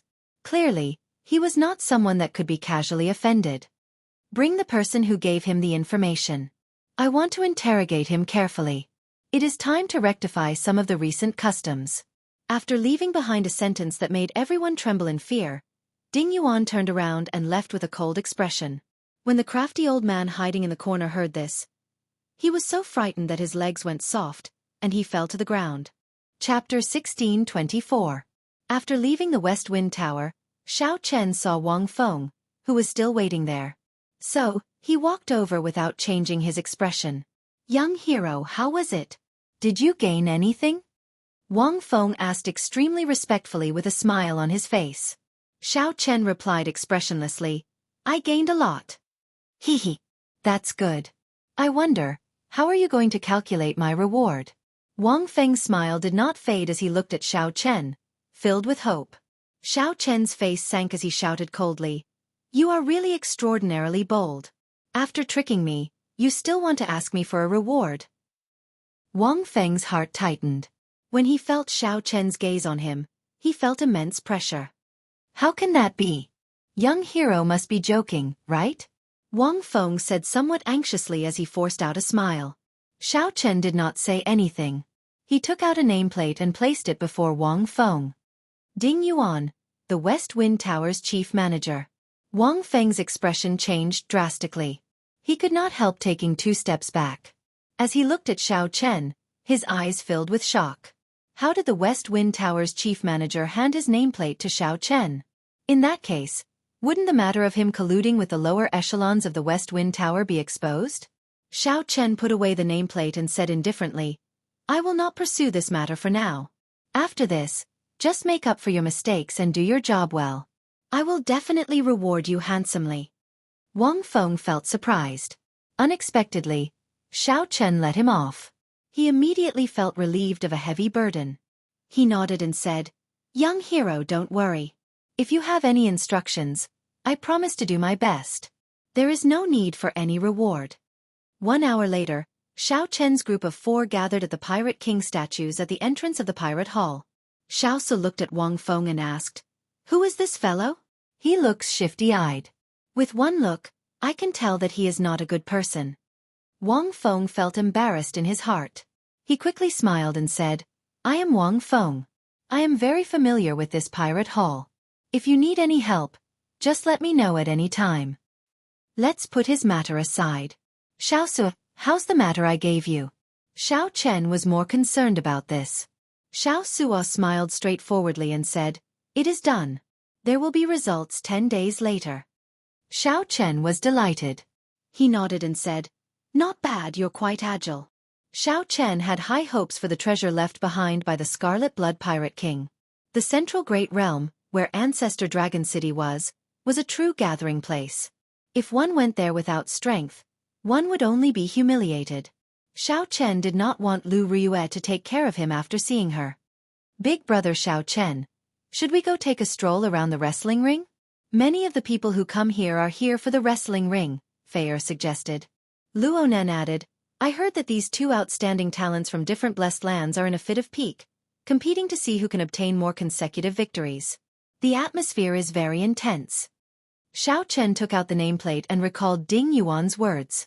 He fell into deep thought. After a while, Xiao Chen shook his head and stopped thinking about the other party's suggestion. He could go and take a look. "I'm familiar with the wrestling ring. I'll bring everyone there," Wang Feng volunteered, wanting to show off. Xiao Chen nodded and said, "Lead the way then." The wrestling ring was a sealed place. The outer walls were made of extremely hard crystals from the seabed. The entire wrestling ring was protected by formations.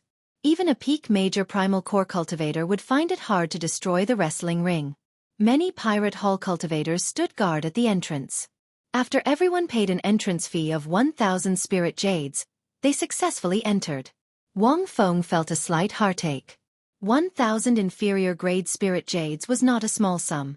What a fellow! The one from the Black Cave Mountain already won 20 consecutive victories, leading the innate Shaking Mountains person by 1. Instant kill. The Heavenly Shaking Mountains outstanding talent instantly killed 2 people and overtook them. Damn! I'm destined to lose all my spirit jades today. These 2 people are too strong. The atmosphere in the wrestling ring was fervent. Deafening shouts resounded everywhere. Originally, there were 16 arenas in the vast wrestling ring. However, they were now combined into 2. This caused everyone's attention to be focused on the remaining 2 arenas. The spectator seats in the vicinity were already full. These 2 are the outstanding talents from the Blessed Enclave? This is really incredible. At such a young age, they are already minor primal core cultivators. I wonder how they cultivate. On the stage, the 2 young men were the center of attention of the crowd. One had short hair and black clothes. He had a handsome face and gave off a sharp aura. His eyebrows were sharp, and his eyes were like stars or gems. The other person had long hair that trailed over his shoulders, giving off a scholarly and calm air. His sharpness was withdrawn, but he could not hide the pride in his eyes. This was an innate pride that was nurtured. With one look, it was clear that he had been a proud son of heaven since he was young, standing out from the masses. In this wrestling ring, where the many experts of the four seas gathered, the two's every move attracted everyone's attention. This was especially so for some young girls. They could not take their eyes off the two, their eyes glittering like stars. Luonan felt a great sense of disappointment. He muttered, "These are the true outstanding talents of the elite. The so-called 3 new talents of Purple Sun City are not sufficient at all."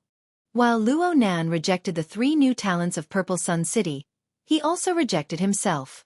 Luonan sneaked a glance at Xiao Chen and discovered that Xiao Chen's expression remained calm, not changing at all. I wonder what Xiao Chen is thinking. Luonan entered deep thought. In his heart, Luonan could not help comparing Xiao Chen to these two. He felt that the two in the wrestling ring were sharp and full of vigor. These two enjoyed the feeling of being the center of attention. On the other hand, Xiao Chen appeared much calmer, making others wonder what he was thinking. "Ling Yu, not bad. You managed to instantly kill 2 people in a row. To think that you managed to overtake me." The short-haired black-clad youth looked mockingly at the long-haired, scholarly youth. The scholarly youth, Ling Yu, smiled faintly and said, "Jiangxian, if you want to defeat me, you'd better put in more effort." Haha. The payout increased again. "Little fellow from the Black Cave Mountain, I'll be your opponent."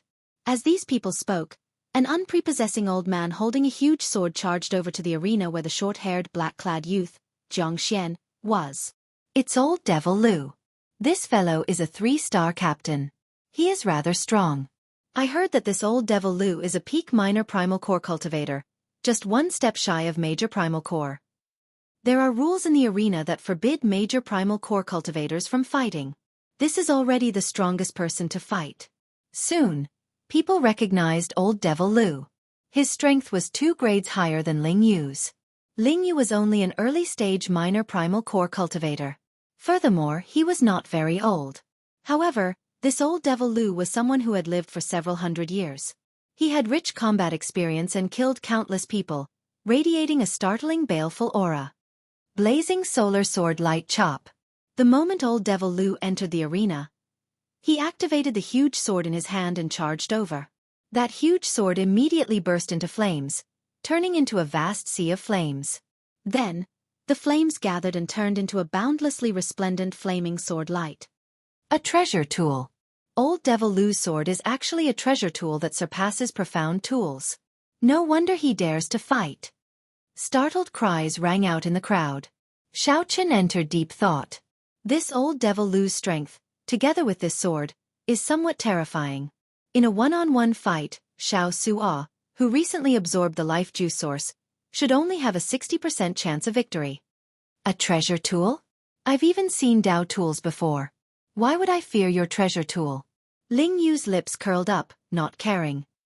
Cloud-shattering heavenly star fist. Not only did Ling Yu not retreat, but he even stepped forward and threw punch after punch. Intense explosions resounded in the air. Countless fistlights burst out, looking like flickering stars. Their auras flourished, like thousands of stars lighting up at the same time. Wuxia! Wuxia! The flaming sword light that old Devil Lu formed slowly dimmed. The light of the stars suppressed it until it could not resist at all. Old Devil Lu retreated again and again, greatly startled. He discovered that his heavy sword light could not even last a strike before the other party's fist light. Every punch caused his chi and blood to surge, and his internal organs to feel extremely uncomfortable.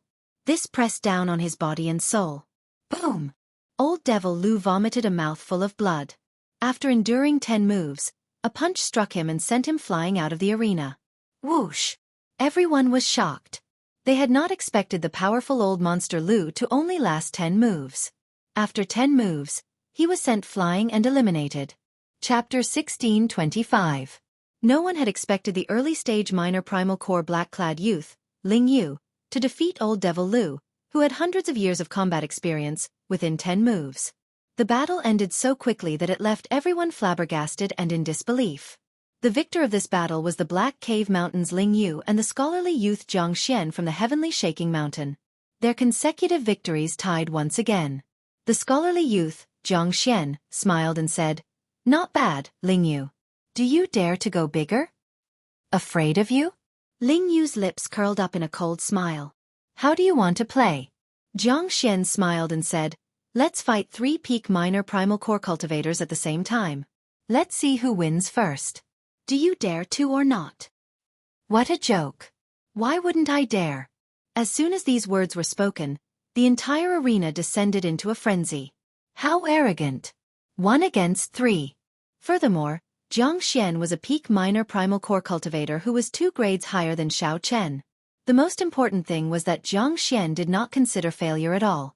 The key to their victory was still to see who could win first. This is crazy. Not only is he fighting 1 against 3, he actually wants to end the battle quickly.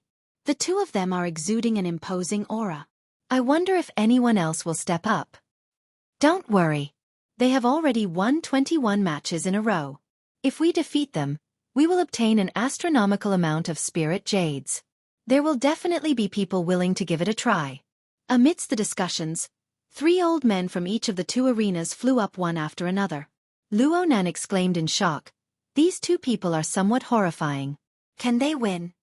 Xiao Chen was also a little shocked in his heart. If it were him, it would be a little strenuous for him to fight 1 against 3. A peak minor primal core venerate was not scary. What was scary was that the venerates who dared to go up at this moment were definitely not ordinary people. Without a trump card, no one would rashly go on stage. What kind of holy land was the blessed land for these 2 to be so confident? While Xiao Chen was deep in thought, he was also looking forward to it. He wanted to experience the charm of the blessed paradise. Quick bet. I bet that these 2 brats won't be able to hold on. That's right, we've already fought for so long. At least half of our true essence has been consumed. I don't believe that he can defeat 3 peak minor primal core experts. Yes, I'll bet half of my net worth. The 6 of them are all pirate leaders who are much more powerful than old Monster Lu. Before the battle began, the atmosphere in the dueling ring had reached its peak. Everyone was watching and enthusiastically placing their bets. Xiao Sua pondered and said, "Captain, do you want us to go play as well?" After thinking for a while, Xiao Chen said, "Forget it. Small fights are boring. Even if you win too much, they will not let you leave this wrestling ring so easily." Yeah, that's true. The people behind the dueling ring are not people to be trifled with. Boom. An explosion resounded in the dueling ring as a surging shockwave spread out in the air. Wave after wave radiated out in all directions, causing one's heart to palpitate. Indeed, as many of the cultivators who placed their bets expected, Ling Yu and Jiang Xian, who fought 1 against 3, were no longer as relaxed as before. The 6 challengers on the 2 arenas seemed to be quite experienced, and their coordination was flawless. Those with stronger physical defenses focused on delaying Ling Yu and Jiang Xian. After that, the other 2 continuously harassed them, retreating after 1 strike. This was extremely annoying. The challengers on the 2 arenas all used the same strategy. They were rather shameless, continuously delaying and draining the 2's veritable essence energy. No matter what, these 2 geniuses from the Blessed Lands were only early-stage minor primal core cultivators. In the end, these old men, who had lived for hundreds of years, would definitely have purer cultivations. This method was shameless, but the effects were clear. In the arenas, Ling Yu and Jiang Xian frowned heavily, clearly feeling somewhat frustrated. Fight! Take down these 2 and extinguish the pride of these geniuses. The atmosphere in the dueling ring surged. Everyone saw hope of victory. This was especially so for the cultivators who placed their bets. They went crazy, shouting hoarsely. After winning more than 20 matches in a row, these 2 outstanding talents from the Blessed Lands had already pushed the payout rate to an extremely horrifying level.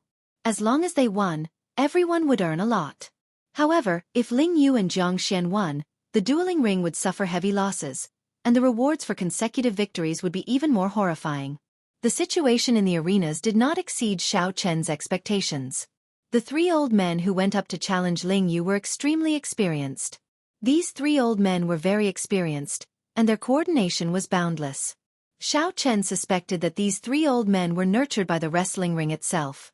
They were specially used to snipe those who could obtain consecutive victories. Xiao Chen had experienced such a situation before. Xiao Chen looked up and caught a glimpse. Suddenly, he saw the West Wind Tower's chief manager Ding and a stern old man watching the battle below. Both of them had smiles on their faces. Clearly, the situation was still under control. The reward for consecutive wins after 20 matches. This was something that any dueling ring owner would feel heartache about. It was the nature of merchants to pursue profit. Whoosh! Suddenly, the entire arena erupted in intense cheers.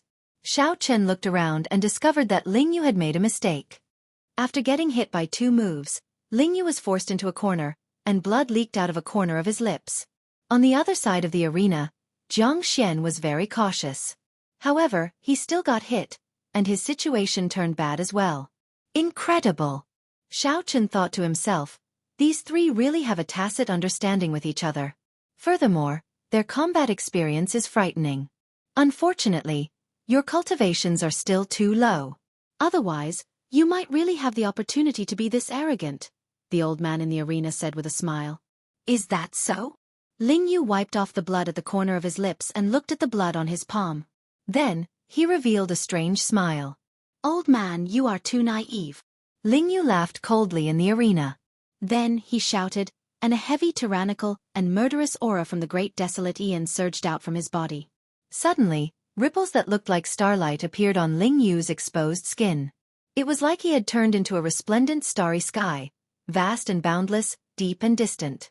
A layer of faint ripples appeared on Ling Yu's body. It looked like his skin was also like light, looking incredibly strange. At the same time, Jianghu, who was at a disadvantage on the other side of the arena, snorted coldly. Black patterns appeared on Jianghu's body. The patterns were exquisite and exuded a noble and proud aura, covering his physical body like a suit of armor. A strong aura spread out from the 2. The 6 old men in the arenas felt suffocated, a tremor that came from their souls spreading throughout their bodies. Attack! Attack! The 6 old men felt that something was wrong. They endured the pressure and stepped forward bravely. The flood-like attacks drowned the 2. However, something strange happened. Miserable cries rang out everywhere. No one could see what was going on. The 6 people who attacked at the same time in the arenas on both sides all went flying back and vomited blood. Whoosh! Whoosh! Countless starlights burst out of the arena where Ling Yu was, dazzling everyone. Flickering stars revolved around Ling Yu as he pushed his palm forward. Hundreds of flickering miniature stars shot out like a barrage of cannons. Whoosh! Before the 3 old men in the arena could get hit, the aura that Ling Yu sent out sent the spectators flying, unable to resist at all. Bang! Bang! Bang! In the next moment, the bones of the 3 old men struck by the starlight gave off cracking sounds as they went flying back. After they fell to the ground, they immediately fainted. On the other side, Jianghu was like a great desolate Aeon ferocious beast. He took heavy steps and shook the ground, sending the 3 old men flying. The qi and blood of the 3 old men surged, and their skin tore like spiderwebs.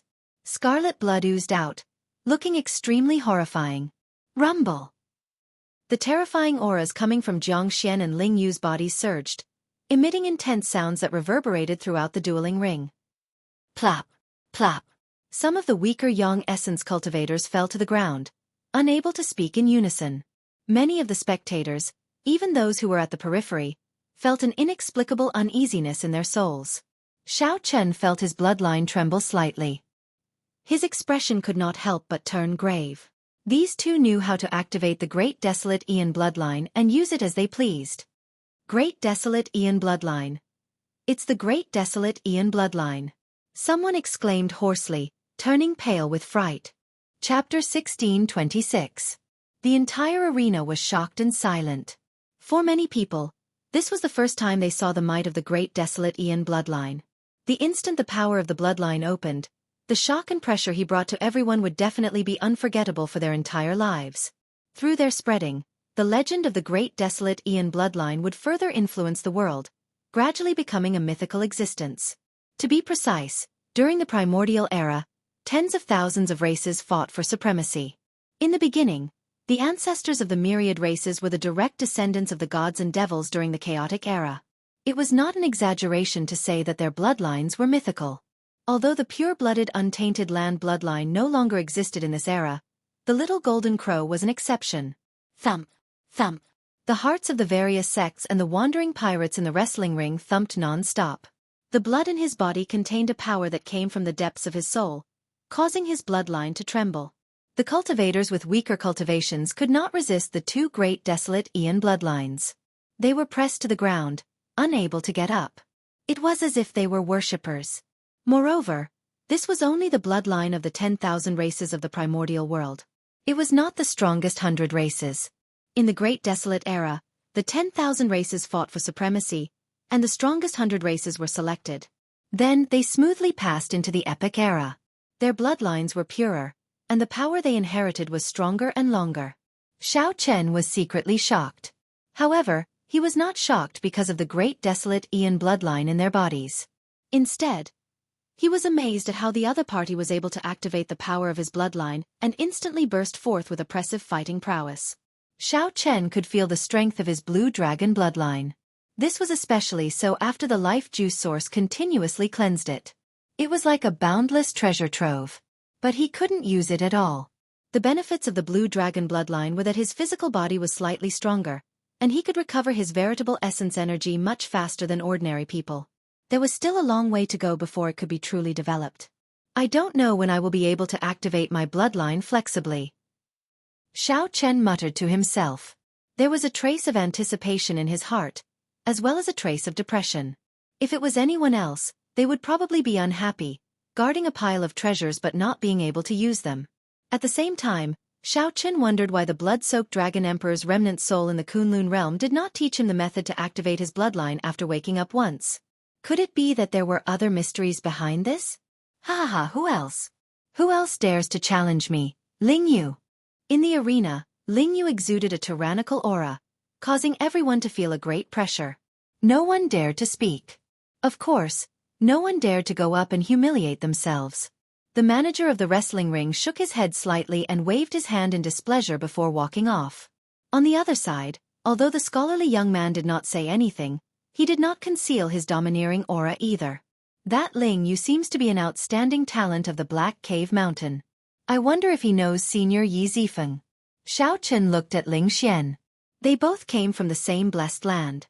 If Xiao Chen could form a connection with Ling Xian, it would be a great opportunity for him. In that case, the Black Cave Mountain ahead of him should be very simple. The other party definitely knew the way to the sect's trans-realm teleportation formation. Xiao. Suddenly, Ling Yu turned his head and met Xiao Chen's gaze in the air. His heart skipped a beat. At this moment, the blood in his body circulated rapidly, as if he had met a competitor. The starlight flickering on his body became even more resplendent and dazzling, making people unable to look at him directly. What kind of bloodline power is this? It feels like a bloodline of the Great Desolate Aeon's 10,000 races. However, I have never heard of it before. It should be an extremely obscure bloodline of the Great Desolate Aeon's 10,000 races. Unexpectedly, Ling Yu managed to meet a competitor in the blink of an eye. However, when Ling Yu saw that Xiao Chen was only a half-step primal core cultivator, he immediately lost interest. He turned his head to look at Xianxia and asked, "Xianxia, do you still want to continue? I suddenly feel that this is really pointless." Indeed. Indeed, there are no experts outside the Blessed Lands. Let's do this then. Let's have another showdown here 7 days from now. Ling Yu smiled. That's exactly what I wanted. Jianghu smiled faintly, and a folding fan appeared in his hand. With a gentle wave, he left this place, vanishing from everyone's sight. Ling Yu pushed off with his feet and left the arena at the same time. However, just as Ling Yu was about to leave, he somersaulted in the air and landed in front of Xiao Chen. This startled everyone, causing their gazes to land on Xiao Chen. What was the background of this young man dressed in white with a calm expression? To think that he could make the outstanding talents of the Blessed Lands stop for him. Might I ask which sect you are from? Or are you from another astral cluster? How come I don't seem to have heard of you before? Ling Yu was somewhat curious about Xiao Chen.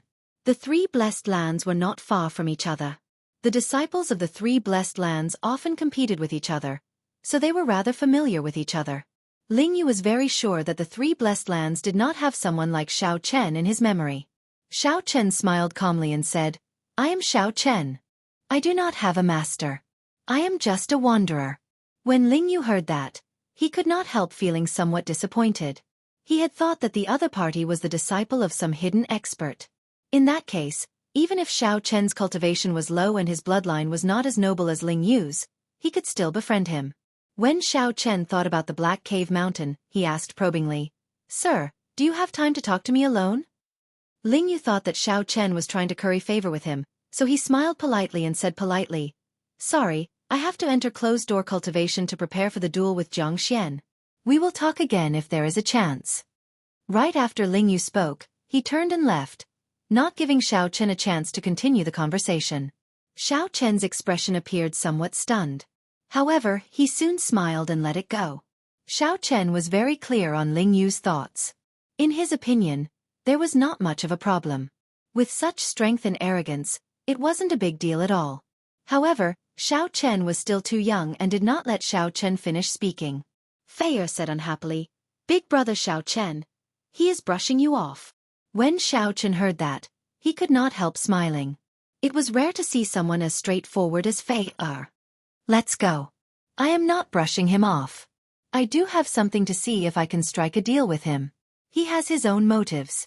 If he is not willing to say anything to me, then so be it. Xiao Chen remained calm, not taking this to heart.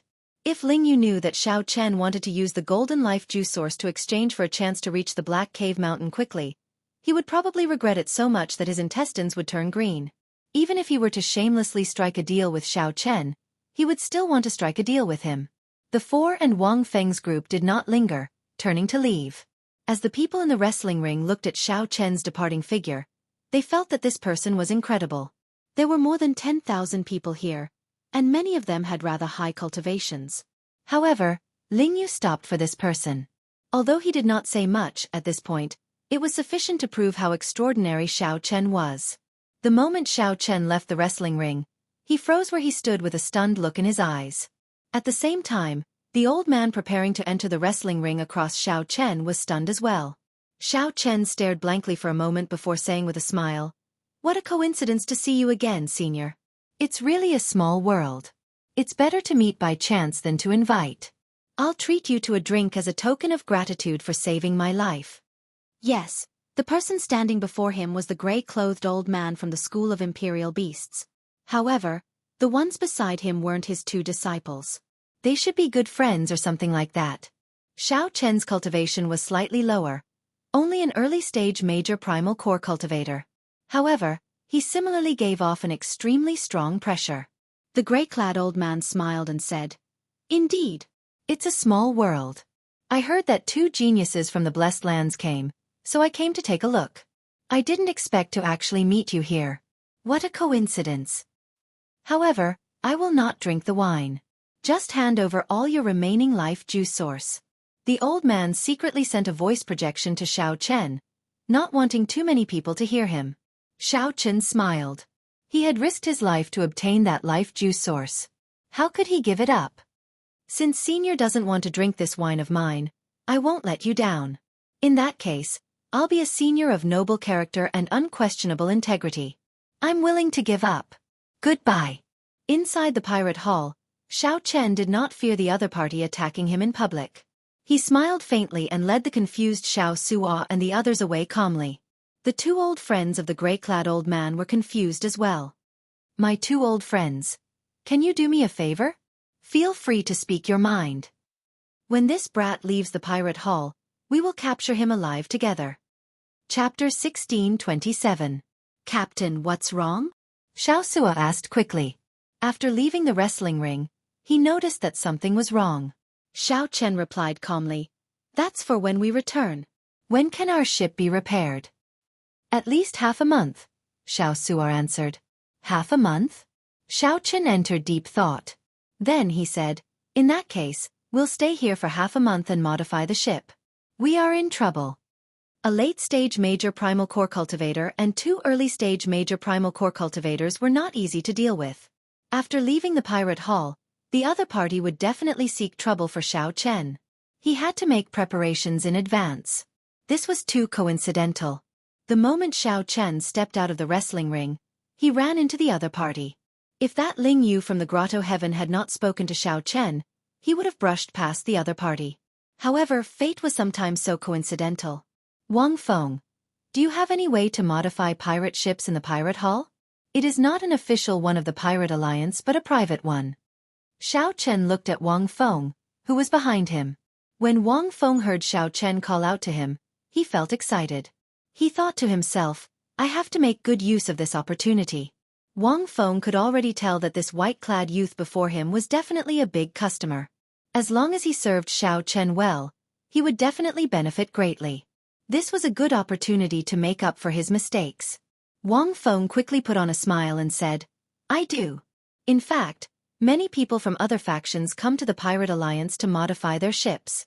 After all, the Pirate Alliance's shipbuilding skills are famous throughout the world.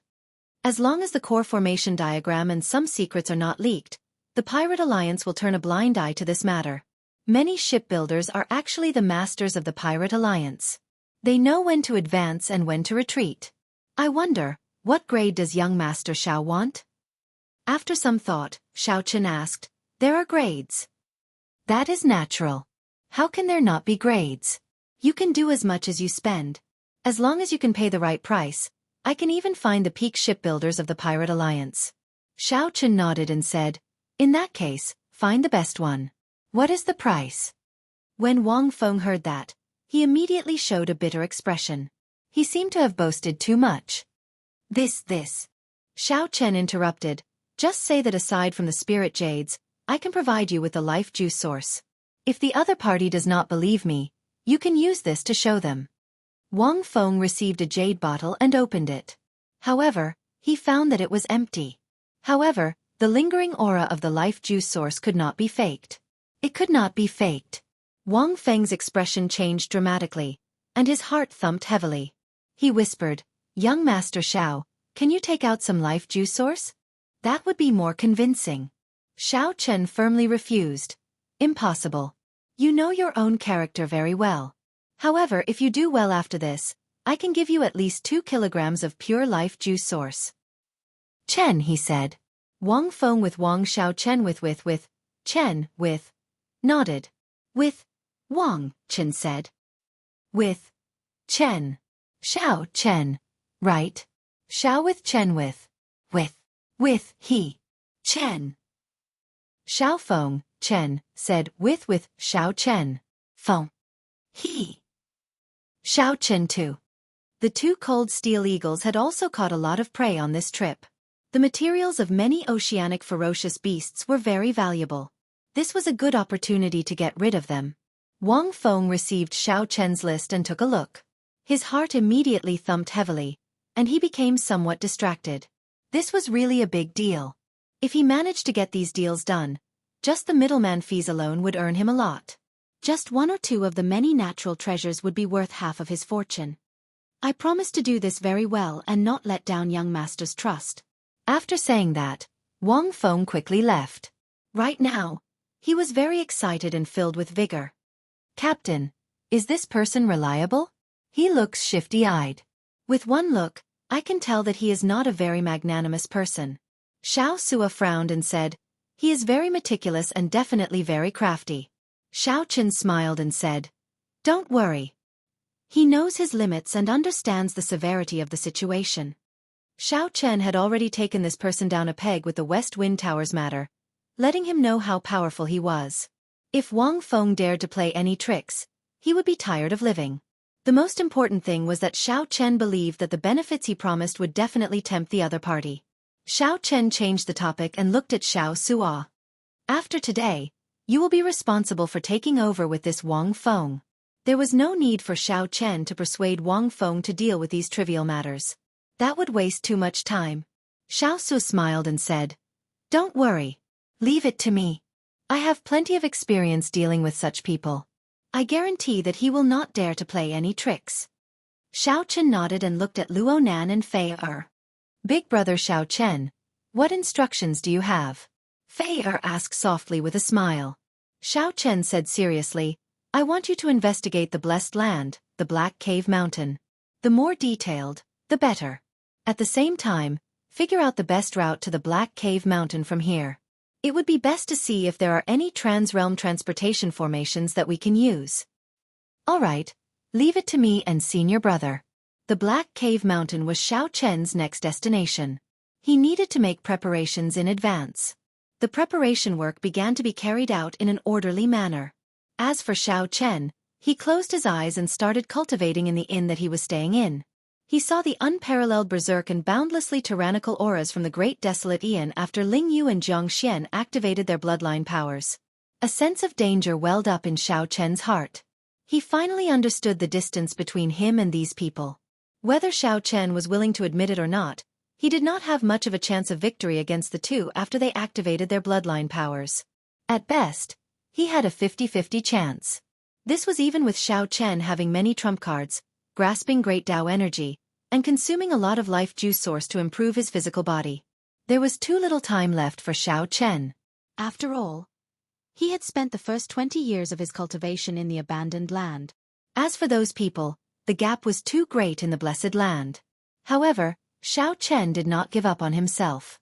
If he could cross the hurdle of the half-step primal core realm and reach the same cultivation as those two, his chances of victory would reach 70%. More importantly, the bloodline power in Xiao Chen's body was also a treasure trove. Furthermore, it was even more vast. It was just that he could not find a way to develop it for now. Now that he had accumulated enough, it would only be a matter of time before he soared into the sky. Early the next morning, under Xiao Sua's instructions, everyone on the Black Cutlass got busy again. The crew members were full of enthusiasm. No one had expected that in just a few months, they would be able to make such a great progress.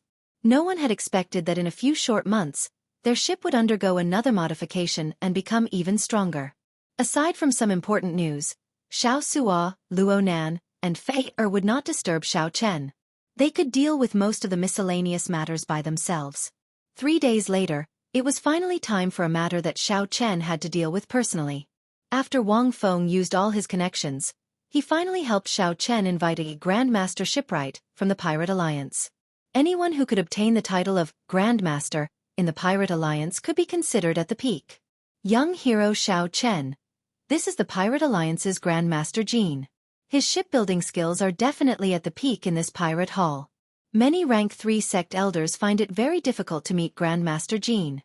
Wang Feng looked at Xiao Chen with a fawning expression as he introduced an unprepossessing old man not far away. Stop sucking up. You are this fellow's master. Let me ask you, do you really have the life juice source? Who knew that Grandmaster Jean did not give Wang Feng any face? He directly looked at Xiao Chen and asked rudely. Xiao Chen gave Wang Feng a look, and Wang Feng tactfully withdrew. There's no rush. Sir, come and take a look at my ship first. If you have any opinions, you can tell me, Xiao Chen said politely with a calm expression. Whether this person was a real Grandmaster or a fake Grandmaster, he had to reveal something. Asking for the life juice source the moment he opened his mouth? Xiao Chen was not that foolish. Hee.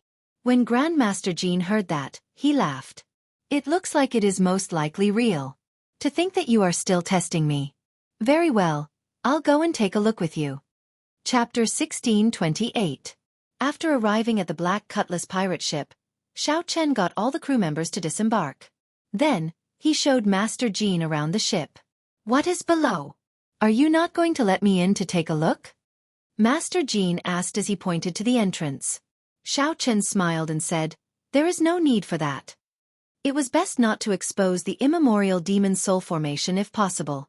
Furthermore, Xiao Chen did not believe that the other party had the ability to modify the immemorial demon soul formation. Master Jean did not find this strange. After he disembarked, he said, with one look, I can tell that this ship of yours is the work of a great master. The standard of this ship is no lower than mine. In fact, it might even be higher. Xiao Chen remained silent. He did not deny it or admit it, letting the other party continue. That person left a lot of room for upgrading the pirate ship. Honestly speaking, it is really a waste for you to invite me over. Xiao Chen found this strange, so he asked, what do you mean? Master Jean pointed to the ship and said, the original person who modified it is very experienced. As long as you have sufficient resources and follow his train of thought, you just need to modify it step by step. There is no need to use your brain, understand? No matter how ordinary a shipwright is, they can easily see through it and complete what you want to do. Let me think. I should have heard of all the shipwrights with such skill. Who could it be? As Master Jean chatted, he started to get distracted. Xiao Chen quickly interrupted. Are you saying that the original shipwright already fixed the direction of future upgrades? Yes, that's right. That's what I mean. You can just find any shipwright to give the overall command. There is no need for me to handle such a small matter. Xiao Chen was greatly startled. Unexpectedly, Senior Gue was so strong. When he thought about the immemorial demon soul formation, it seemed like it had a significant background. After thinking, Master Jean turned around and left, not lingering at all. Xiao Chen quickly stepped forward and stopped Master Jean. Master, many thanks for your honesty. However, I would still like to ask you to help modify this pirate ship. Master Jean frowned and asked, Are you sure? Your ship does not need to be modified at all. You just need to follow the other party's train of thought. If you ask me to help, I will not lower the price.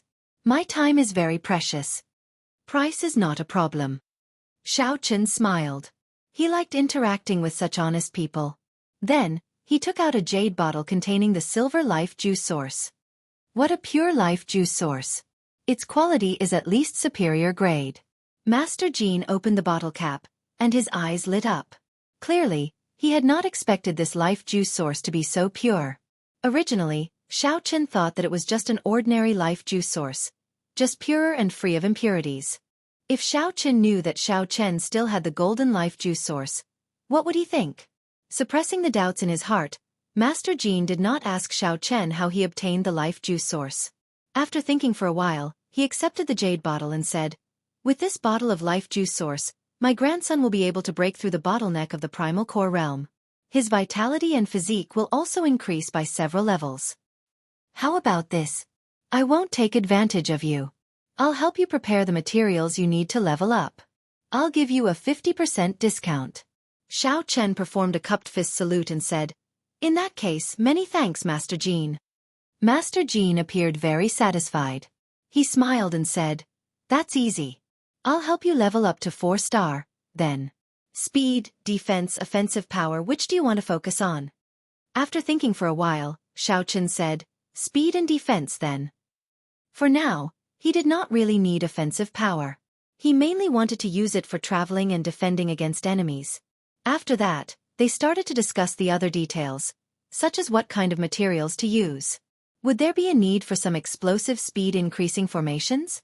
The discussion was a great eye-opener for Xiao Chen. Unexpectedly, building a pirate ship was so complicated. Many of the things involved were things that Xiao Chen had never heard of. Fortunately, Master Jean patiently explained them to him, allowing him to learn a lot. In that case, I'll take my leave first. I'll bring someone over tomorrow. Master Jean took his leave. After he left, Xiaoxua nearly jumped up in excitement. A 4-star pirate ship. Xiaoxua had never dreamed that he would be able to pilot a 4-star pirate ship one day. All the crew members were incredibly excited as well. Back then, the Golden Setting Sun 3-star pirate ship had caused a huge commotion in Purple Sun City. However, the Black Cutlass had only been modified to 4-star and not purchased from the Pirate Alliance. It still looked rather ordinary. Ordinary people would find it hard to tell with one glance. This was somewhat vexing. However, it suited Xiao Chen's character. I'll leave the rest to you. Whether we can get rid of that late-stage major primal core cultivator or not will depend on this ship, Xiao Chen said as he looked at Xiaoxua. Xiaoxua patted his chest and smiled.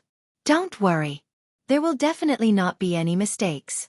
Oh right, the decryption of the Scarlet Blood Pirate flag should be coming out soon.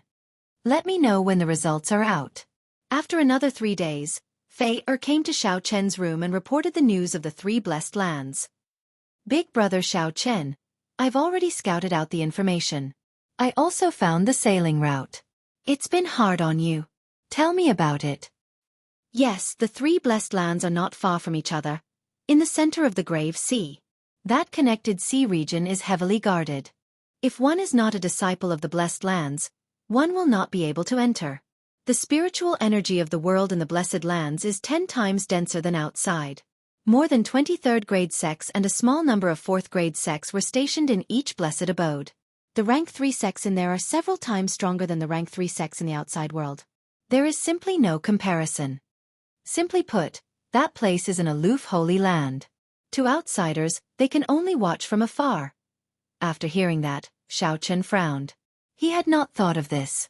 To think that the blessed lands did not even give outsiders a chance to enter. How was Xiao supposed to get in touch with Yi Zifeng? Big brother Xiao, perhaps that Ling Yu has a way, Fei whispered. Xiao shook his head and said indifferently, there is no need. That person is too arrogant. If we go looking for him, we will only humiliate ourselves. You can leave first. I'll think of a way. Right. Upon seeing Xiao frown and knowing that she could not help the other party, Fei left unhappily. Xiao toyed with an engraved card in his hand. Then, he raised his head and revealed a contemplative expression. The West Wind Tower's Ding Yuan. This person might have a chance of getting Xiao into the Blessed Lands. Holding the engraved card, Xiao entered the West Wind Tower again and received preferential treatment. A pretty maidservant with a graceful figure led Xiao to the highest floor of the tower. In the VIP room, Ding Yuan was still slowly brewing tea. When he saw Xiao arrive, he smiled and said, "What's wrong? You want to go to the wrestling ring and earn a lot of money?" Xiao sat down and received a cup of tea that the other party handed to him. After taking a sip, he said, "This tea is pretty good. If I can obtain consecutive victories and lose one more time, Chief Manager Ding will definitely feel even better." Ding Yuan laughed loudly and said, "You know quite a lot, unlike those two geniuses from the Blessed Lands. They are so cocky that their tails are about to reach the sky. No matter how much I advise them, they will not listen. How about it? You win 20 consecutive victories, and then we fight for 21. Xiao put down his teacup and said calmly, "That's a pretty good suggestion. However, I came to look for you because I have something else to discuss." Upon hearing that, the smile on Ding Yuan's face vanished. He said indifferently, "I'm only interested in business. If there is nothing else, let's drink some tea.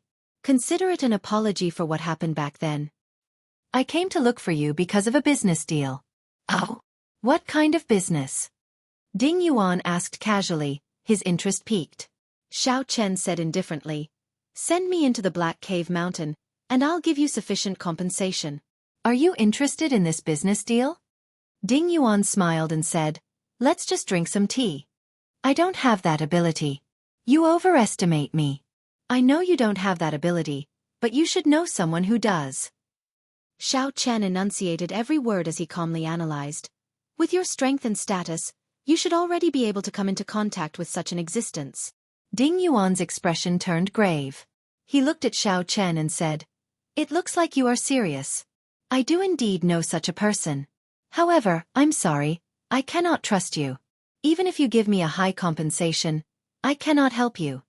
Trust. This was a big problem. If Xiao did something disrespectful in the Blessed Land, Ding Yuan would not be able to escape responsibility. That would definitely be a dead end. No matter how big the business was, it was not as important as his life. Since Ding Yuan did not trust Xiao no matter how Xiao explained, Ding Yuan would not believe him. The problem of trust was indeed somewhat unsolvable. Just as Xiao felt that he had reached a dead end, he glanced around and noticed the string of Buddhist prayer beads in Ding Yuan's right hand. It was a string of Buddhist prayer beads made of small red sandalwood. The surface of the Buddhist prayer beads was smooth and round, giving off a spiritual glow. Under the illumination of the lamps in the room, the Buddhist prayer beads reflected a faint light, looking exceptionally bright. Xiao heart skipped a beat. After a long time, the wooden Buddhist prayer beads would turn from purple to black. This was unavoidable. Unless a true devotee of Buddhism played with them every day and wiped away the dirt, the Buddhist prayer beads would remain bright for a long time. Only then would the Buddhist prayer beads remain bright for a long time, preventing the golden stars on the Buddhist prayer beads from being covered by the dirt. Xiao revealed a smile. He knew how to resolve the problem of trust. Chapter 1629. Xiao took a sip of tea and put down the teacup. Then he looked at Ding Yuan and asked, "Chief Manager Ding, are you a member of the Buddhist sect?" "Not really. When I was young, I spent some time in a Buddhist sect. Now that I have returned to the secular world, I am just a businessman. Ding Yuan's tone was calm, not showing much fluctuation in his emotions. However, Xiao Chen did not care. For Ding Yuan to be able to cultivate to the late-stage major primal core realm in that Buddhist sect, he must have lived there for a long time. Furthermore, his comprehension ability was very deep. Not just anyone could reach the late-stage major primal core realm. Xiao Chen said, although you have returned to the secular world, I believe that Chief Manager Ding still has Buddha in your heart. Your heart toward Buddha has never changed. A light flashed in Ding Yuan's eyes as he smiled without showing it. Why do you say that? Just based on the string of Buddhist prayer beads in Chief Manager Ding's hand, if not for his firm heart toward Buddha, how could he wipe it every night, sweeping away the dirt and dirt? Your observation skills are pretty good. I was already used to wiping the Buddhist prayer beads every night when I was young. However, what exactly are you trying to say by telling me all this? There's no need to beat around the bush. Just say it directly. Ding Yuan also put down his teacup and looked at Xiao Chen, gesturing for him to speak. Xiao Chen said with a serious expression, the problem of trust that Chief Manager Ding mentioned is indeed a difficult one. I have met you no more than 3 times. You should not have a reason to trust me. Ding Yuan nodded. That's right. I cannot possibly take risks for someone I have only met a few times. If you go to the Blessed Land and steal secret manuals and do something disrespectful, I will definitely die. In that case, I'll tell Chief Manager Ding now. You can rest assured. Xiao Chen removed the Buddhist pendant on his chest. With a thought, the black lotus mark on his chest appeared. The black lotus flowers formed a complicated Buddhist seal.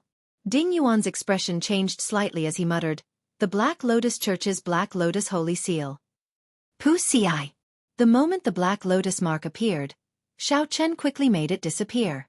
Then, he put on the Buddhist pendant and suppressed it again. It looks like Chief Manager Ding recognizes this seal. Ding Yuan showed a grave expression. As he looked at Xiao Chen, some doubt flashed in his eyes. Naturally, I recognize the Black Lotus Holy Mark. The person who planted the Black Lotus Holy Mark will not be able to escape the pursuit of the Black Lotus Church. However, why are you being chased by the Black Lotus Church? Who did you offend? Xiao Chen said indifferently, you don't have to worry about this. I entered the Blessed Land because there are seniors there who can protect me and help me escape the pursuit of the Black Lotus Church. With this Black Lotus seal, Steward Ding should be able to trust me. I will never do anything that will implicate Steward Ding. Ding Yuan's eyes flickered as he said in a deep voice, all right, I'll believe you for the time being. But you have to tell me what you can pay me. Give what? Xiao Chen definitely could not give him the golden life juice source. The temptation was too great. The other party would definitely take the risk out of desperation, directly killing him and searching his body. Xiao Chen was already targeted by a gray-clad late-stage major primal core old man. He did not want to be targeted by this Ding Yuan as well. However, the silver life juice source did not seem to be enough to tempt the other party. If you want to tempt me, you will need to take out 1 million medial-grade spirit jades or natural treasures or profound tools of equal value, Ding Yuan said unhurriedly. Ding Yuan said unhurriedly. His appetite was very big. Right now, Xiao Chen only had 1 million medial-grade spirit jades at the very most. How could he give it all to Ding Yuan? Fortunately, Xiao Chen had already thought of how to deal with this. Xiao Chen said indifferently, I'll give you a promise. Ha ha ha. What a joke. What is the point of your promise? Whoosh. Right after Xiao Chen spoke, his eyes released a golden light, and the great desolate divine eyes instantly appeared. A fear that reached the depths of the soul spread out in Ding Yuan's mind. He felt immense pressure. Boom. The string of Buddhist prayer beads in Ding Yuan's hand gave off a bright light. At the crucial moment, a wall of light filled with scriptures appeared, blocking Xiao Chen's vision. Ding Yuan gently pushed back, moving back several meters along with the stool he was sitting on, putting some distance between him and Xiao Chen. Now, Ding Yuan had already taken out the Buddhist prayer beads in his hand and dangled them in his palm. Then he slowly moved the beads with his thumb. His body emitted layers of faint Buddhist might, enveloping the entire room in layers of Buddhist might. After a while, the wall of light vanished, and Xiao Chen's great desolate divine eyes vanished as well. However, Ding Yuan had already put some distance between him and Xiao Chen, no longer getting so close. In that instant earlier, Ding Yuan had already felt a threat to his life. Even if the other party's great desolate Ian bloodline was not in the top 100, it was not far from it. Otherwise, how could the other party release such a piercing great desolate divine eyes? In that instant, he almost lost control of his soul. I really misjudged you. What kind of great desolate Ian bloodline do you have? Ding Yuan asked. Right now, the dragon race only had 6 bloodlines. The blue dragon bloodline had been eliminated long ago. Hence, Ding Yuan did not know what kind of bloodline Xiao Chen had. Ding Yuan vaguely felt that it was similar to the dragon race bloodline. However, none of the 6 bloodlines of the dragon race resembled Xiao Chen's bloodline. Xiao Chen said calmly, "Everyone has their own secrets." Sorry. Chief Manager Ding. Ding Yuan felt slightly stunned. Then he smiled and said, "That's true. This is your secret, so I won't ask too much." Good. In that case, I'll accept your promise. I hope you won't disappoint me. The divine eyes opened, and the bloodline appeared. Xiao Chen used the blue dragon bloodline to prove his value and potential. Ding Yuan thought about it for a while before accepting Xiao Chen's condition. If Xiao Chen fell in the future, this condition would be worthless. However, if Xiao Chen became a Cloud Sea powerhouse or even higher, the value of this promise would be immeasurable. The value of this promise was immeasurable. It was the nature of merchants to take risks and gamble. This was especially so for Ding Yuan. Ding Yuan did not hesitate at all, agreeing to Xiao Chen's condition. Go back first and wait for my news. After I get through all my connections, I will send someone to inform you. Xiao Chen stood up and said, "In that case, many thanks. This is my first visit. This is just a small token of my appreciation." Leaving behind a jade bottle containing the silver life juice source, Xiao Chen performed a cupped fist salute and left. After Xiao Chen left, Ding Yuan opened the bottle cap and saw what was inside. Ding Yuan revealed a smile on his face, feeling even more confident about Xiao Chen's future. The last bit of doubt in Ding Yuan's heart vanished. Men. Contact the profound cloud sex Elder Lu. Ding Yuan immediately took action. In the following days, the various preparations continued in an orderly fashion. The black cutlass's repairs and improvements were nearly complete. After Luo Nan and Fei learned that they did not have to worry about not being able to enter the Blessed Land, they started to deal with the problems that might occur along the route. He started to deal with the possible problems that might occur on the flight route, sitting and making predictions in advance. Under Master Jin's command, Xiao Sua led the crew to help modify and upgrade the Black Cutlass. Without needing to worry about the various miscellaneous matters, Xiao Chen continued to stabilize his cultivation. He digested the various benefits that the life juice source brought him. Vaguely, he felt that he had already touched the bottleneck of the primal core realm. In Xiao Chen's Dantian, his yang essence energy and yin essence energy mixed with his veritable essence energy, forming a perfect Taiji diagram. That lifelike Taiji diagram was like a picturesque ink painting. It formed an unbreakable balance between the 10,000-year-old baleful yin energy and the heavenly yang pill, two kinds of incredibly berserk and horrifying energies. In the past, when those disciples consumed the heavenly yang pill, their bodies would definitely not explode and die. The yin and yang energies in Xiao Chen's body were even more perfectly balanced than those of primal core cultivators. There was no need to worry about yin and yang losing balance, chaotic energy, or an explosion. The most important thing was that Xiao Chen's physical body had been continuously cleansed by the life juice source. His physique was already as strong as a major primal core venerates. Even if Xiao Chen exploded, his bones would not shatter and he would not die on the spot. At most, he would faint and be severely injured. In the blink of an eye, Xiao Chen stayed in this pirate hall for a month. After the Black Cutlass was completely remodeled, Xiao Chen thanked Master Jin. Then, he got his brothers, who had been busy for a long time, to go and rest first. Xiao Chen went alone to the most mysterious room on the second floor of the Black Cutlass. A strange formation plate floated quietly in the center of the sinister and sinister immemorial demon soul formation filled with evil qi. Xiao Chen discovered that 1.5 pearls around the neck of the great desolate Ian ferocious beast, the Yazi beast, were already lit up. The difficulty of lighting up the pearls was even greater than Xiao Chen had imagined. The cold steel eagles fed on the blood of ferocious beasts every day were still unable to satiate their appetite. The main reason was that the Yazi beast's appetite had become increasingly picky. After lighting up one pearl, a minor primal core ferocious beast was of little use. Even now, the pearls were useless. Only major primal core ferocious beasts could continue to light up the pearls. After leaving the pirate hall, Xiao Chen would meet the gray-clad old man from the beast-governing sect. While he did not fear this, Xiao Chen did not want anything unexpected to happen. He needed to ensure that nothing went wrong and that everything was under his control. Taking out a small knife, Xiao Chen made a small cut on his palm. A drop of blood slowly fell below the formation. Before the blood landed in the formation, the entire immemorial demon soul formation started moving restlessly. A scarlet light spread out, and evil chi filled the air. An illusory Yazi beast demon soul appeared in the blood mist.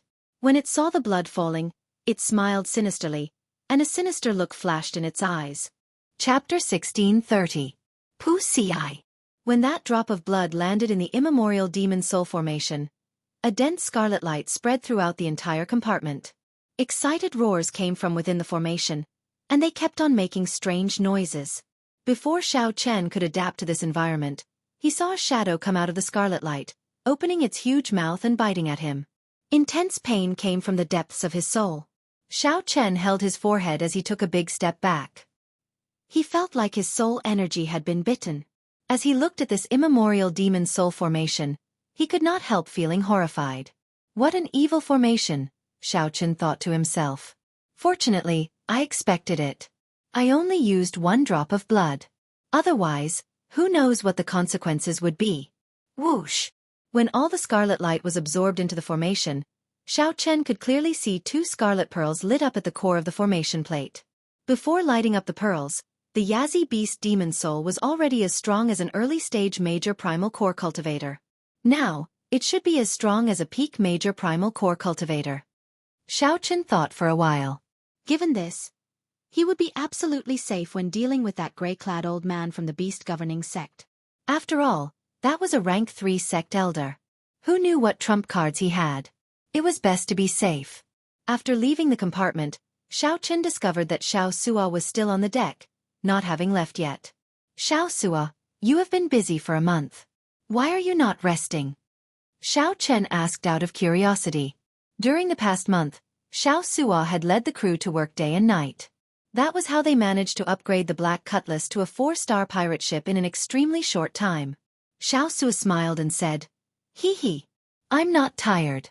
Looking at the treasures on the ship, I feel excited. Furthermore, with my current physique, this bit of fatigue is nothing." Captain, take a look. This is a modified 4-star ballista. Captain, although you said that you didn't want any attack power, although Captain said that you do not need any offensive power, Grandmaster Jean is very kind. These are the best of a regular 4-star pirate ship. One ballista bolt can easily pierce through a major primal core venerate's veritable essence energy shield. However, we have to use specially made ballista bolts. Of course, ordinary ballista bolts are quite powerful as well. Xiao Sua pointed at the 16 ballista towers above the cabin and introduced them to Xiao Chen. At first, Xiao Chen did not pay much attention to it, but after a while, he felt a little shocked. There were 16 ballista towers, and each tower had 4 top-grade 4-star ballistae, for a total of 64 ballistae. 64 peak 4-star ballistae fired in the same direction at the same time. Caught off guard, the sky was filled with deadly ballista bolts. That scene was truly unimaginable. Even Xiao Chen himself felt a little scared. At the very least, he didn't dare to force his way in. Then, he pulled Xiao Chen over and pointed to the sides of the Black Cutlass. There are 18 cannons on each of the 2 sides. They are all 4-star Neptune's Rage ancient demonic energy cannons. Xiao Chen knew about the Neptune's Rage. It was a demonic energy cannon specially made by a Grandmaster blacksmith of the Pirate Alliance. There were a total of 9 levels, corresponding to the 9 stars of pirate ships. Each level was further divided into low, standard, and top. These were the ancient demonic energy cannons that inspired fear in people. The name Neptune's Rage lived up to its name. It had to be said that the Pirate Alliance did indeed have a group of geniuses and strange people. They were simply too incredible. No wonder the Pirate Alliance could survive for so long, with no one daring to target it. The things that the Pirate Alliance revealed were already so incredible. Just how powerful were the treasures that only the Pirate Alliance kept? This was simply unimaginable. Hee. Captain, even a 4-star captain would find it very difficult to buy these. Grandmaster Jean is really generous.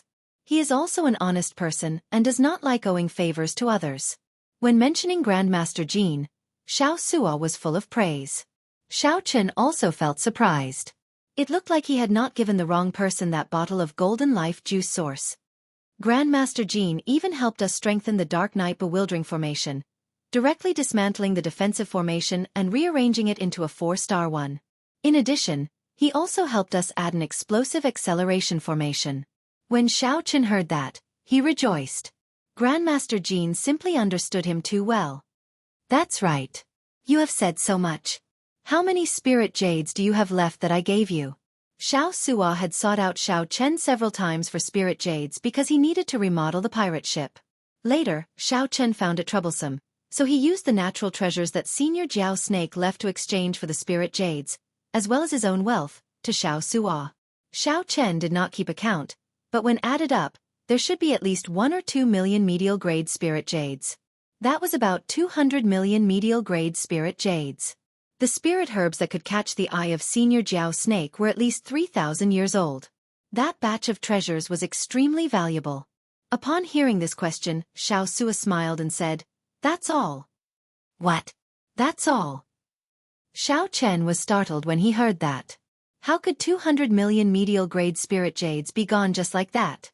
After all, at the Purple Sun City's auction, Xiao Chen could sweep through everyone with just 100,000 medial-grade spirit jades, pressuring others to the point that they could not breathe. It was enough to see that it was a huge amount of wealth. Now, he had become a pauper again. Xianxia smiled embarrassedly and said, "It's really gone. Originally, there were still some left. However, the various formations of the pirate ship require spirit jades to activate. I also need to have enough spare spirit jades, so, they're all gone." Seeing that Xiao Chen's expression was still not good, Xianxia thought for a while and said, "How about I go to the nodes of the formation and dig them out? I should be able to dig some out." Xiao Chen narrowed his eyes and said with a smile, "Good idea. Go ahead and dig them out, one by one." Seeing Xiao Chen laugh, Xianxia also laughed. "Captain, I'm just joking. Don't worry, you won't lose anything, Captain." Right now, the black cutlass looks ordinary. However, once it bared its fangs, the black cutlass would be extremely powerful. Even a peak 4-star pirate ship could easily crush an ordinary 4-star pirate ship. Ordinary 5-star pirate ships would have to think twice before attacking us. Xiao Chen wasn't really angry. He just liked the feeling of being rich and imposing. Now that he was penniless, it was hard for him to not get used to it. However, Xiao Chen's mental state was good. He quickly accepted it and could deal with it calmly. Xiao Chen had experienced many ups and downs in the Kunlun realm. His cultivation had once regressed, leaving him with nothing. Even if it was the worst result, how bad could it be for Xiao Chen? "Captain, when are we setting out to sea?" Xianxia asked somewhat impatiently. Xianxia was already armed to the teeth. He could no longer remain idle. "Wait a little longer." These words made Xiao Chen frown somewhat worriedly. The West Wind Tower's Ding Yuan still had not sent any news. This was not good news. After waiting for another 7 days, just as Xiao Chen's patience was about to run out, Ding Yuan finally informed him to go to the West Wind Tower. "Brother Xiao Chen, sorry for making you wait for too long," Ding Yuan said to Xiao Chen with a smile on his face as he brewed tea. Xiao Chen immediately calmed down.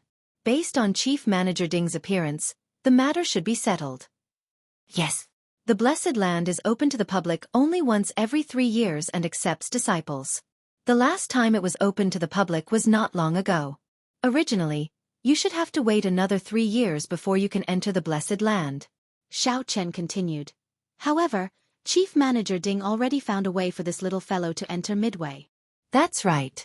I used a lot of connections to help you obtain a recommendation letter. With the recommendation letter, you can enter the Blessed Land and choose which sect you want to join. Of course, there is a test. However, given little brother Xiao Chen's strength, the test should not be a problem. As he spoke, Ding Yuan passed a recommendation letter over to Xianxia. Xiao Chen casually received it. This was just an ordinary recommendation letter. The contents were also very ordinary. However, the words gave Xiao Chen a sense of pressure, nearly causing him to stumble. Every word contained a pressure that came from the soul. The strokes were very forceful, showing off their sharpness and a boundless aura. Xiao Chen found it somewhat unbearable. After taking a look, he quickly closed the letter. This is personally written by a Cloud Sea powerhouse. Xiao Chen looked at Ding Yuan in shock. Ding Yuan nodded and said, "The Cloud Sea realm is an unfathomable realm. With one thought, they can injure others. With one word, they can suppress a major primal core venerate." As Xiao Chen held this heavy recommendation letter, he knew that the matter was settled. He performed a cupped fist salute and said, "Many thanks, Chief Manager Ding." Ding Yuan smiled casually and said, "There's no need to thank me. I'm just a businessman. Remember, you owe me a promise." For some reason, every time Xiao Chen heard Ding Yuan say that he was a businessman, he felt strange. Perhaps the other party was not as simple as Xiao Chen made him out to be. At the very least, this recommendation letter was not simple. "I will engrave it in my heart and not forget it. We will meet again." Chapter 1631. After leaving the West Wind Tower, Xiao Chen gathered all the members of the Black Cutlass pirate group. "Tomorrow, we will leave the pirate hall." This place was just a relay station on his way to the Blessed Lands. Originally, he should have left long ago. Now that everything was ready, especially with the most important recommendation letter, it was time to depart. "Great. I can't wait any longer. Captain, where are we going?" "One of the 3 blessed lands of the Grave Sea, the Black Cave Mountain." Fei said after some thought, "If we depart tomorrow, doesn't that mean we are leaving together with the outstanding talents of those 2 blessed lands?" Ling Yu and Jianghu fought 7 matches in a row. Each match ended in a draw. Every match was very exciting, causing a huge commotion in the entire pirate hall. Because of these two, countless experts came to watch the many palaces of the pirate city. One could say that the popularity of the entire pirate hall reached its peak because of these two. 3 days ago, the two had agreed to come back and compete again 1 year later. That was also tomorrow. Xiao Chen said indifferently, "It does not have much to do with us. There is no need to bother about it." Early the next morning, the entrance of the pirate hall was packed with people. The people who came to send Xianxia and Ling Yu off surrounded them. As the two looked at the large group of people sending them off, they were in high spirits, their faces filled with smiles. This was the so-called proud sons of heaven, achieving success at a young age. "Brother Jiang and I appreciate each other. It can be said that no discord, no concord. Everyone, don't worry. We will definitely meet again next year." Ling Yu performed a cupped fist salute in all directions. Jiang Xian also revealed a smile as he said softly, "Let's part here. Everyone, there is no need to send us off. This is a true outstanding talent, a young hero. Their future is limitless. It's a blessing to be able to witness so many exciting battles in my lifetime." As the crowd watched the two turn around, they did not shift their gazes away. Clearly, Jiang Xian and Ling Yu, 2 outstanding talents with great desolate Aeon bloodlines, shocked these people greatly, inspiring respect from the bottom of their hearts. Not far away, at the mouth of the sea below the entrance of the pirate hall, an inconspicuous pirate ship was sailing with its sails raised. On the highest observation deck of the cabin stood a white figure, facing the first ray of dawn as he sailed towards the vast sea. His body exuded a tranquil aura. It was as if he had isolated the world from all the hustle and bustle, becoming one with the world. Jiang Xian and Ling Yu walked on the road, chatting and laughing as they chatted about some things. Suddenly, Jiang Xian's gaze caught a glimpse of Xiao Chen, who was standing in the wind on the Black Cutlass. Her gaze paused for a moment before she softly said, "It's him." Jiang Xian looked at her curiously. "What's wrong? Is this the person you mentioned to me, the white-clad youth with a great desolate Aeon bloodline who wants to curry favor with you?" Ling Yu nodded. "Yes. However, his cultivation is not high, and he is older than you and me. I don't belong to any sect, and I'm all alone. How is it worth making friends with? I refuse." Jiang Xian smiled and said, "Brother Ling, you can't compare everyone to us. That's unfair to them. Among ordinary people, they are already dazzling enough to be proud of." "That's true. Haha. It's my fault." The hustle and bustle slowly died down. Before the eyes of the entire city, Xianxia and Ling Yu left in high spirits. In a direction that no one was paying attention to, that pirate ship also drifted further and further away. However, many years later, when everyone discussed this matter, they only remembered that they brushed shoulders with the Dragon Emperor Xiao Chen and regretted it for life. They could not remember the geniuses from the two blessed lands at all. The instant the Black Cutlass left the pirate hall's perimeter, a grey-clad old man leading two late-stage major primal core venerates stood on a huge tortoise beast, revealing a cold smile. This grey-clad old man was none other than the beast governing sect's elder.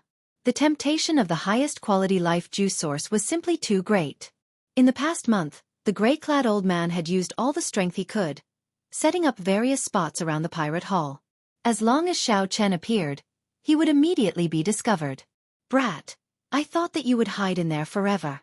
After him." The grey-clad old man shouted coldly, and the tortoise beast under his feet chased after Xiao Chen's pirate ship at lightning speed.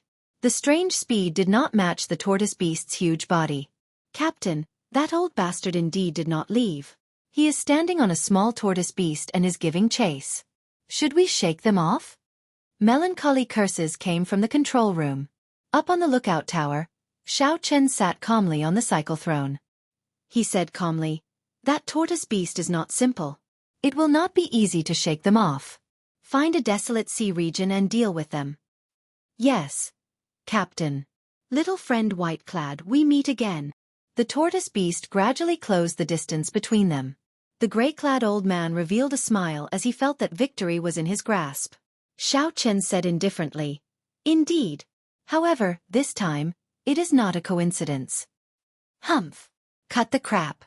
Hand over the life juice source, and I will spare you from death. I will also write off the matter of you killing two of my beast-governing sect's cold steel eagles. This is my bottom line. Think about it yourself." The grey-clad old man exuded the strong aura of a late-stage major primal core cultivator. His voice was deafening like thunder. An incomparably berserk and terrifying storm kicked up on the surface of the sea. The sky immediately turned gloomy and overcast. What a strong aura! Feeling the old man's aura, the crew of the Black Cutlass were all startled, sucking in a breath of cold air. Just his aura alone could kick up such a huge storm. This grey-clad old man was indeed incredible. However, to the grey-clad old man's surprise, the not-so-huge Black Cutlass sailed steadily amid the strong wind and waves, not shaking at all. This pirate ship is somewhat unusual. The two major primal core venerates behind were flabbergasted, viewing the Black Cutlass in a different light. The grey-clad old man smiled coldly and said, "I thought that after preparing for a month, it would not be very capable. It turns out that they strengthened the pirate ship. I'll deal with this ship. The two of you charge over and kill all the other crew members, aside from the white-clad man." The two early-stage major primal core experts boarded the pirate ship. It would be easy for them to deal with a group of young essence core and minor primal core experts. The grey-clad old man's entire body surged with veritable essence energy, and his body exuded a terrifying aura. Then, he ferociously threw a palm strike. Boom! A huge wave appeared out of nowhere on the surface of the sea. The entire pirate ship was tossed high into the air, and its speed completely slowed. Now! Murderous intent flashed on the faces of the two early-stage major primal core venerates behind the grey-clad old man. They soared into the air, preparing to take the opportunity to snatch the ship.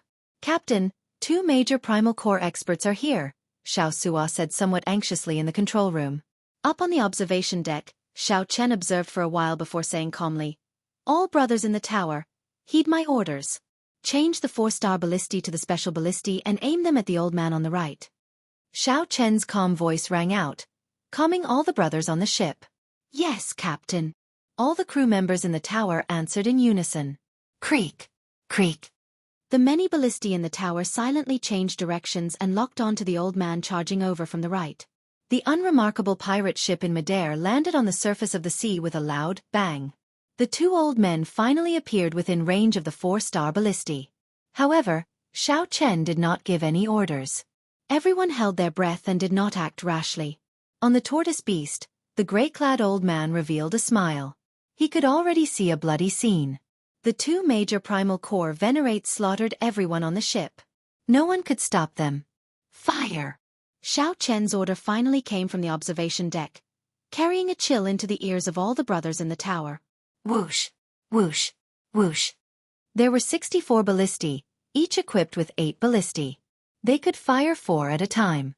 Immediately, a rain of ballistae filled the air like venomous snakes, coldly and mercilessly shooting out. The special ballistae were expensive, but they were very effective. Before the old man on the right could even scream, he turned into a hornet's nest. Splash! The old man fell into the seawater, corroded by the starry sea until nothing was left. A living major primal core venerate died on the spot. Just like that. The other old man was completely frightened silly. He froze in midair, not daring to believe what just happened. Chapter 1632. How can it be like this? The gray-clad old man on the tortoise beast was startled. He had not expected this at all. Originally, he thought that victory was in the bag, something extremely easy. However, in nearly one breath, an early-stage major primal core venerate died. This was an old friend that the gray-clad old man had known for decades. Senior Huang, come back. That ship is somewhat strange. The gray-clad old man shouted to the other old man on the other side. Without needing the gray-clad old man to say anything, the other old man had already been frightened into losing his courage long ago. He quickly retreated. In reality, if the gray-clad old man had not retreated, this would have been a great opportunity to board the ship. Under Xiao Chen's command, the 64 ballistae had already emptied their ballista bolts. Reloading the ballistae would take at least 3 seconds, more than enough for the gray-clad old man to charge over. Normally, the commander would prepare 2 rounds of attacks. After the first round, the second round would follow, and the first round would be ready as well.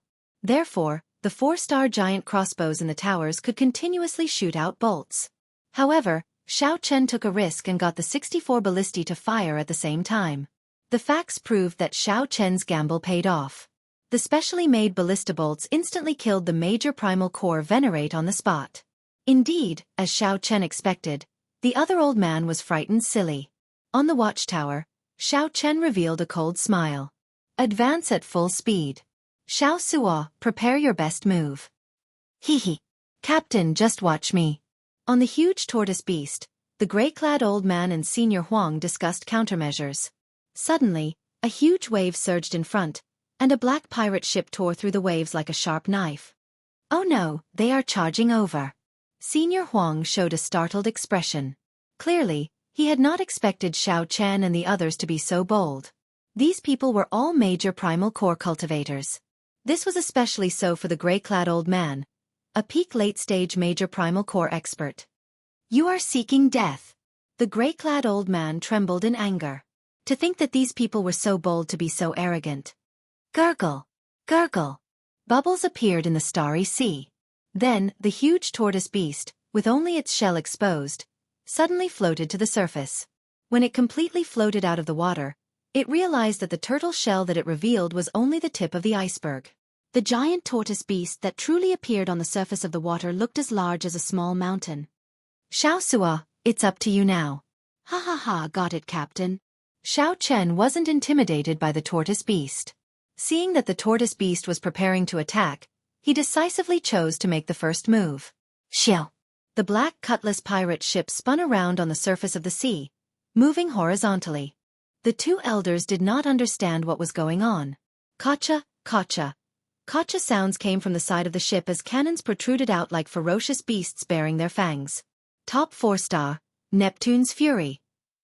The gray-robed old man was experienced and knowledgeable. When he saw the 18 turrets, his face turned pale. If Xiao Chen had known that this pirate ship contained so many Neptune's rages, he would not have dared to get so close to the black cutlass. He would definitely go as far as he could, and he would not have any designs on Xiao Chen. Fire! Xiao Chen ordered expressionlessly. The 16-peak 4-star Neptune's rages fired out black ancient demonic energy cannons at the same time. Every black ancient demonic energy cannon spun intensely, containing berserk energy compressed to the limit. After special processing by the Pirate Alliance's refiners, these ancient demonic energy cannons could easily flatten a small mountain. At the crucial moment, the tortoise beast roared, and an overwhelming wave appeared in front of it, forming a thick wall of water. Boom! One ancient demonic energy cannon exploded on the surface of the wall of water. Then, a second, a third, and then 16 all exploded at the same time. It was like the sea god was raging. The sky turned dark, and the huge explosions shook the surrounding 500 kilometers, temporarily deafening everyone. The overwhelming wave instantly evaporated, and a huge energy wave spread out. The gray-robed old man and Senior Huang were immediately knocked back, vomiting a mouthful of blood. With such a huge shockwave, there was no way to dodge. The two immediately got on the tortoise beast and fled frantically. "Fire!" Xiao Chen said mercilessly with a stern expression. Boom! A deafening sound rang out again. It was like the roar of thunder, frightening everyone and discouraging them from fighting. Without the obstruction of the waves, the might of the Neptune's rages this time was even more ferocious, and its range was even greater. Bang! Bang! Bang! Bang! Every time a cannonball landed on the surface of the sea, it kicked up an overwhelming wave that soared into the clouds. The huge energy explosion flattened the surface of the sea, creating many huge pits. Then, it formed a whirlpool, stirring up overwhelming waves. The sea looked incredibly chaotic. Strong winds howled, tornadoes howled, waves surged, and explosions rang out endlessly. The horrifying scene before them looked like the sea god raging. The gray-robed old man and Senior Huang ran frantically, not caring about anything else. They only wanted to quickly escape the range of the Neptune's rages. Their hearts were filled with incomparable fear. Without the obstruction of the waves, this wave of Neptune's Fury's cannonballs was much stronger than before. The gray-robed old man was still fine. His foundation was not damaged. However, the yellow-robed old man was riddled with wounds. His complexion was pale, and he looked incredibly weak. "Senior Tang, save me!" When Senior Huang saw the gray-robed old man getting further and further away, he cried out hoarsely, feeling despair and pain. The gray-robed old man ignored Senior Huang. He was only a few steps away from leaving the range of the Neptune's rages. How could he be so foolish as to return and bring along a burden? "You tricked me!" Senior Huang roared in dissatisfaction. Regret and hatred filled his heart, hating himself for being careless in making friends. "Fire!" Senior Huang's sorrowful roar did not elicit any sympathy from Xiao Chen. Xiao Chen gave the order without any pity. Boom! Amid the sky full of cannonballs, Senior Huang, who could not escape the range of the Neptune's rages, got buried on the spot, not even leaving ashes behind. Whoosh! The shock wave spread out and struck the gray-robed old man, causing him to vomit another mouthful of blood. However, he managed to escape the range of the Neptune's rages. "Damn brat! After we return, I'll get the beast governing sect to kill you." Xiao Chen turned his head back to look. Heavy rain poured down on the raging sea as the waves undulated. A black pirate ship stood on the surging sea like a tyrant. Chi! However, just as the gray-robed old man thought that he had dodged a calamity, two sharp bird cries suddenly came from the front. When the gray-robed old man looked over, his complexion immediately paled in fright. It was the cold steel eagles, two overlords of the sea giving off a cold light.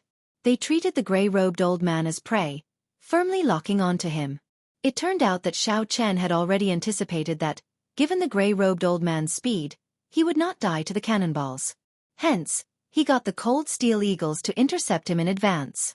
Since Xiao Chen shed all pretense of cordiality, he did not think of letting the gray-robed old man leave alive.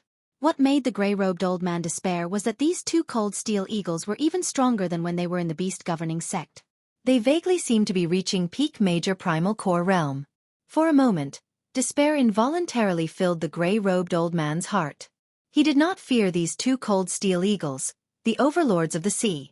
However, the tortoise had suffered 3 rounds of cannon fire and was already crippled. Even so, if the gray-robed old man had not been injured by the cannonballs, he would have been able to barely deal with the two cold steel eagles. However, there were no ifs in this world. The scene of Xiao Chen being chased by the cold steel eagles appeared on the surface of the sea once more. However, this time, the person being chased was someone else. The person being chased was the gray-robed old man from back then. Fate played tricks on people, a cycle of karma. Under the pursuit of the two cold steel eagles, the gray-robed old man was slowly forced back, slowly approaching the black cutlass, which gave him nightmarish memories. The wounds on his body slowly increased. After experiencing the relentless pursuit of the cold steel eagles, Xiao Chen knew very well how terrible this feeling was. The cold steel eagles did not give one any time to catch one's breath or treat one's injuries. The cold steel eagles did not give one any time to catch one's breath or treat one's injuries. They just chased one relentlessly. If one dared to stop, one would die in the next moment. 1 hour later, the two cold steel eagles worked together to carry the gray-robed old man's battered body over. On the watchtower, the white-clad Xianxia looked at the gray-robed old man, who was now a prisoner. Then he said softly, "We meet again." The gray-robed old man felt mentally fatigued. As he looked at Xianxia, he coughed a few times and vomited a large mouthful of blood. The gray-robed old man felt extremely dissatisfied. He had never thought that he would appear before Xianxia as a prisoner. Chapter 1633. The gray-clad old man had never dreamed that he would end up in Xianxia's hands one day. The other party was just a half-step primal core brat. If it were a proper fight, the gray-clad old man would not care about such a minor character. He would be able to casually kill Xianxia. His advantage in cultivation allowed him to have nothing to fear. This thought was not wrong. Right now, Xianxia was indeed not a match for the gray-clad old man. If the gray-clad old man clashed head-on, he would lose in less than 100 moves. Aside from fleeing, there was no other outcome. However, Xianxia had the Black Cutlass, a powerful weapon that rivaled a 5-star pirate ship. When the Black Cutlass revealed its ferocious side, not to mention the gray-clad old man, even a peak major primal core cultivator would die. Furthermore, Xianxia had the immemorial demon soul formation and the two cold steel eagles. I have been cautious all my life. Unexpectedly, I fell at the hands of a junior like you. The gray-clad old man, who was hung in the air by the two cold steel eagles, revealed a bitter and pained smile as he spoke. Right now, as long as Xianxia willed it, the two cold steel eagles would tear him apart on the spot. Whoosh! Whoosh! The cold steel eagles hovered in the air, flapping their blade-like wings and kicking up strong winds. Xianxia's white robes flapped loudly in the strong winds, and his long hair fluttered. There is no need to blame yourself. If it were anyone else, they would not expect me to have a peak 4-star pirate ship. Xianxia smiled faintly, not letting anyone know what he wanted to say. The gray-clad old man said sullenly, "Cut the crap. If you want to kill me, then kill me. Don't humiliate me." As an outer sect elder of the beast-governing sect, the gray-clad old man had a backbone and did not beg for mercy. Xianxia said softly, "If I wanted to kill you, how could I have kept you alive until now?" "You?" A light flashed in the gray-clad old man's eyes, and some hope appeared. No one would want to die for no reason. Naturally, one would be tempted to live. "What do you want?" Xianxia showed a grave expression as he looked at the other party. "It's very simple. I'll spare your life. As long as you help the pirate ship in peace, I will not kill you. I will also give you the life juice source that you want." That's right. Xianxia had taken a fancy to the other party and wanted to continue strengthening his pirate ship. The other party's strength was not low, and he came from a third-grade sect. He was not young either. Xiaoxia and Xianxia could not compare to Xiaoxia in terms of experience and knowledge. He was experienced, powerful, and knew how to tame beasts. Having such a person on the pirate ship was undoubtedly a great thing. The gray-robed old man's eyes flickered. It was clear that he was tempted, but there was still some doubt in his heart. What did this kid mean? Daring to ask him to stay on the ship, was he stupid? As long as he recovered from his injuries, seizing the ship would be a piece of cake. Was he really not afraid that she would secretly cause trouble for him?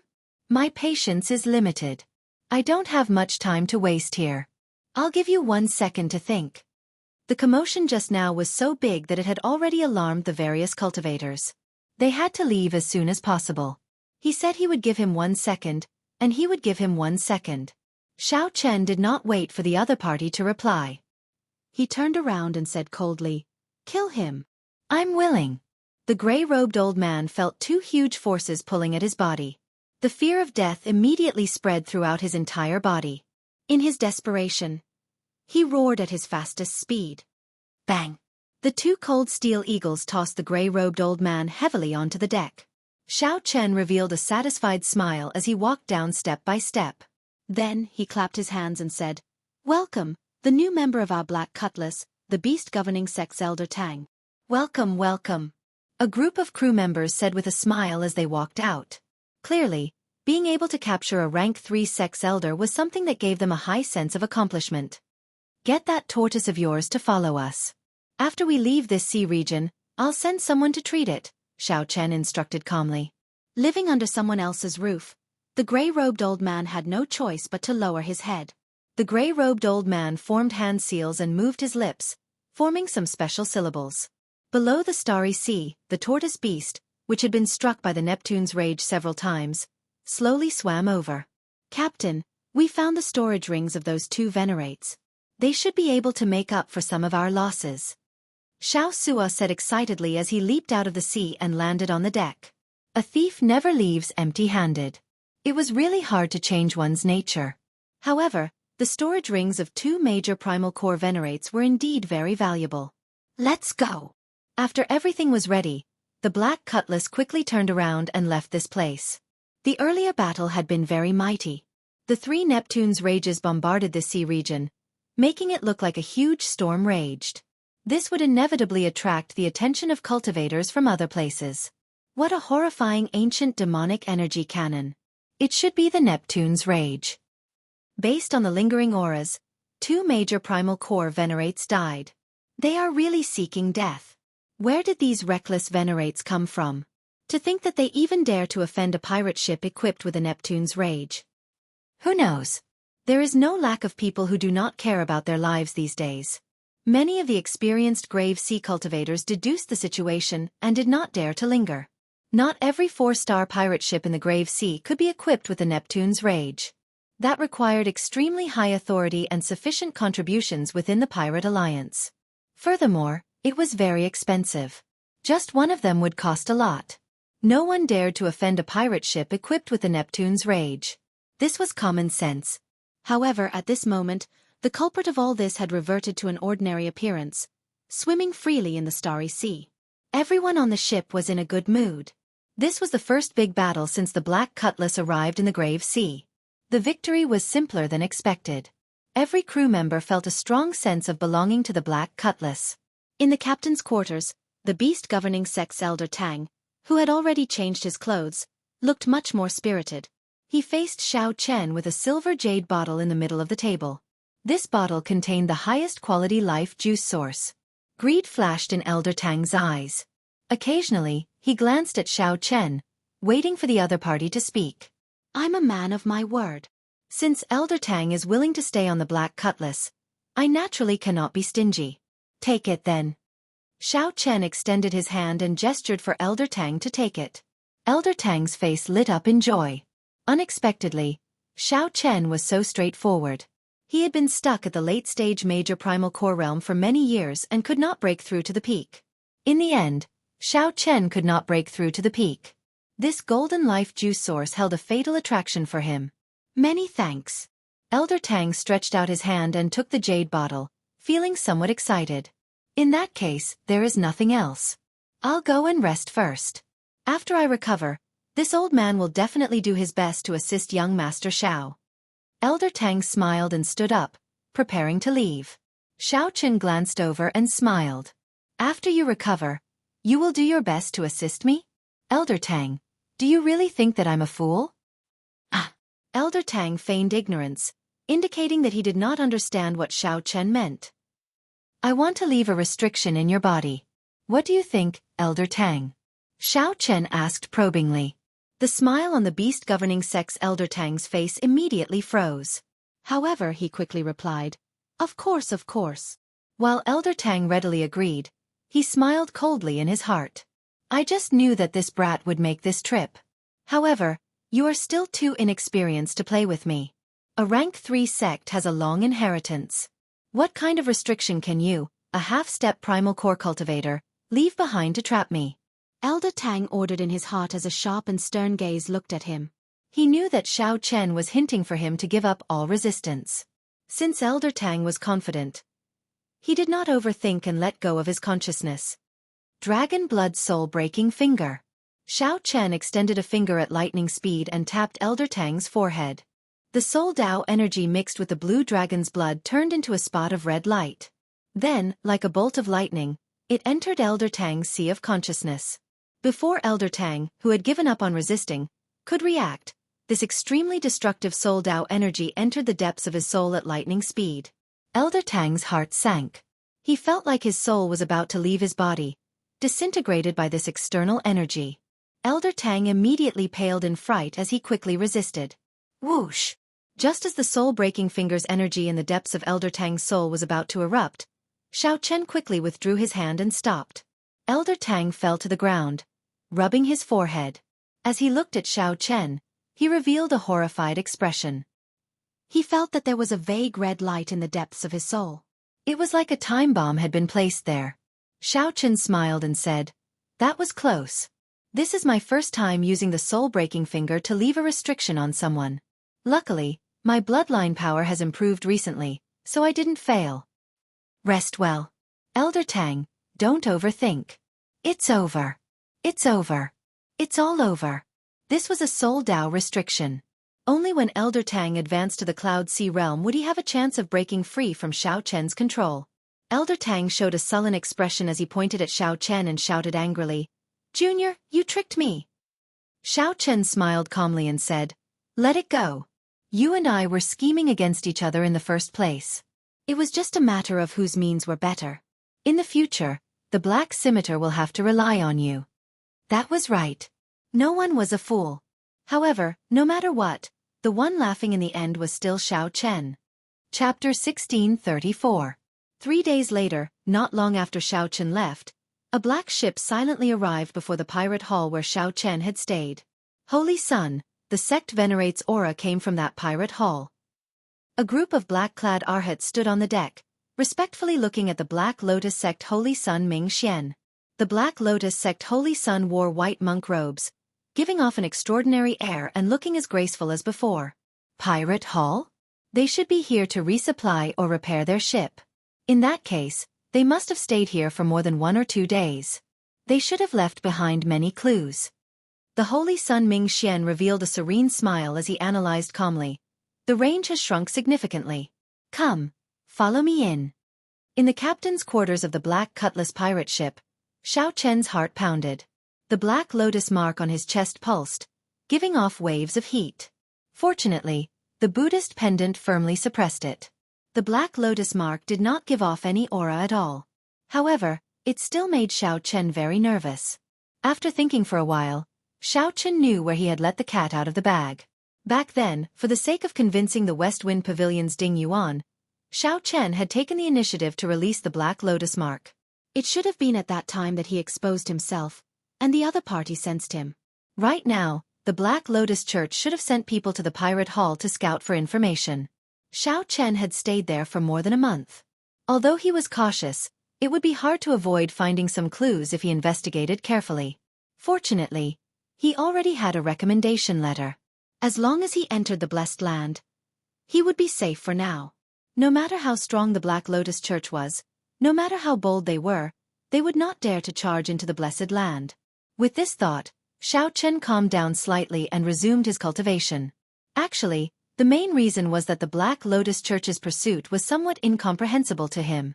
There was no point in thinking too much. He might as well cultivate more. If Xiao Chen always showed a worried expression, it would delay his cultivation and leave behind a mental barrier. As Xiao Chen started circulating the Purple Thunder Divine Incantation's 9th layer, the Taiji diagram in his dantian started spinning slowly. With veritable essence energy as the foundation and yang essence energy and yin essence energy as support, every time the Taiji diagram spun, Xiao Chen felt comfortable. In the diagram, the yin and yang fish were actually the yang essence core and the yin essence core. The two chased each other, but could never touch each other. Veritable essence was everywhere in the Taiji diagram, containing the power of yin essence and yang essence. Hua! In the captain's cabin, as Xiao Chen entered a state of cultivation, a Taiji diagram appeared on the ground at the same time. Light shadows danced about and flickered incessantly. It was incomparably profound. Xiao Chen seemed to have merged with heaven and earth. The Taiji diagram formed by veritable essence energy, yang essence energy, and yin essence energy in Xiao Chen's dantian spun increasingly slower. Eventually, it became hard to see with the naked eye. Xiao Chen, on the other hand, had long forgotten all of this. He seemed to have been completely immersed in this space. "You'll find the captain's cabin empty," devoid of life. However, when he opened the door, he could clearly see that Xiao Chen was sitting there with his eyes closed. Unity of heaven and man. This was the unity of heaven and man. Although Xiao Chen had not completely entered the primal core realm, Xiao Chen was able to achieve this.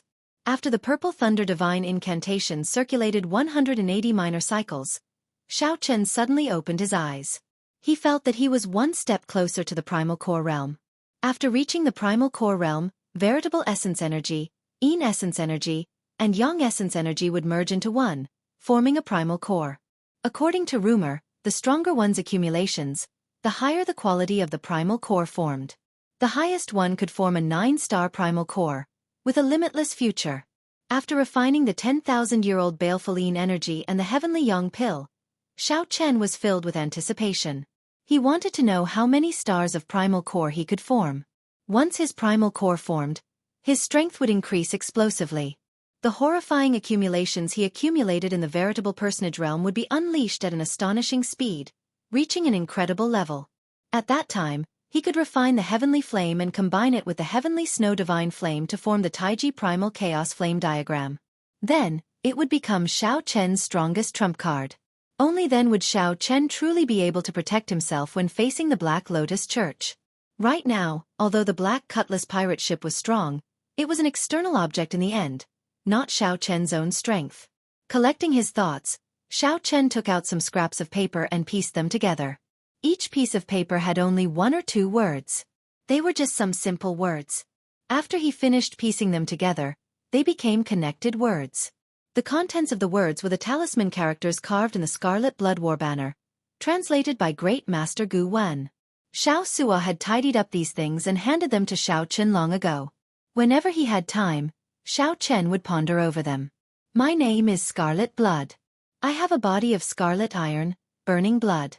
For half my life, I drifted from place to place, wandering from place to place. For half my life, I was unrivaled, moving about without fear. My body is like a sword, filled with unyielding pride. My heart is like the sun and moon, shining brightly for 10,000 years. My body is like a mountain, spanning 5,000 kilometers. My eyes are like the many stars, making the sky shine like there is no night. I cover the sky with one hand and proclaim myself emperor with the other. Xiao Chen muttered to himself. He could not understand the words that he had pieced together. Without a doubt, the legendary pirate, the Scarlet Blood Pirate King, had hidden the location of his treasures in this paragraph of words. However, no matter how Xiao Chen looked at it, this paragraph of words was the Scarlet Blood Pirate King's introduction of himself, as well as some bragging. That could not be said. If Xiao Chen described himself like that, he would be exaggerating. However, the Scarlet Blood Pirate King's description of himself was the truth. Because he was a legend in the first place. It was divided into 2 paragraphs. The first paragraph could be seen as a simple introduction to himself. Scarlet Iron Body, Burning Blood. Explaining the origins of the Scarlet Blood Pirate King's title. For half my life, I drifted from place to place. The first half of my life was not very good. I wandered around, experiencing many ups and downs.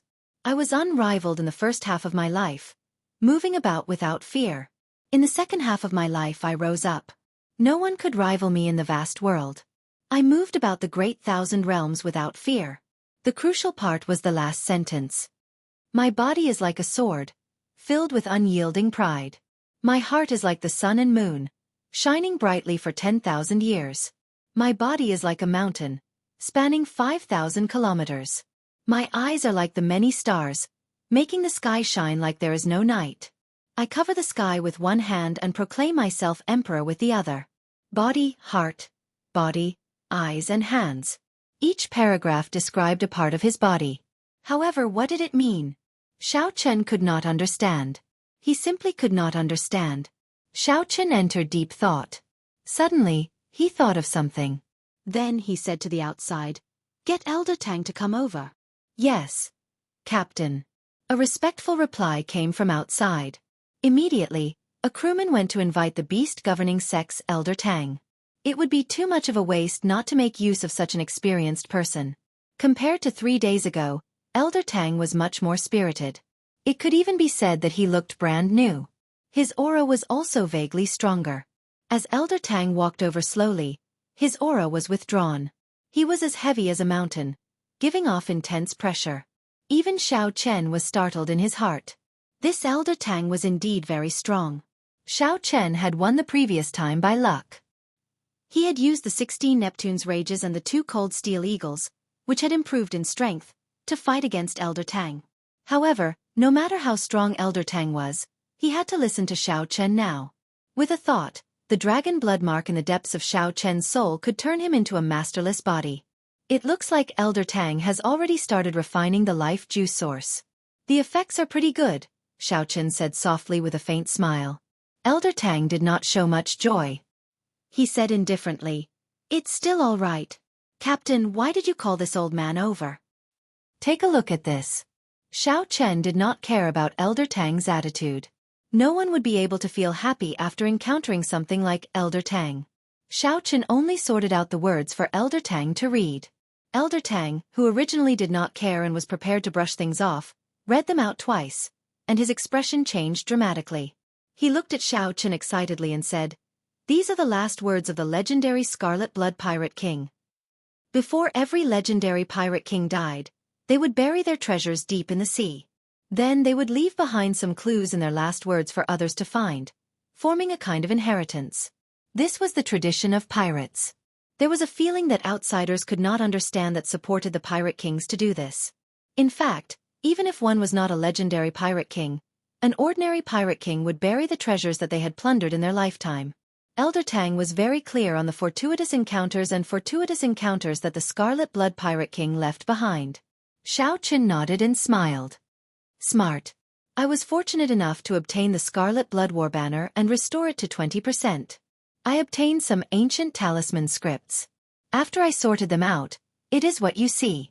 After saying that, Xiao Chen took out the Scarlet Blood War banner and waved it in front of Elder Tang, proving that he was speaking the truth.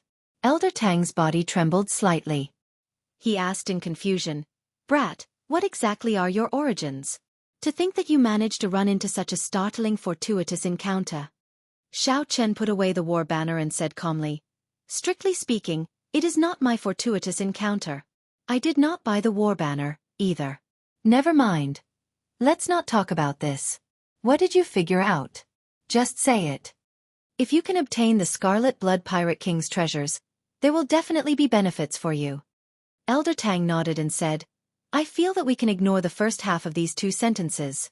The main clues should be in the second half. Great minds think alike. That is what I think as well. And then?"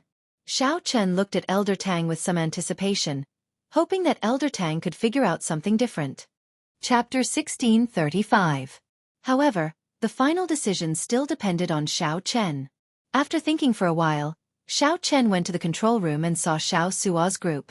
Xiao Sua thought to himself, that is to say, Xiao Chen's true strength already rivals that of an early-stage major primal core venerate. Xiao Sua gathered a strong aura and pressed down on Xiao Chen. As Xiao Chen looked at Xiao Sua's back, he entered deep thought. Such a person is really hard to control. Buzz! After sensing for a while, Xiao Chen discovered that there were several hundred peak Yang essence stage cultivators in this fleet. There were also many half-step primal core venerates and primal core venerates. At the same time, Xiao Chen felt curious and expectant. What mission could it be for the Savage Blood Pirate group to put in so much effort? Whoosh! Whoosh! Whoosh! Xiao Chen waved his hand and said, "There's no rush. What do you all think?" Elder Tang indicated that he understood and performed a cupped fist salute before taking his leave. After not seeing Xiao Sua for some time, Xiao Sua actually broke through, reaching the early-stage major primal core realm. Elder Tang's heart sank. The scarlet mark in the depths of his soul was a great problem for him. This feeling of being controlled by someone was not good. The only consolation was that Xiao Chen still respected him. The Cloud Sea realm was divided into 3 grades. Starry Sky realm cultivators were called Star Venerates. Holy Light realm cultivators were called Sovereign Personages. Don't worry. If I figure out anything, I will definitely tell young master. In that case you can leave first. If you have any thoughts, tell me immediately. Without the Scarlet Blood War banner, you cannot open the Scarlet Blood Pirate King's treasure trove. Furthermore, Your life is not in your hands now. Right after Xianxia spoke, the illusory figure vanished. However, the captain medallion remained floating in the air. Xiao Chen nodded and gestured for Xianxia to continue. When Xiao Chen saw Xianxia, his eyes lit up. He smiled and said, "Congratulations on breaking through." Xiao Chen let the other party leave. However, he did not forget to give the other party a warning so that he would not dare to play any tricks. However, what shocked Xianxia was that his aura silently melted into Xiao Chen's surroundings. Even the lineup to connect people was so big. It turned out that he had comprehended once. No wonder he broke through so quickly. Logically speaking, even with the golden life juice source, it was rather rare for one to break through so quickly. This was his first time experiencing this, so Xiao Chen was more cautious and didn't make a rash decision. His body exuded a thick, murderous aura. When he got close, people would feel fear and involuntarily retreat. However, after verifying his identity, the black-clothed brawny man's attitude became much better. Then, he patted Xiao Chen's shoulder and smiled. "Haha, brat, your courage is commendable. To think that you dare to accept a mission from the Savage Blood Pirate Group with this broken ship. Someone, bring them to the mission area and take good care of them." "Let's go take a look," Xianxia said. A 5-star pirate ship can be said to be extremely strong. The captain is at least a peak major primal core cultivator. It might not be impossible for them to have the strength of a Cloud Sea Star Venerate. A mission that they find difficult to solve is definitely not simple. "Who are you people?" The 10-odd ships headed for the Black Cutlass in a pincer formation. "Captain, send in your mental energy, and you will be able to make a decision. You can accept or give up." This false alarm allowed all the Black Cutlass's crew to release their bated breath. The pressure from a peak major primal core venerate was simply too great.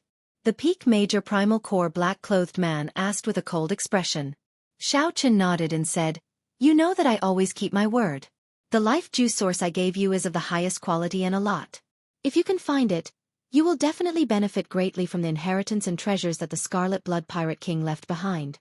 The other party had many people, and their origins were unknown. Xiao Chen told everyone not to act rashly. Then, he led the way out of the ship's hold. "Captain, what should we do? They do not seem friendly." The Black Cutlass, which was rushing to the designated sea area for the 5-star pirate ship, suddenly discovered 10-odd small ships flying quickly towards it. Seeing that the others did not understand, Xianxia explained, "The captain's token has very high authority after it is upgraded. As far as I know, the 5-star captain's token can directly communicate with the Pirate Alliance and issue missions. After that, the Pirate Alliance can notify the nearby pirate groups that hold the captain's token." In the control room, some of the veteran crew members also expressed their opinions. When one looked over, one could see that Xiao Chen's aura seemed to merge completely with the world. Xiao Chen's aura also merged with the world.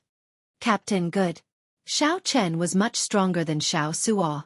Furthermore, he was an elder of a rank 3 sect and was very ambitious. Actually, keeping him by Xiao Chen's side required courage and intelligence. Xiao Chen narrowed his eyes as he looked at Xianxia.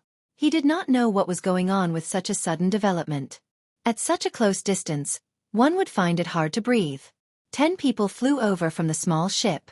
All of them were primal core cultivators. Of the 10, 3 were major primal core cultivators. The leader was even a peak major primal core cultivator.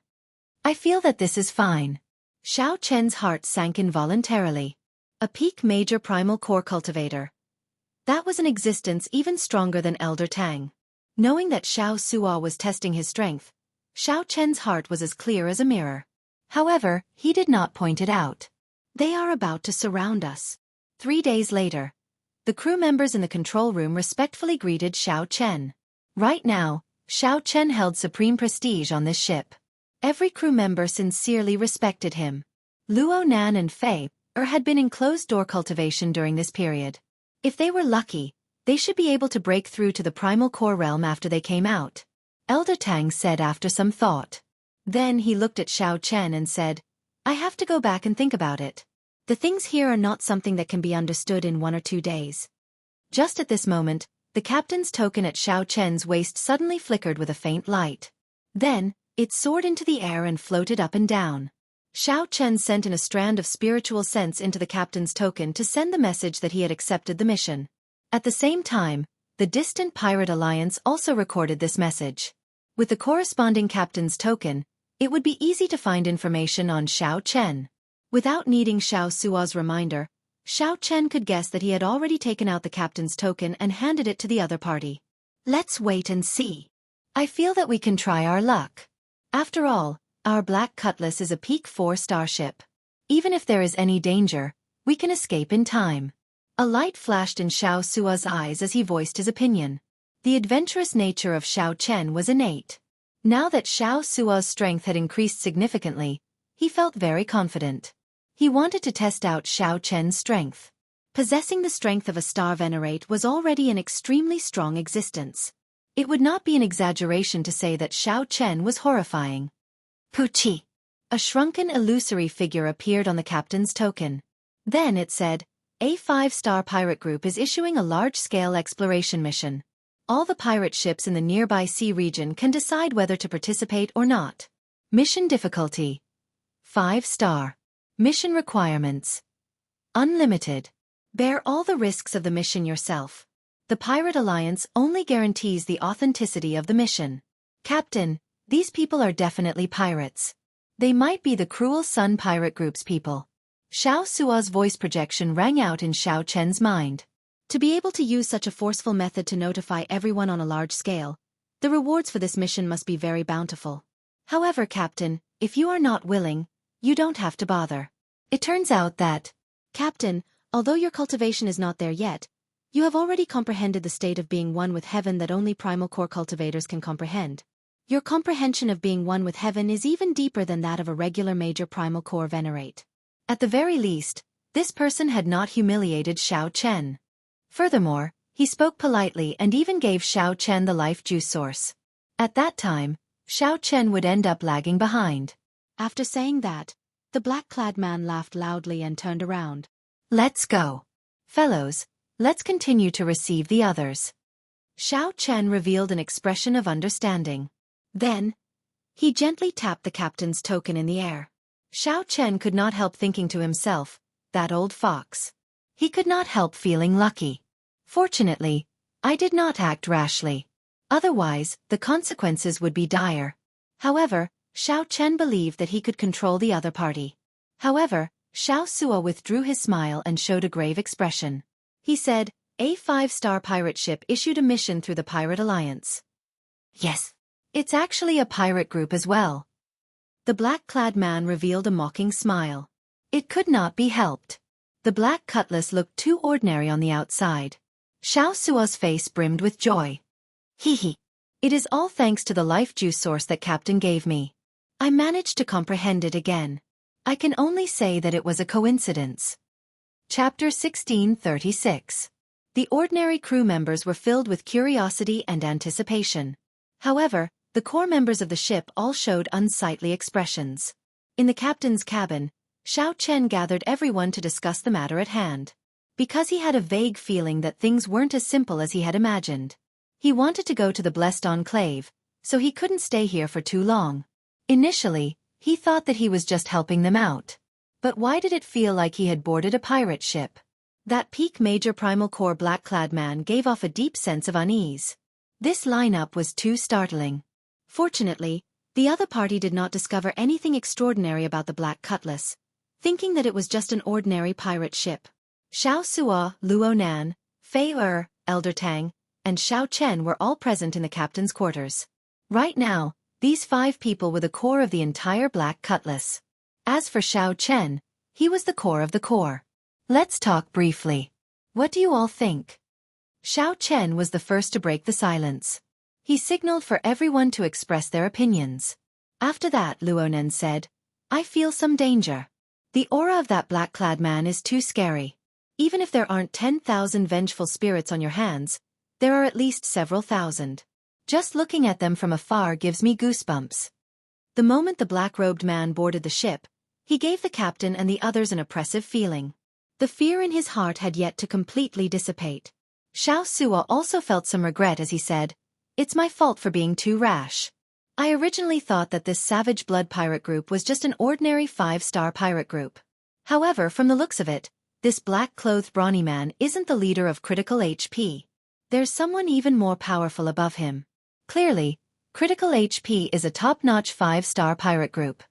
Faya said softly, "In that case, how about we leave? We have not seen the Savage Blood pirate group yet. If we leave now, we should still make it." "Leave. Don't even think about it. I've already sensed that this region of the sea is completely covered by a mental energy. Every pirate ship is marked. Unfortunately, the Black Cutlass is no exception." Elder Tang, who had been silent all this while, spoke in a soft voice. When Xianxia heard that, his expression changed slightly. Then he startled to his senses and said, "A Cloud Sea powerhouse?" "That's right. There should be a star venerate guarding this place. The Iron Hand Yama will immediately kill his way over," Elder Tang said calmly. Xiaosu raised his eyebrows. "The Iron Hand Yama? That's right. It is that black-clad man from earlier. His nickname is the Iron Hand Yama. He is known to be unrivaled under the Cloud Sea realm. This Savage Blood pirate group is very famous in the Grave Sea. They have destroyed several rank 2 sections. Even regular rank 3 sects do not dare to offend them." Elder Tang's complexion was very unsightly. However, he still honestly told Elder Tang what he knew. Luonan immediately felt upset. "Since you know about the Savage Blood pirate group, why didn't you tell me in advance? What is the point of telling me now?" Elder Tang waved his hand and said, "No one asked me." Seeing that an argument was about to break out, Xiaoqin smiled and said, "Things haven't reached the worst stage yet, so you don't have to blame yourselves or feel uneasy. If it's a blessing, it's not a curse. If it's a curse, it can't be avoided." "Yes, Captain." After everyone left, Xiaoqian called out to Elder Tang and asked, "Senior Tang, did you gain anything recently?" Elder Tang knew that Xiaoqian was asking about the Scarlet Blood Pirate King's last words. He nodded and said, "I have some ideas. This body is like a sword, unyielding pride. Heart is like the sun and moon, shining together for 10,000 years. Body is like a mountain, spanning 5,000 kilometers. Eyes are like the many stars. The sky is like no night. One hand covers the sky, the other is an emperor." The crucial thing is that the first and third sentences contradict each other. This body is like a sword. The torso is like a mountain. Is the body like a sword or the body like a mountain? As long as one understands this, everything will be easily resolved. Xiaoqian's eyes lit up. Elder Tang was indeed experienced. He had not thought about this before. However, there is no point in thinking about this. Let's get through this hurdle first. To think that he dared to accept the Savage Blood Pirate Group's mission. I really did not expect that. Elder Tang sighed, helplessness filling his aged face. Xiaoqian felt excited. It seemed like Elder Tang had something to say but did not finish. What does Elder Tang want to say? Just say it. Elder Tang hesitated for a while before saying, "This Savage Blood Pirate Group has done many evil deeds. They have always been the nightmare of the merchant ships of the Grave Sea. This is especially so in recent years. They even dared to rob the ships of some blessed lands. They have long attracted the attention of the Heavenly Blood Sword and the Astral River Divine Shield." The Heavenly Blood Sword and the Astral River Divine Shield? That's right. The Heavenly Blood Sword and the Astral River Divine Shield come from the same source. They are the two great armies under the Ocean Star. They are spread throughout the starry heavens, the greatest opponent of the Pirate Alliance. They are also the mortal enemies of many pirates. This is especially so for the Blood Sword Army. They are ruthless against the pirates. The Pirate Alliance really had an enemy. When Xiaoqian heard that, he felt slightly startled. However, he did not find it too strange. There were countless starry seas in the Great Thousand Realms. There were boundless benefits in the sea. No one would be willing to see the Pirate Alliance monopolize the benefits of the sea. Let's not talk about this for now. The Grave Sea is vast. The Blood Sword Army and the Astral River Divine Shield Army will not coincidentally encounter the Savage Blood Pirate Group. I'm afraid that they will use us as cannon fodder and kill us unjustly. Xiaoqian entered deep thought. You can go down first. Don't overthink. The Black Cutlass is not as simple as you think. It's really not a difficult thing to leave. Seeing the confidence in Xiaoqian's eyes, Elder Tang felt slightly stunned. He did not know where Xiao Chen got his confidence from. In reality, it would not be difficult for the Black Cutlass, which had the immemorial demon soul formation, to leave. The crucial thing was that Xiao Chen wanted to see what this savage blood pirate group was planning. If there really was a fortuitous encounter, Xiao Chen would definitely want to get a share when the time came. Half a day later, the Black Cutlass arrived at its destination under the guidance of Xiao Chen. "Captain, come out and take a look." Xiao Sua somewhat excitedly brought Xiao Chen to the deck and looked around. This sea region was densely packed with more than 1,000 four-star pirate ships. There were also many elite 3-star pirate ships. The number of pirate ships reached a startling number. Among the many pirate ships, there was a huge pirate group that was exceptionally eye-catching. The banner that hung high at the bow of this ship could be seen even from 500 kilometers away. The setting sun looked like blood, and there were 2 crossed scimitars under the skull. This was the symbol of the Savage Blood Pirate Group. The other pirate ships around the Savage Blood Pirate Group were not even half as tall as the Savage Blood Pirate Group, making it look even more majestic and tyrannical. There were more than 1,000 pirate ships gathered on the sea, as well as many smaller ships. This scene was very shocking. Xiao Chen asked in confusion, "Elder Tang, didn't you say that the Savage Blood Pirate Group is infamous? How come they still have such rallying power?" "They are from a righteous sect. Naturally, the Savage Blood Pirate Group is infamous in their eyes. However, in the eyes of the pirates, these are all accomplishments and fame. Most of the pirate ships probably came because of the fame. Some are probably just hot-headed." Xiao Su chuckled as he explained softly. However, his expression immediately turned gloomy. "However, our ship is too unremarkable. I believe that we will be used as cannon fodder. That is not good." After the excitement, Xiao Suo returned to reality, feeling dispirited. The facts proved that Xiao Suo's guess was right. That night, the Iron Hand Yama led a group of people to the Black Cutlass again. "Hee.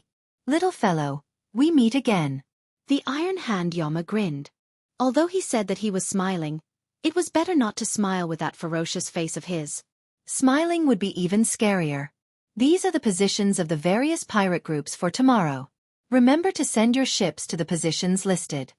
The Iron Hand Yama handed over a map and pointed to a position at the very front. Xiao Chen took a quick look. The formation on the map was practically all mediocre ships at the very front. Behind them were the 4-star pirate ships and the Savage Blood Pirate Group in the middle. Indeed, it was as Xiao Sua guessed. The Black Cutlass was used as cannon fodder. "This is the mission your Savage Blood Pirate Group issued?" Xiao Chen did not say anything, but Xiao Sua directly voiced his dissatisfaction in his heart. "What's wrong? Do you have any questions?" "You are using us as cannon fodder," Xiao Sua said after drumming up his courage. The Iron Hand Yama smiled coldly. "This is your first day in the Grave Sea. Which pirate ship did not grow up as cannon fodder? If you are not going to be cannon fodder, do you think that I will treat you like a lord? Stop dreaming. One day, if you are strong enough, even the Savage Blood Pirate Group can be cannon fodder for you." The Iron Hand Yama had an extremely strong aura, one that was built on fresh blood and massacres. The Iron Hand Yama's words were unreasonable. However, they were unreasonable words. The suppression of this aura rendered Xiao Sua speechless, rendering him speechless. "Little rookie, you are still too inexperienced." The Iron Hand Yama smiled disdainfully and turned to leave. Chapter 1637. After they left, Xiao Sua panted continuously. His back was already drenched in sweat. The aura that this person brought was too terrifying. "Captain, are we really going to be cannon fodder?" Xiao Sua still felt somewhat dissatisfied, feeling aggrieved. Xiao Chen looked at the formation on the blueprint and entered deep thought. In terms of formation, the group at the very front would suffer the most attacks. They would definitely be cannon fodder. However, this might not be a bad thing. Xiao Chen patted Xiao Suo's shoulder and smiled. "Don't overthink. If you expose your strength, you will end up dying even more miserably. Given the Black Cutlass's true combat prowess, it will be easier to survive among the cannon fodder." "However, I really feel somewhat dissatisfied," Xiao Sua said indifferently with his head lowered. Actually, while the Iron Hand Yama's words were unpleasant to hear, they might be true. He himself climbed to his current position step by step through blood and slaughter. Xiao Chen said softly. Sooner or later, I will hand this pirate ship to you. Just treat it as training for yourself. There is not a high-ranked pirate ship that did not rise above the cannon fodder. Captain, Stop talking. Adjust your emotions first. Danger often came hand in hand with opportunity. Xiao Chen always believed in this saying. He had somewhat recklessly accepted this mission of the Savage Blood Pirate Group. While it looked like he had jumped into a fire pit, he might be able to fish something out of it. Up on the watchtower, Xiao Chen looked at the huge pirate ship in the distance. He discovered many signs of damage on the ship. Many of the crew were currently repairing it. Just what kind of enemy could the powerful Savage Blood Pirate Group be unable to deal with? Why did they need to gather so many pirate ships to be their helpers? This was simply curious. Early the next morning, Xiao Suo steered the pirate ship to the front. The first 3 rows were mostly mediocre pirate ships, looking ordinary. They were all here to try their luck. Perhaps they had made the same decision as Xiao Chen and the others in a moment of hot-headedness. In the rear were many 4-star pirate ships. They placed the waning moon in the center, making it the main force. Whoosh! A stout man in the air leaped over and landed on the Black Cutlass's deck, leaving behind a storage ring. Here is 300,000 inferior-grade spirit jades. After the mission is completed, there will be another 300,000 inferior-grade spirit jades. If your performance is outstanding, there will be additional rewards. The Savage Blood Pirates can satisfy one of your requests. However, if you don't listen to orders, there will only be one consequence. I don't need to say anything more. After saying that, the muscular man quickly left. High risk is indeed high reward. No wonder so many pirate ships would risk their lives here, Xiao Chen said softly. Elder Tang's lips twitched. Who knows how many merchant ships the Savage Blood ship has robbed? They even dared to rob merchant ships from blessed lands. To him, these inferior-grade spirit jades are not even a drop in the ocean. Depart. Just at this moment, a resonant roar came from the front. The Iron Hand Yama stood on a huge seabird, commanding the massive pirate ships to advance. At the same time, his gaze swept back and forth across the numerous pirate ships. It made people feel as if his gaze was fixed on them. They didn't dare to act rashly, and even thought of running away appeared in their minds. Half an hour later, an island appeared before everyone's eyes. Strictly speaking, this should be a continent, not much smaller than a great realm. This is the territory of the Rank 3 sect, the Skeleton Dragon Hall. Elder Tang showed shock on his face. Now, he knew what the Savage Blood Pirate Group wanted to do. The Savage Blood Pirate Group wanted to gather the strength of the many pirate ships and directly flatten this Rank 3 evil Dao sect. Robbing a sect. It turned out that this was the Savage Blood Pirate Group's true mission. If they had known beforehand, no one would have been willing to come. However, now that the situation was already like this, there was no chance to back out. Elder Tang, how strong is this sect? Xiao Chen asked. It is not very strong, slightly weaker than our beast governing sect. It can't even compare to the Rank 3 sects of the Blessed Lands. However, it is a Rank 3 sect, after all, with deep accumulations. Why is the Savage Blood Pirate Group taking such a huge risk? Elder Tang expressed his confusion. He said seriously, perhaps there is more to this than meets the eye. Let's not care about that for now. It's time to go ashore. Soon, the many pirate ships soared into the air, heading for the continent in front. After entering the continent, the gravity decreased. The environment was not as complicated as the Starry Sea, and the many pirate ships could fly. Under the Iron Hand Yama's command, the pirate ships quickly traveled through the clouds, heading for the Skeleton Dragon Hall. The Skeleton Dragon Hall's people seemed to have received the news long ago. Aside from some resistance along the way, there were no obstructions. After a while, a huge bone dragon appeared in front, piercing through the mountains. The Skeleton Dragon Hall was in this huge bone dragon. The bone dragon was filled with experts, surging with killing chi. Indeed, the Skeleton Dragon Hall had already gathered all its experts in the sect. Kill! The Iron Hand Yama gave the order, and the pirate ships in the third row steeled themselves and charged at that horrifying bone dragon. You are seeking death. The cold snorts of the Skeleton Dragon Hall's cultivators came from the mountains.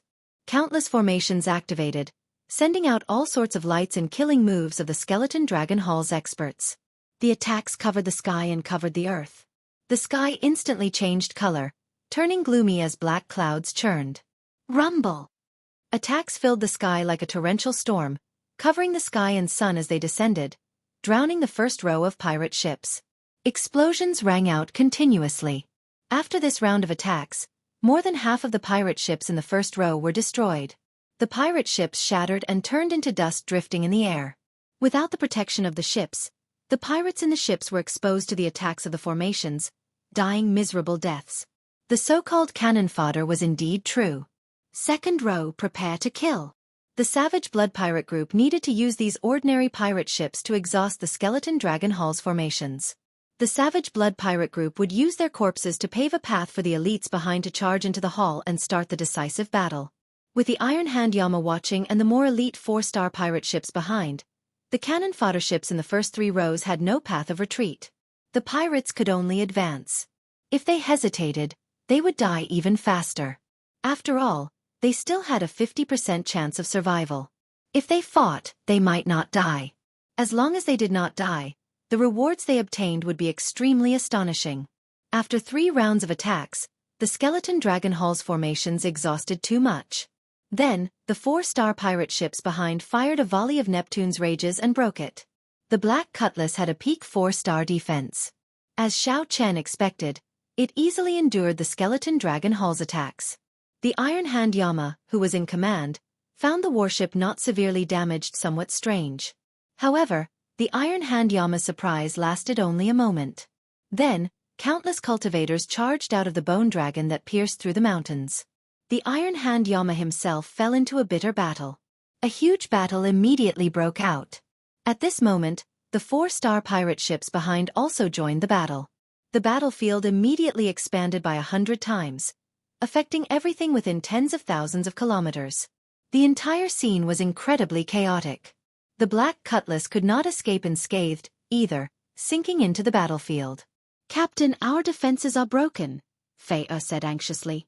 After enduring a few rounds of attacks, the defenses of the Skeleton Dragon Hall were completely broken. They could not recover within a short time. In fact, most of the pirate ships in the war chariot had their defenses broken. "I know. Don't expose the arrow towers and Neptune's rages for now. I'll hold them off." Whoosh! The 3 minor primal core venerates of the Skeleton Dragon Hall took the opportunity to land on the deck. Then, they smiled coldly and charged towards the ship's hold. Xiao Chen snorted coldly. Then, he personally charged over while holding the Lunar Shadow Saber. "So, it is just a half-step primal core realm pirate. Quickly finish him off." The 3 minor primal core venerates of the Skeleton Dragon Hall did not care at all, preparing to end the battle quickly. However, Xiao Chen happened to be thinking the same thing. Chapter 1638. I've finally left. I won't be able to deal with the Savage Blood Pirates ever again. If he wanted to leave, this was indeed the best chance. His speed was too fast, and if he moved alone, it would be easy for others to target him. At this moment, the entire situation was a complete mess. The pirate crew had the advantage in numbers, and they were all vicious people. The sky should have turned dark long ago. Where did the sun come from? The cultivators on the pirate ships that were closer all felt a fear that came from their souls. It was very horrifying. Elder Tang appeared out of nowhere and suggested. The Skeleton Dragon Palace's fate was already set in stone. They absolutely could not resist it. That's why this scene happened. Interesting. He withstood a few rounds of attacks from the formation. It has been on the battlefield for such a long time, yet this ship is still in such good condition. Xiao Chen looked at the terrifying mysterious phenomenon of the 2-star venerates fighting in the sky. The secret of Savage Blood's appearance had to be on that star venerate. "I'll deal with this fellow." You all charge into the Skeleton Dragon Palace and sweep away all the treasures and secret manuals. The situation of the Skeleton Dragon Palace clearly did not look good. Even the Hallmaster, the Ghost Dragon Astral Venerate, had to make a move. The situation slowly tilted in favor of the pirate groups. The 2 wills clashed in the clouds. Lightning flickered, dark clouds rose, and terrifying light flickered incessantly. The mountains shook, and the entire continent seemed to be trembling. If he were to lose face and become like those pirates, burning, killing and robbing, it would go against his conscience. Boom! As long as he survived, his harvest would be incomparably shocking. A powerful aura was emitted from his body, along with a mighty aura. After that, in a fit of rage, the savage Bloodstar Venerate spent a lot of money, gathering manpower through the Pirate Alliance. Clearly, this skeleton dragon palace must have obtained something and leaked the news. When the savage blood pirates found out about it, it led to the destruction of their entire family. I'm quite curious as to what kind of item could be so tempting. Boom. Dong. Xiao Chen drew the lunar shadow saber and released a saber light that looked like autumn water. Haha, why are you so nervous? It's not like I'm going to eat you. Take it, this is your reward. If you want to leave, then hurry up and leave, little rookies. Unfortunately, he couldn't partake in a fortuitous encounter of this level. Hee hee. I told you long ago that without the protection of the sex formation, you are not my match. Hand over the Mahamaya Abstinence Violation Saber Techniques Incomplete Manual, and I'll spare you and let your lousy sect continue to exist. What are you thinking? Xiao Chen estimated that the entire continent should be within the range of the Star Venerate's mental energy. Now that the battlefield was in chaos, and the Iron Hand Yama was in a bitter battle, his supervision was not as strict as before. Captain, it's 1 million low-grade spirit stones, Xiao Suo said happily after picking it up. Tut ti Xiao Spirit Dragon T Dragon to see that to again. Xiao Bloodstar.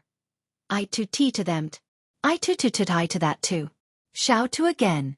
Blood Xiao did not. However, he to experience that again. He. Done.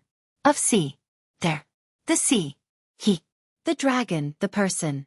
The T of the people. Of the. T Xiao to war. T. Blood dragon. Of that. Since the savage blood pirate group used him, they naturally wanted to wash the skeleton dragon hall in blood and plunder the sect's wealth. As the savage blood pirate group spoke, a few more people charged up the black cutlass. However, Xiao Chen and Elder Tang easily dealt with them without much effort. Xiao Chen closed his eyes and enjoyed the warm sunlight. His body and mind felt relaxed as well. This is a big deal. It's not like they have not done this before. The harvest is very startling. Could it be that the savage Bloodstar Venerate could not see the situation clearly? Did he not know that if this continued, his sect would be destroyed soon, and he would not even be able to keep his life? Be it cultivation, martial techniques, or will of soul, the savage Bloodstar Venerate was stronger than the savage Bloodstar Venerate. Xiao Chen and the others acted like they were facing a great enemy. They circulated their veritable essence energy quietly, prepared to fight to the death at any moment. If we fail, not only will the reputation of this savage blood pirate group suffer, the losses will also outweigh the gains. The gains do not make up for the losses. No one is willing to do such a strenuous and unrewarding thing. The two star venerates clashed head-on in the clouds. After 10 odd moves, the skeleton dragon star venerate fell into a disadvantage. The skeleton dragon star venerate charged down toward the skeleton dragon hall. There were many peak major primal core experts who were as strong as the Iron Hand Yama. The Iron Hand Yama muttered to himself as he observed, a smile on his face. After 10 moves, the 3 minor primal core venerates of the skeleton dragon hall on the deck became headless corpses. The crew all heaved a sigh of relief. This experience was exciting enough. Participating in the destruction of a rank 3 sect would be something to boast about in the future. Yes, Captain. It looked like the savage blood pirate group had come earlier. However, the other party had the advantage of numbers and the terrain, so they suffered a significant disadvantage. Xiao Chen put away the ring and looked at the other party's back. Then he said softly, "What a strange person. Let's go." Dark clouds covered the sky, making the people below feel even more horrified. The Iron Hand Yama laughed loudly and tossed out a storage ring before flying off. "You are seeking your own death. After I kill you, I will torture your soul and force out the location of the incomplete saber technique manual." The 3 minor primal core venerates of the skeleton dragon hall charging over were immediately suppressed, using the flawless saber technique to fight the 3. As Xiao Chen looked at the vast battlefield and the bone dragon moving through the tall mountains, killing chi surged around him. Shock waves surged as if everything had nothing to do with him. He looked even more ferocious and scary. Hee hee. Are we going to rob them? Let's go over as well. Blood covered the skeleton dragon hall, giving off a pungent smell. The blood had not congealed yet. When Xiao Chen saw the noisy entrance and the pirates excitedly snatching, he immediately lost most of his interest. Young Master Xiao, how about we take this opportunity to leave? Despite being at a disadvantage, the skeleton dragon star venerate showed no intention of giving up. Let's go then. Just the clash of wills between the two star venerates revealed a side that made one's heart tremble. The black cutlass moved against the flow of the chaotic battlefield, slowly leaving the battlefield and slowly flying to the back. That person wore gray dragon robes, and his eyes sparkled with stars. Everywhere he looked, a will of soul merged with the world. Just like that, the skeleton dragon star venerate swept out. With the black cutlass's strength, the skeleton dragon star venerate would definitely be able to reap a huge harvest in the skeleton dragon hall. This terrifying soul will was enough to destroy heaven and earth. The cannon fodder level pirate ship in front of them. The cannon fodder level pirate ships in front shattered upon contact, turning into a pile of junk drifting in the air. Elder Tang narrowed his eyes and asked, "What are you trying to say?" "I did not keep track, but it has been at least 7 to 8 hours. However, this skeleton dragon star venerate still held on to hope. It had to be said that he was somewhat foolish. Now, he was already one of those cannon fodders. Why was he willing to come? He was afraid that the skeleton dragon star venerate was waiting for this moment. Even though he felt helpless, Xiao Chen still shook his head and chose to leave. Immediately, winds blew, clouds churned, lightning flashed, and thunder roared. All sorts of mysterious phenomena appeared. Fighting 1 against 3, Xiao Chen firmly held the upper hand. His great Dao might radiated out along with his saber light. How long did the battle last? Cloud Sea experts. The many pirate ships led by the Savage Blood Pirate Group clashed with this rank 3 sect of the Grave Sea. The Savage Blood Star venerate snorted coldly. The will of soul grew stronger involuntarily. Xiao Chen shook his head and said, "I don't believe it. Just the initial reward for gathering so many pirate ships already requires hundreds of millions of inferior-grade spirit stones. Those strong 4-star pirate groups would offer even more. Clearly, it would not be good to use this Black Dragon's Gate as a target." The intense killing started. Everyone forgot about the existence of time. That's not right.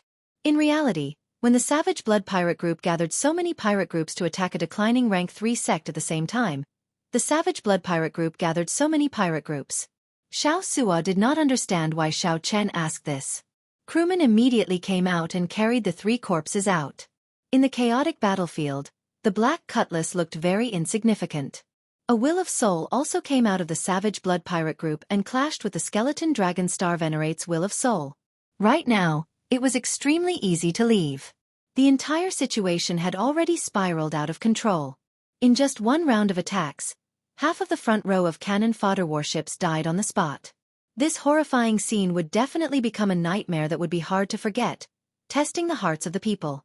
The Savage Blood Star Venerate said coldly as he held up a scarlet saber. After leaving this continent, the group returned to the Starry Sea. The warm sunlight washed away the gloominess in everyone's hearts. Right after the Savage Blood Star Venerate spoke, he soared into the sky and charged at the Skeleton Dragon Star Venerate. After the Skeleton Dragon Star Venerate left, the true elites of the Savage Blood Pirate Group also came out in full force. Or did he have other plans? However, the auras of the 2-star Venerates fighting could still be clearly felt, inspiring fear and trepidation. As the Savage Blood Star Venerate spoke, a person suddenly appeared on the Bone Dragon's head. Several experts of my sect died before we obtained this saber manual. You want me to hand it to you? Don't even think about it. Xiao Sua asked Xiao Chen in the control room. Senior Tang, why do you think the Savage Blood Pirate Group is attacking a rank 3 sect for no reason at all? At this moment, some of the stronger 4-star pirate ships smelled blood. They stopped conserving their strength and sent their experts to the huge bone dragon in the mountains. 15 minutes later, the Black Cutlass finally left the battlefield. They could only vaguely see the tattered bone dragon traversing the mountains. Xiao Chen felt shocked as he carefully withdrew his aura. The Skeleton Dragon Hall's trump card experts finally could not help but appear. Captain, what should we do? Should we leave or wait until we make a fortune before leaving? Ha ha ha ha. Skeleton Dragon Star Venerate, you finally appeared. Since the start of the battle, the sky had been dark. This was especially so after the two star venerates fought, which made the atmosphere even more oppressive. After gaining the upper hand, the savage blood star venerates immediately charged towards the skeleton dragon hall's headquarters, snatching everything they saw. We set out early in the morning. By the time we arrive, it will be almost noon.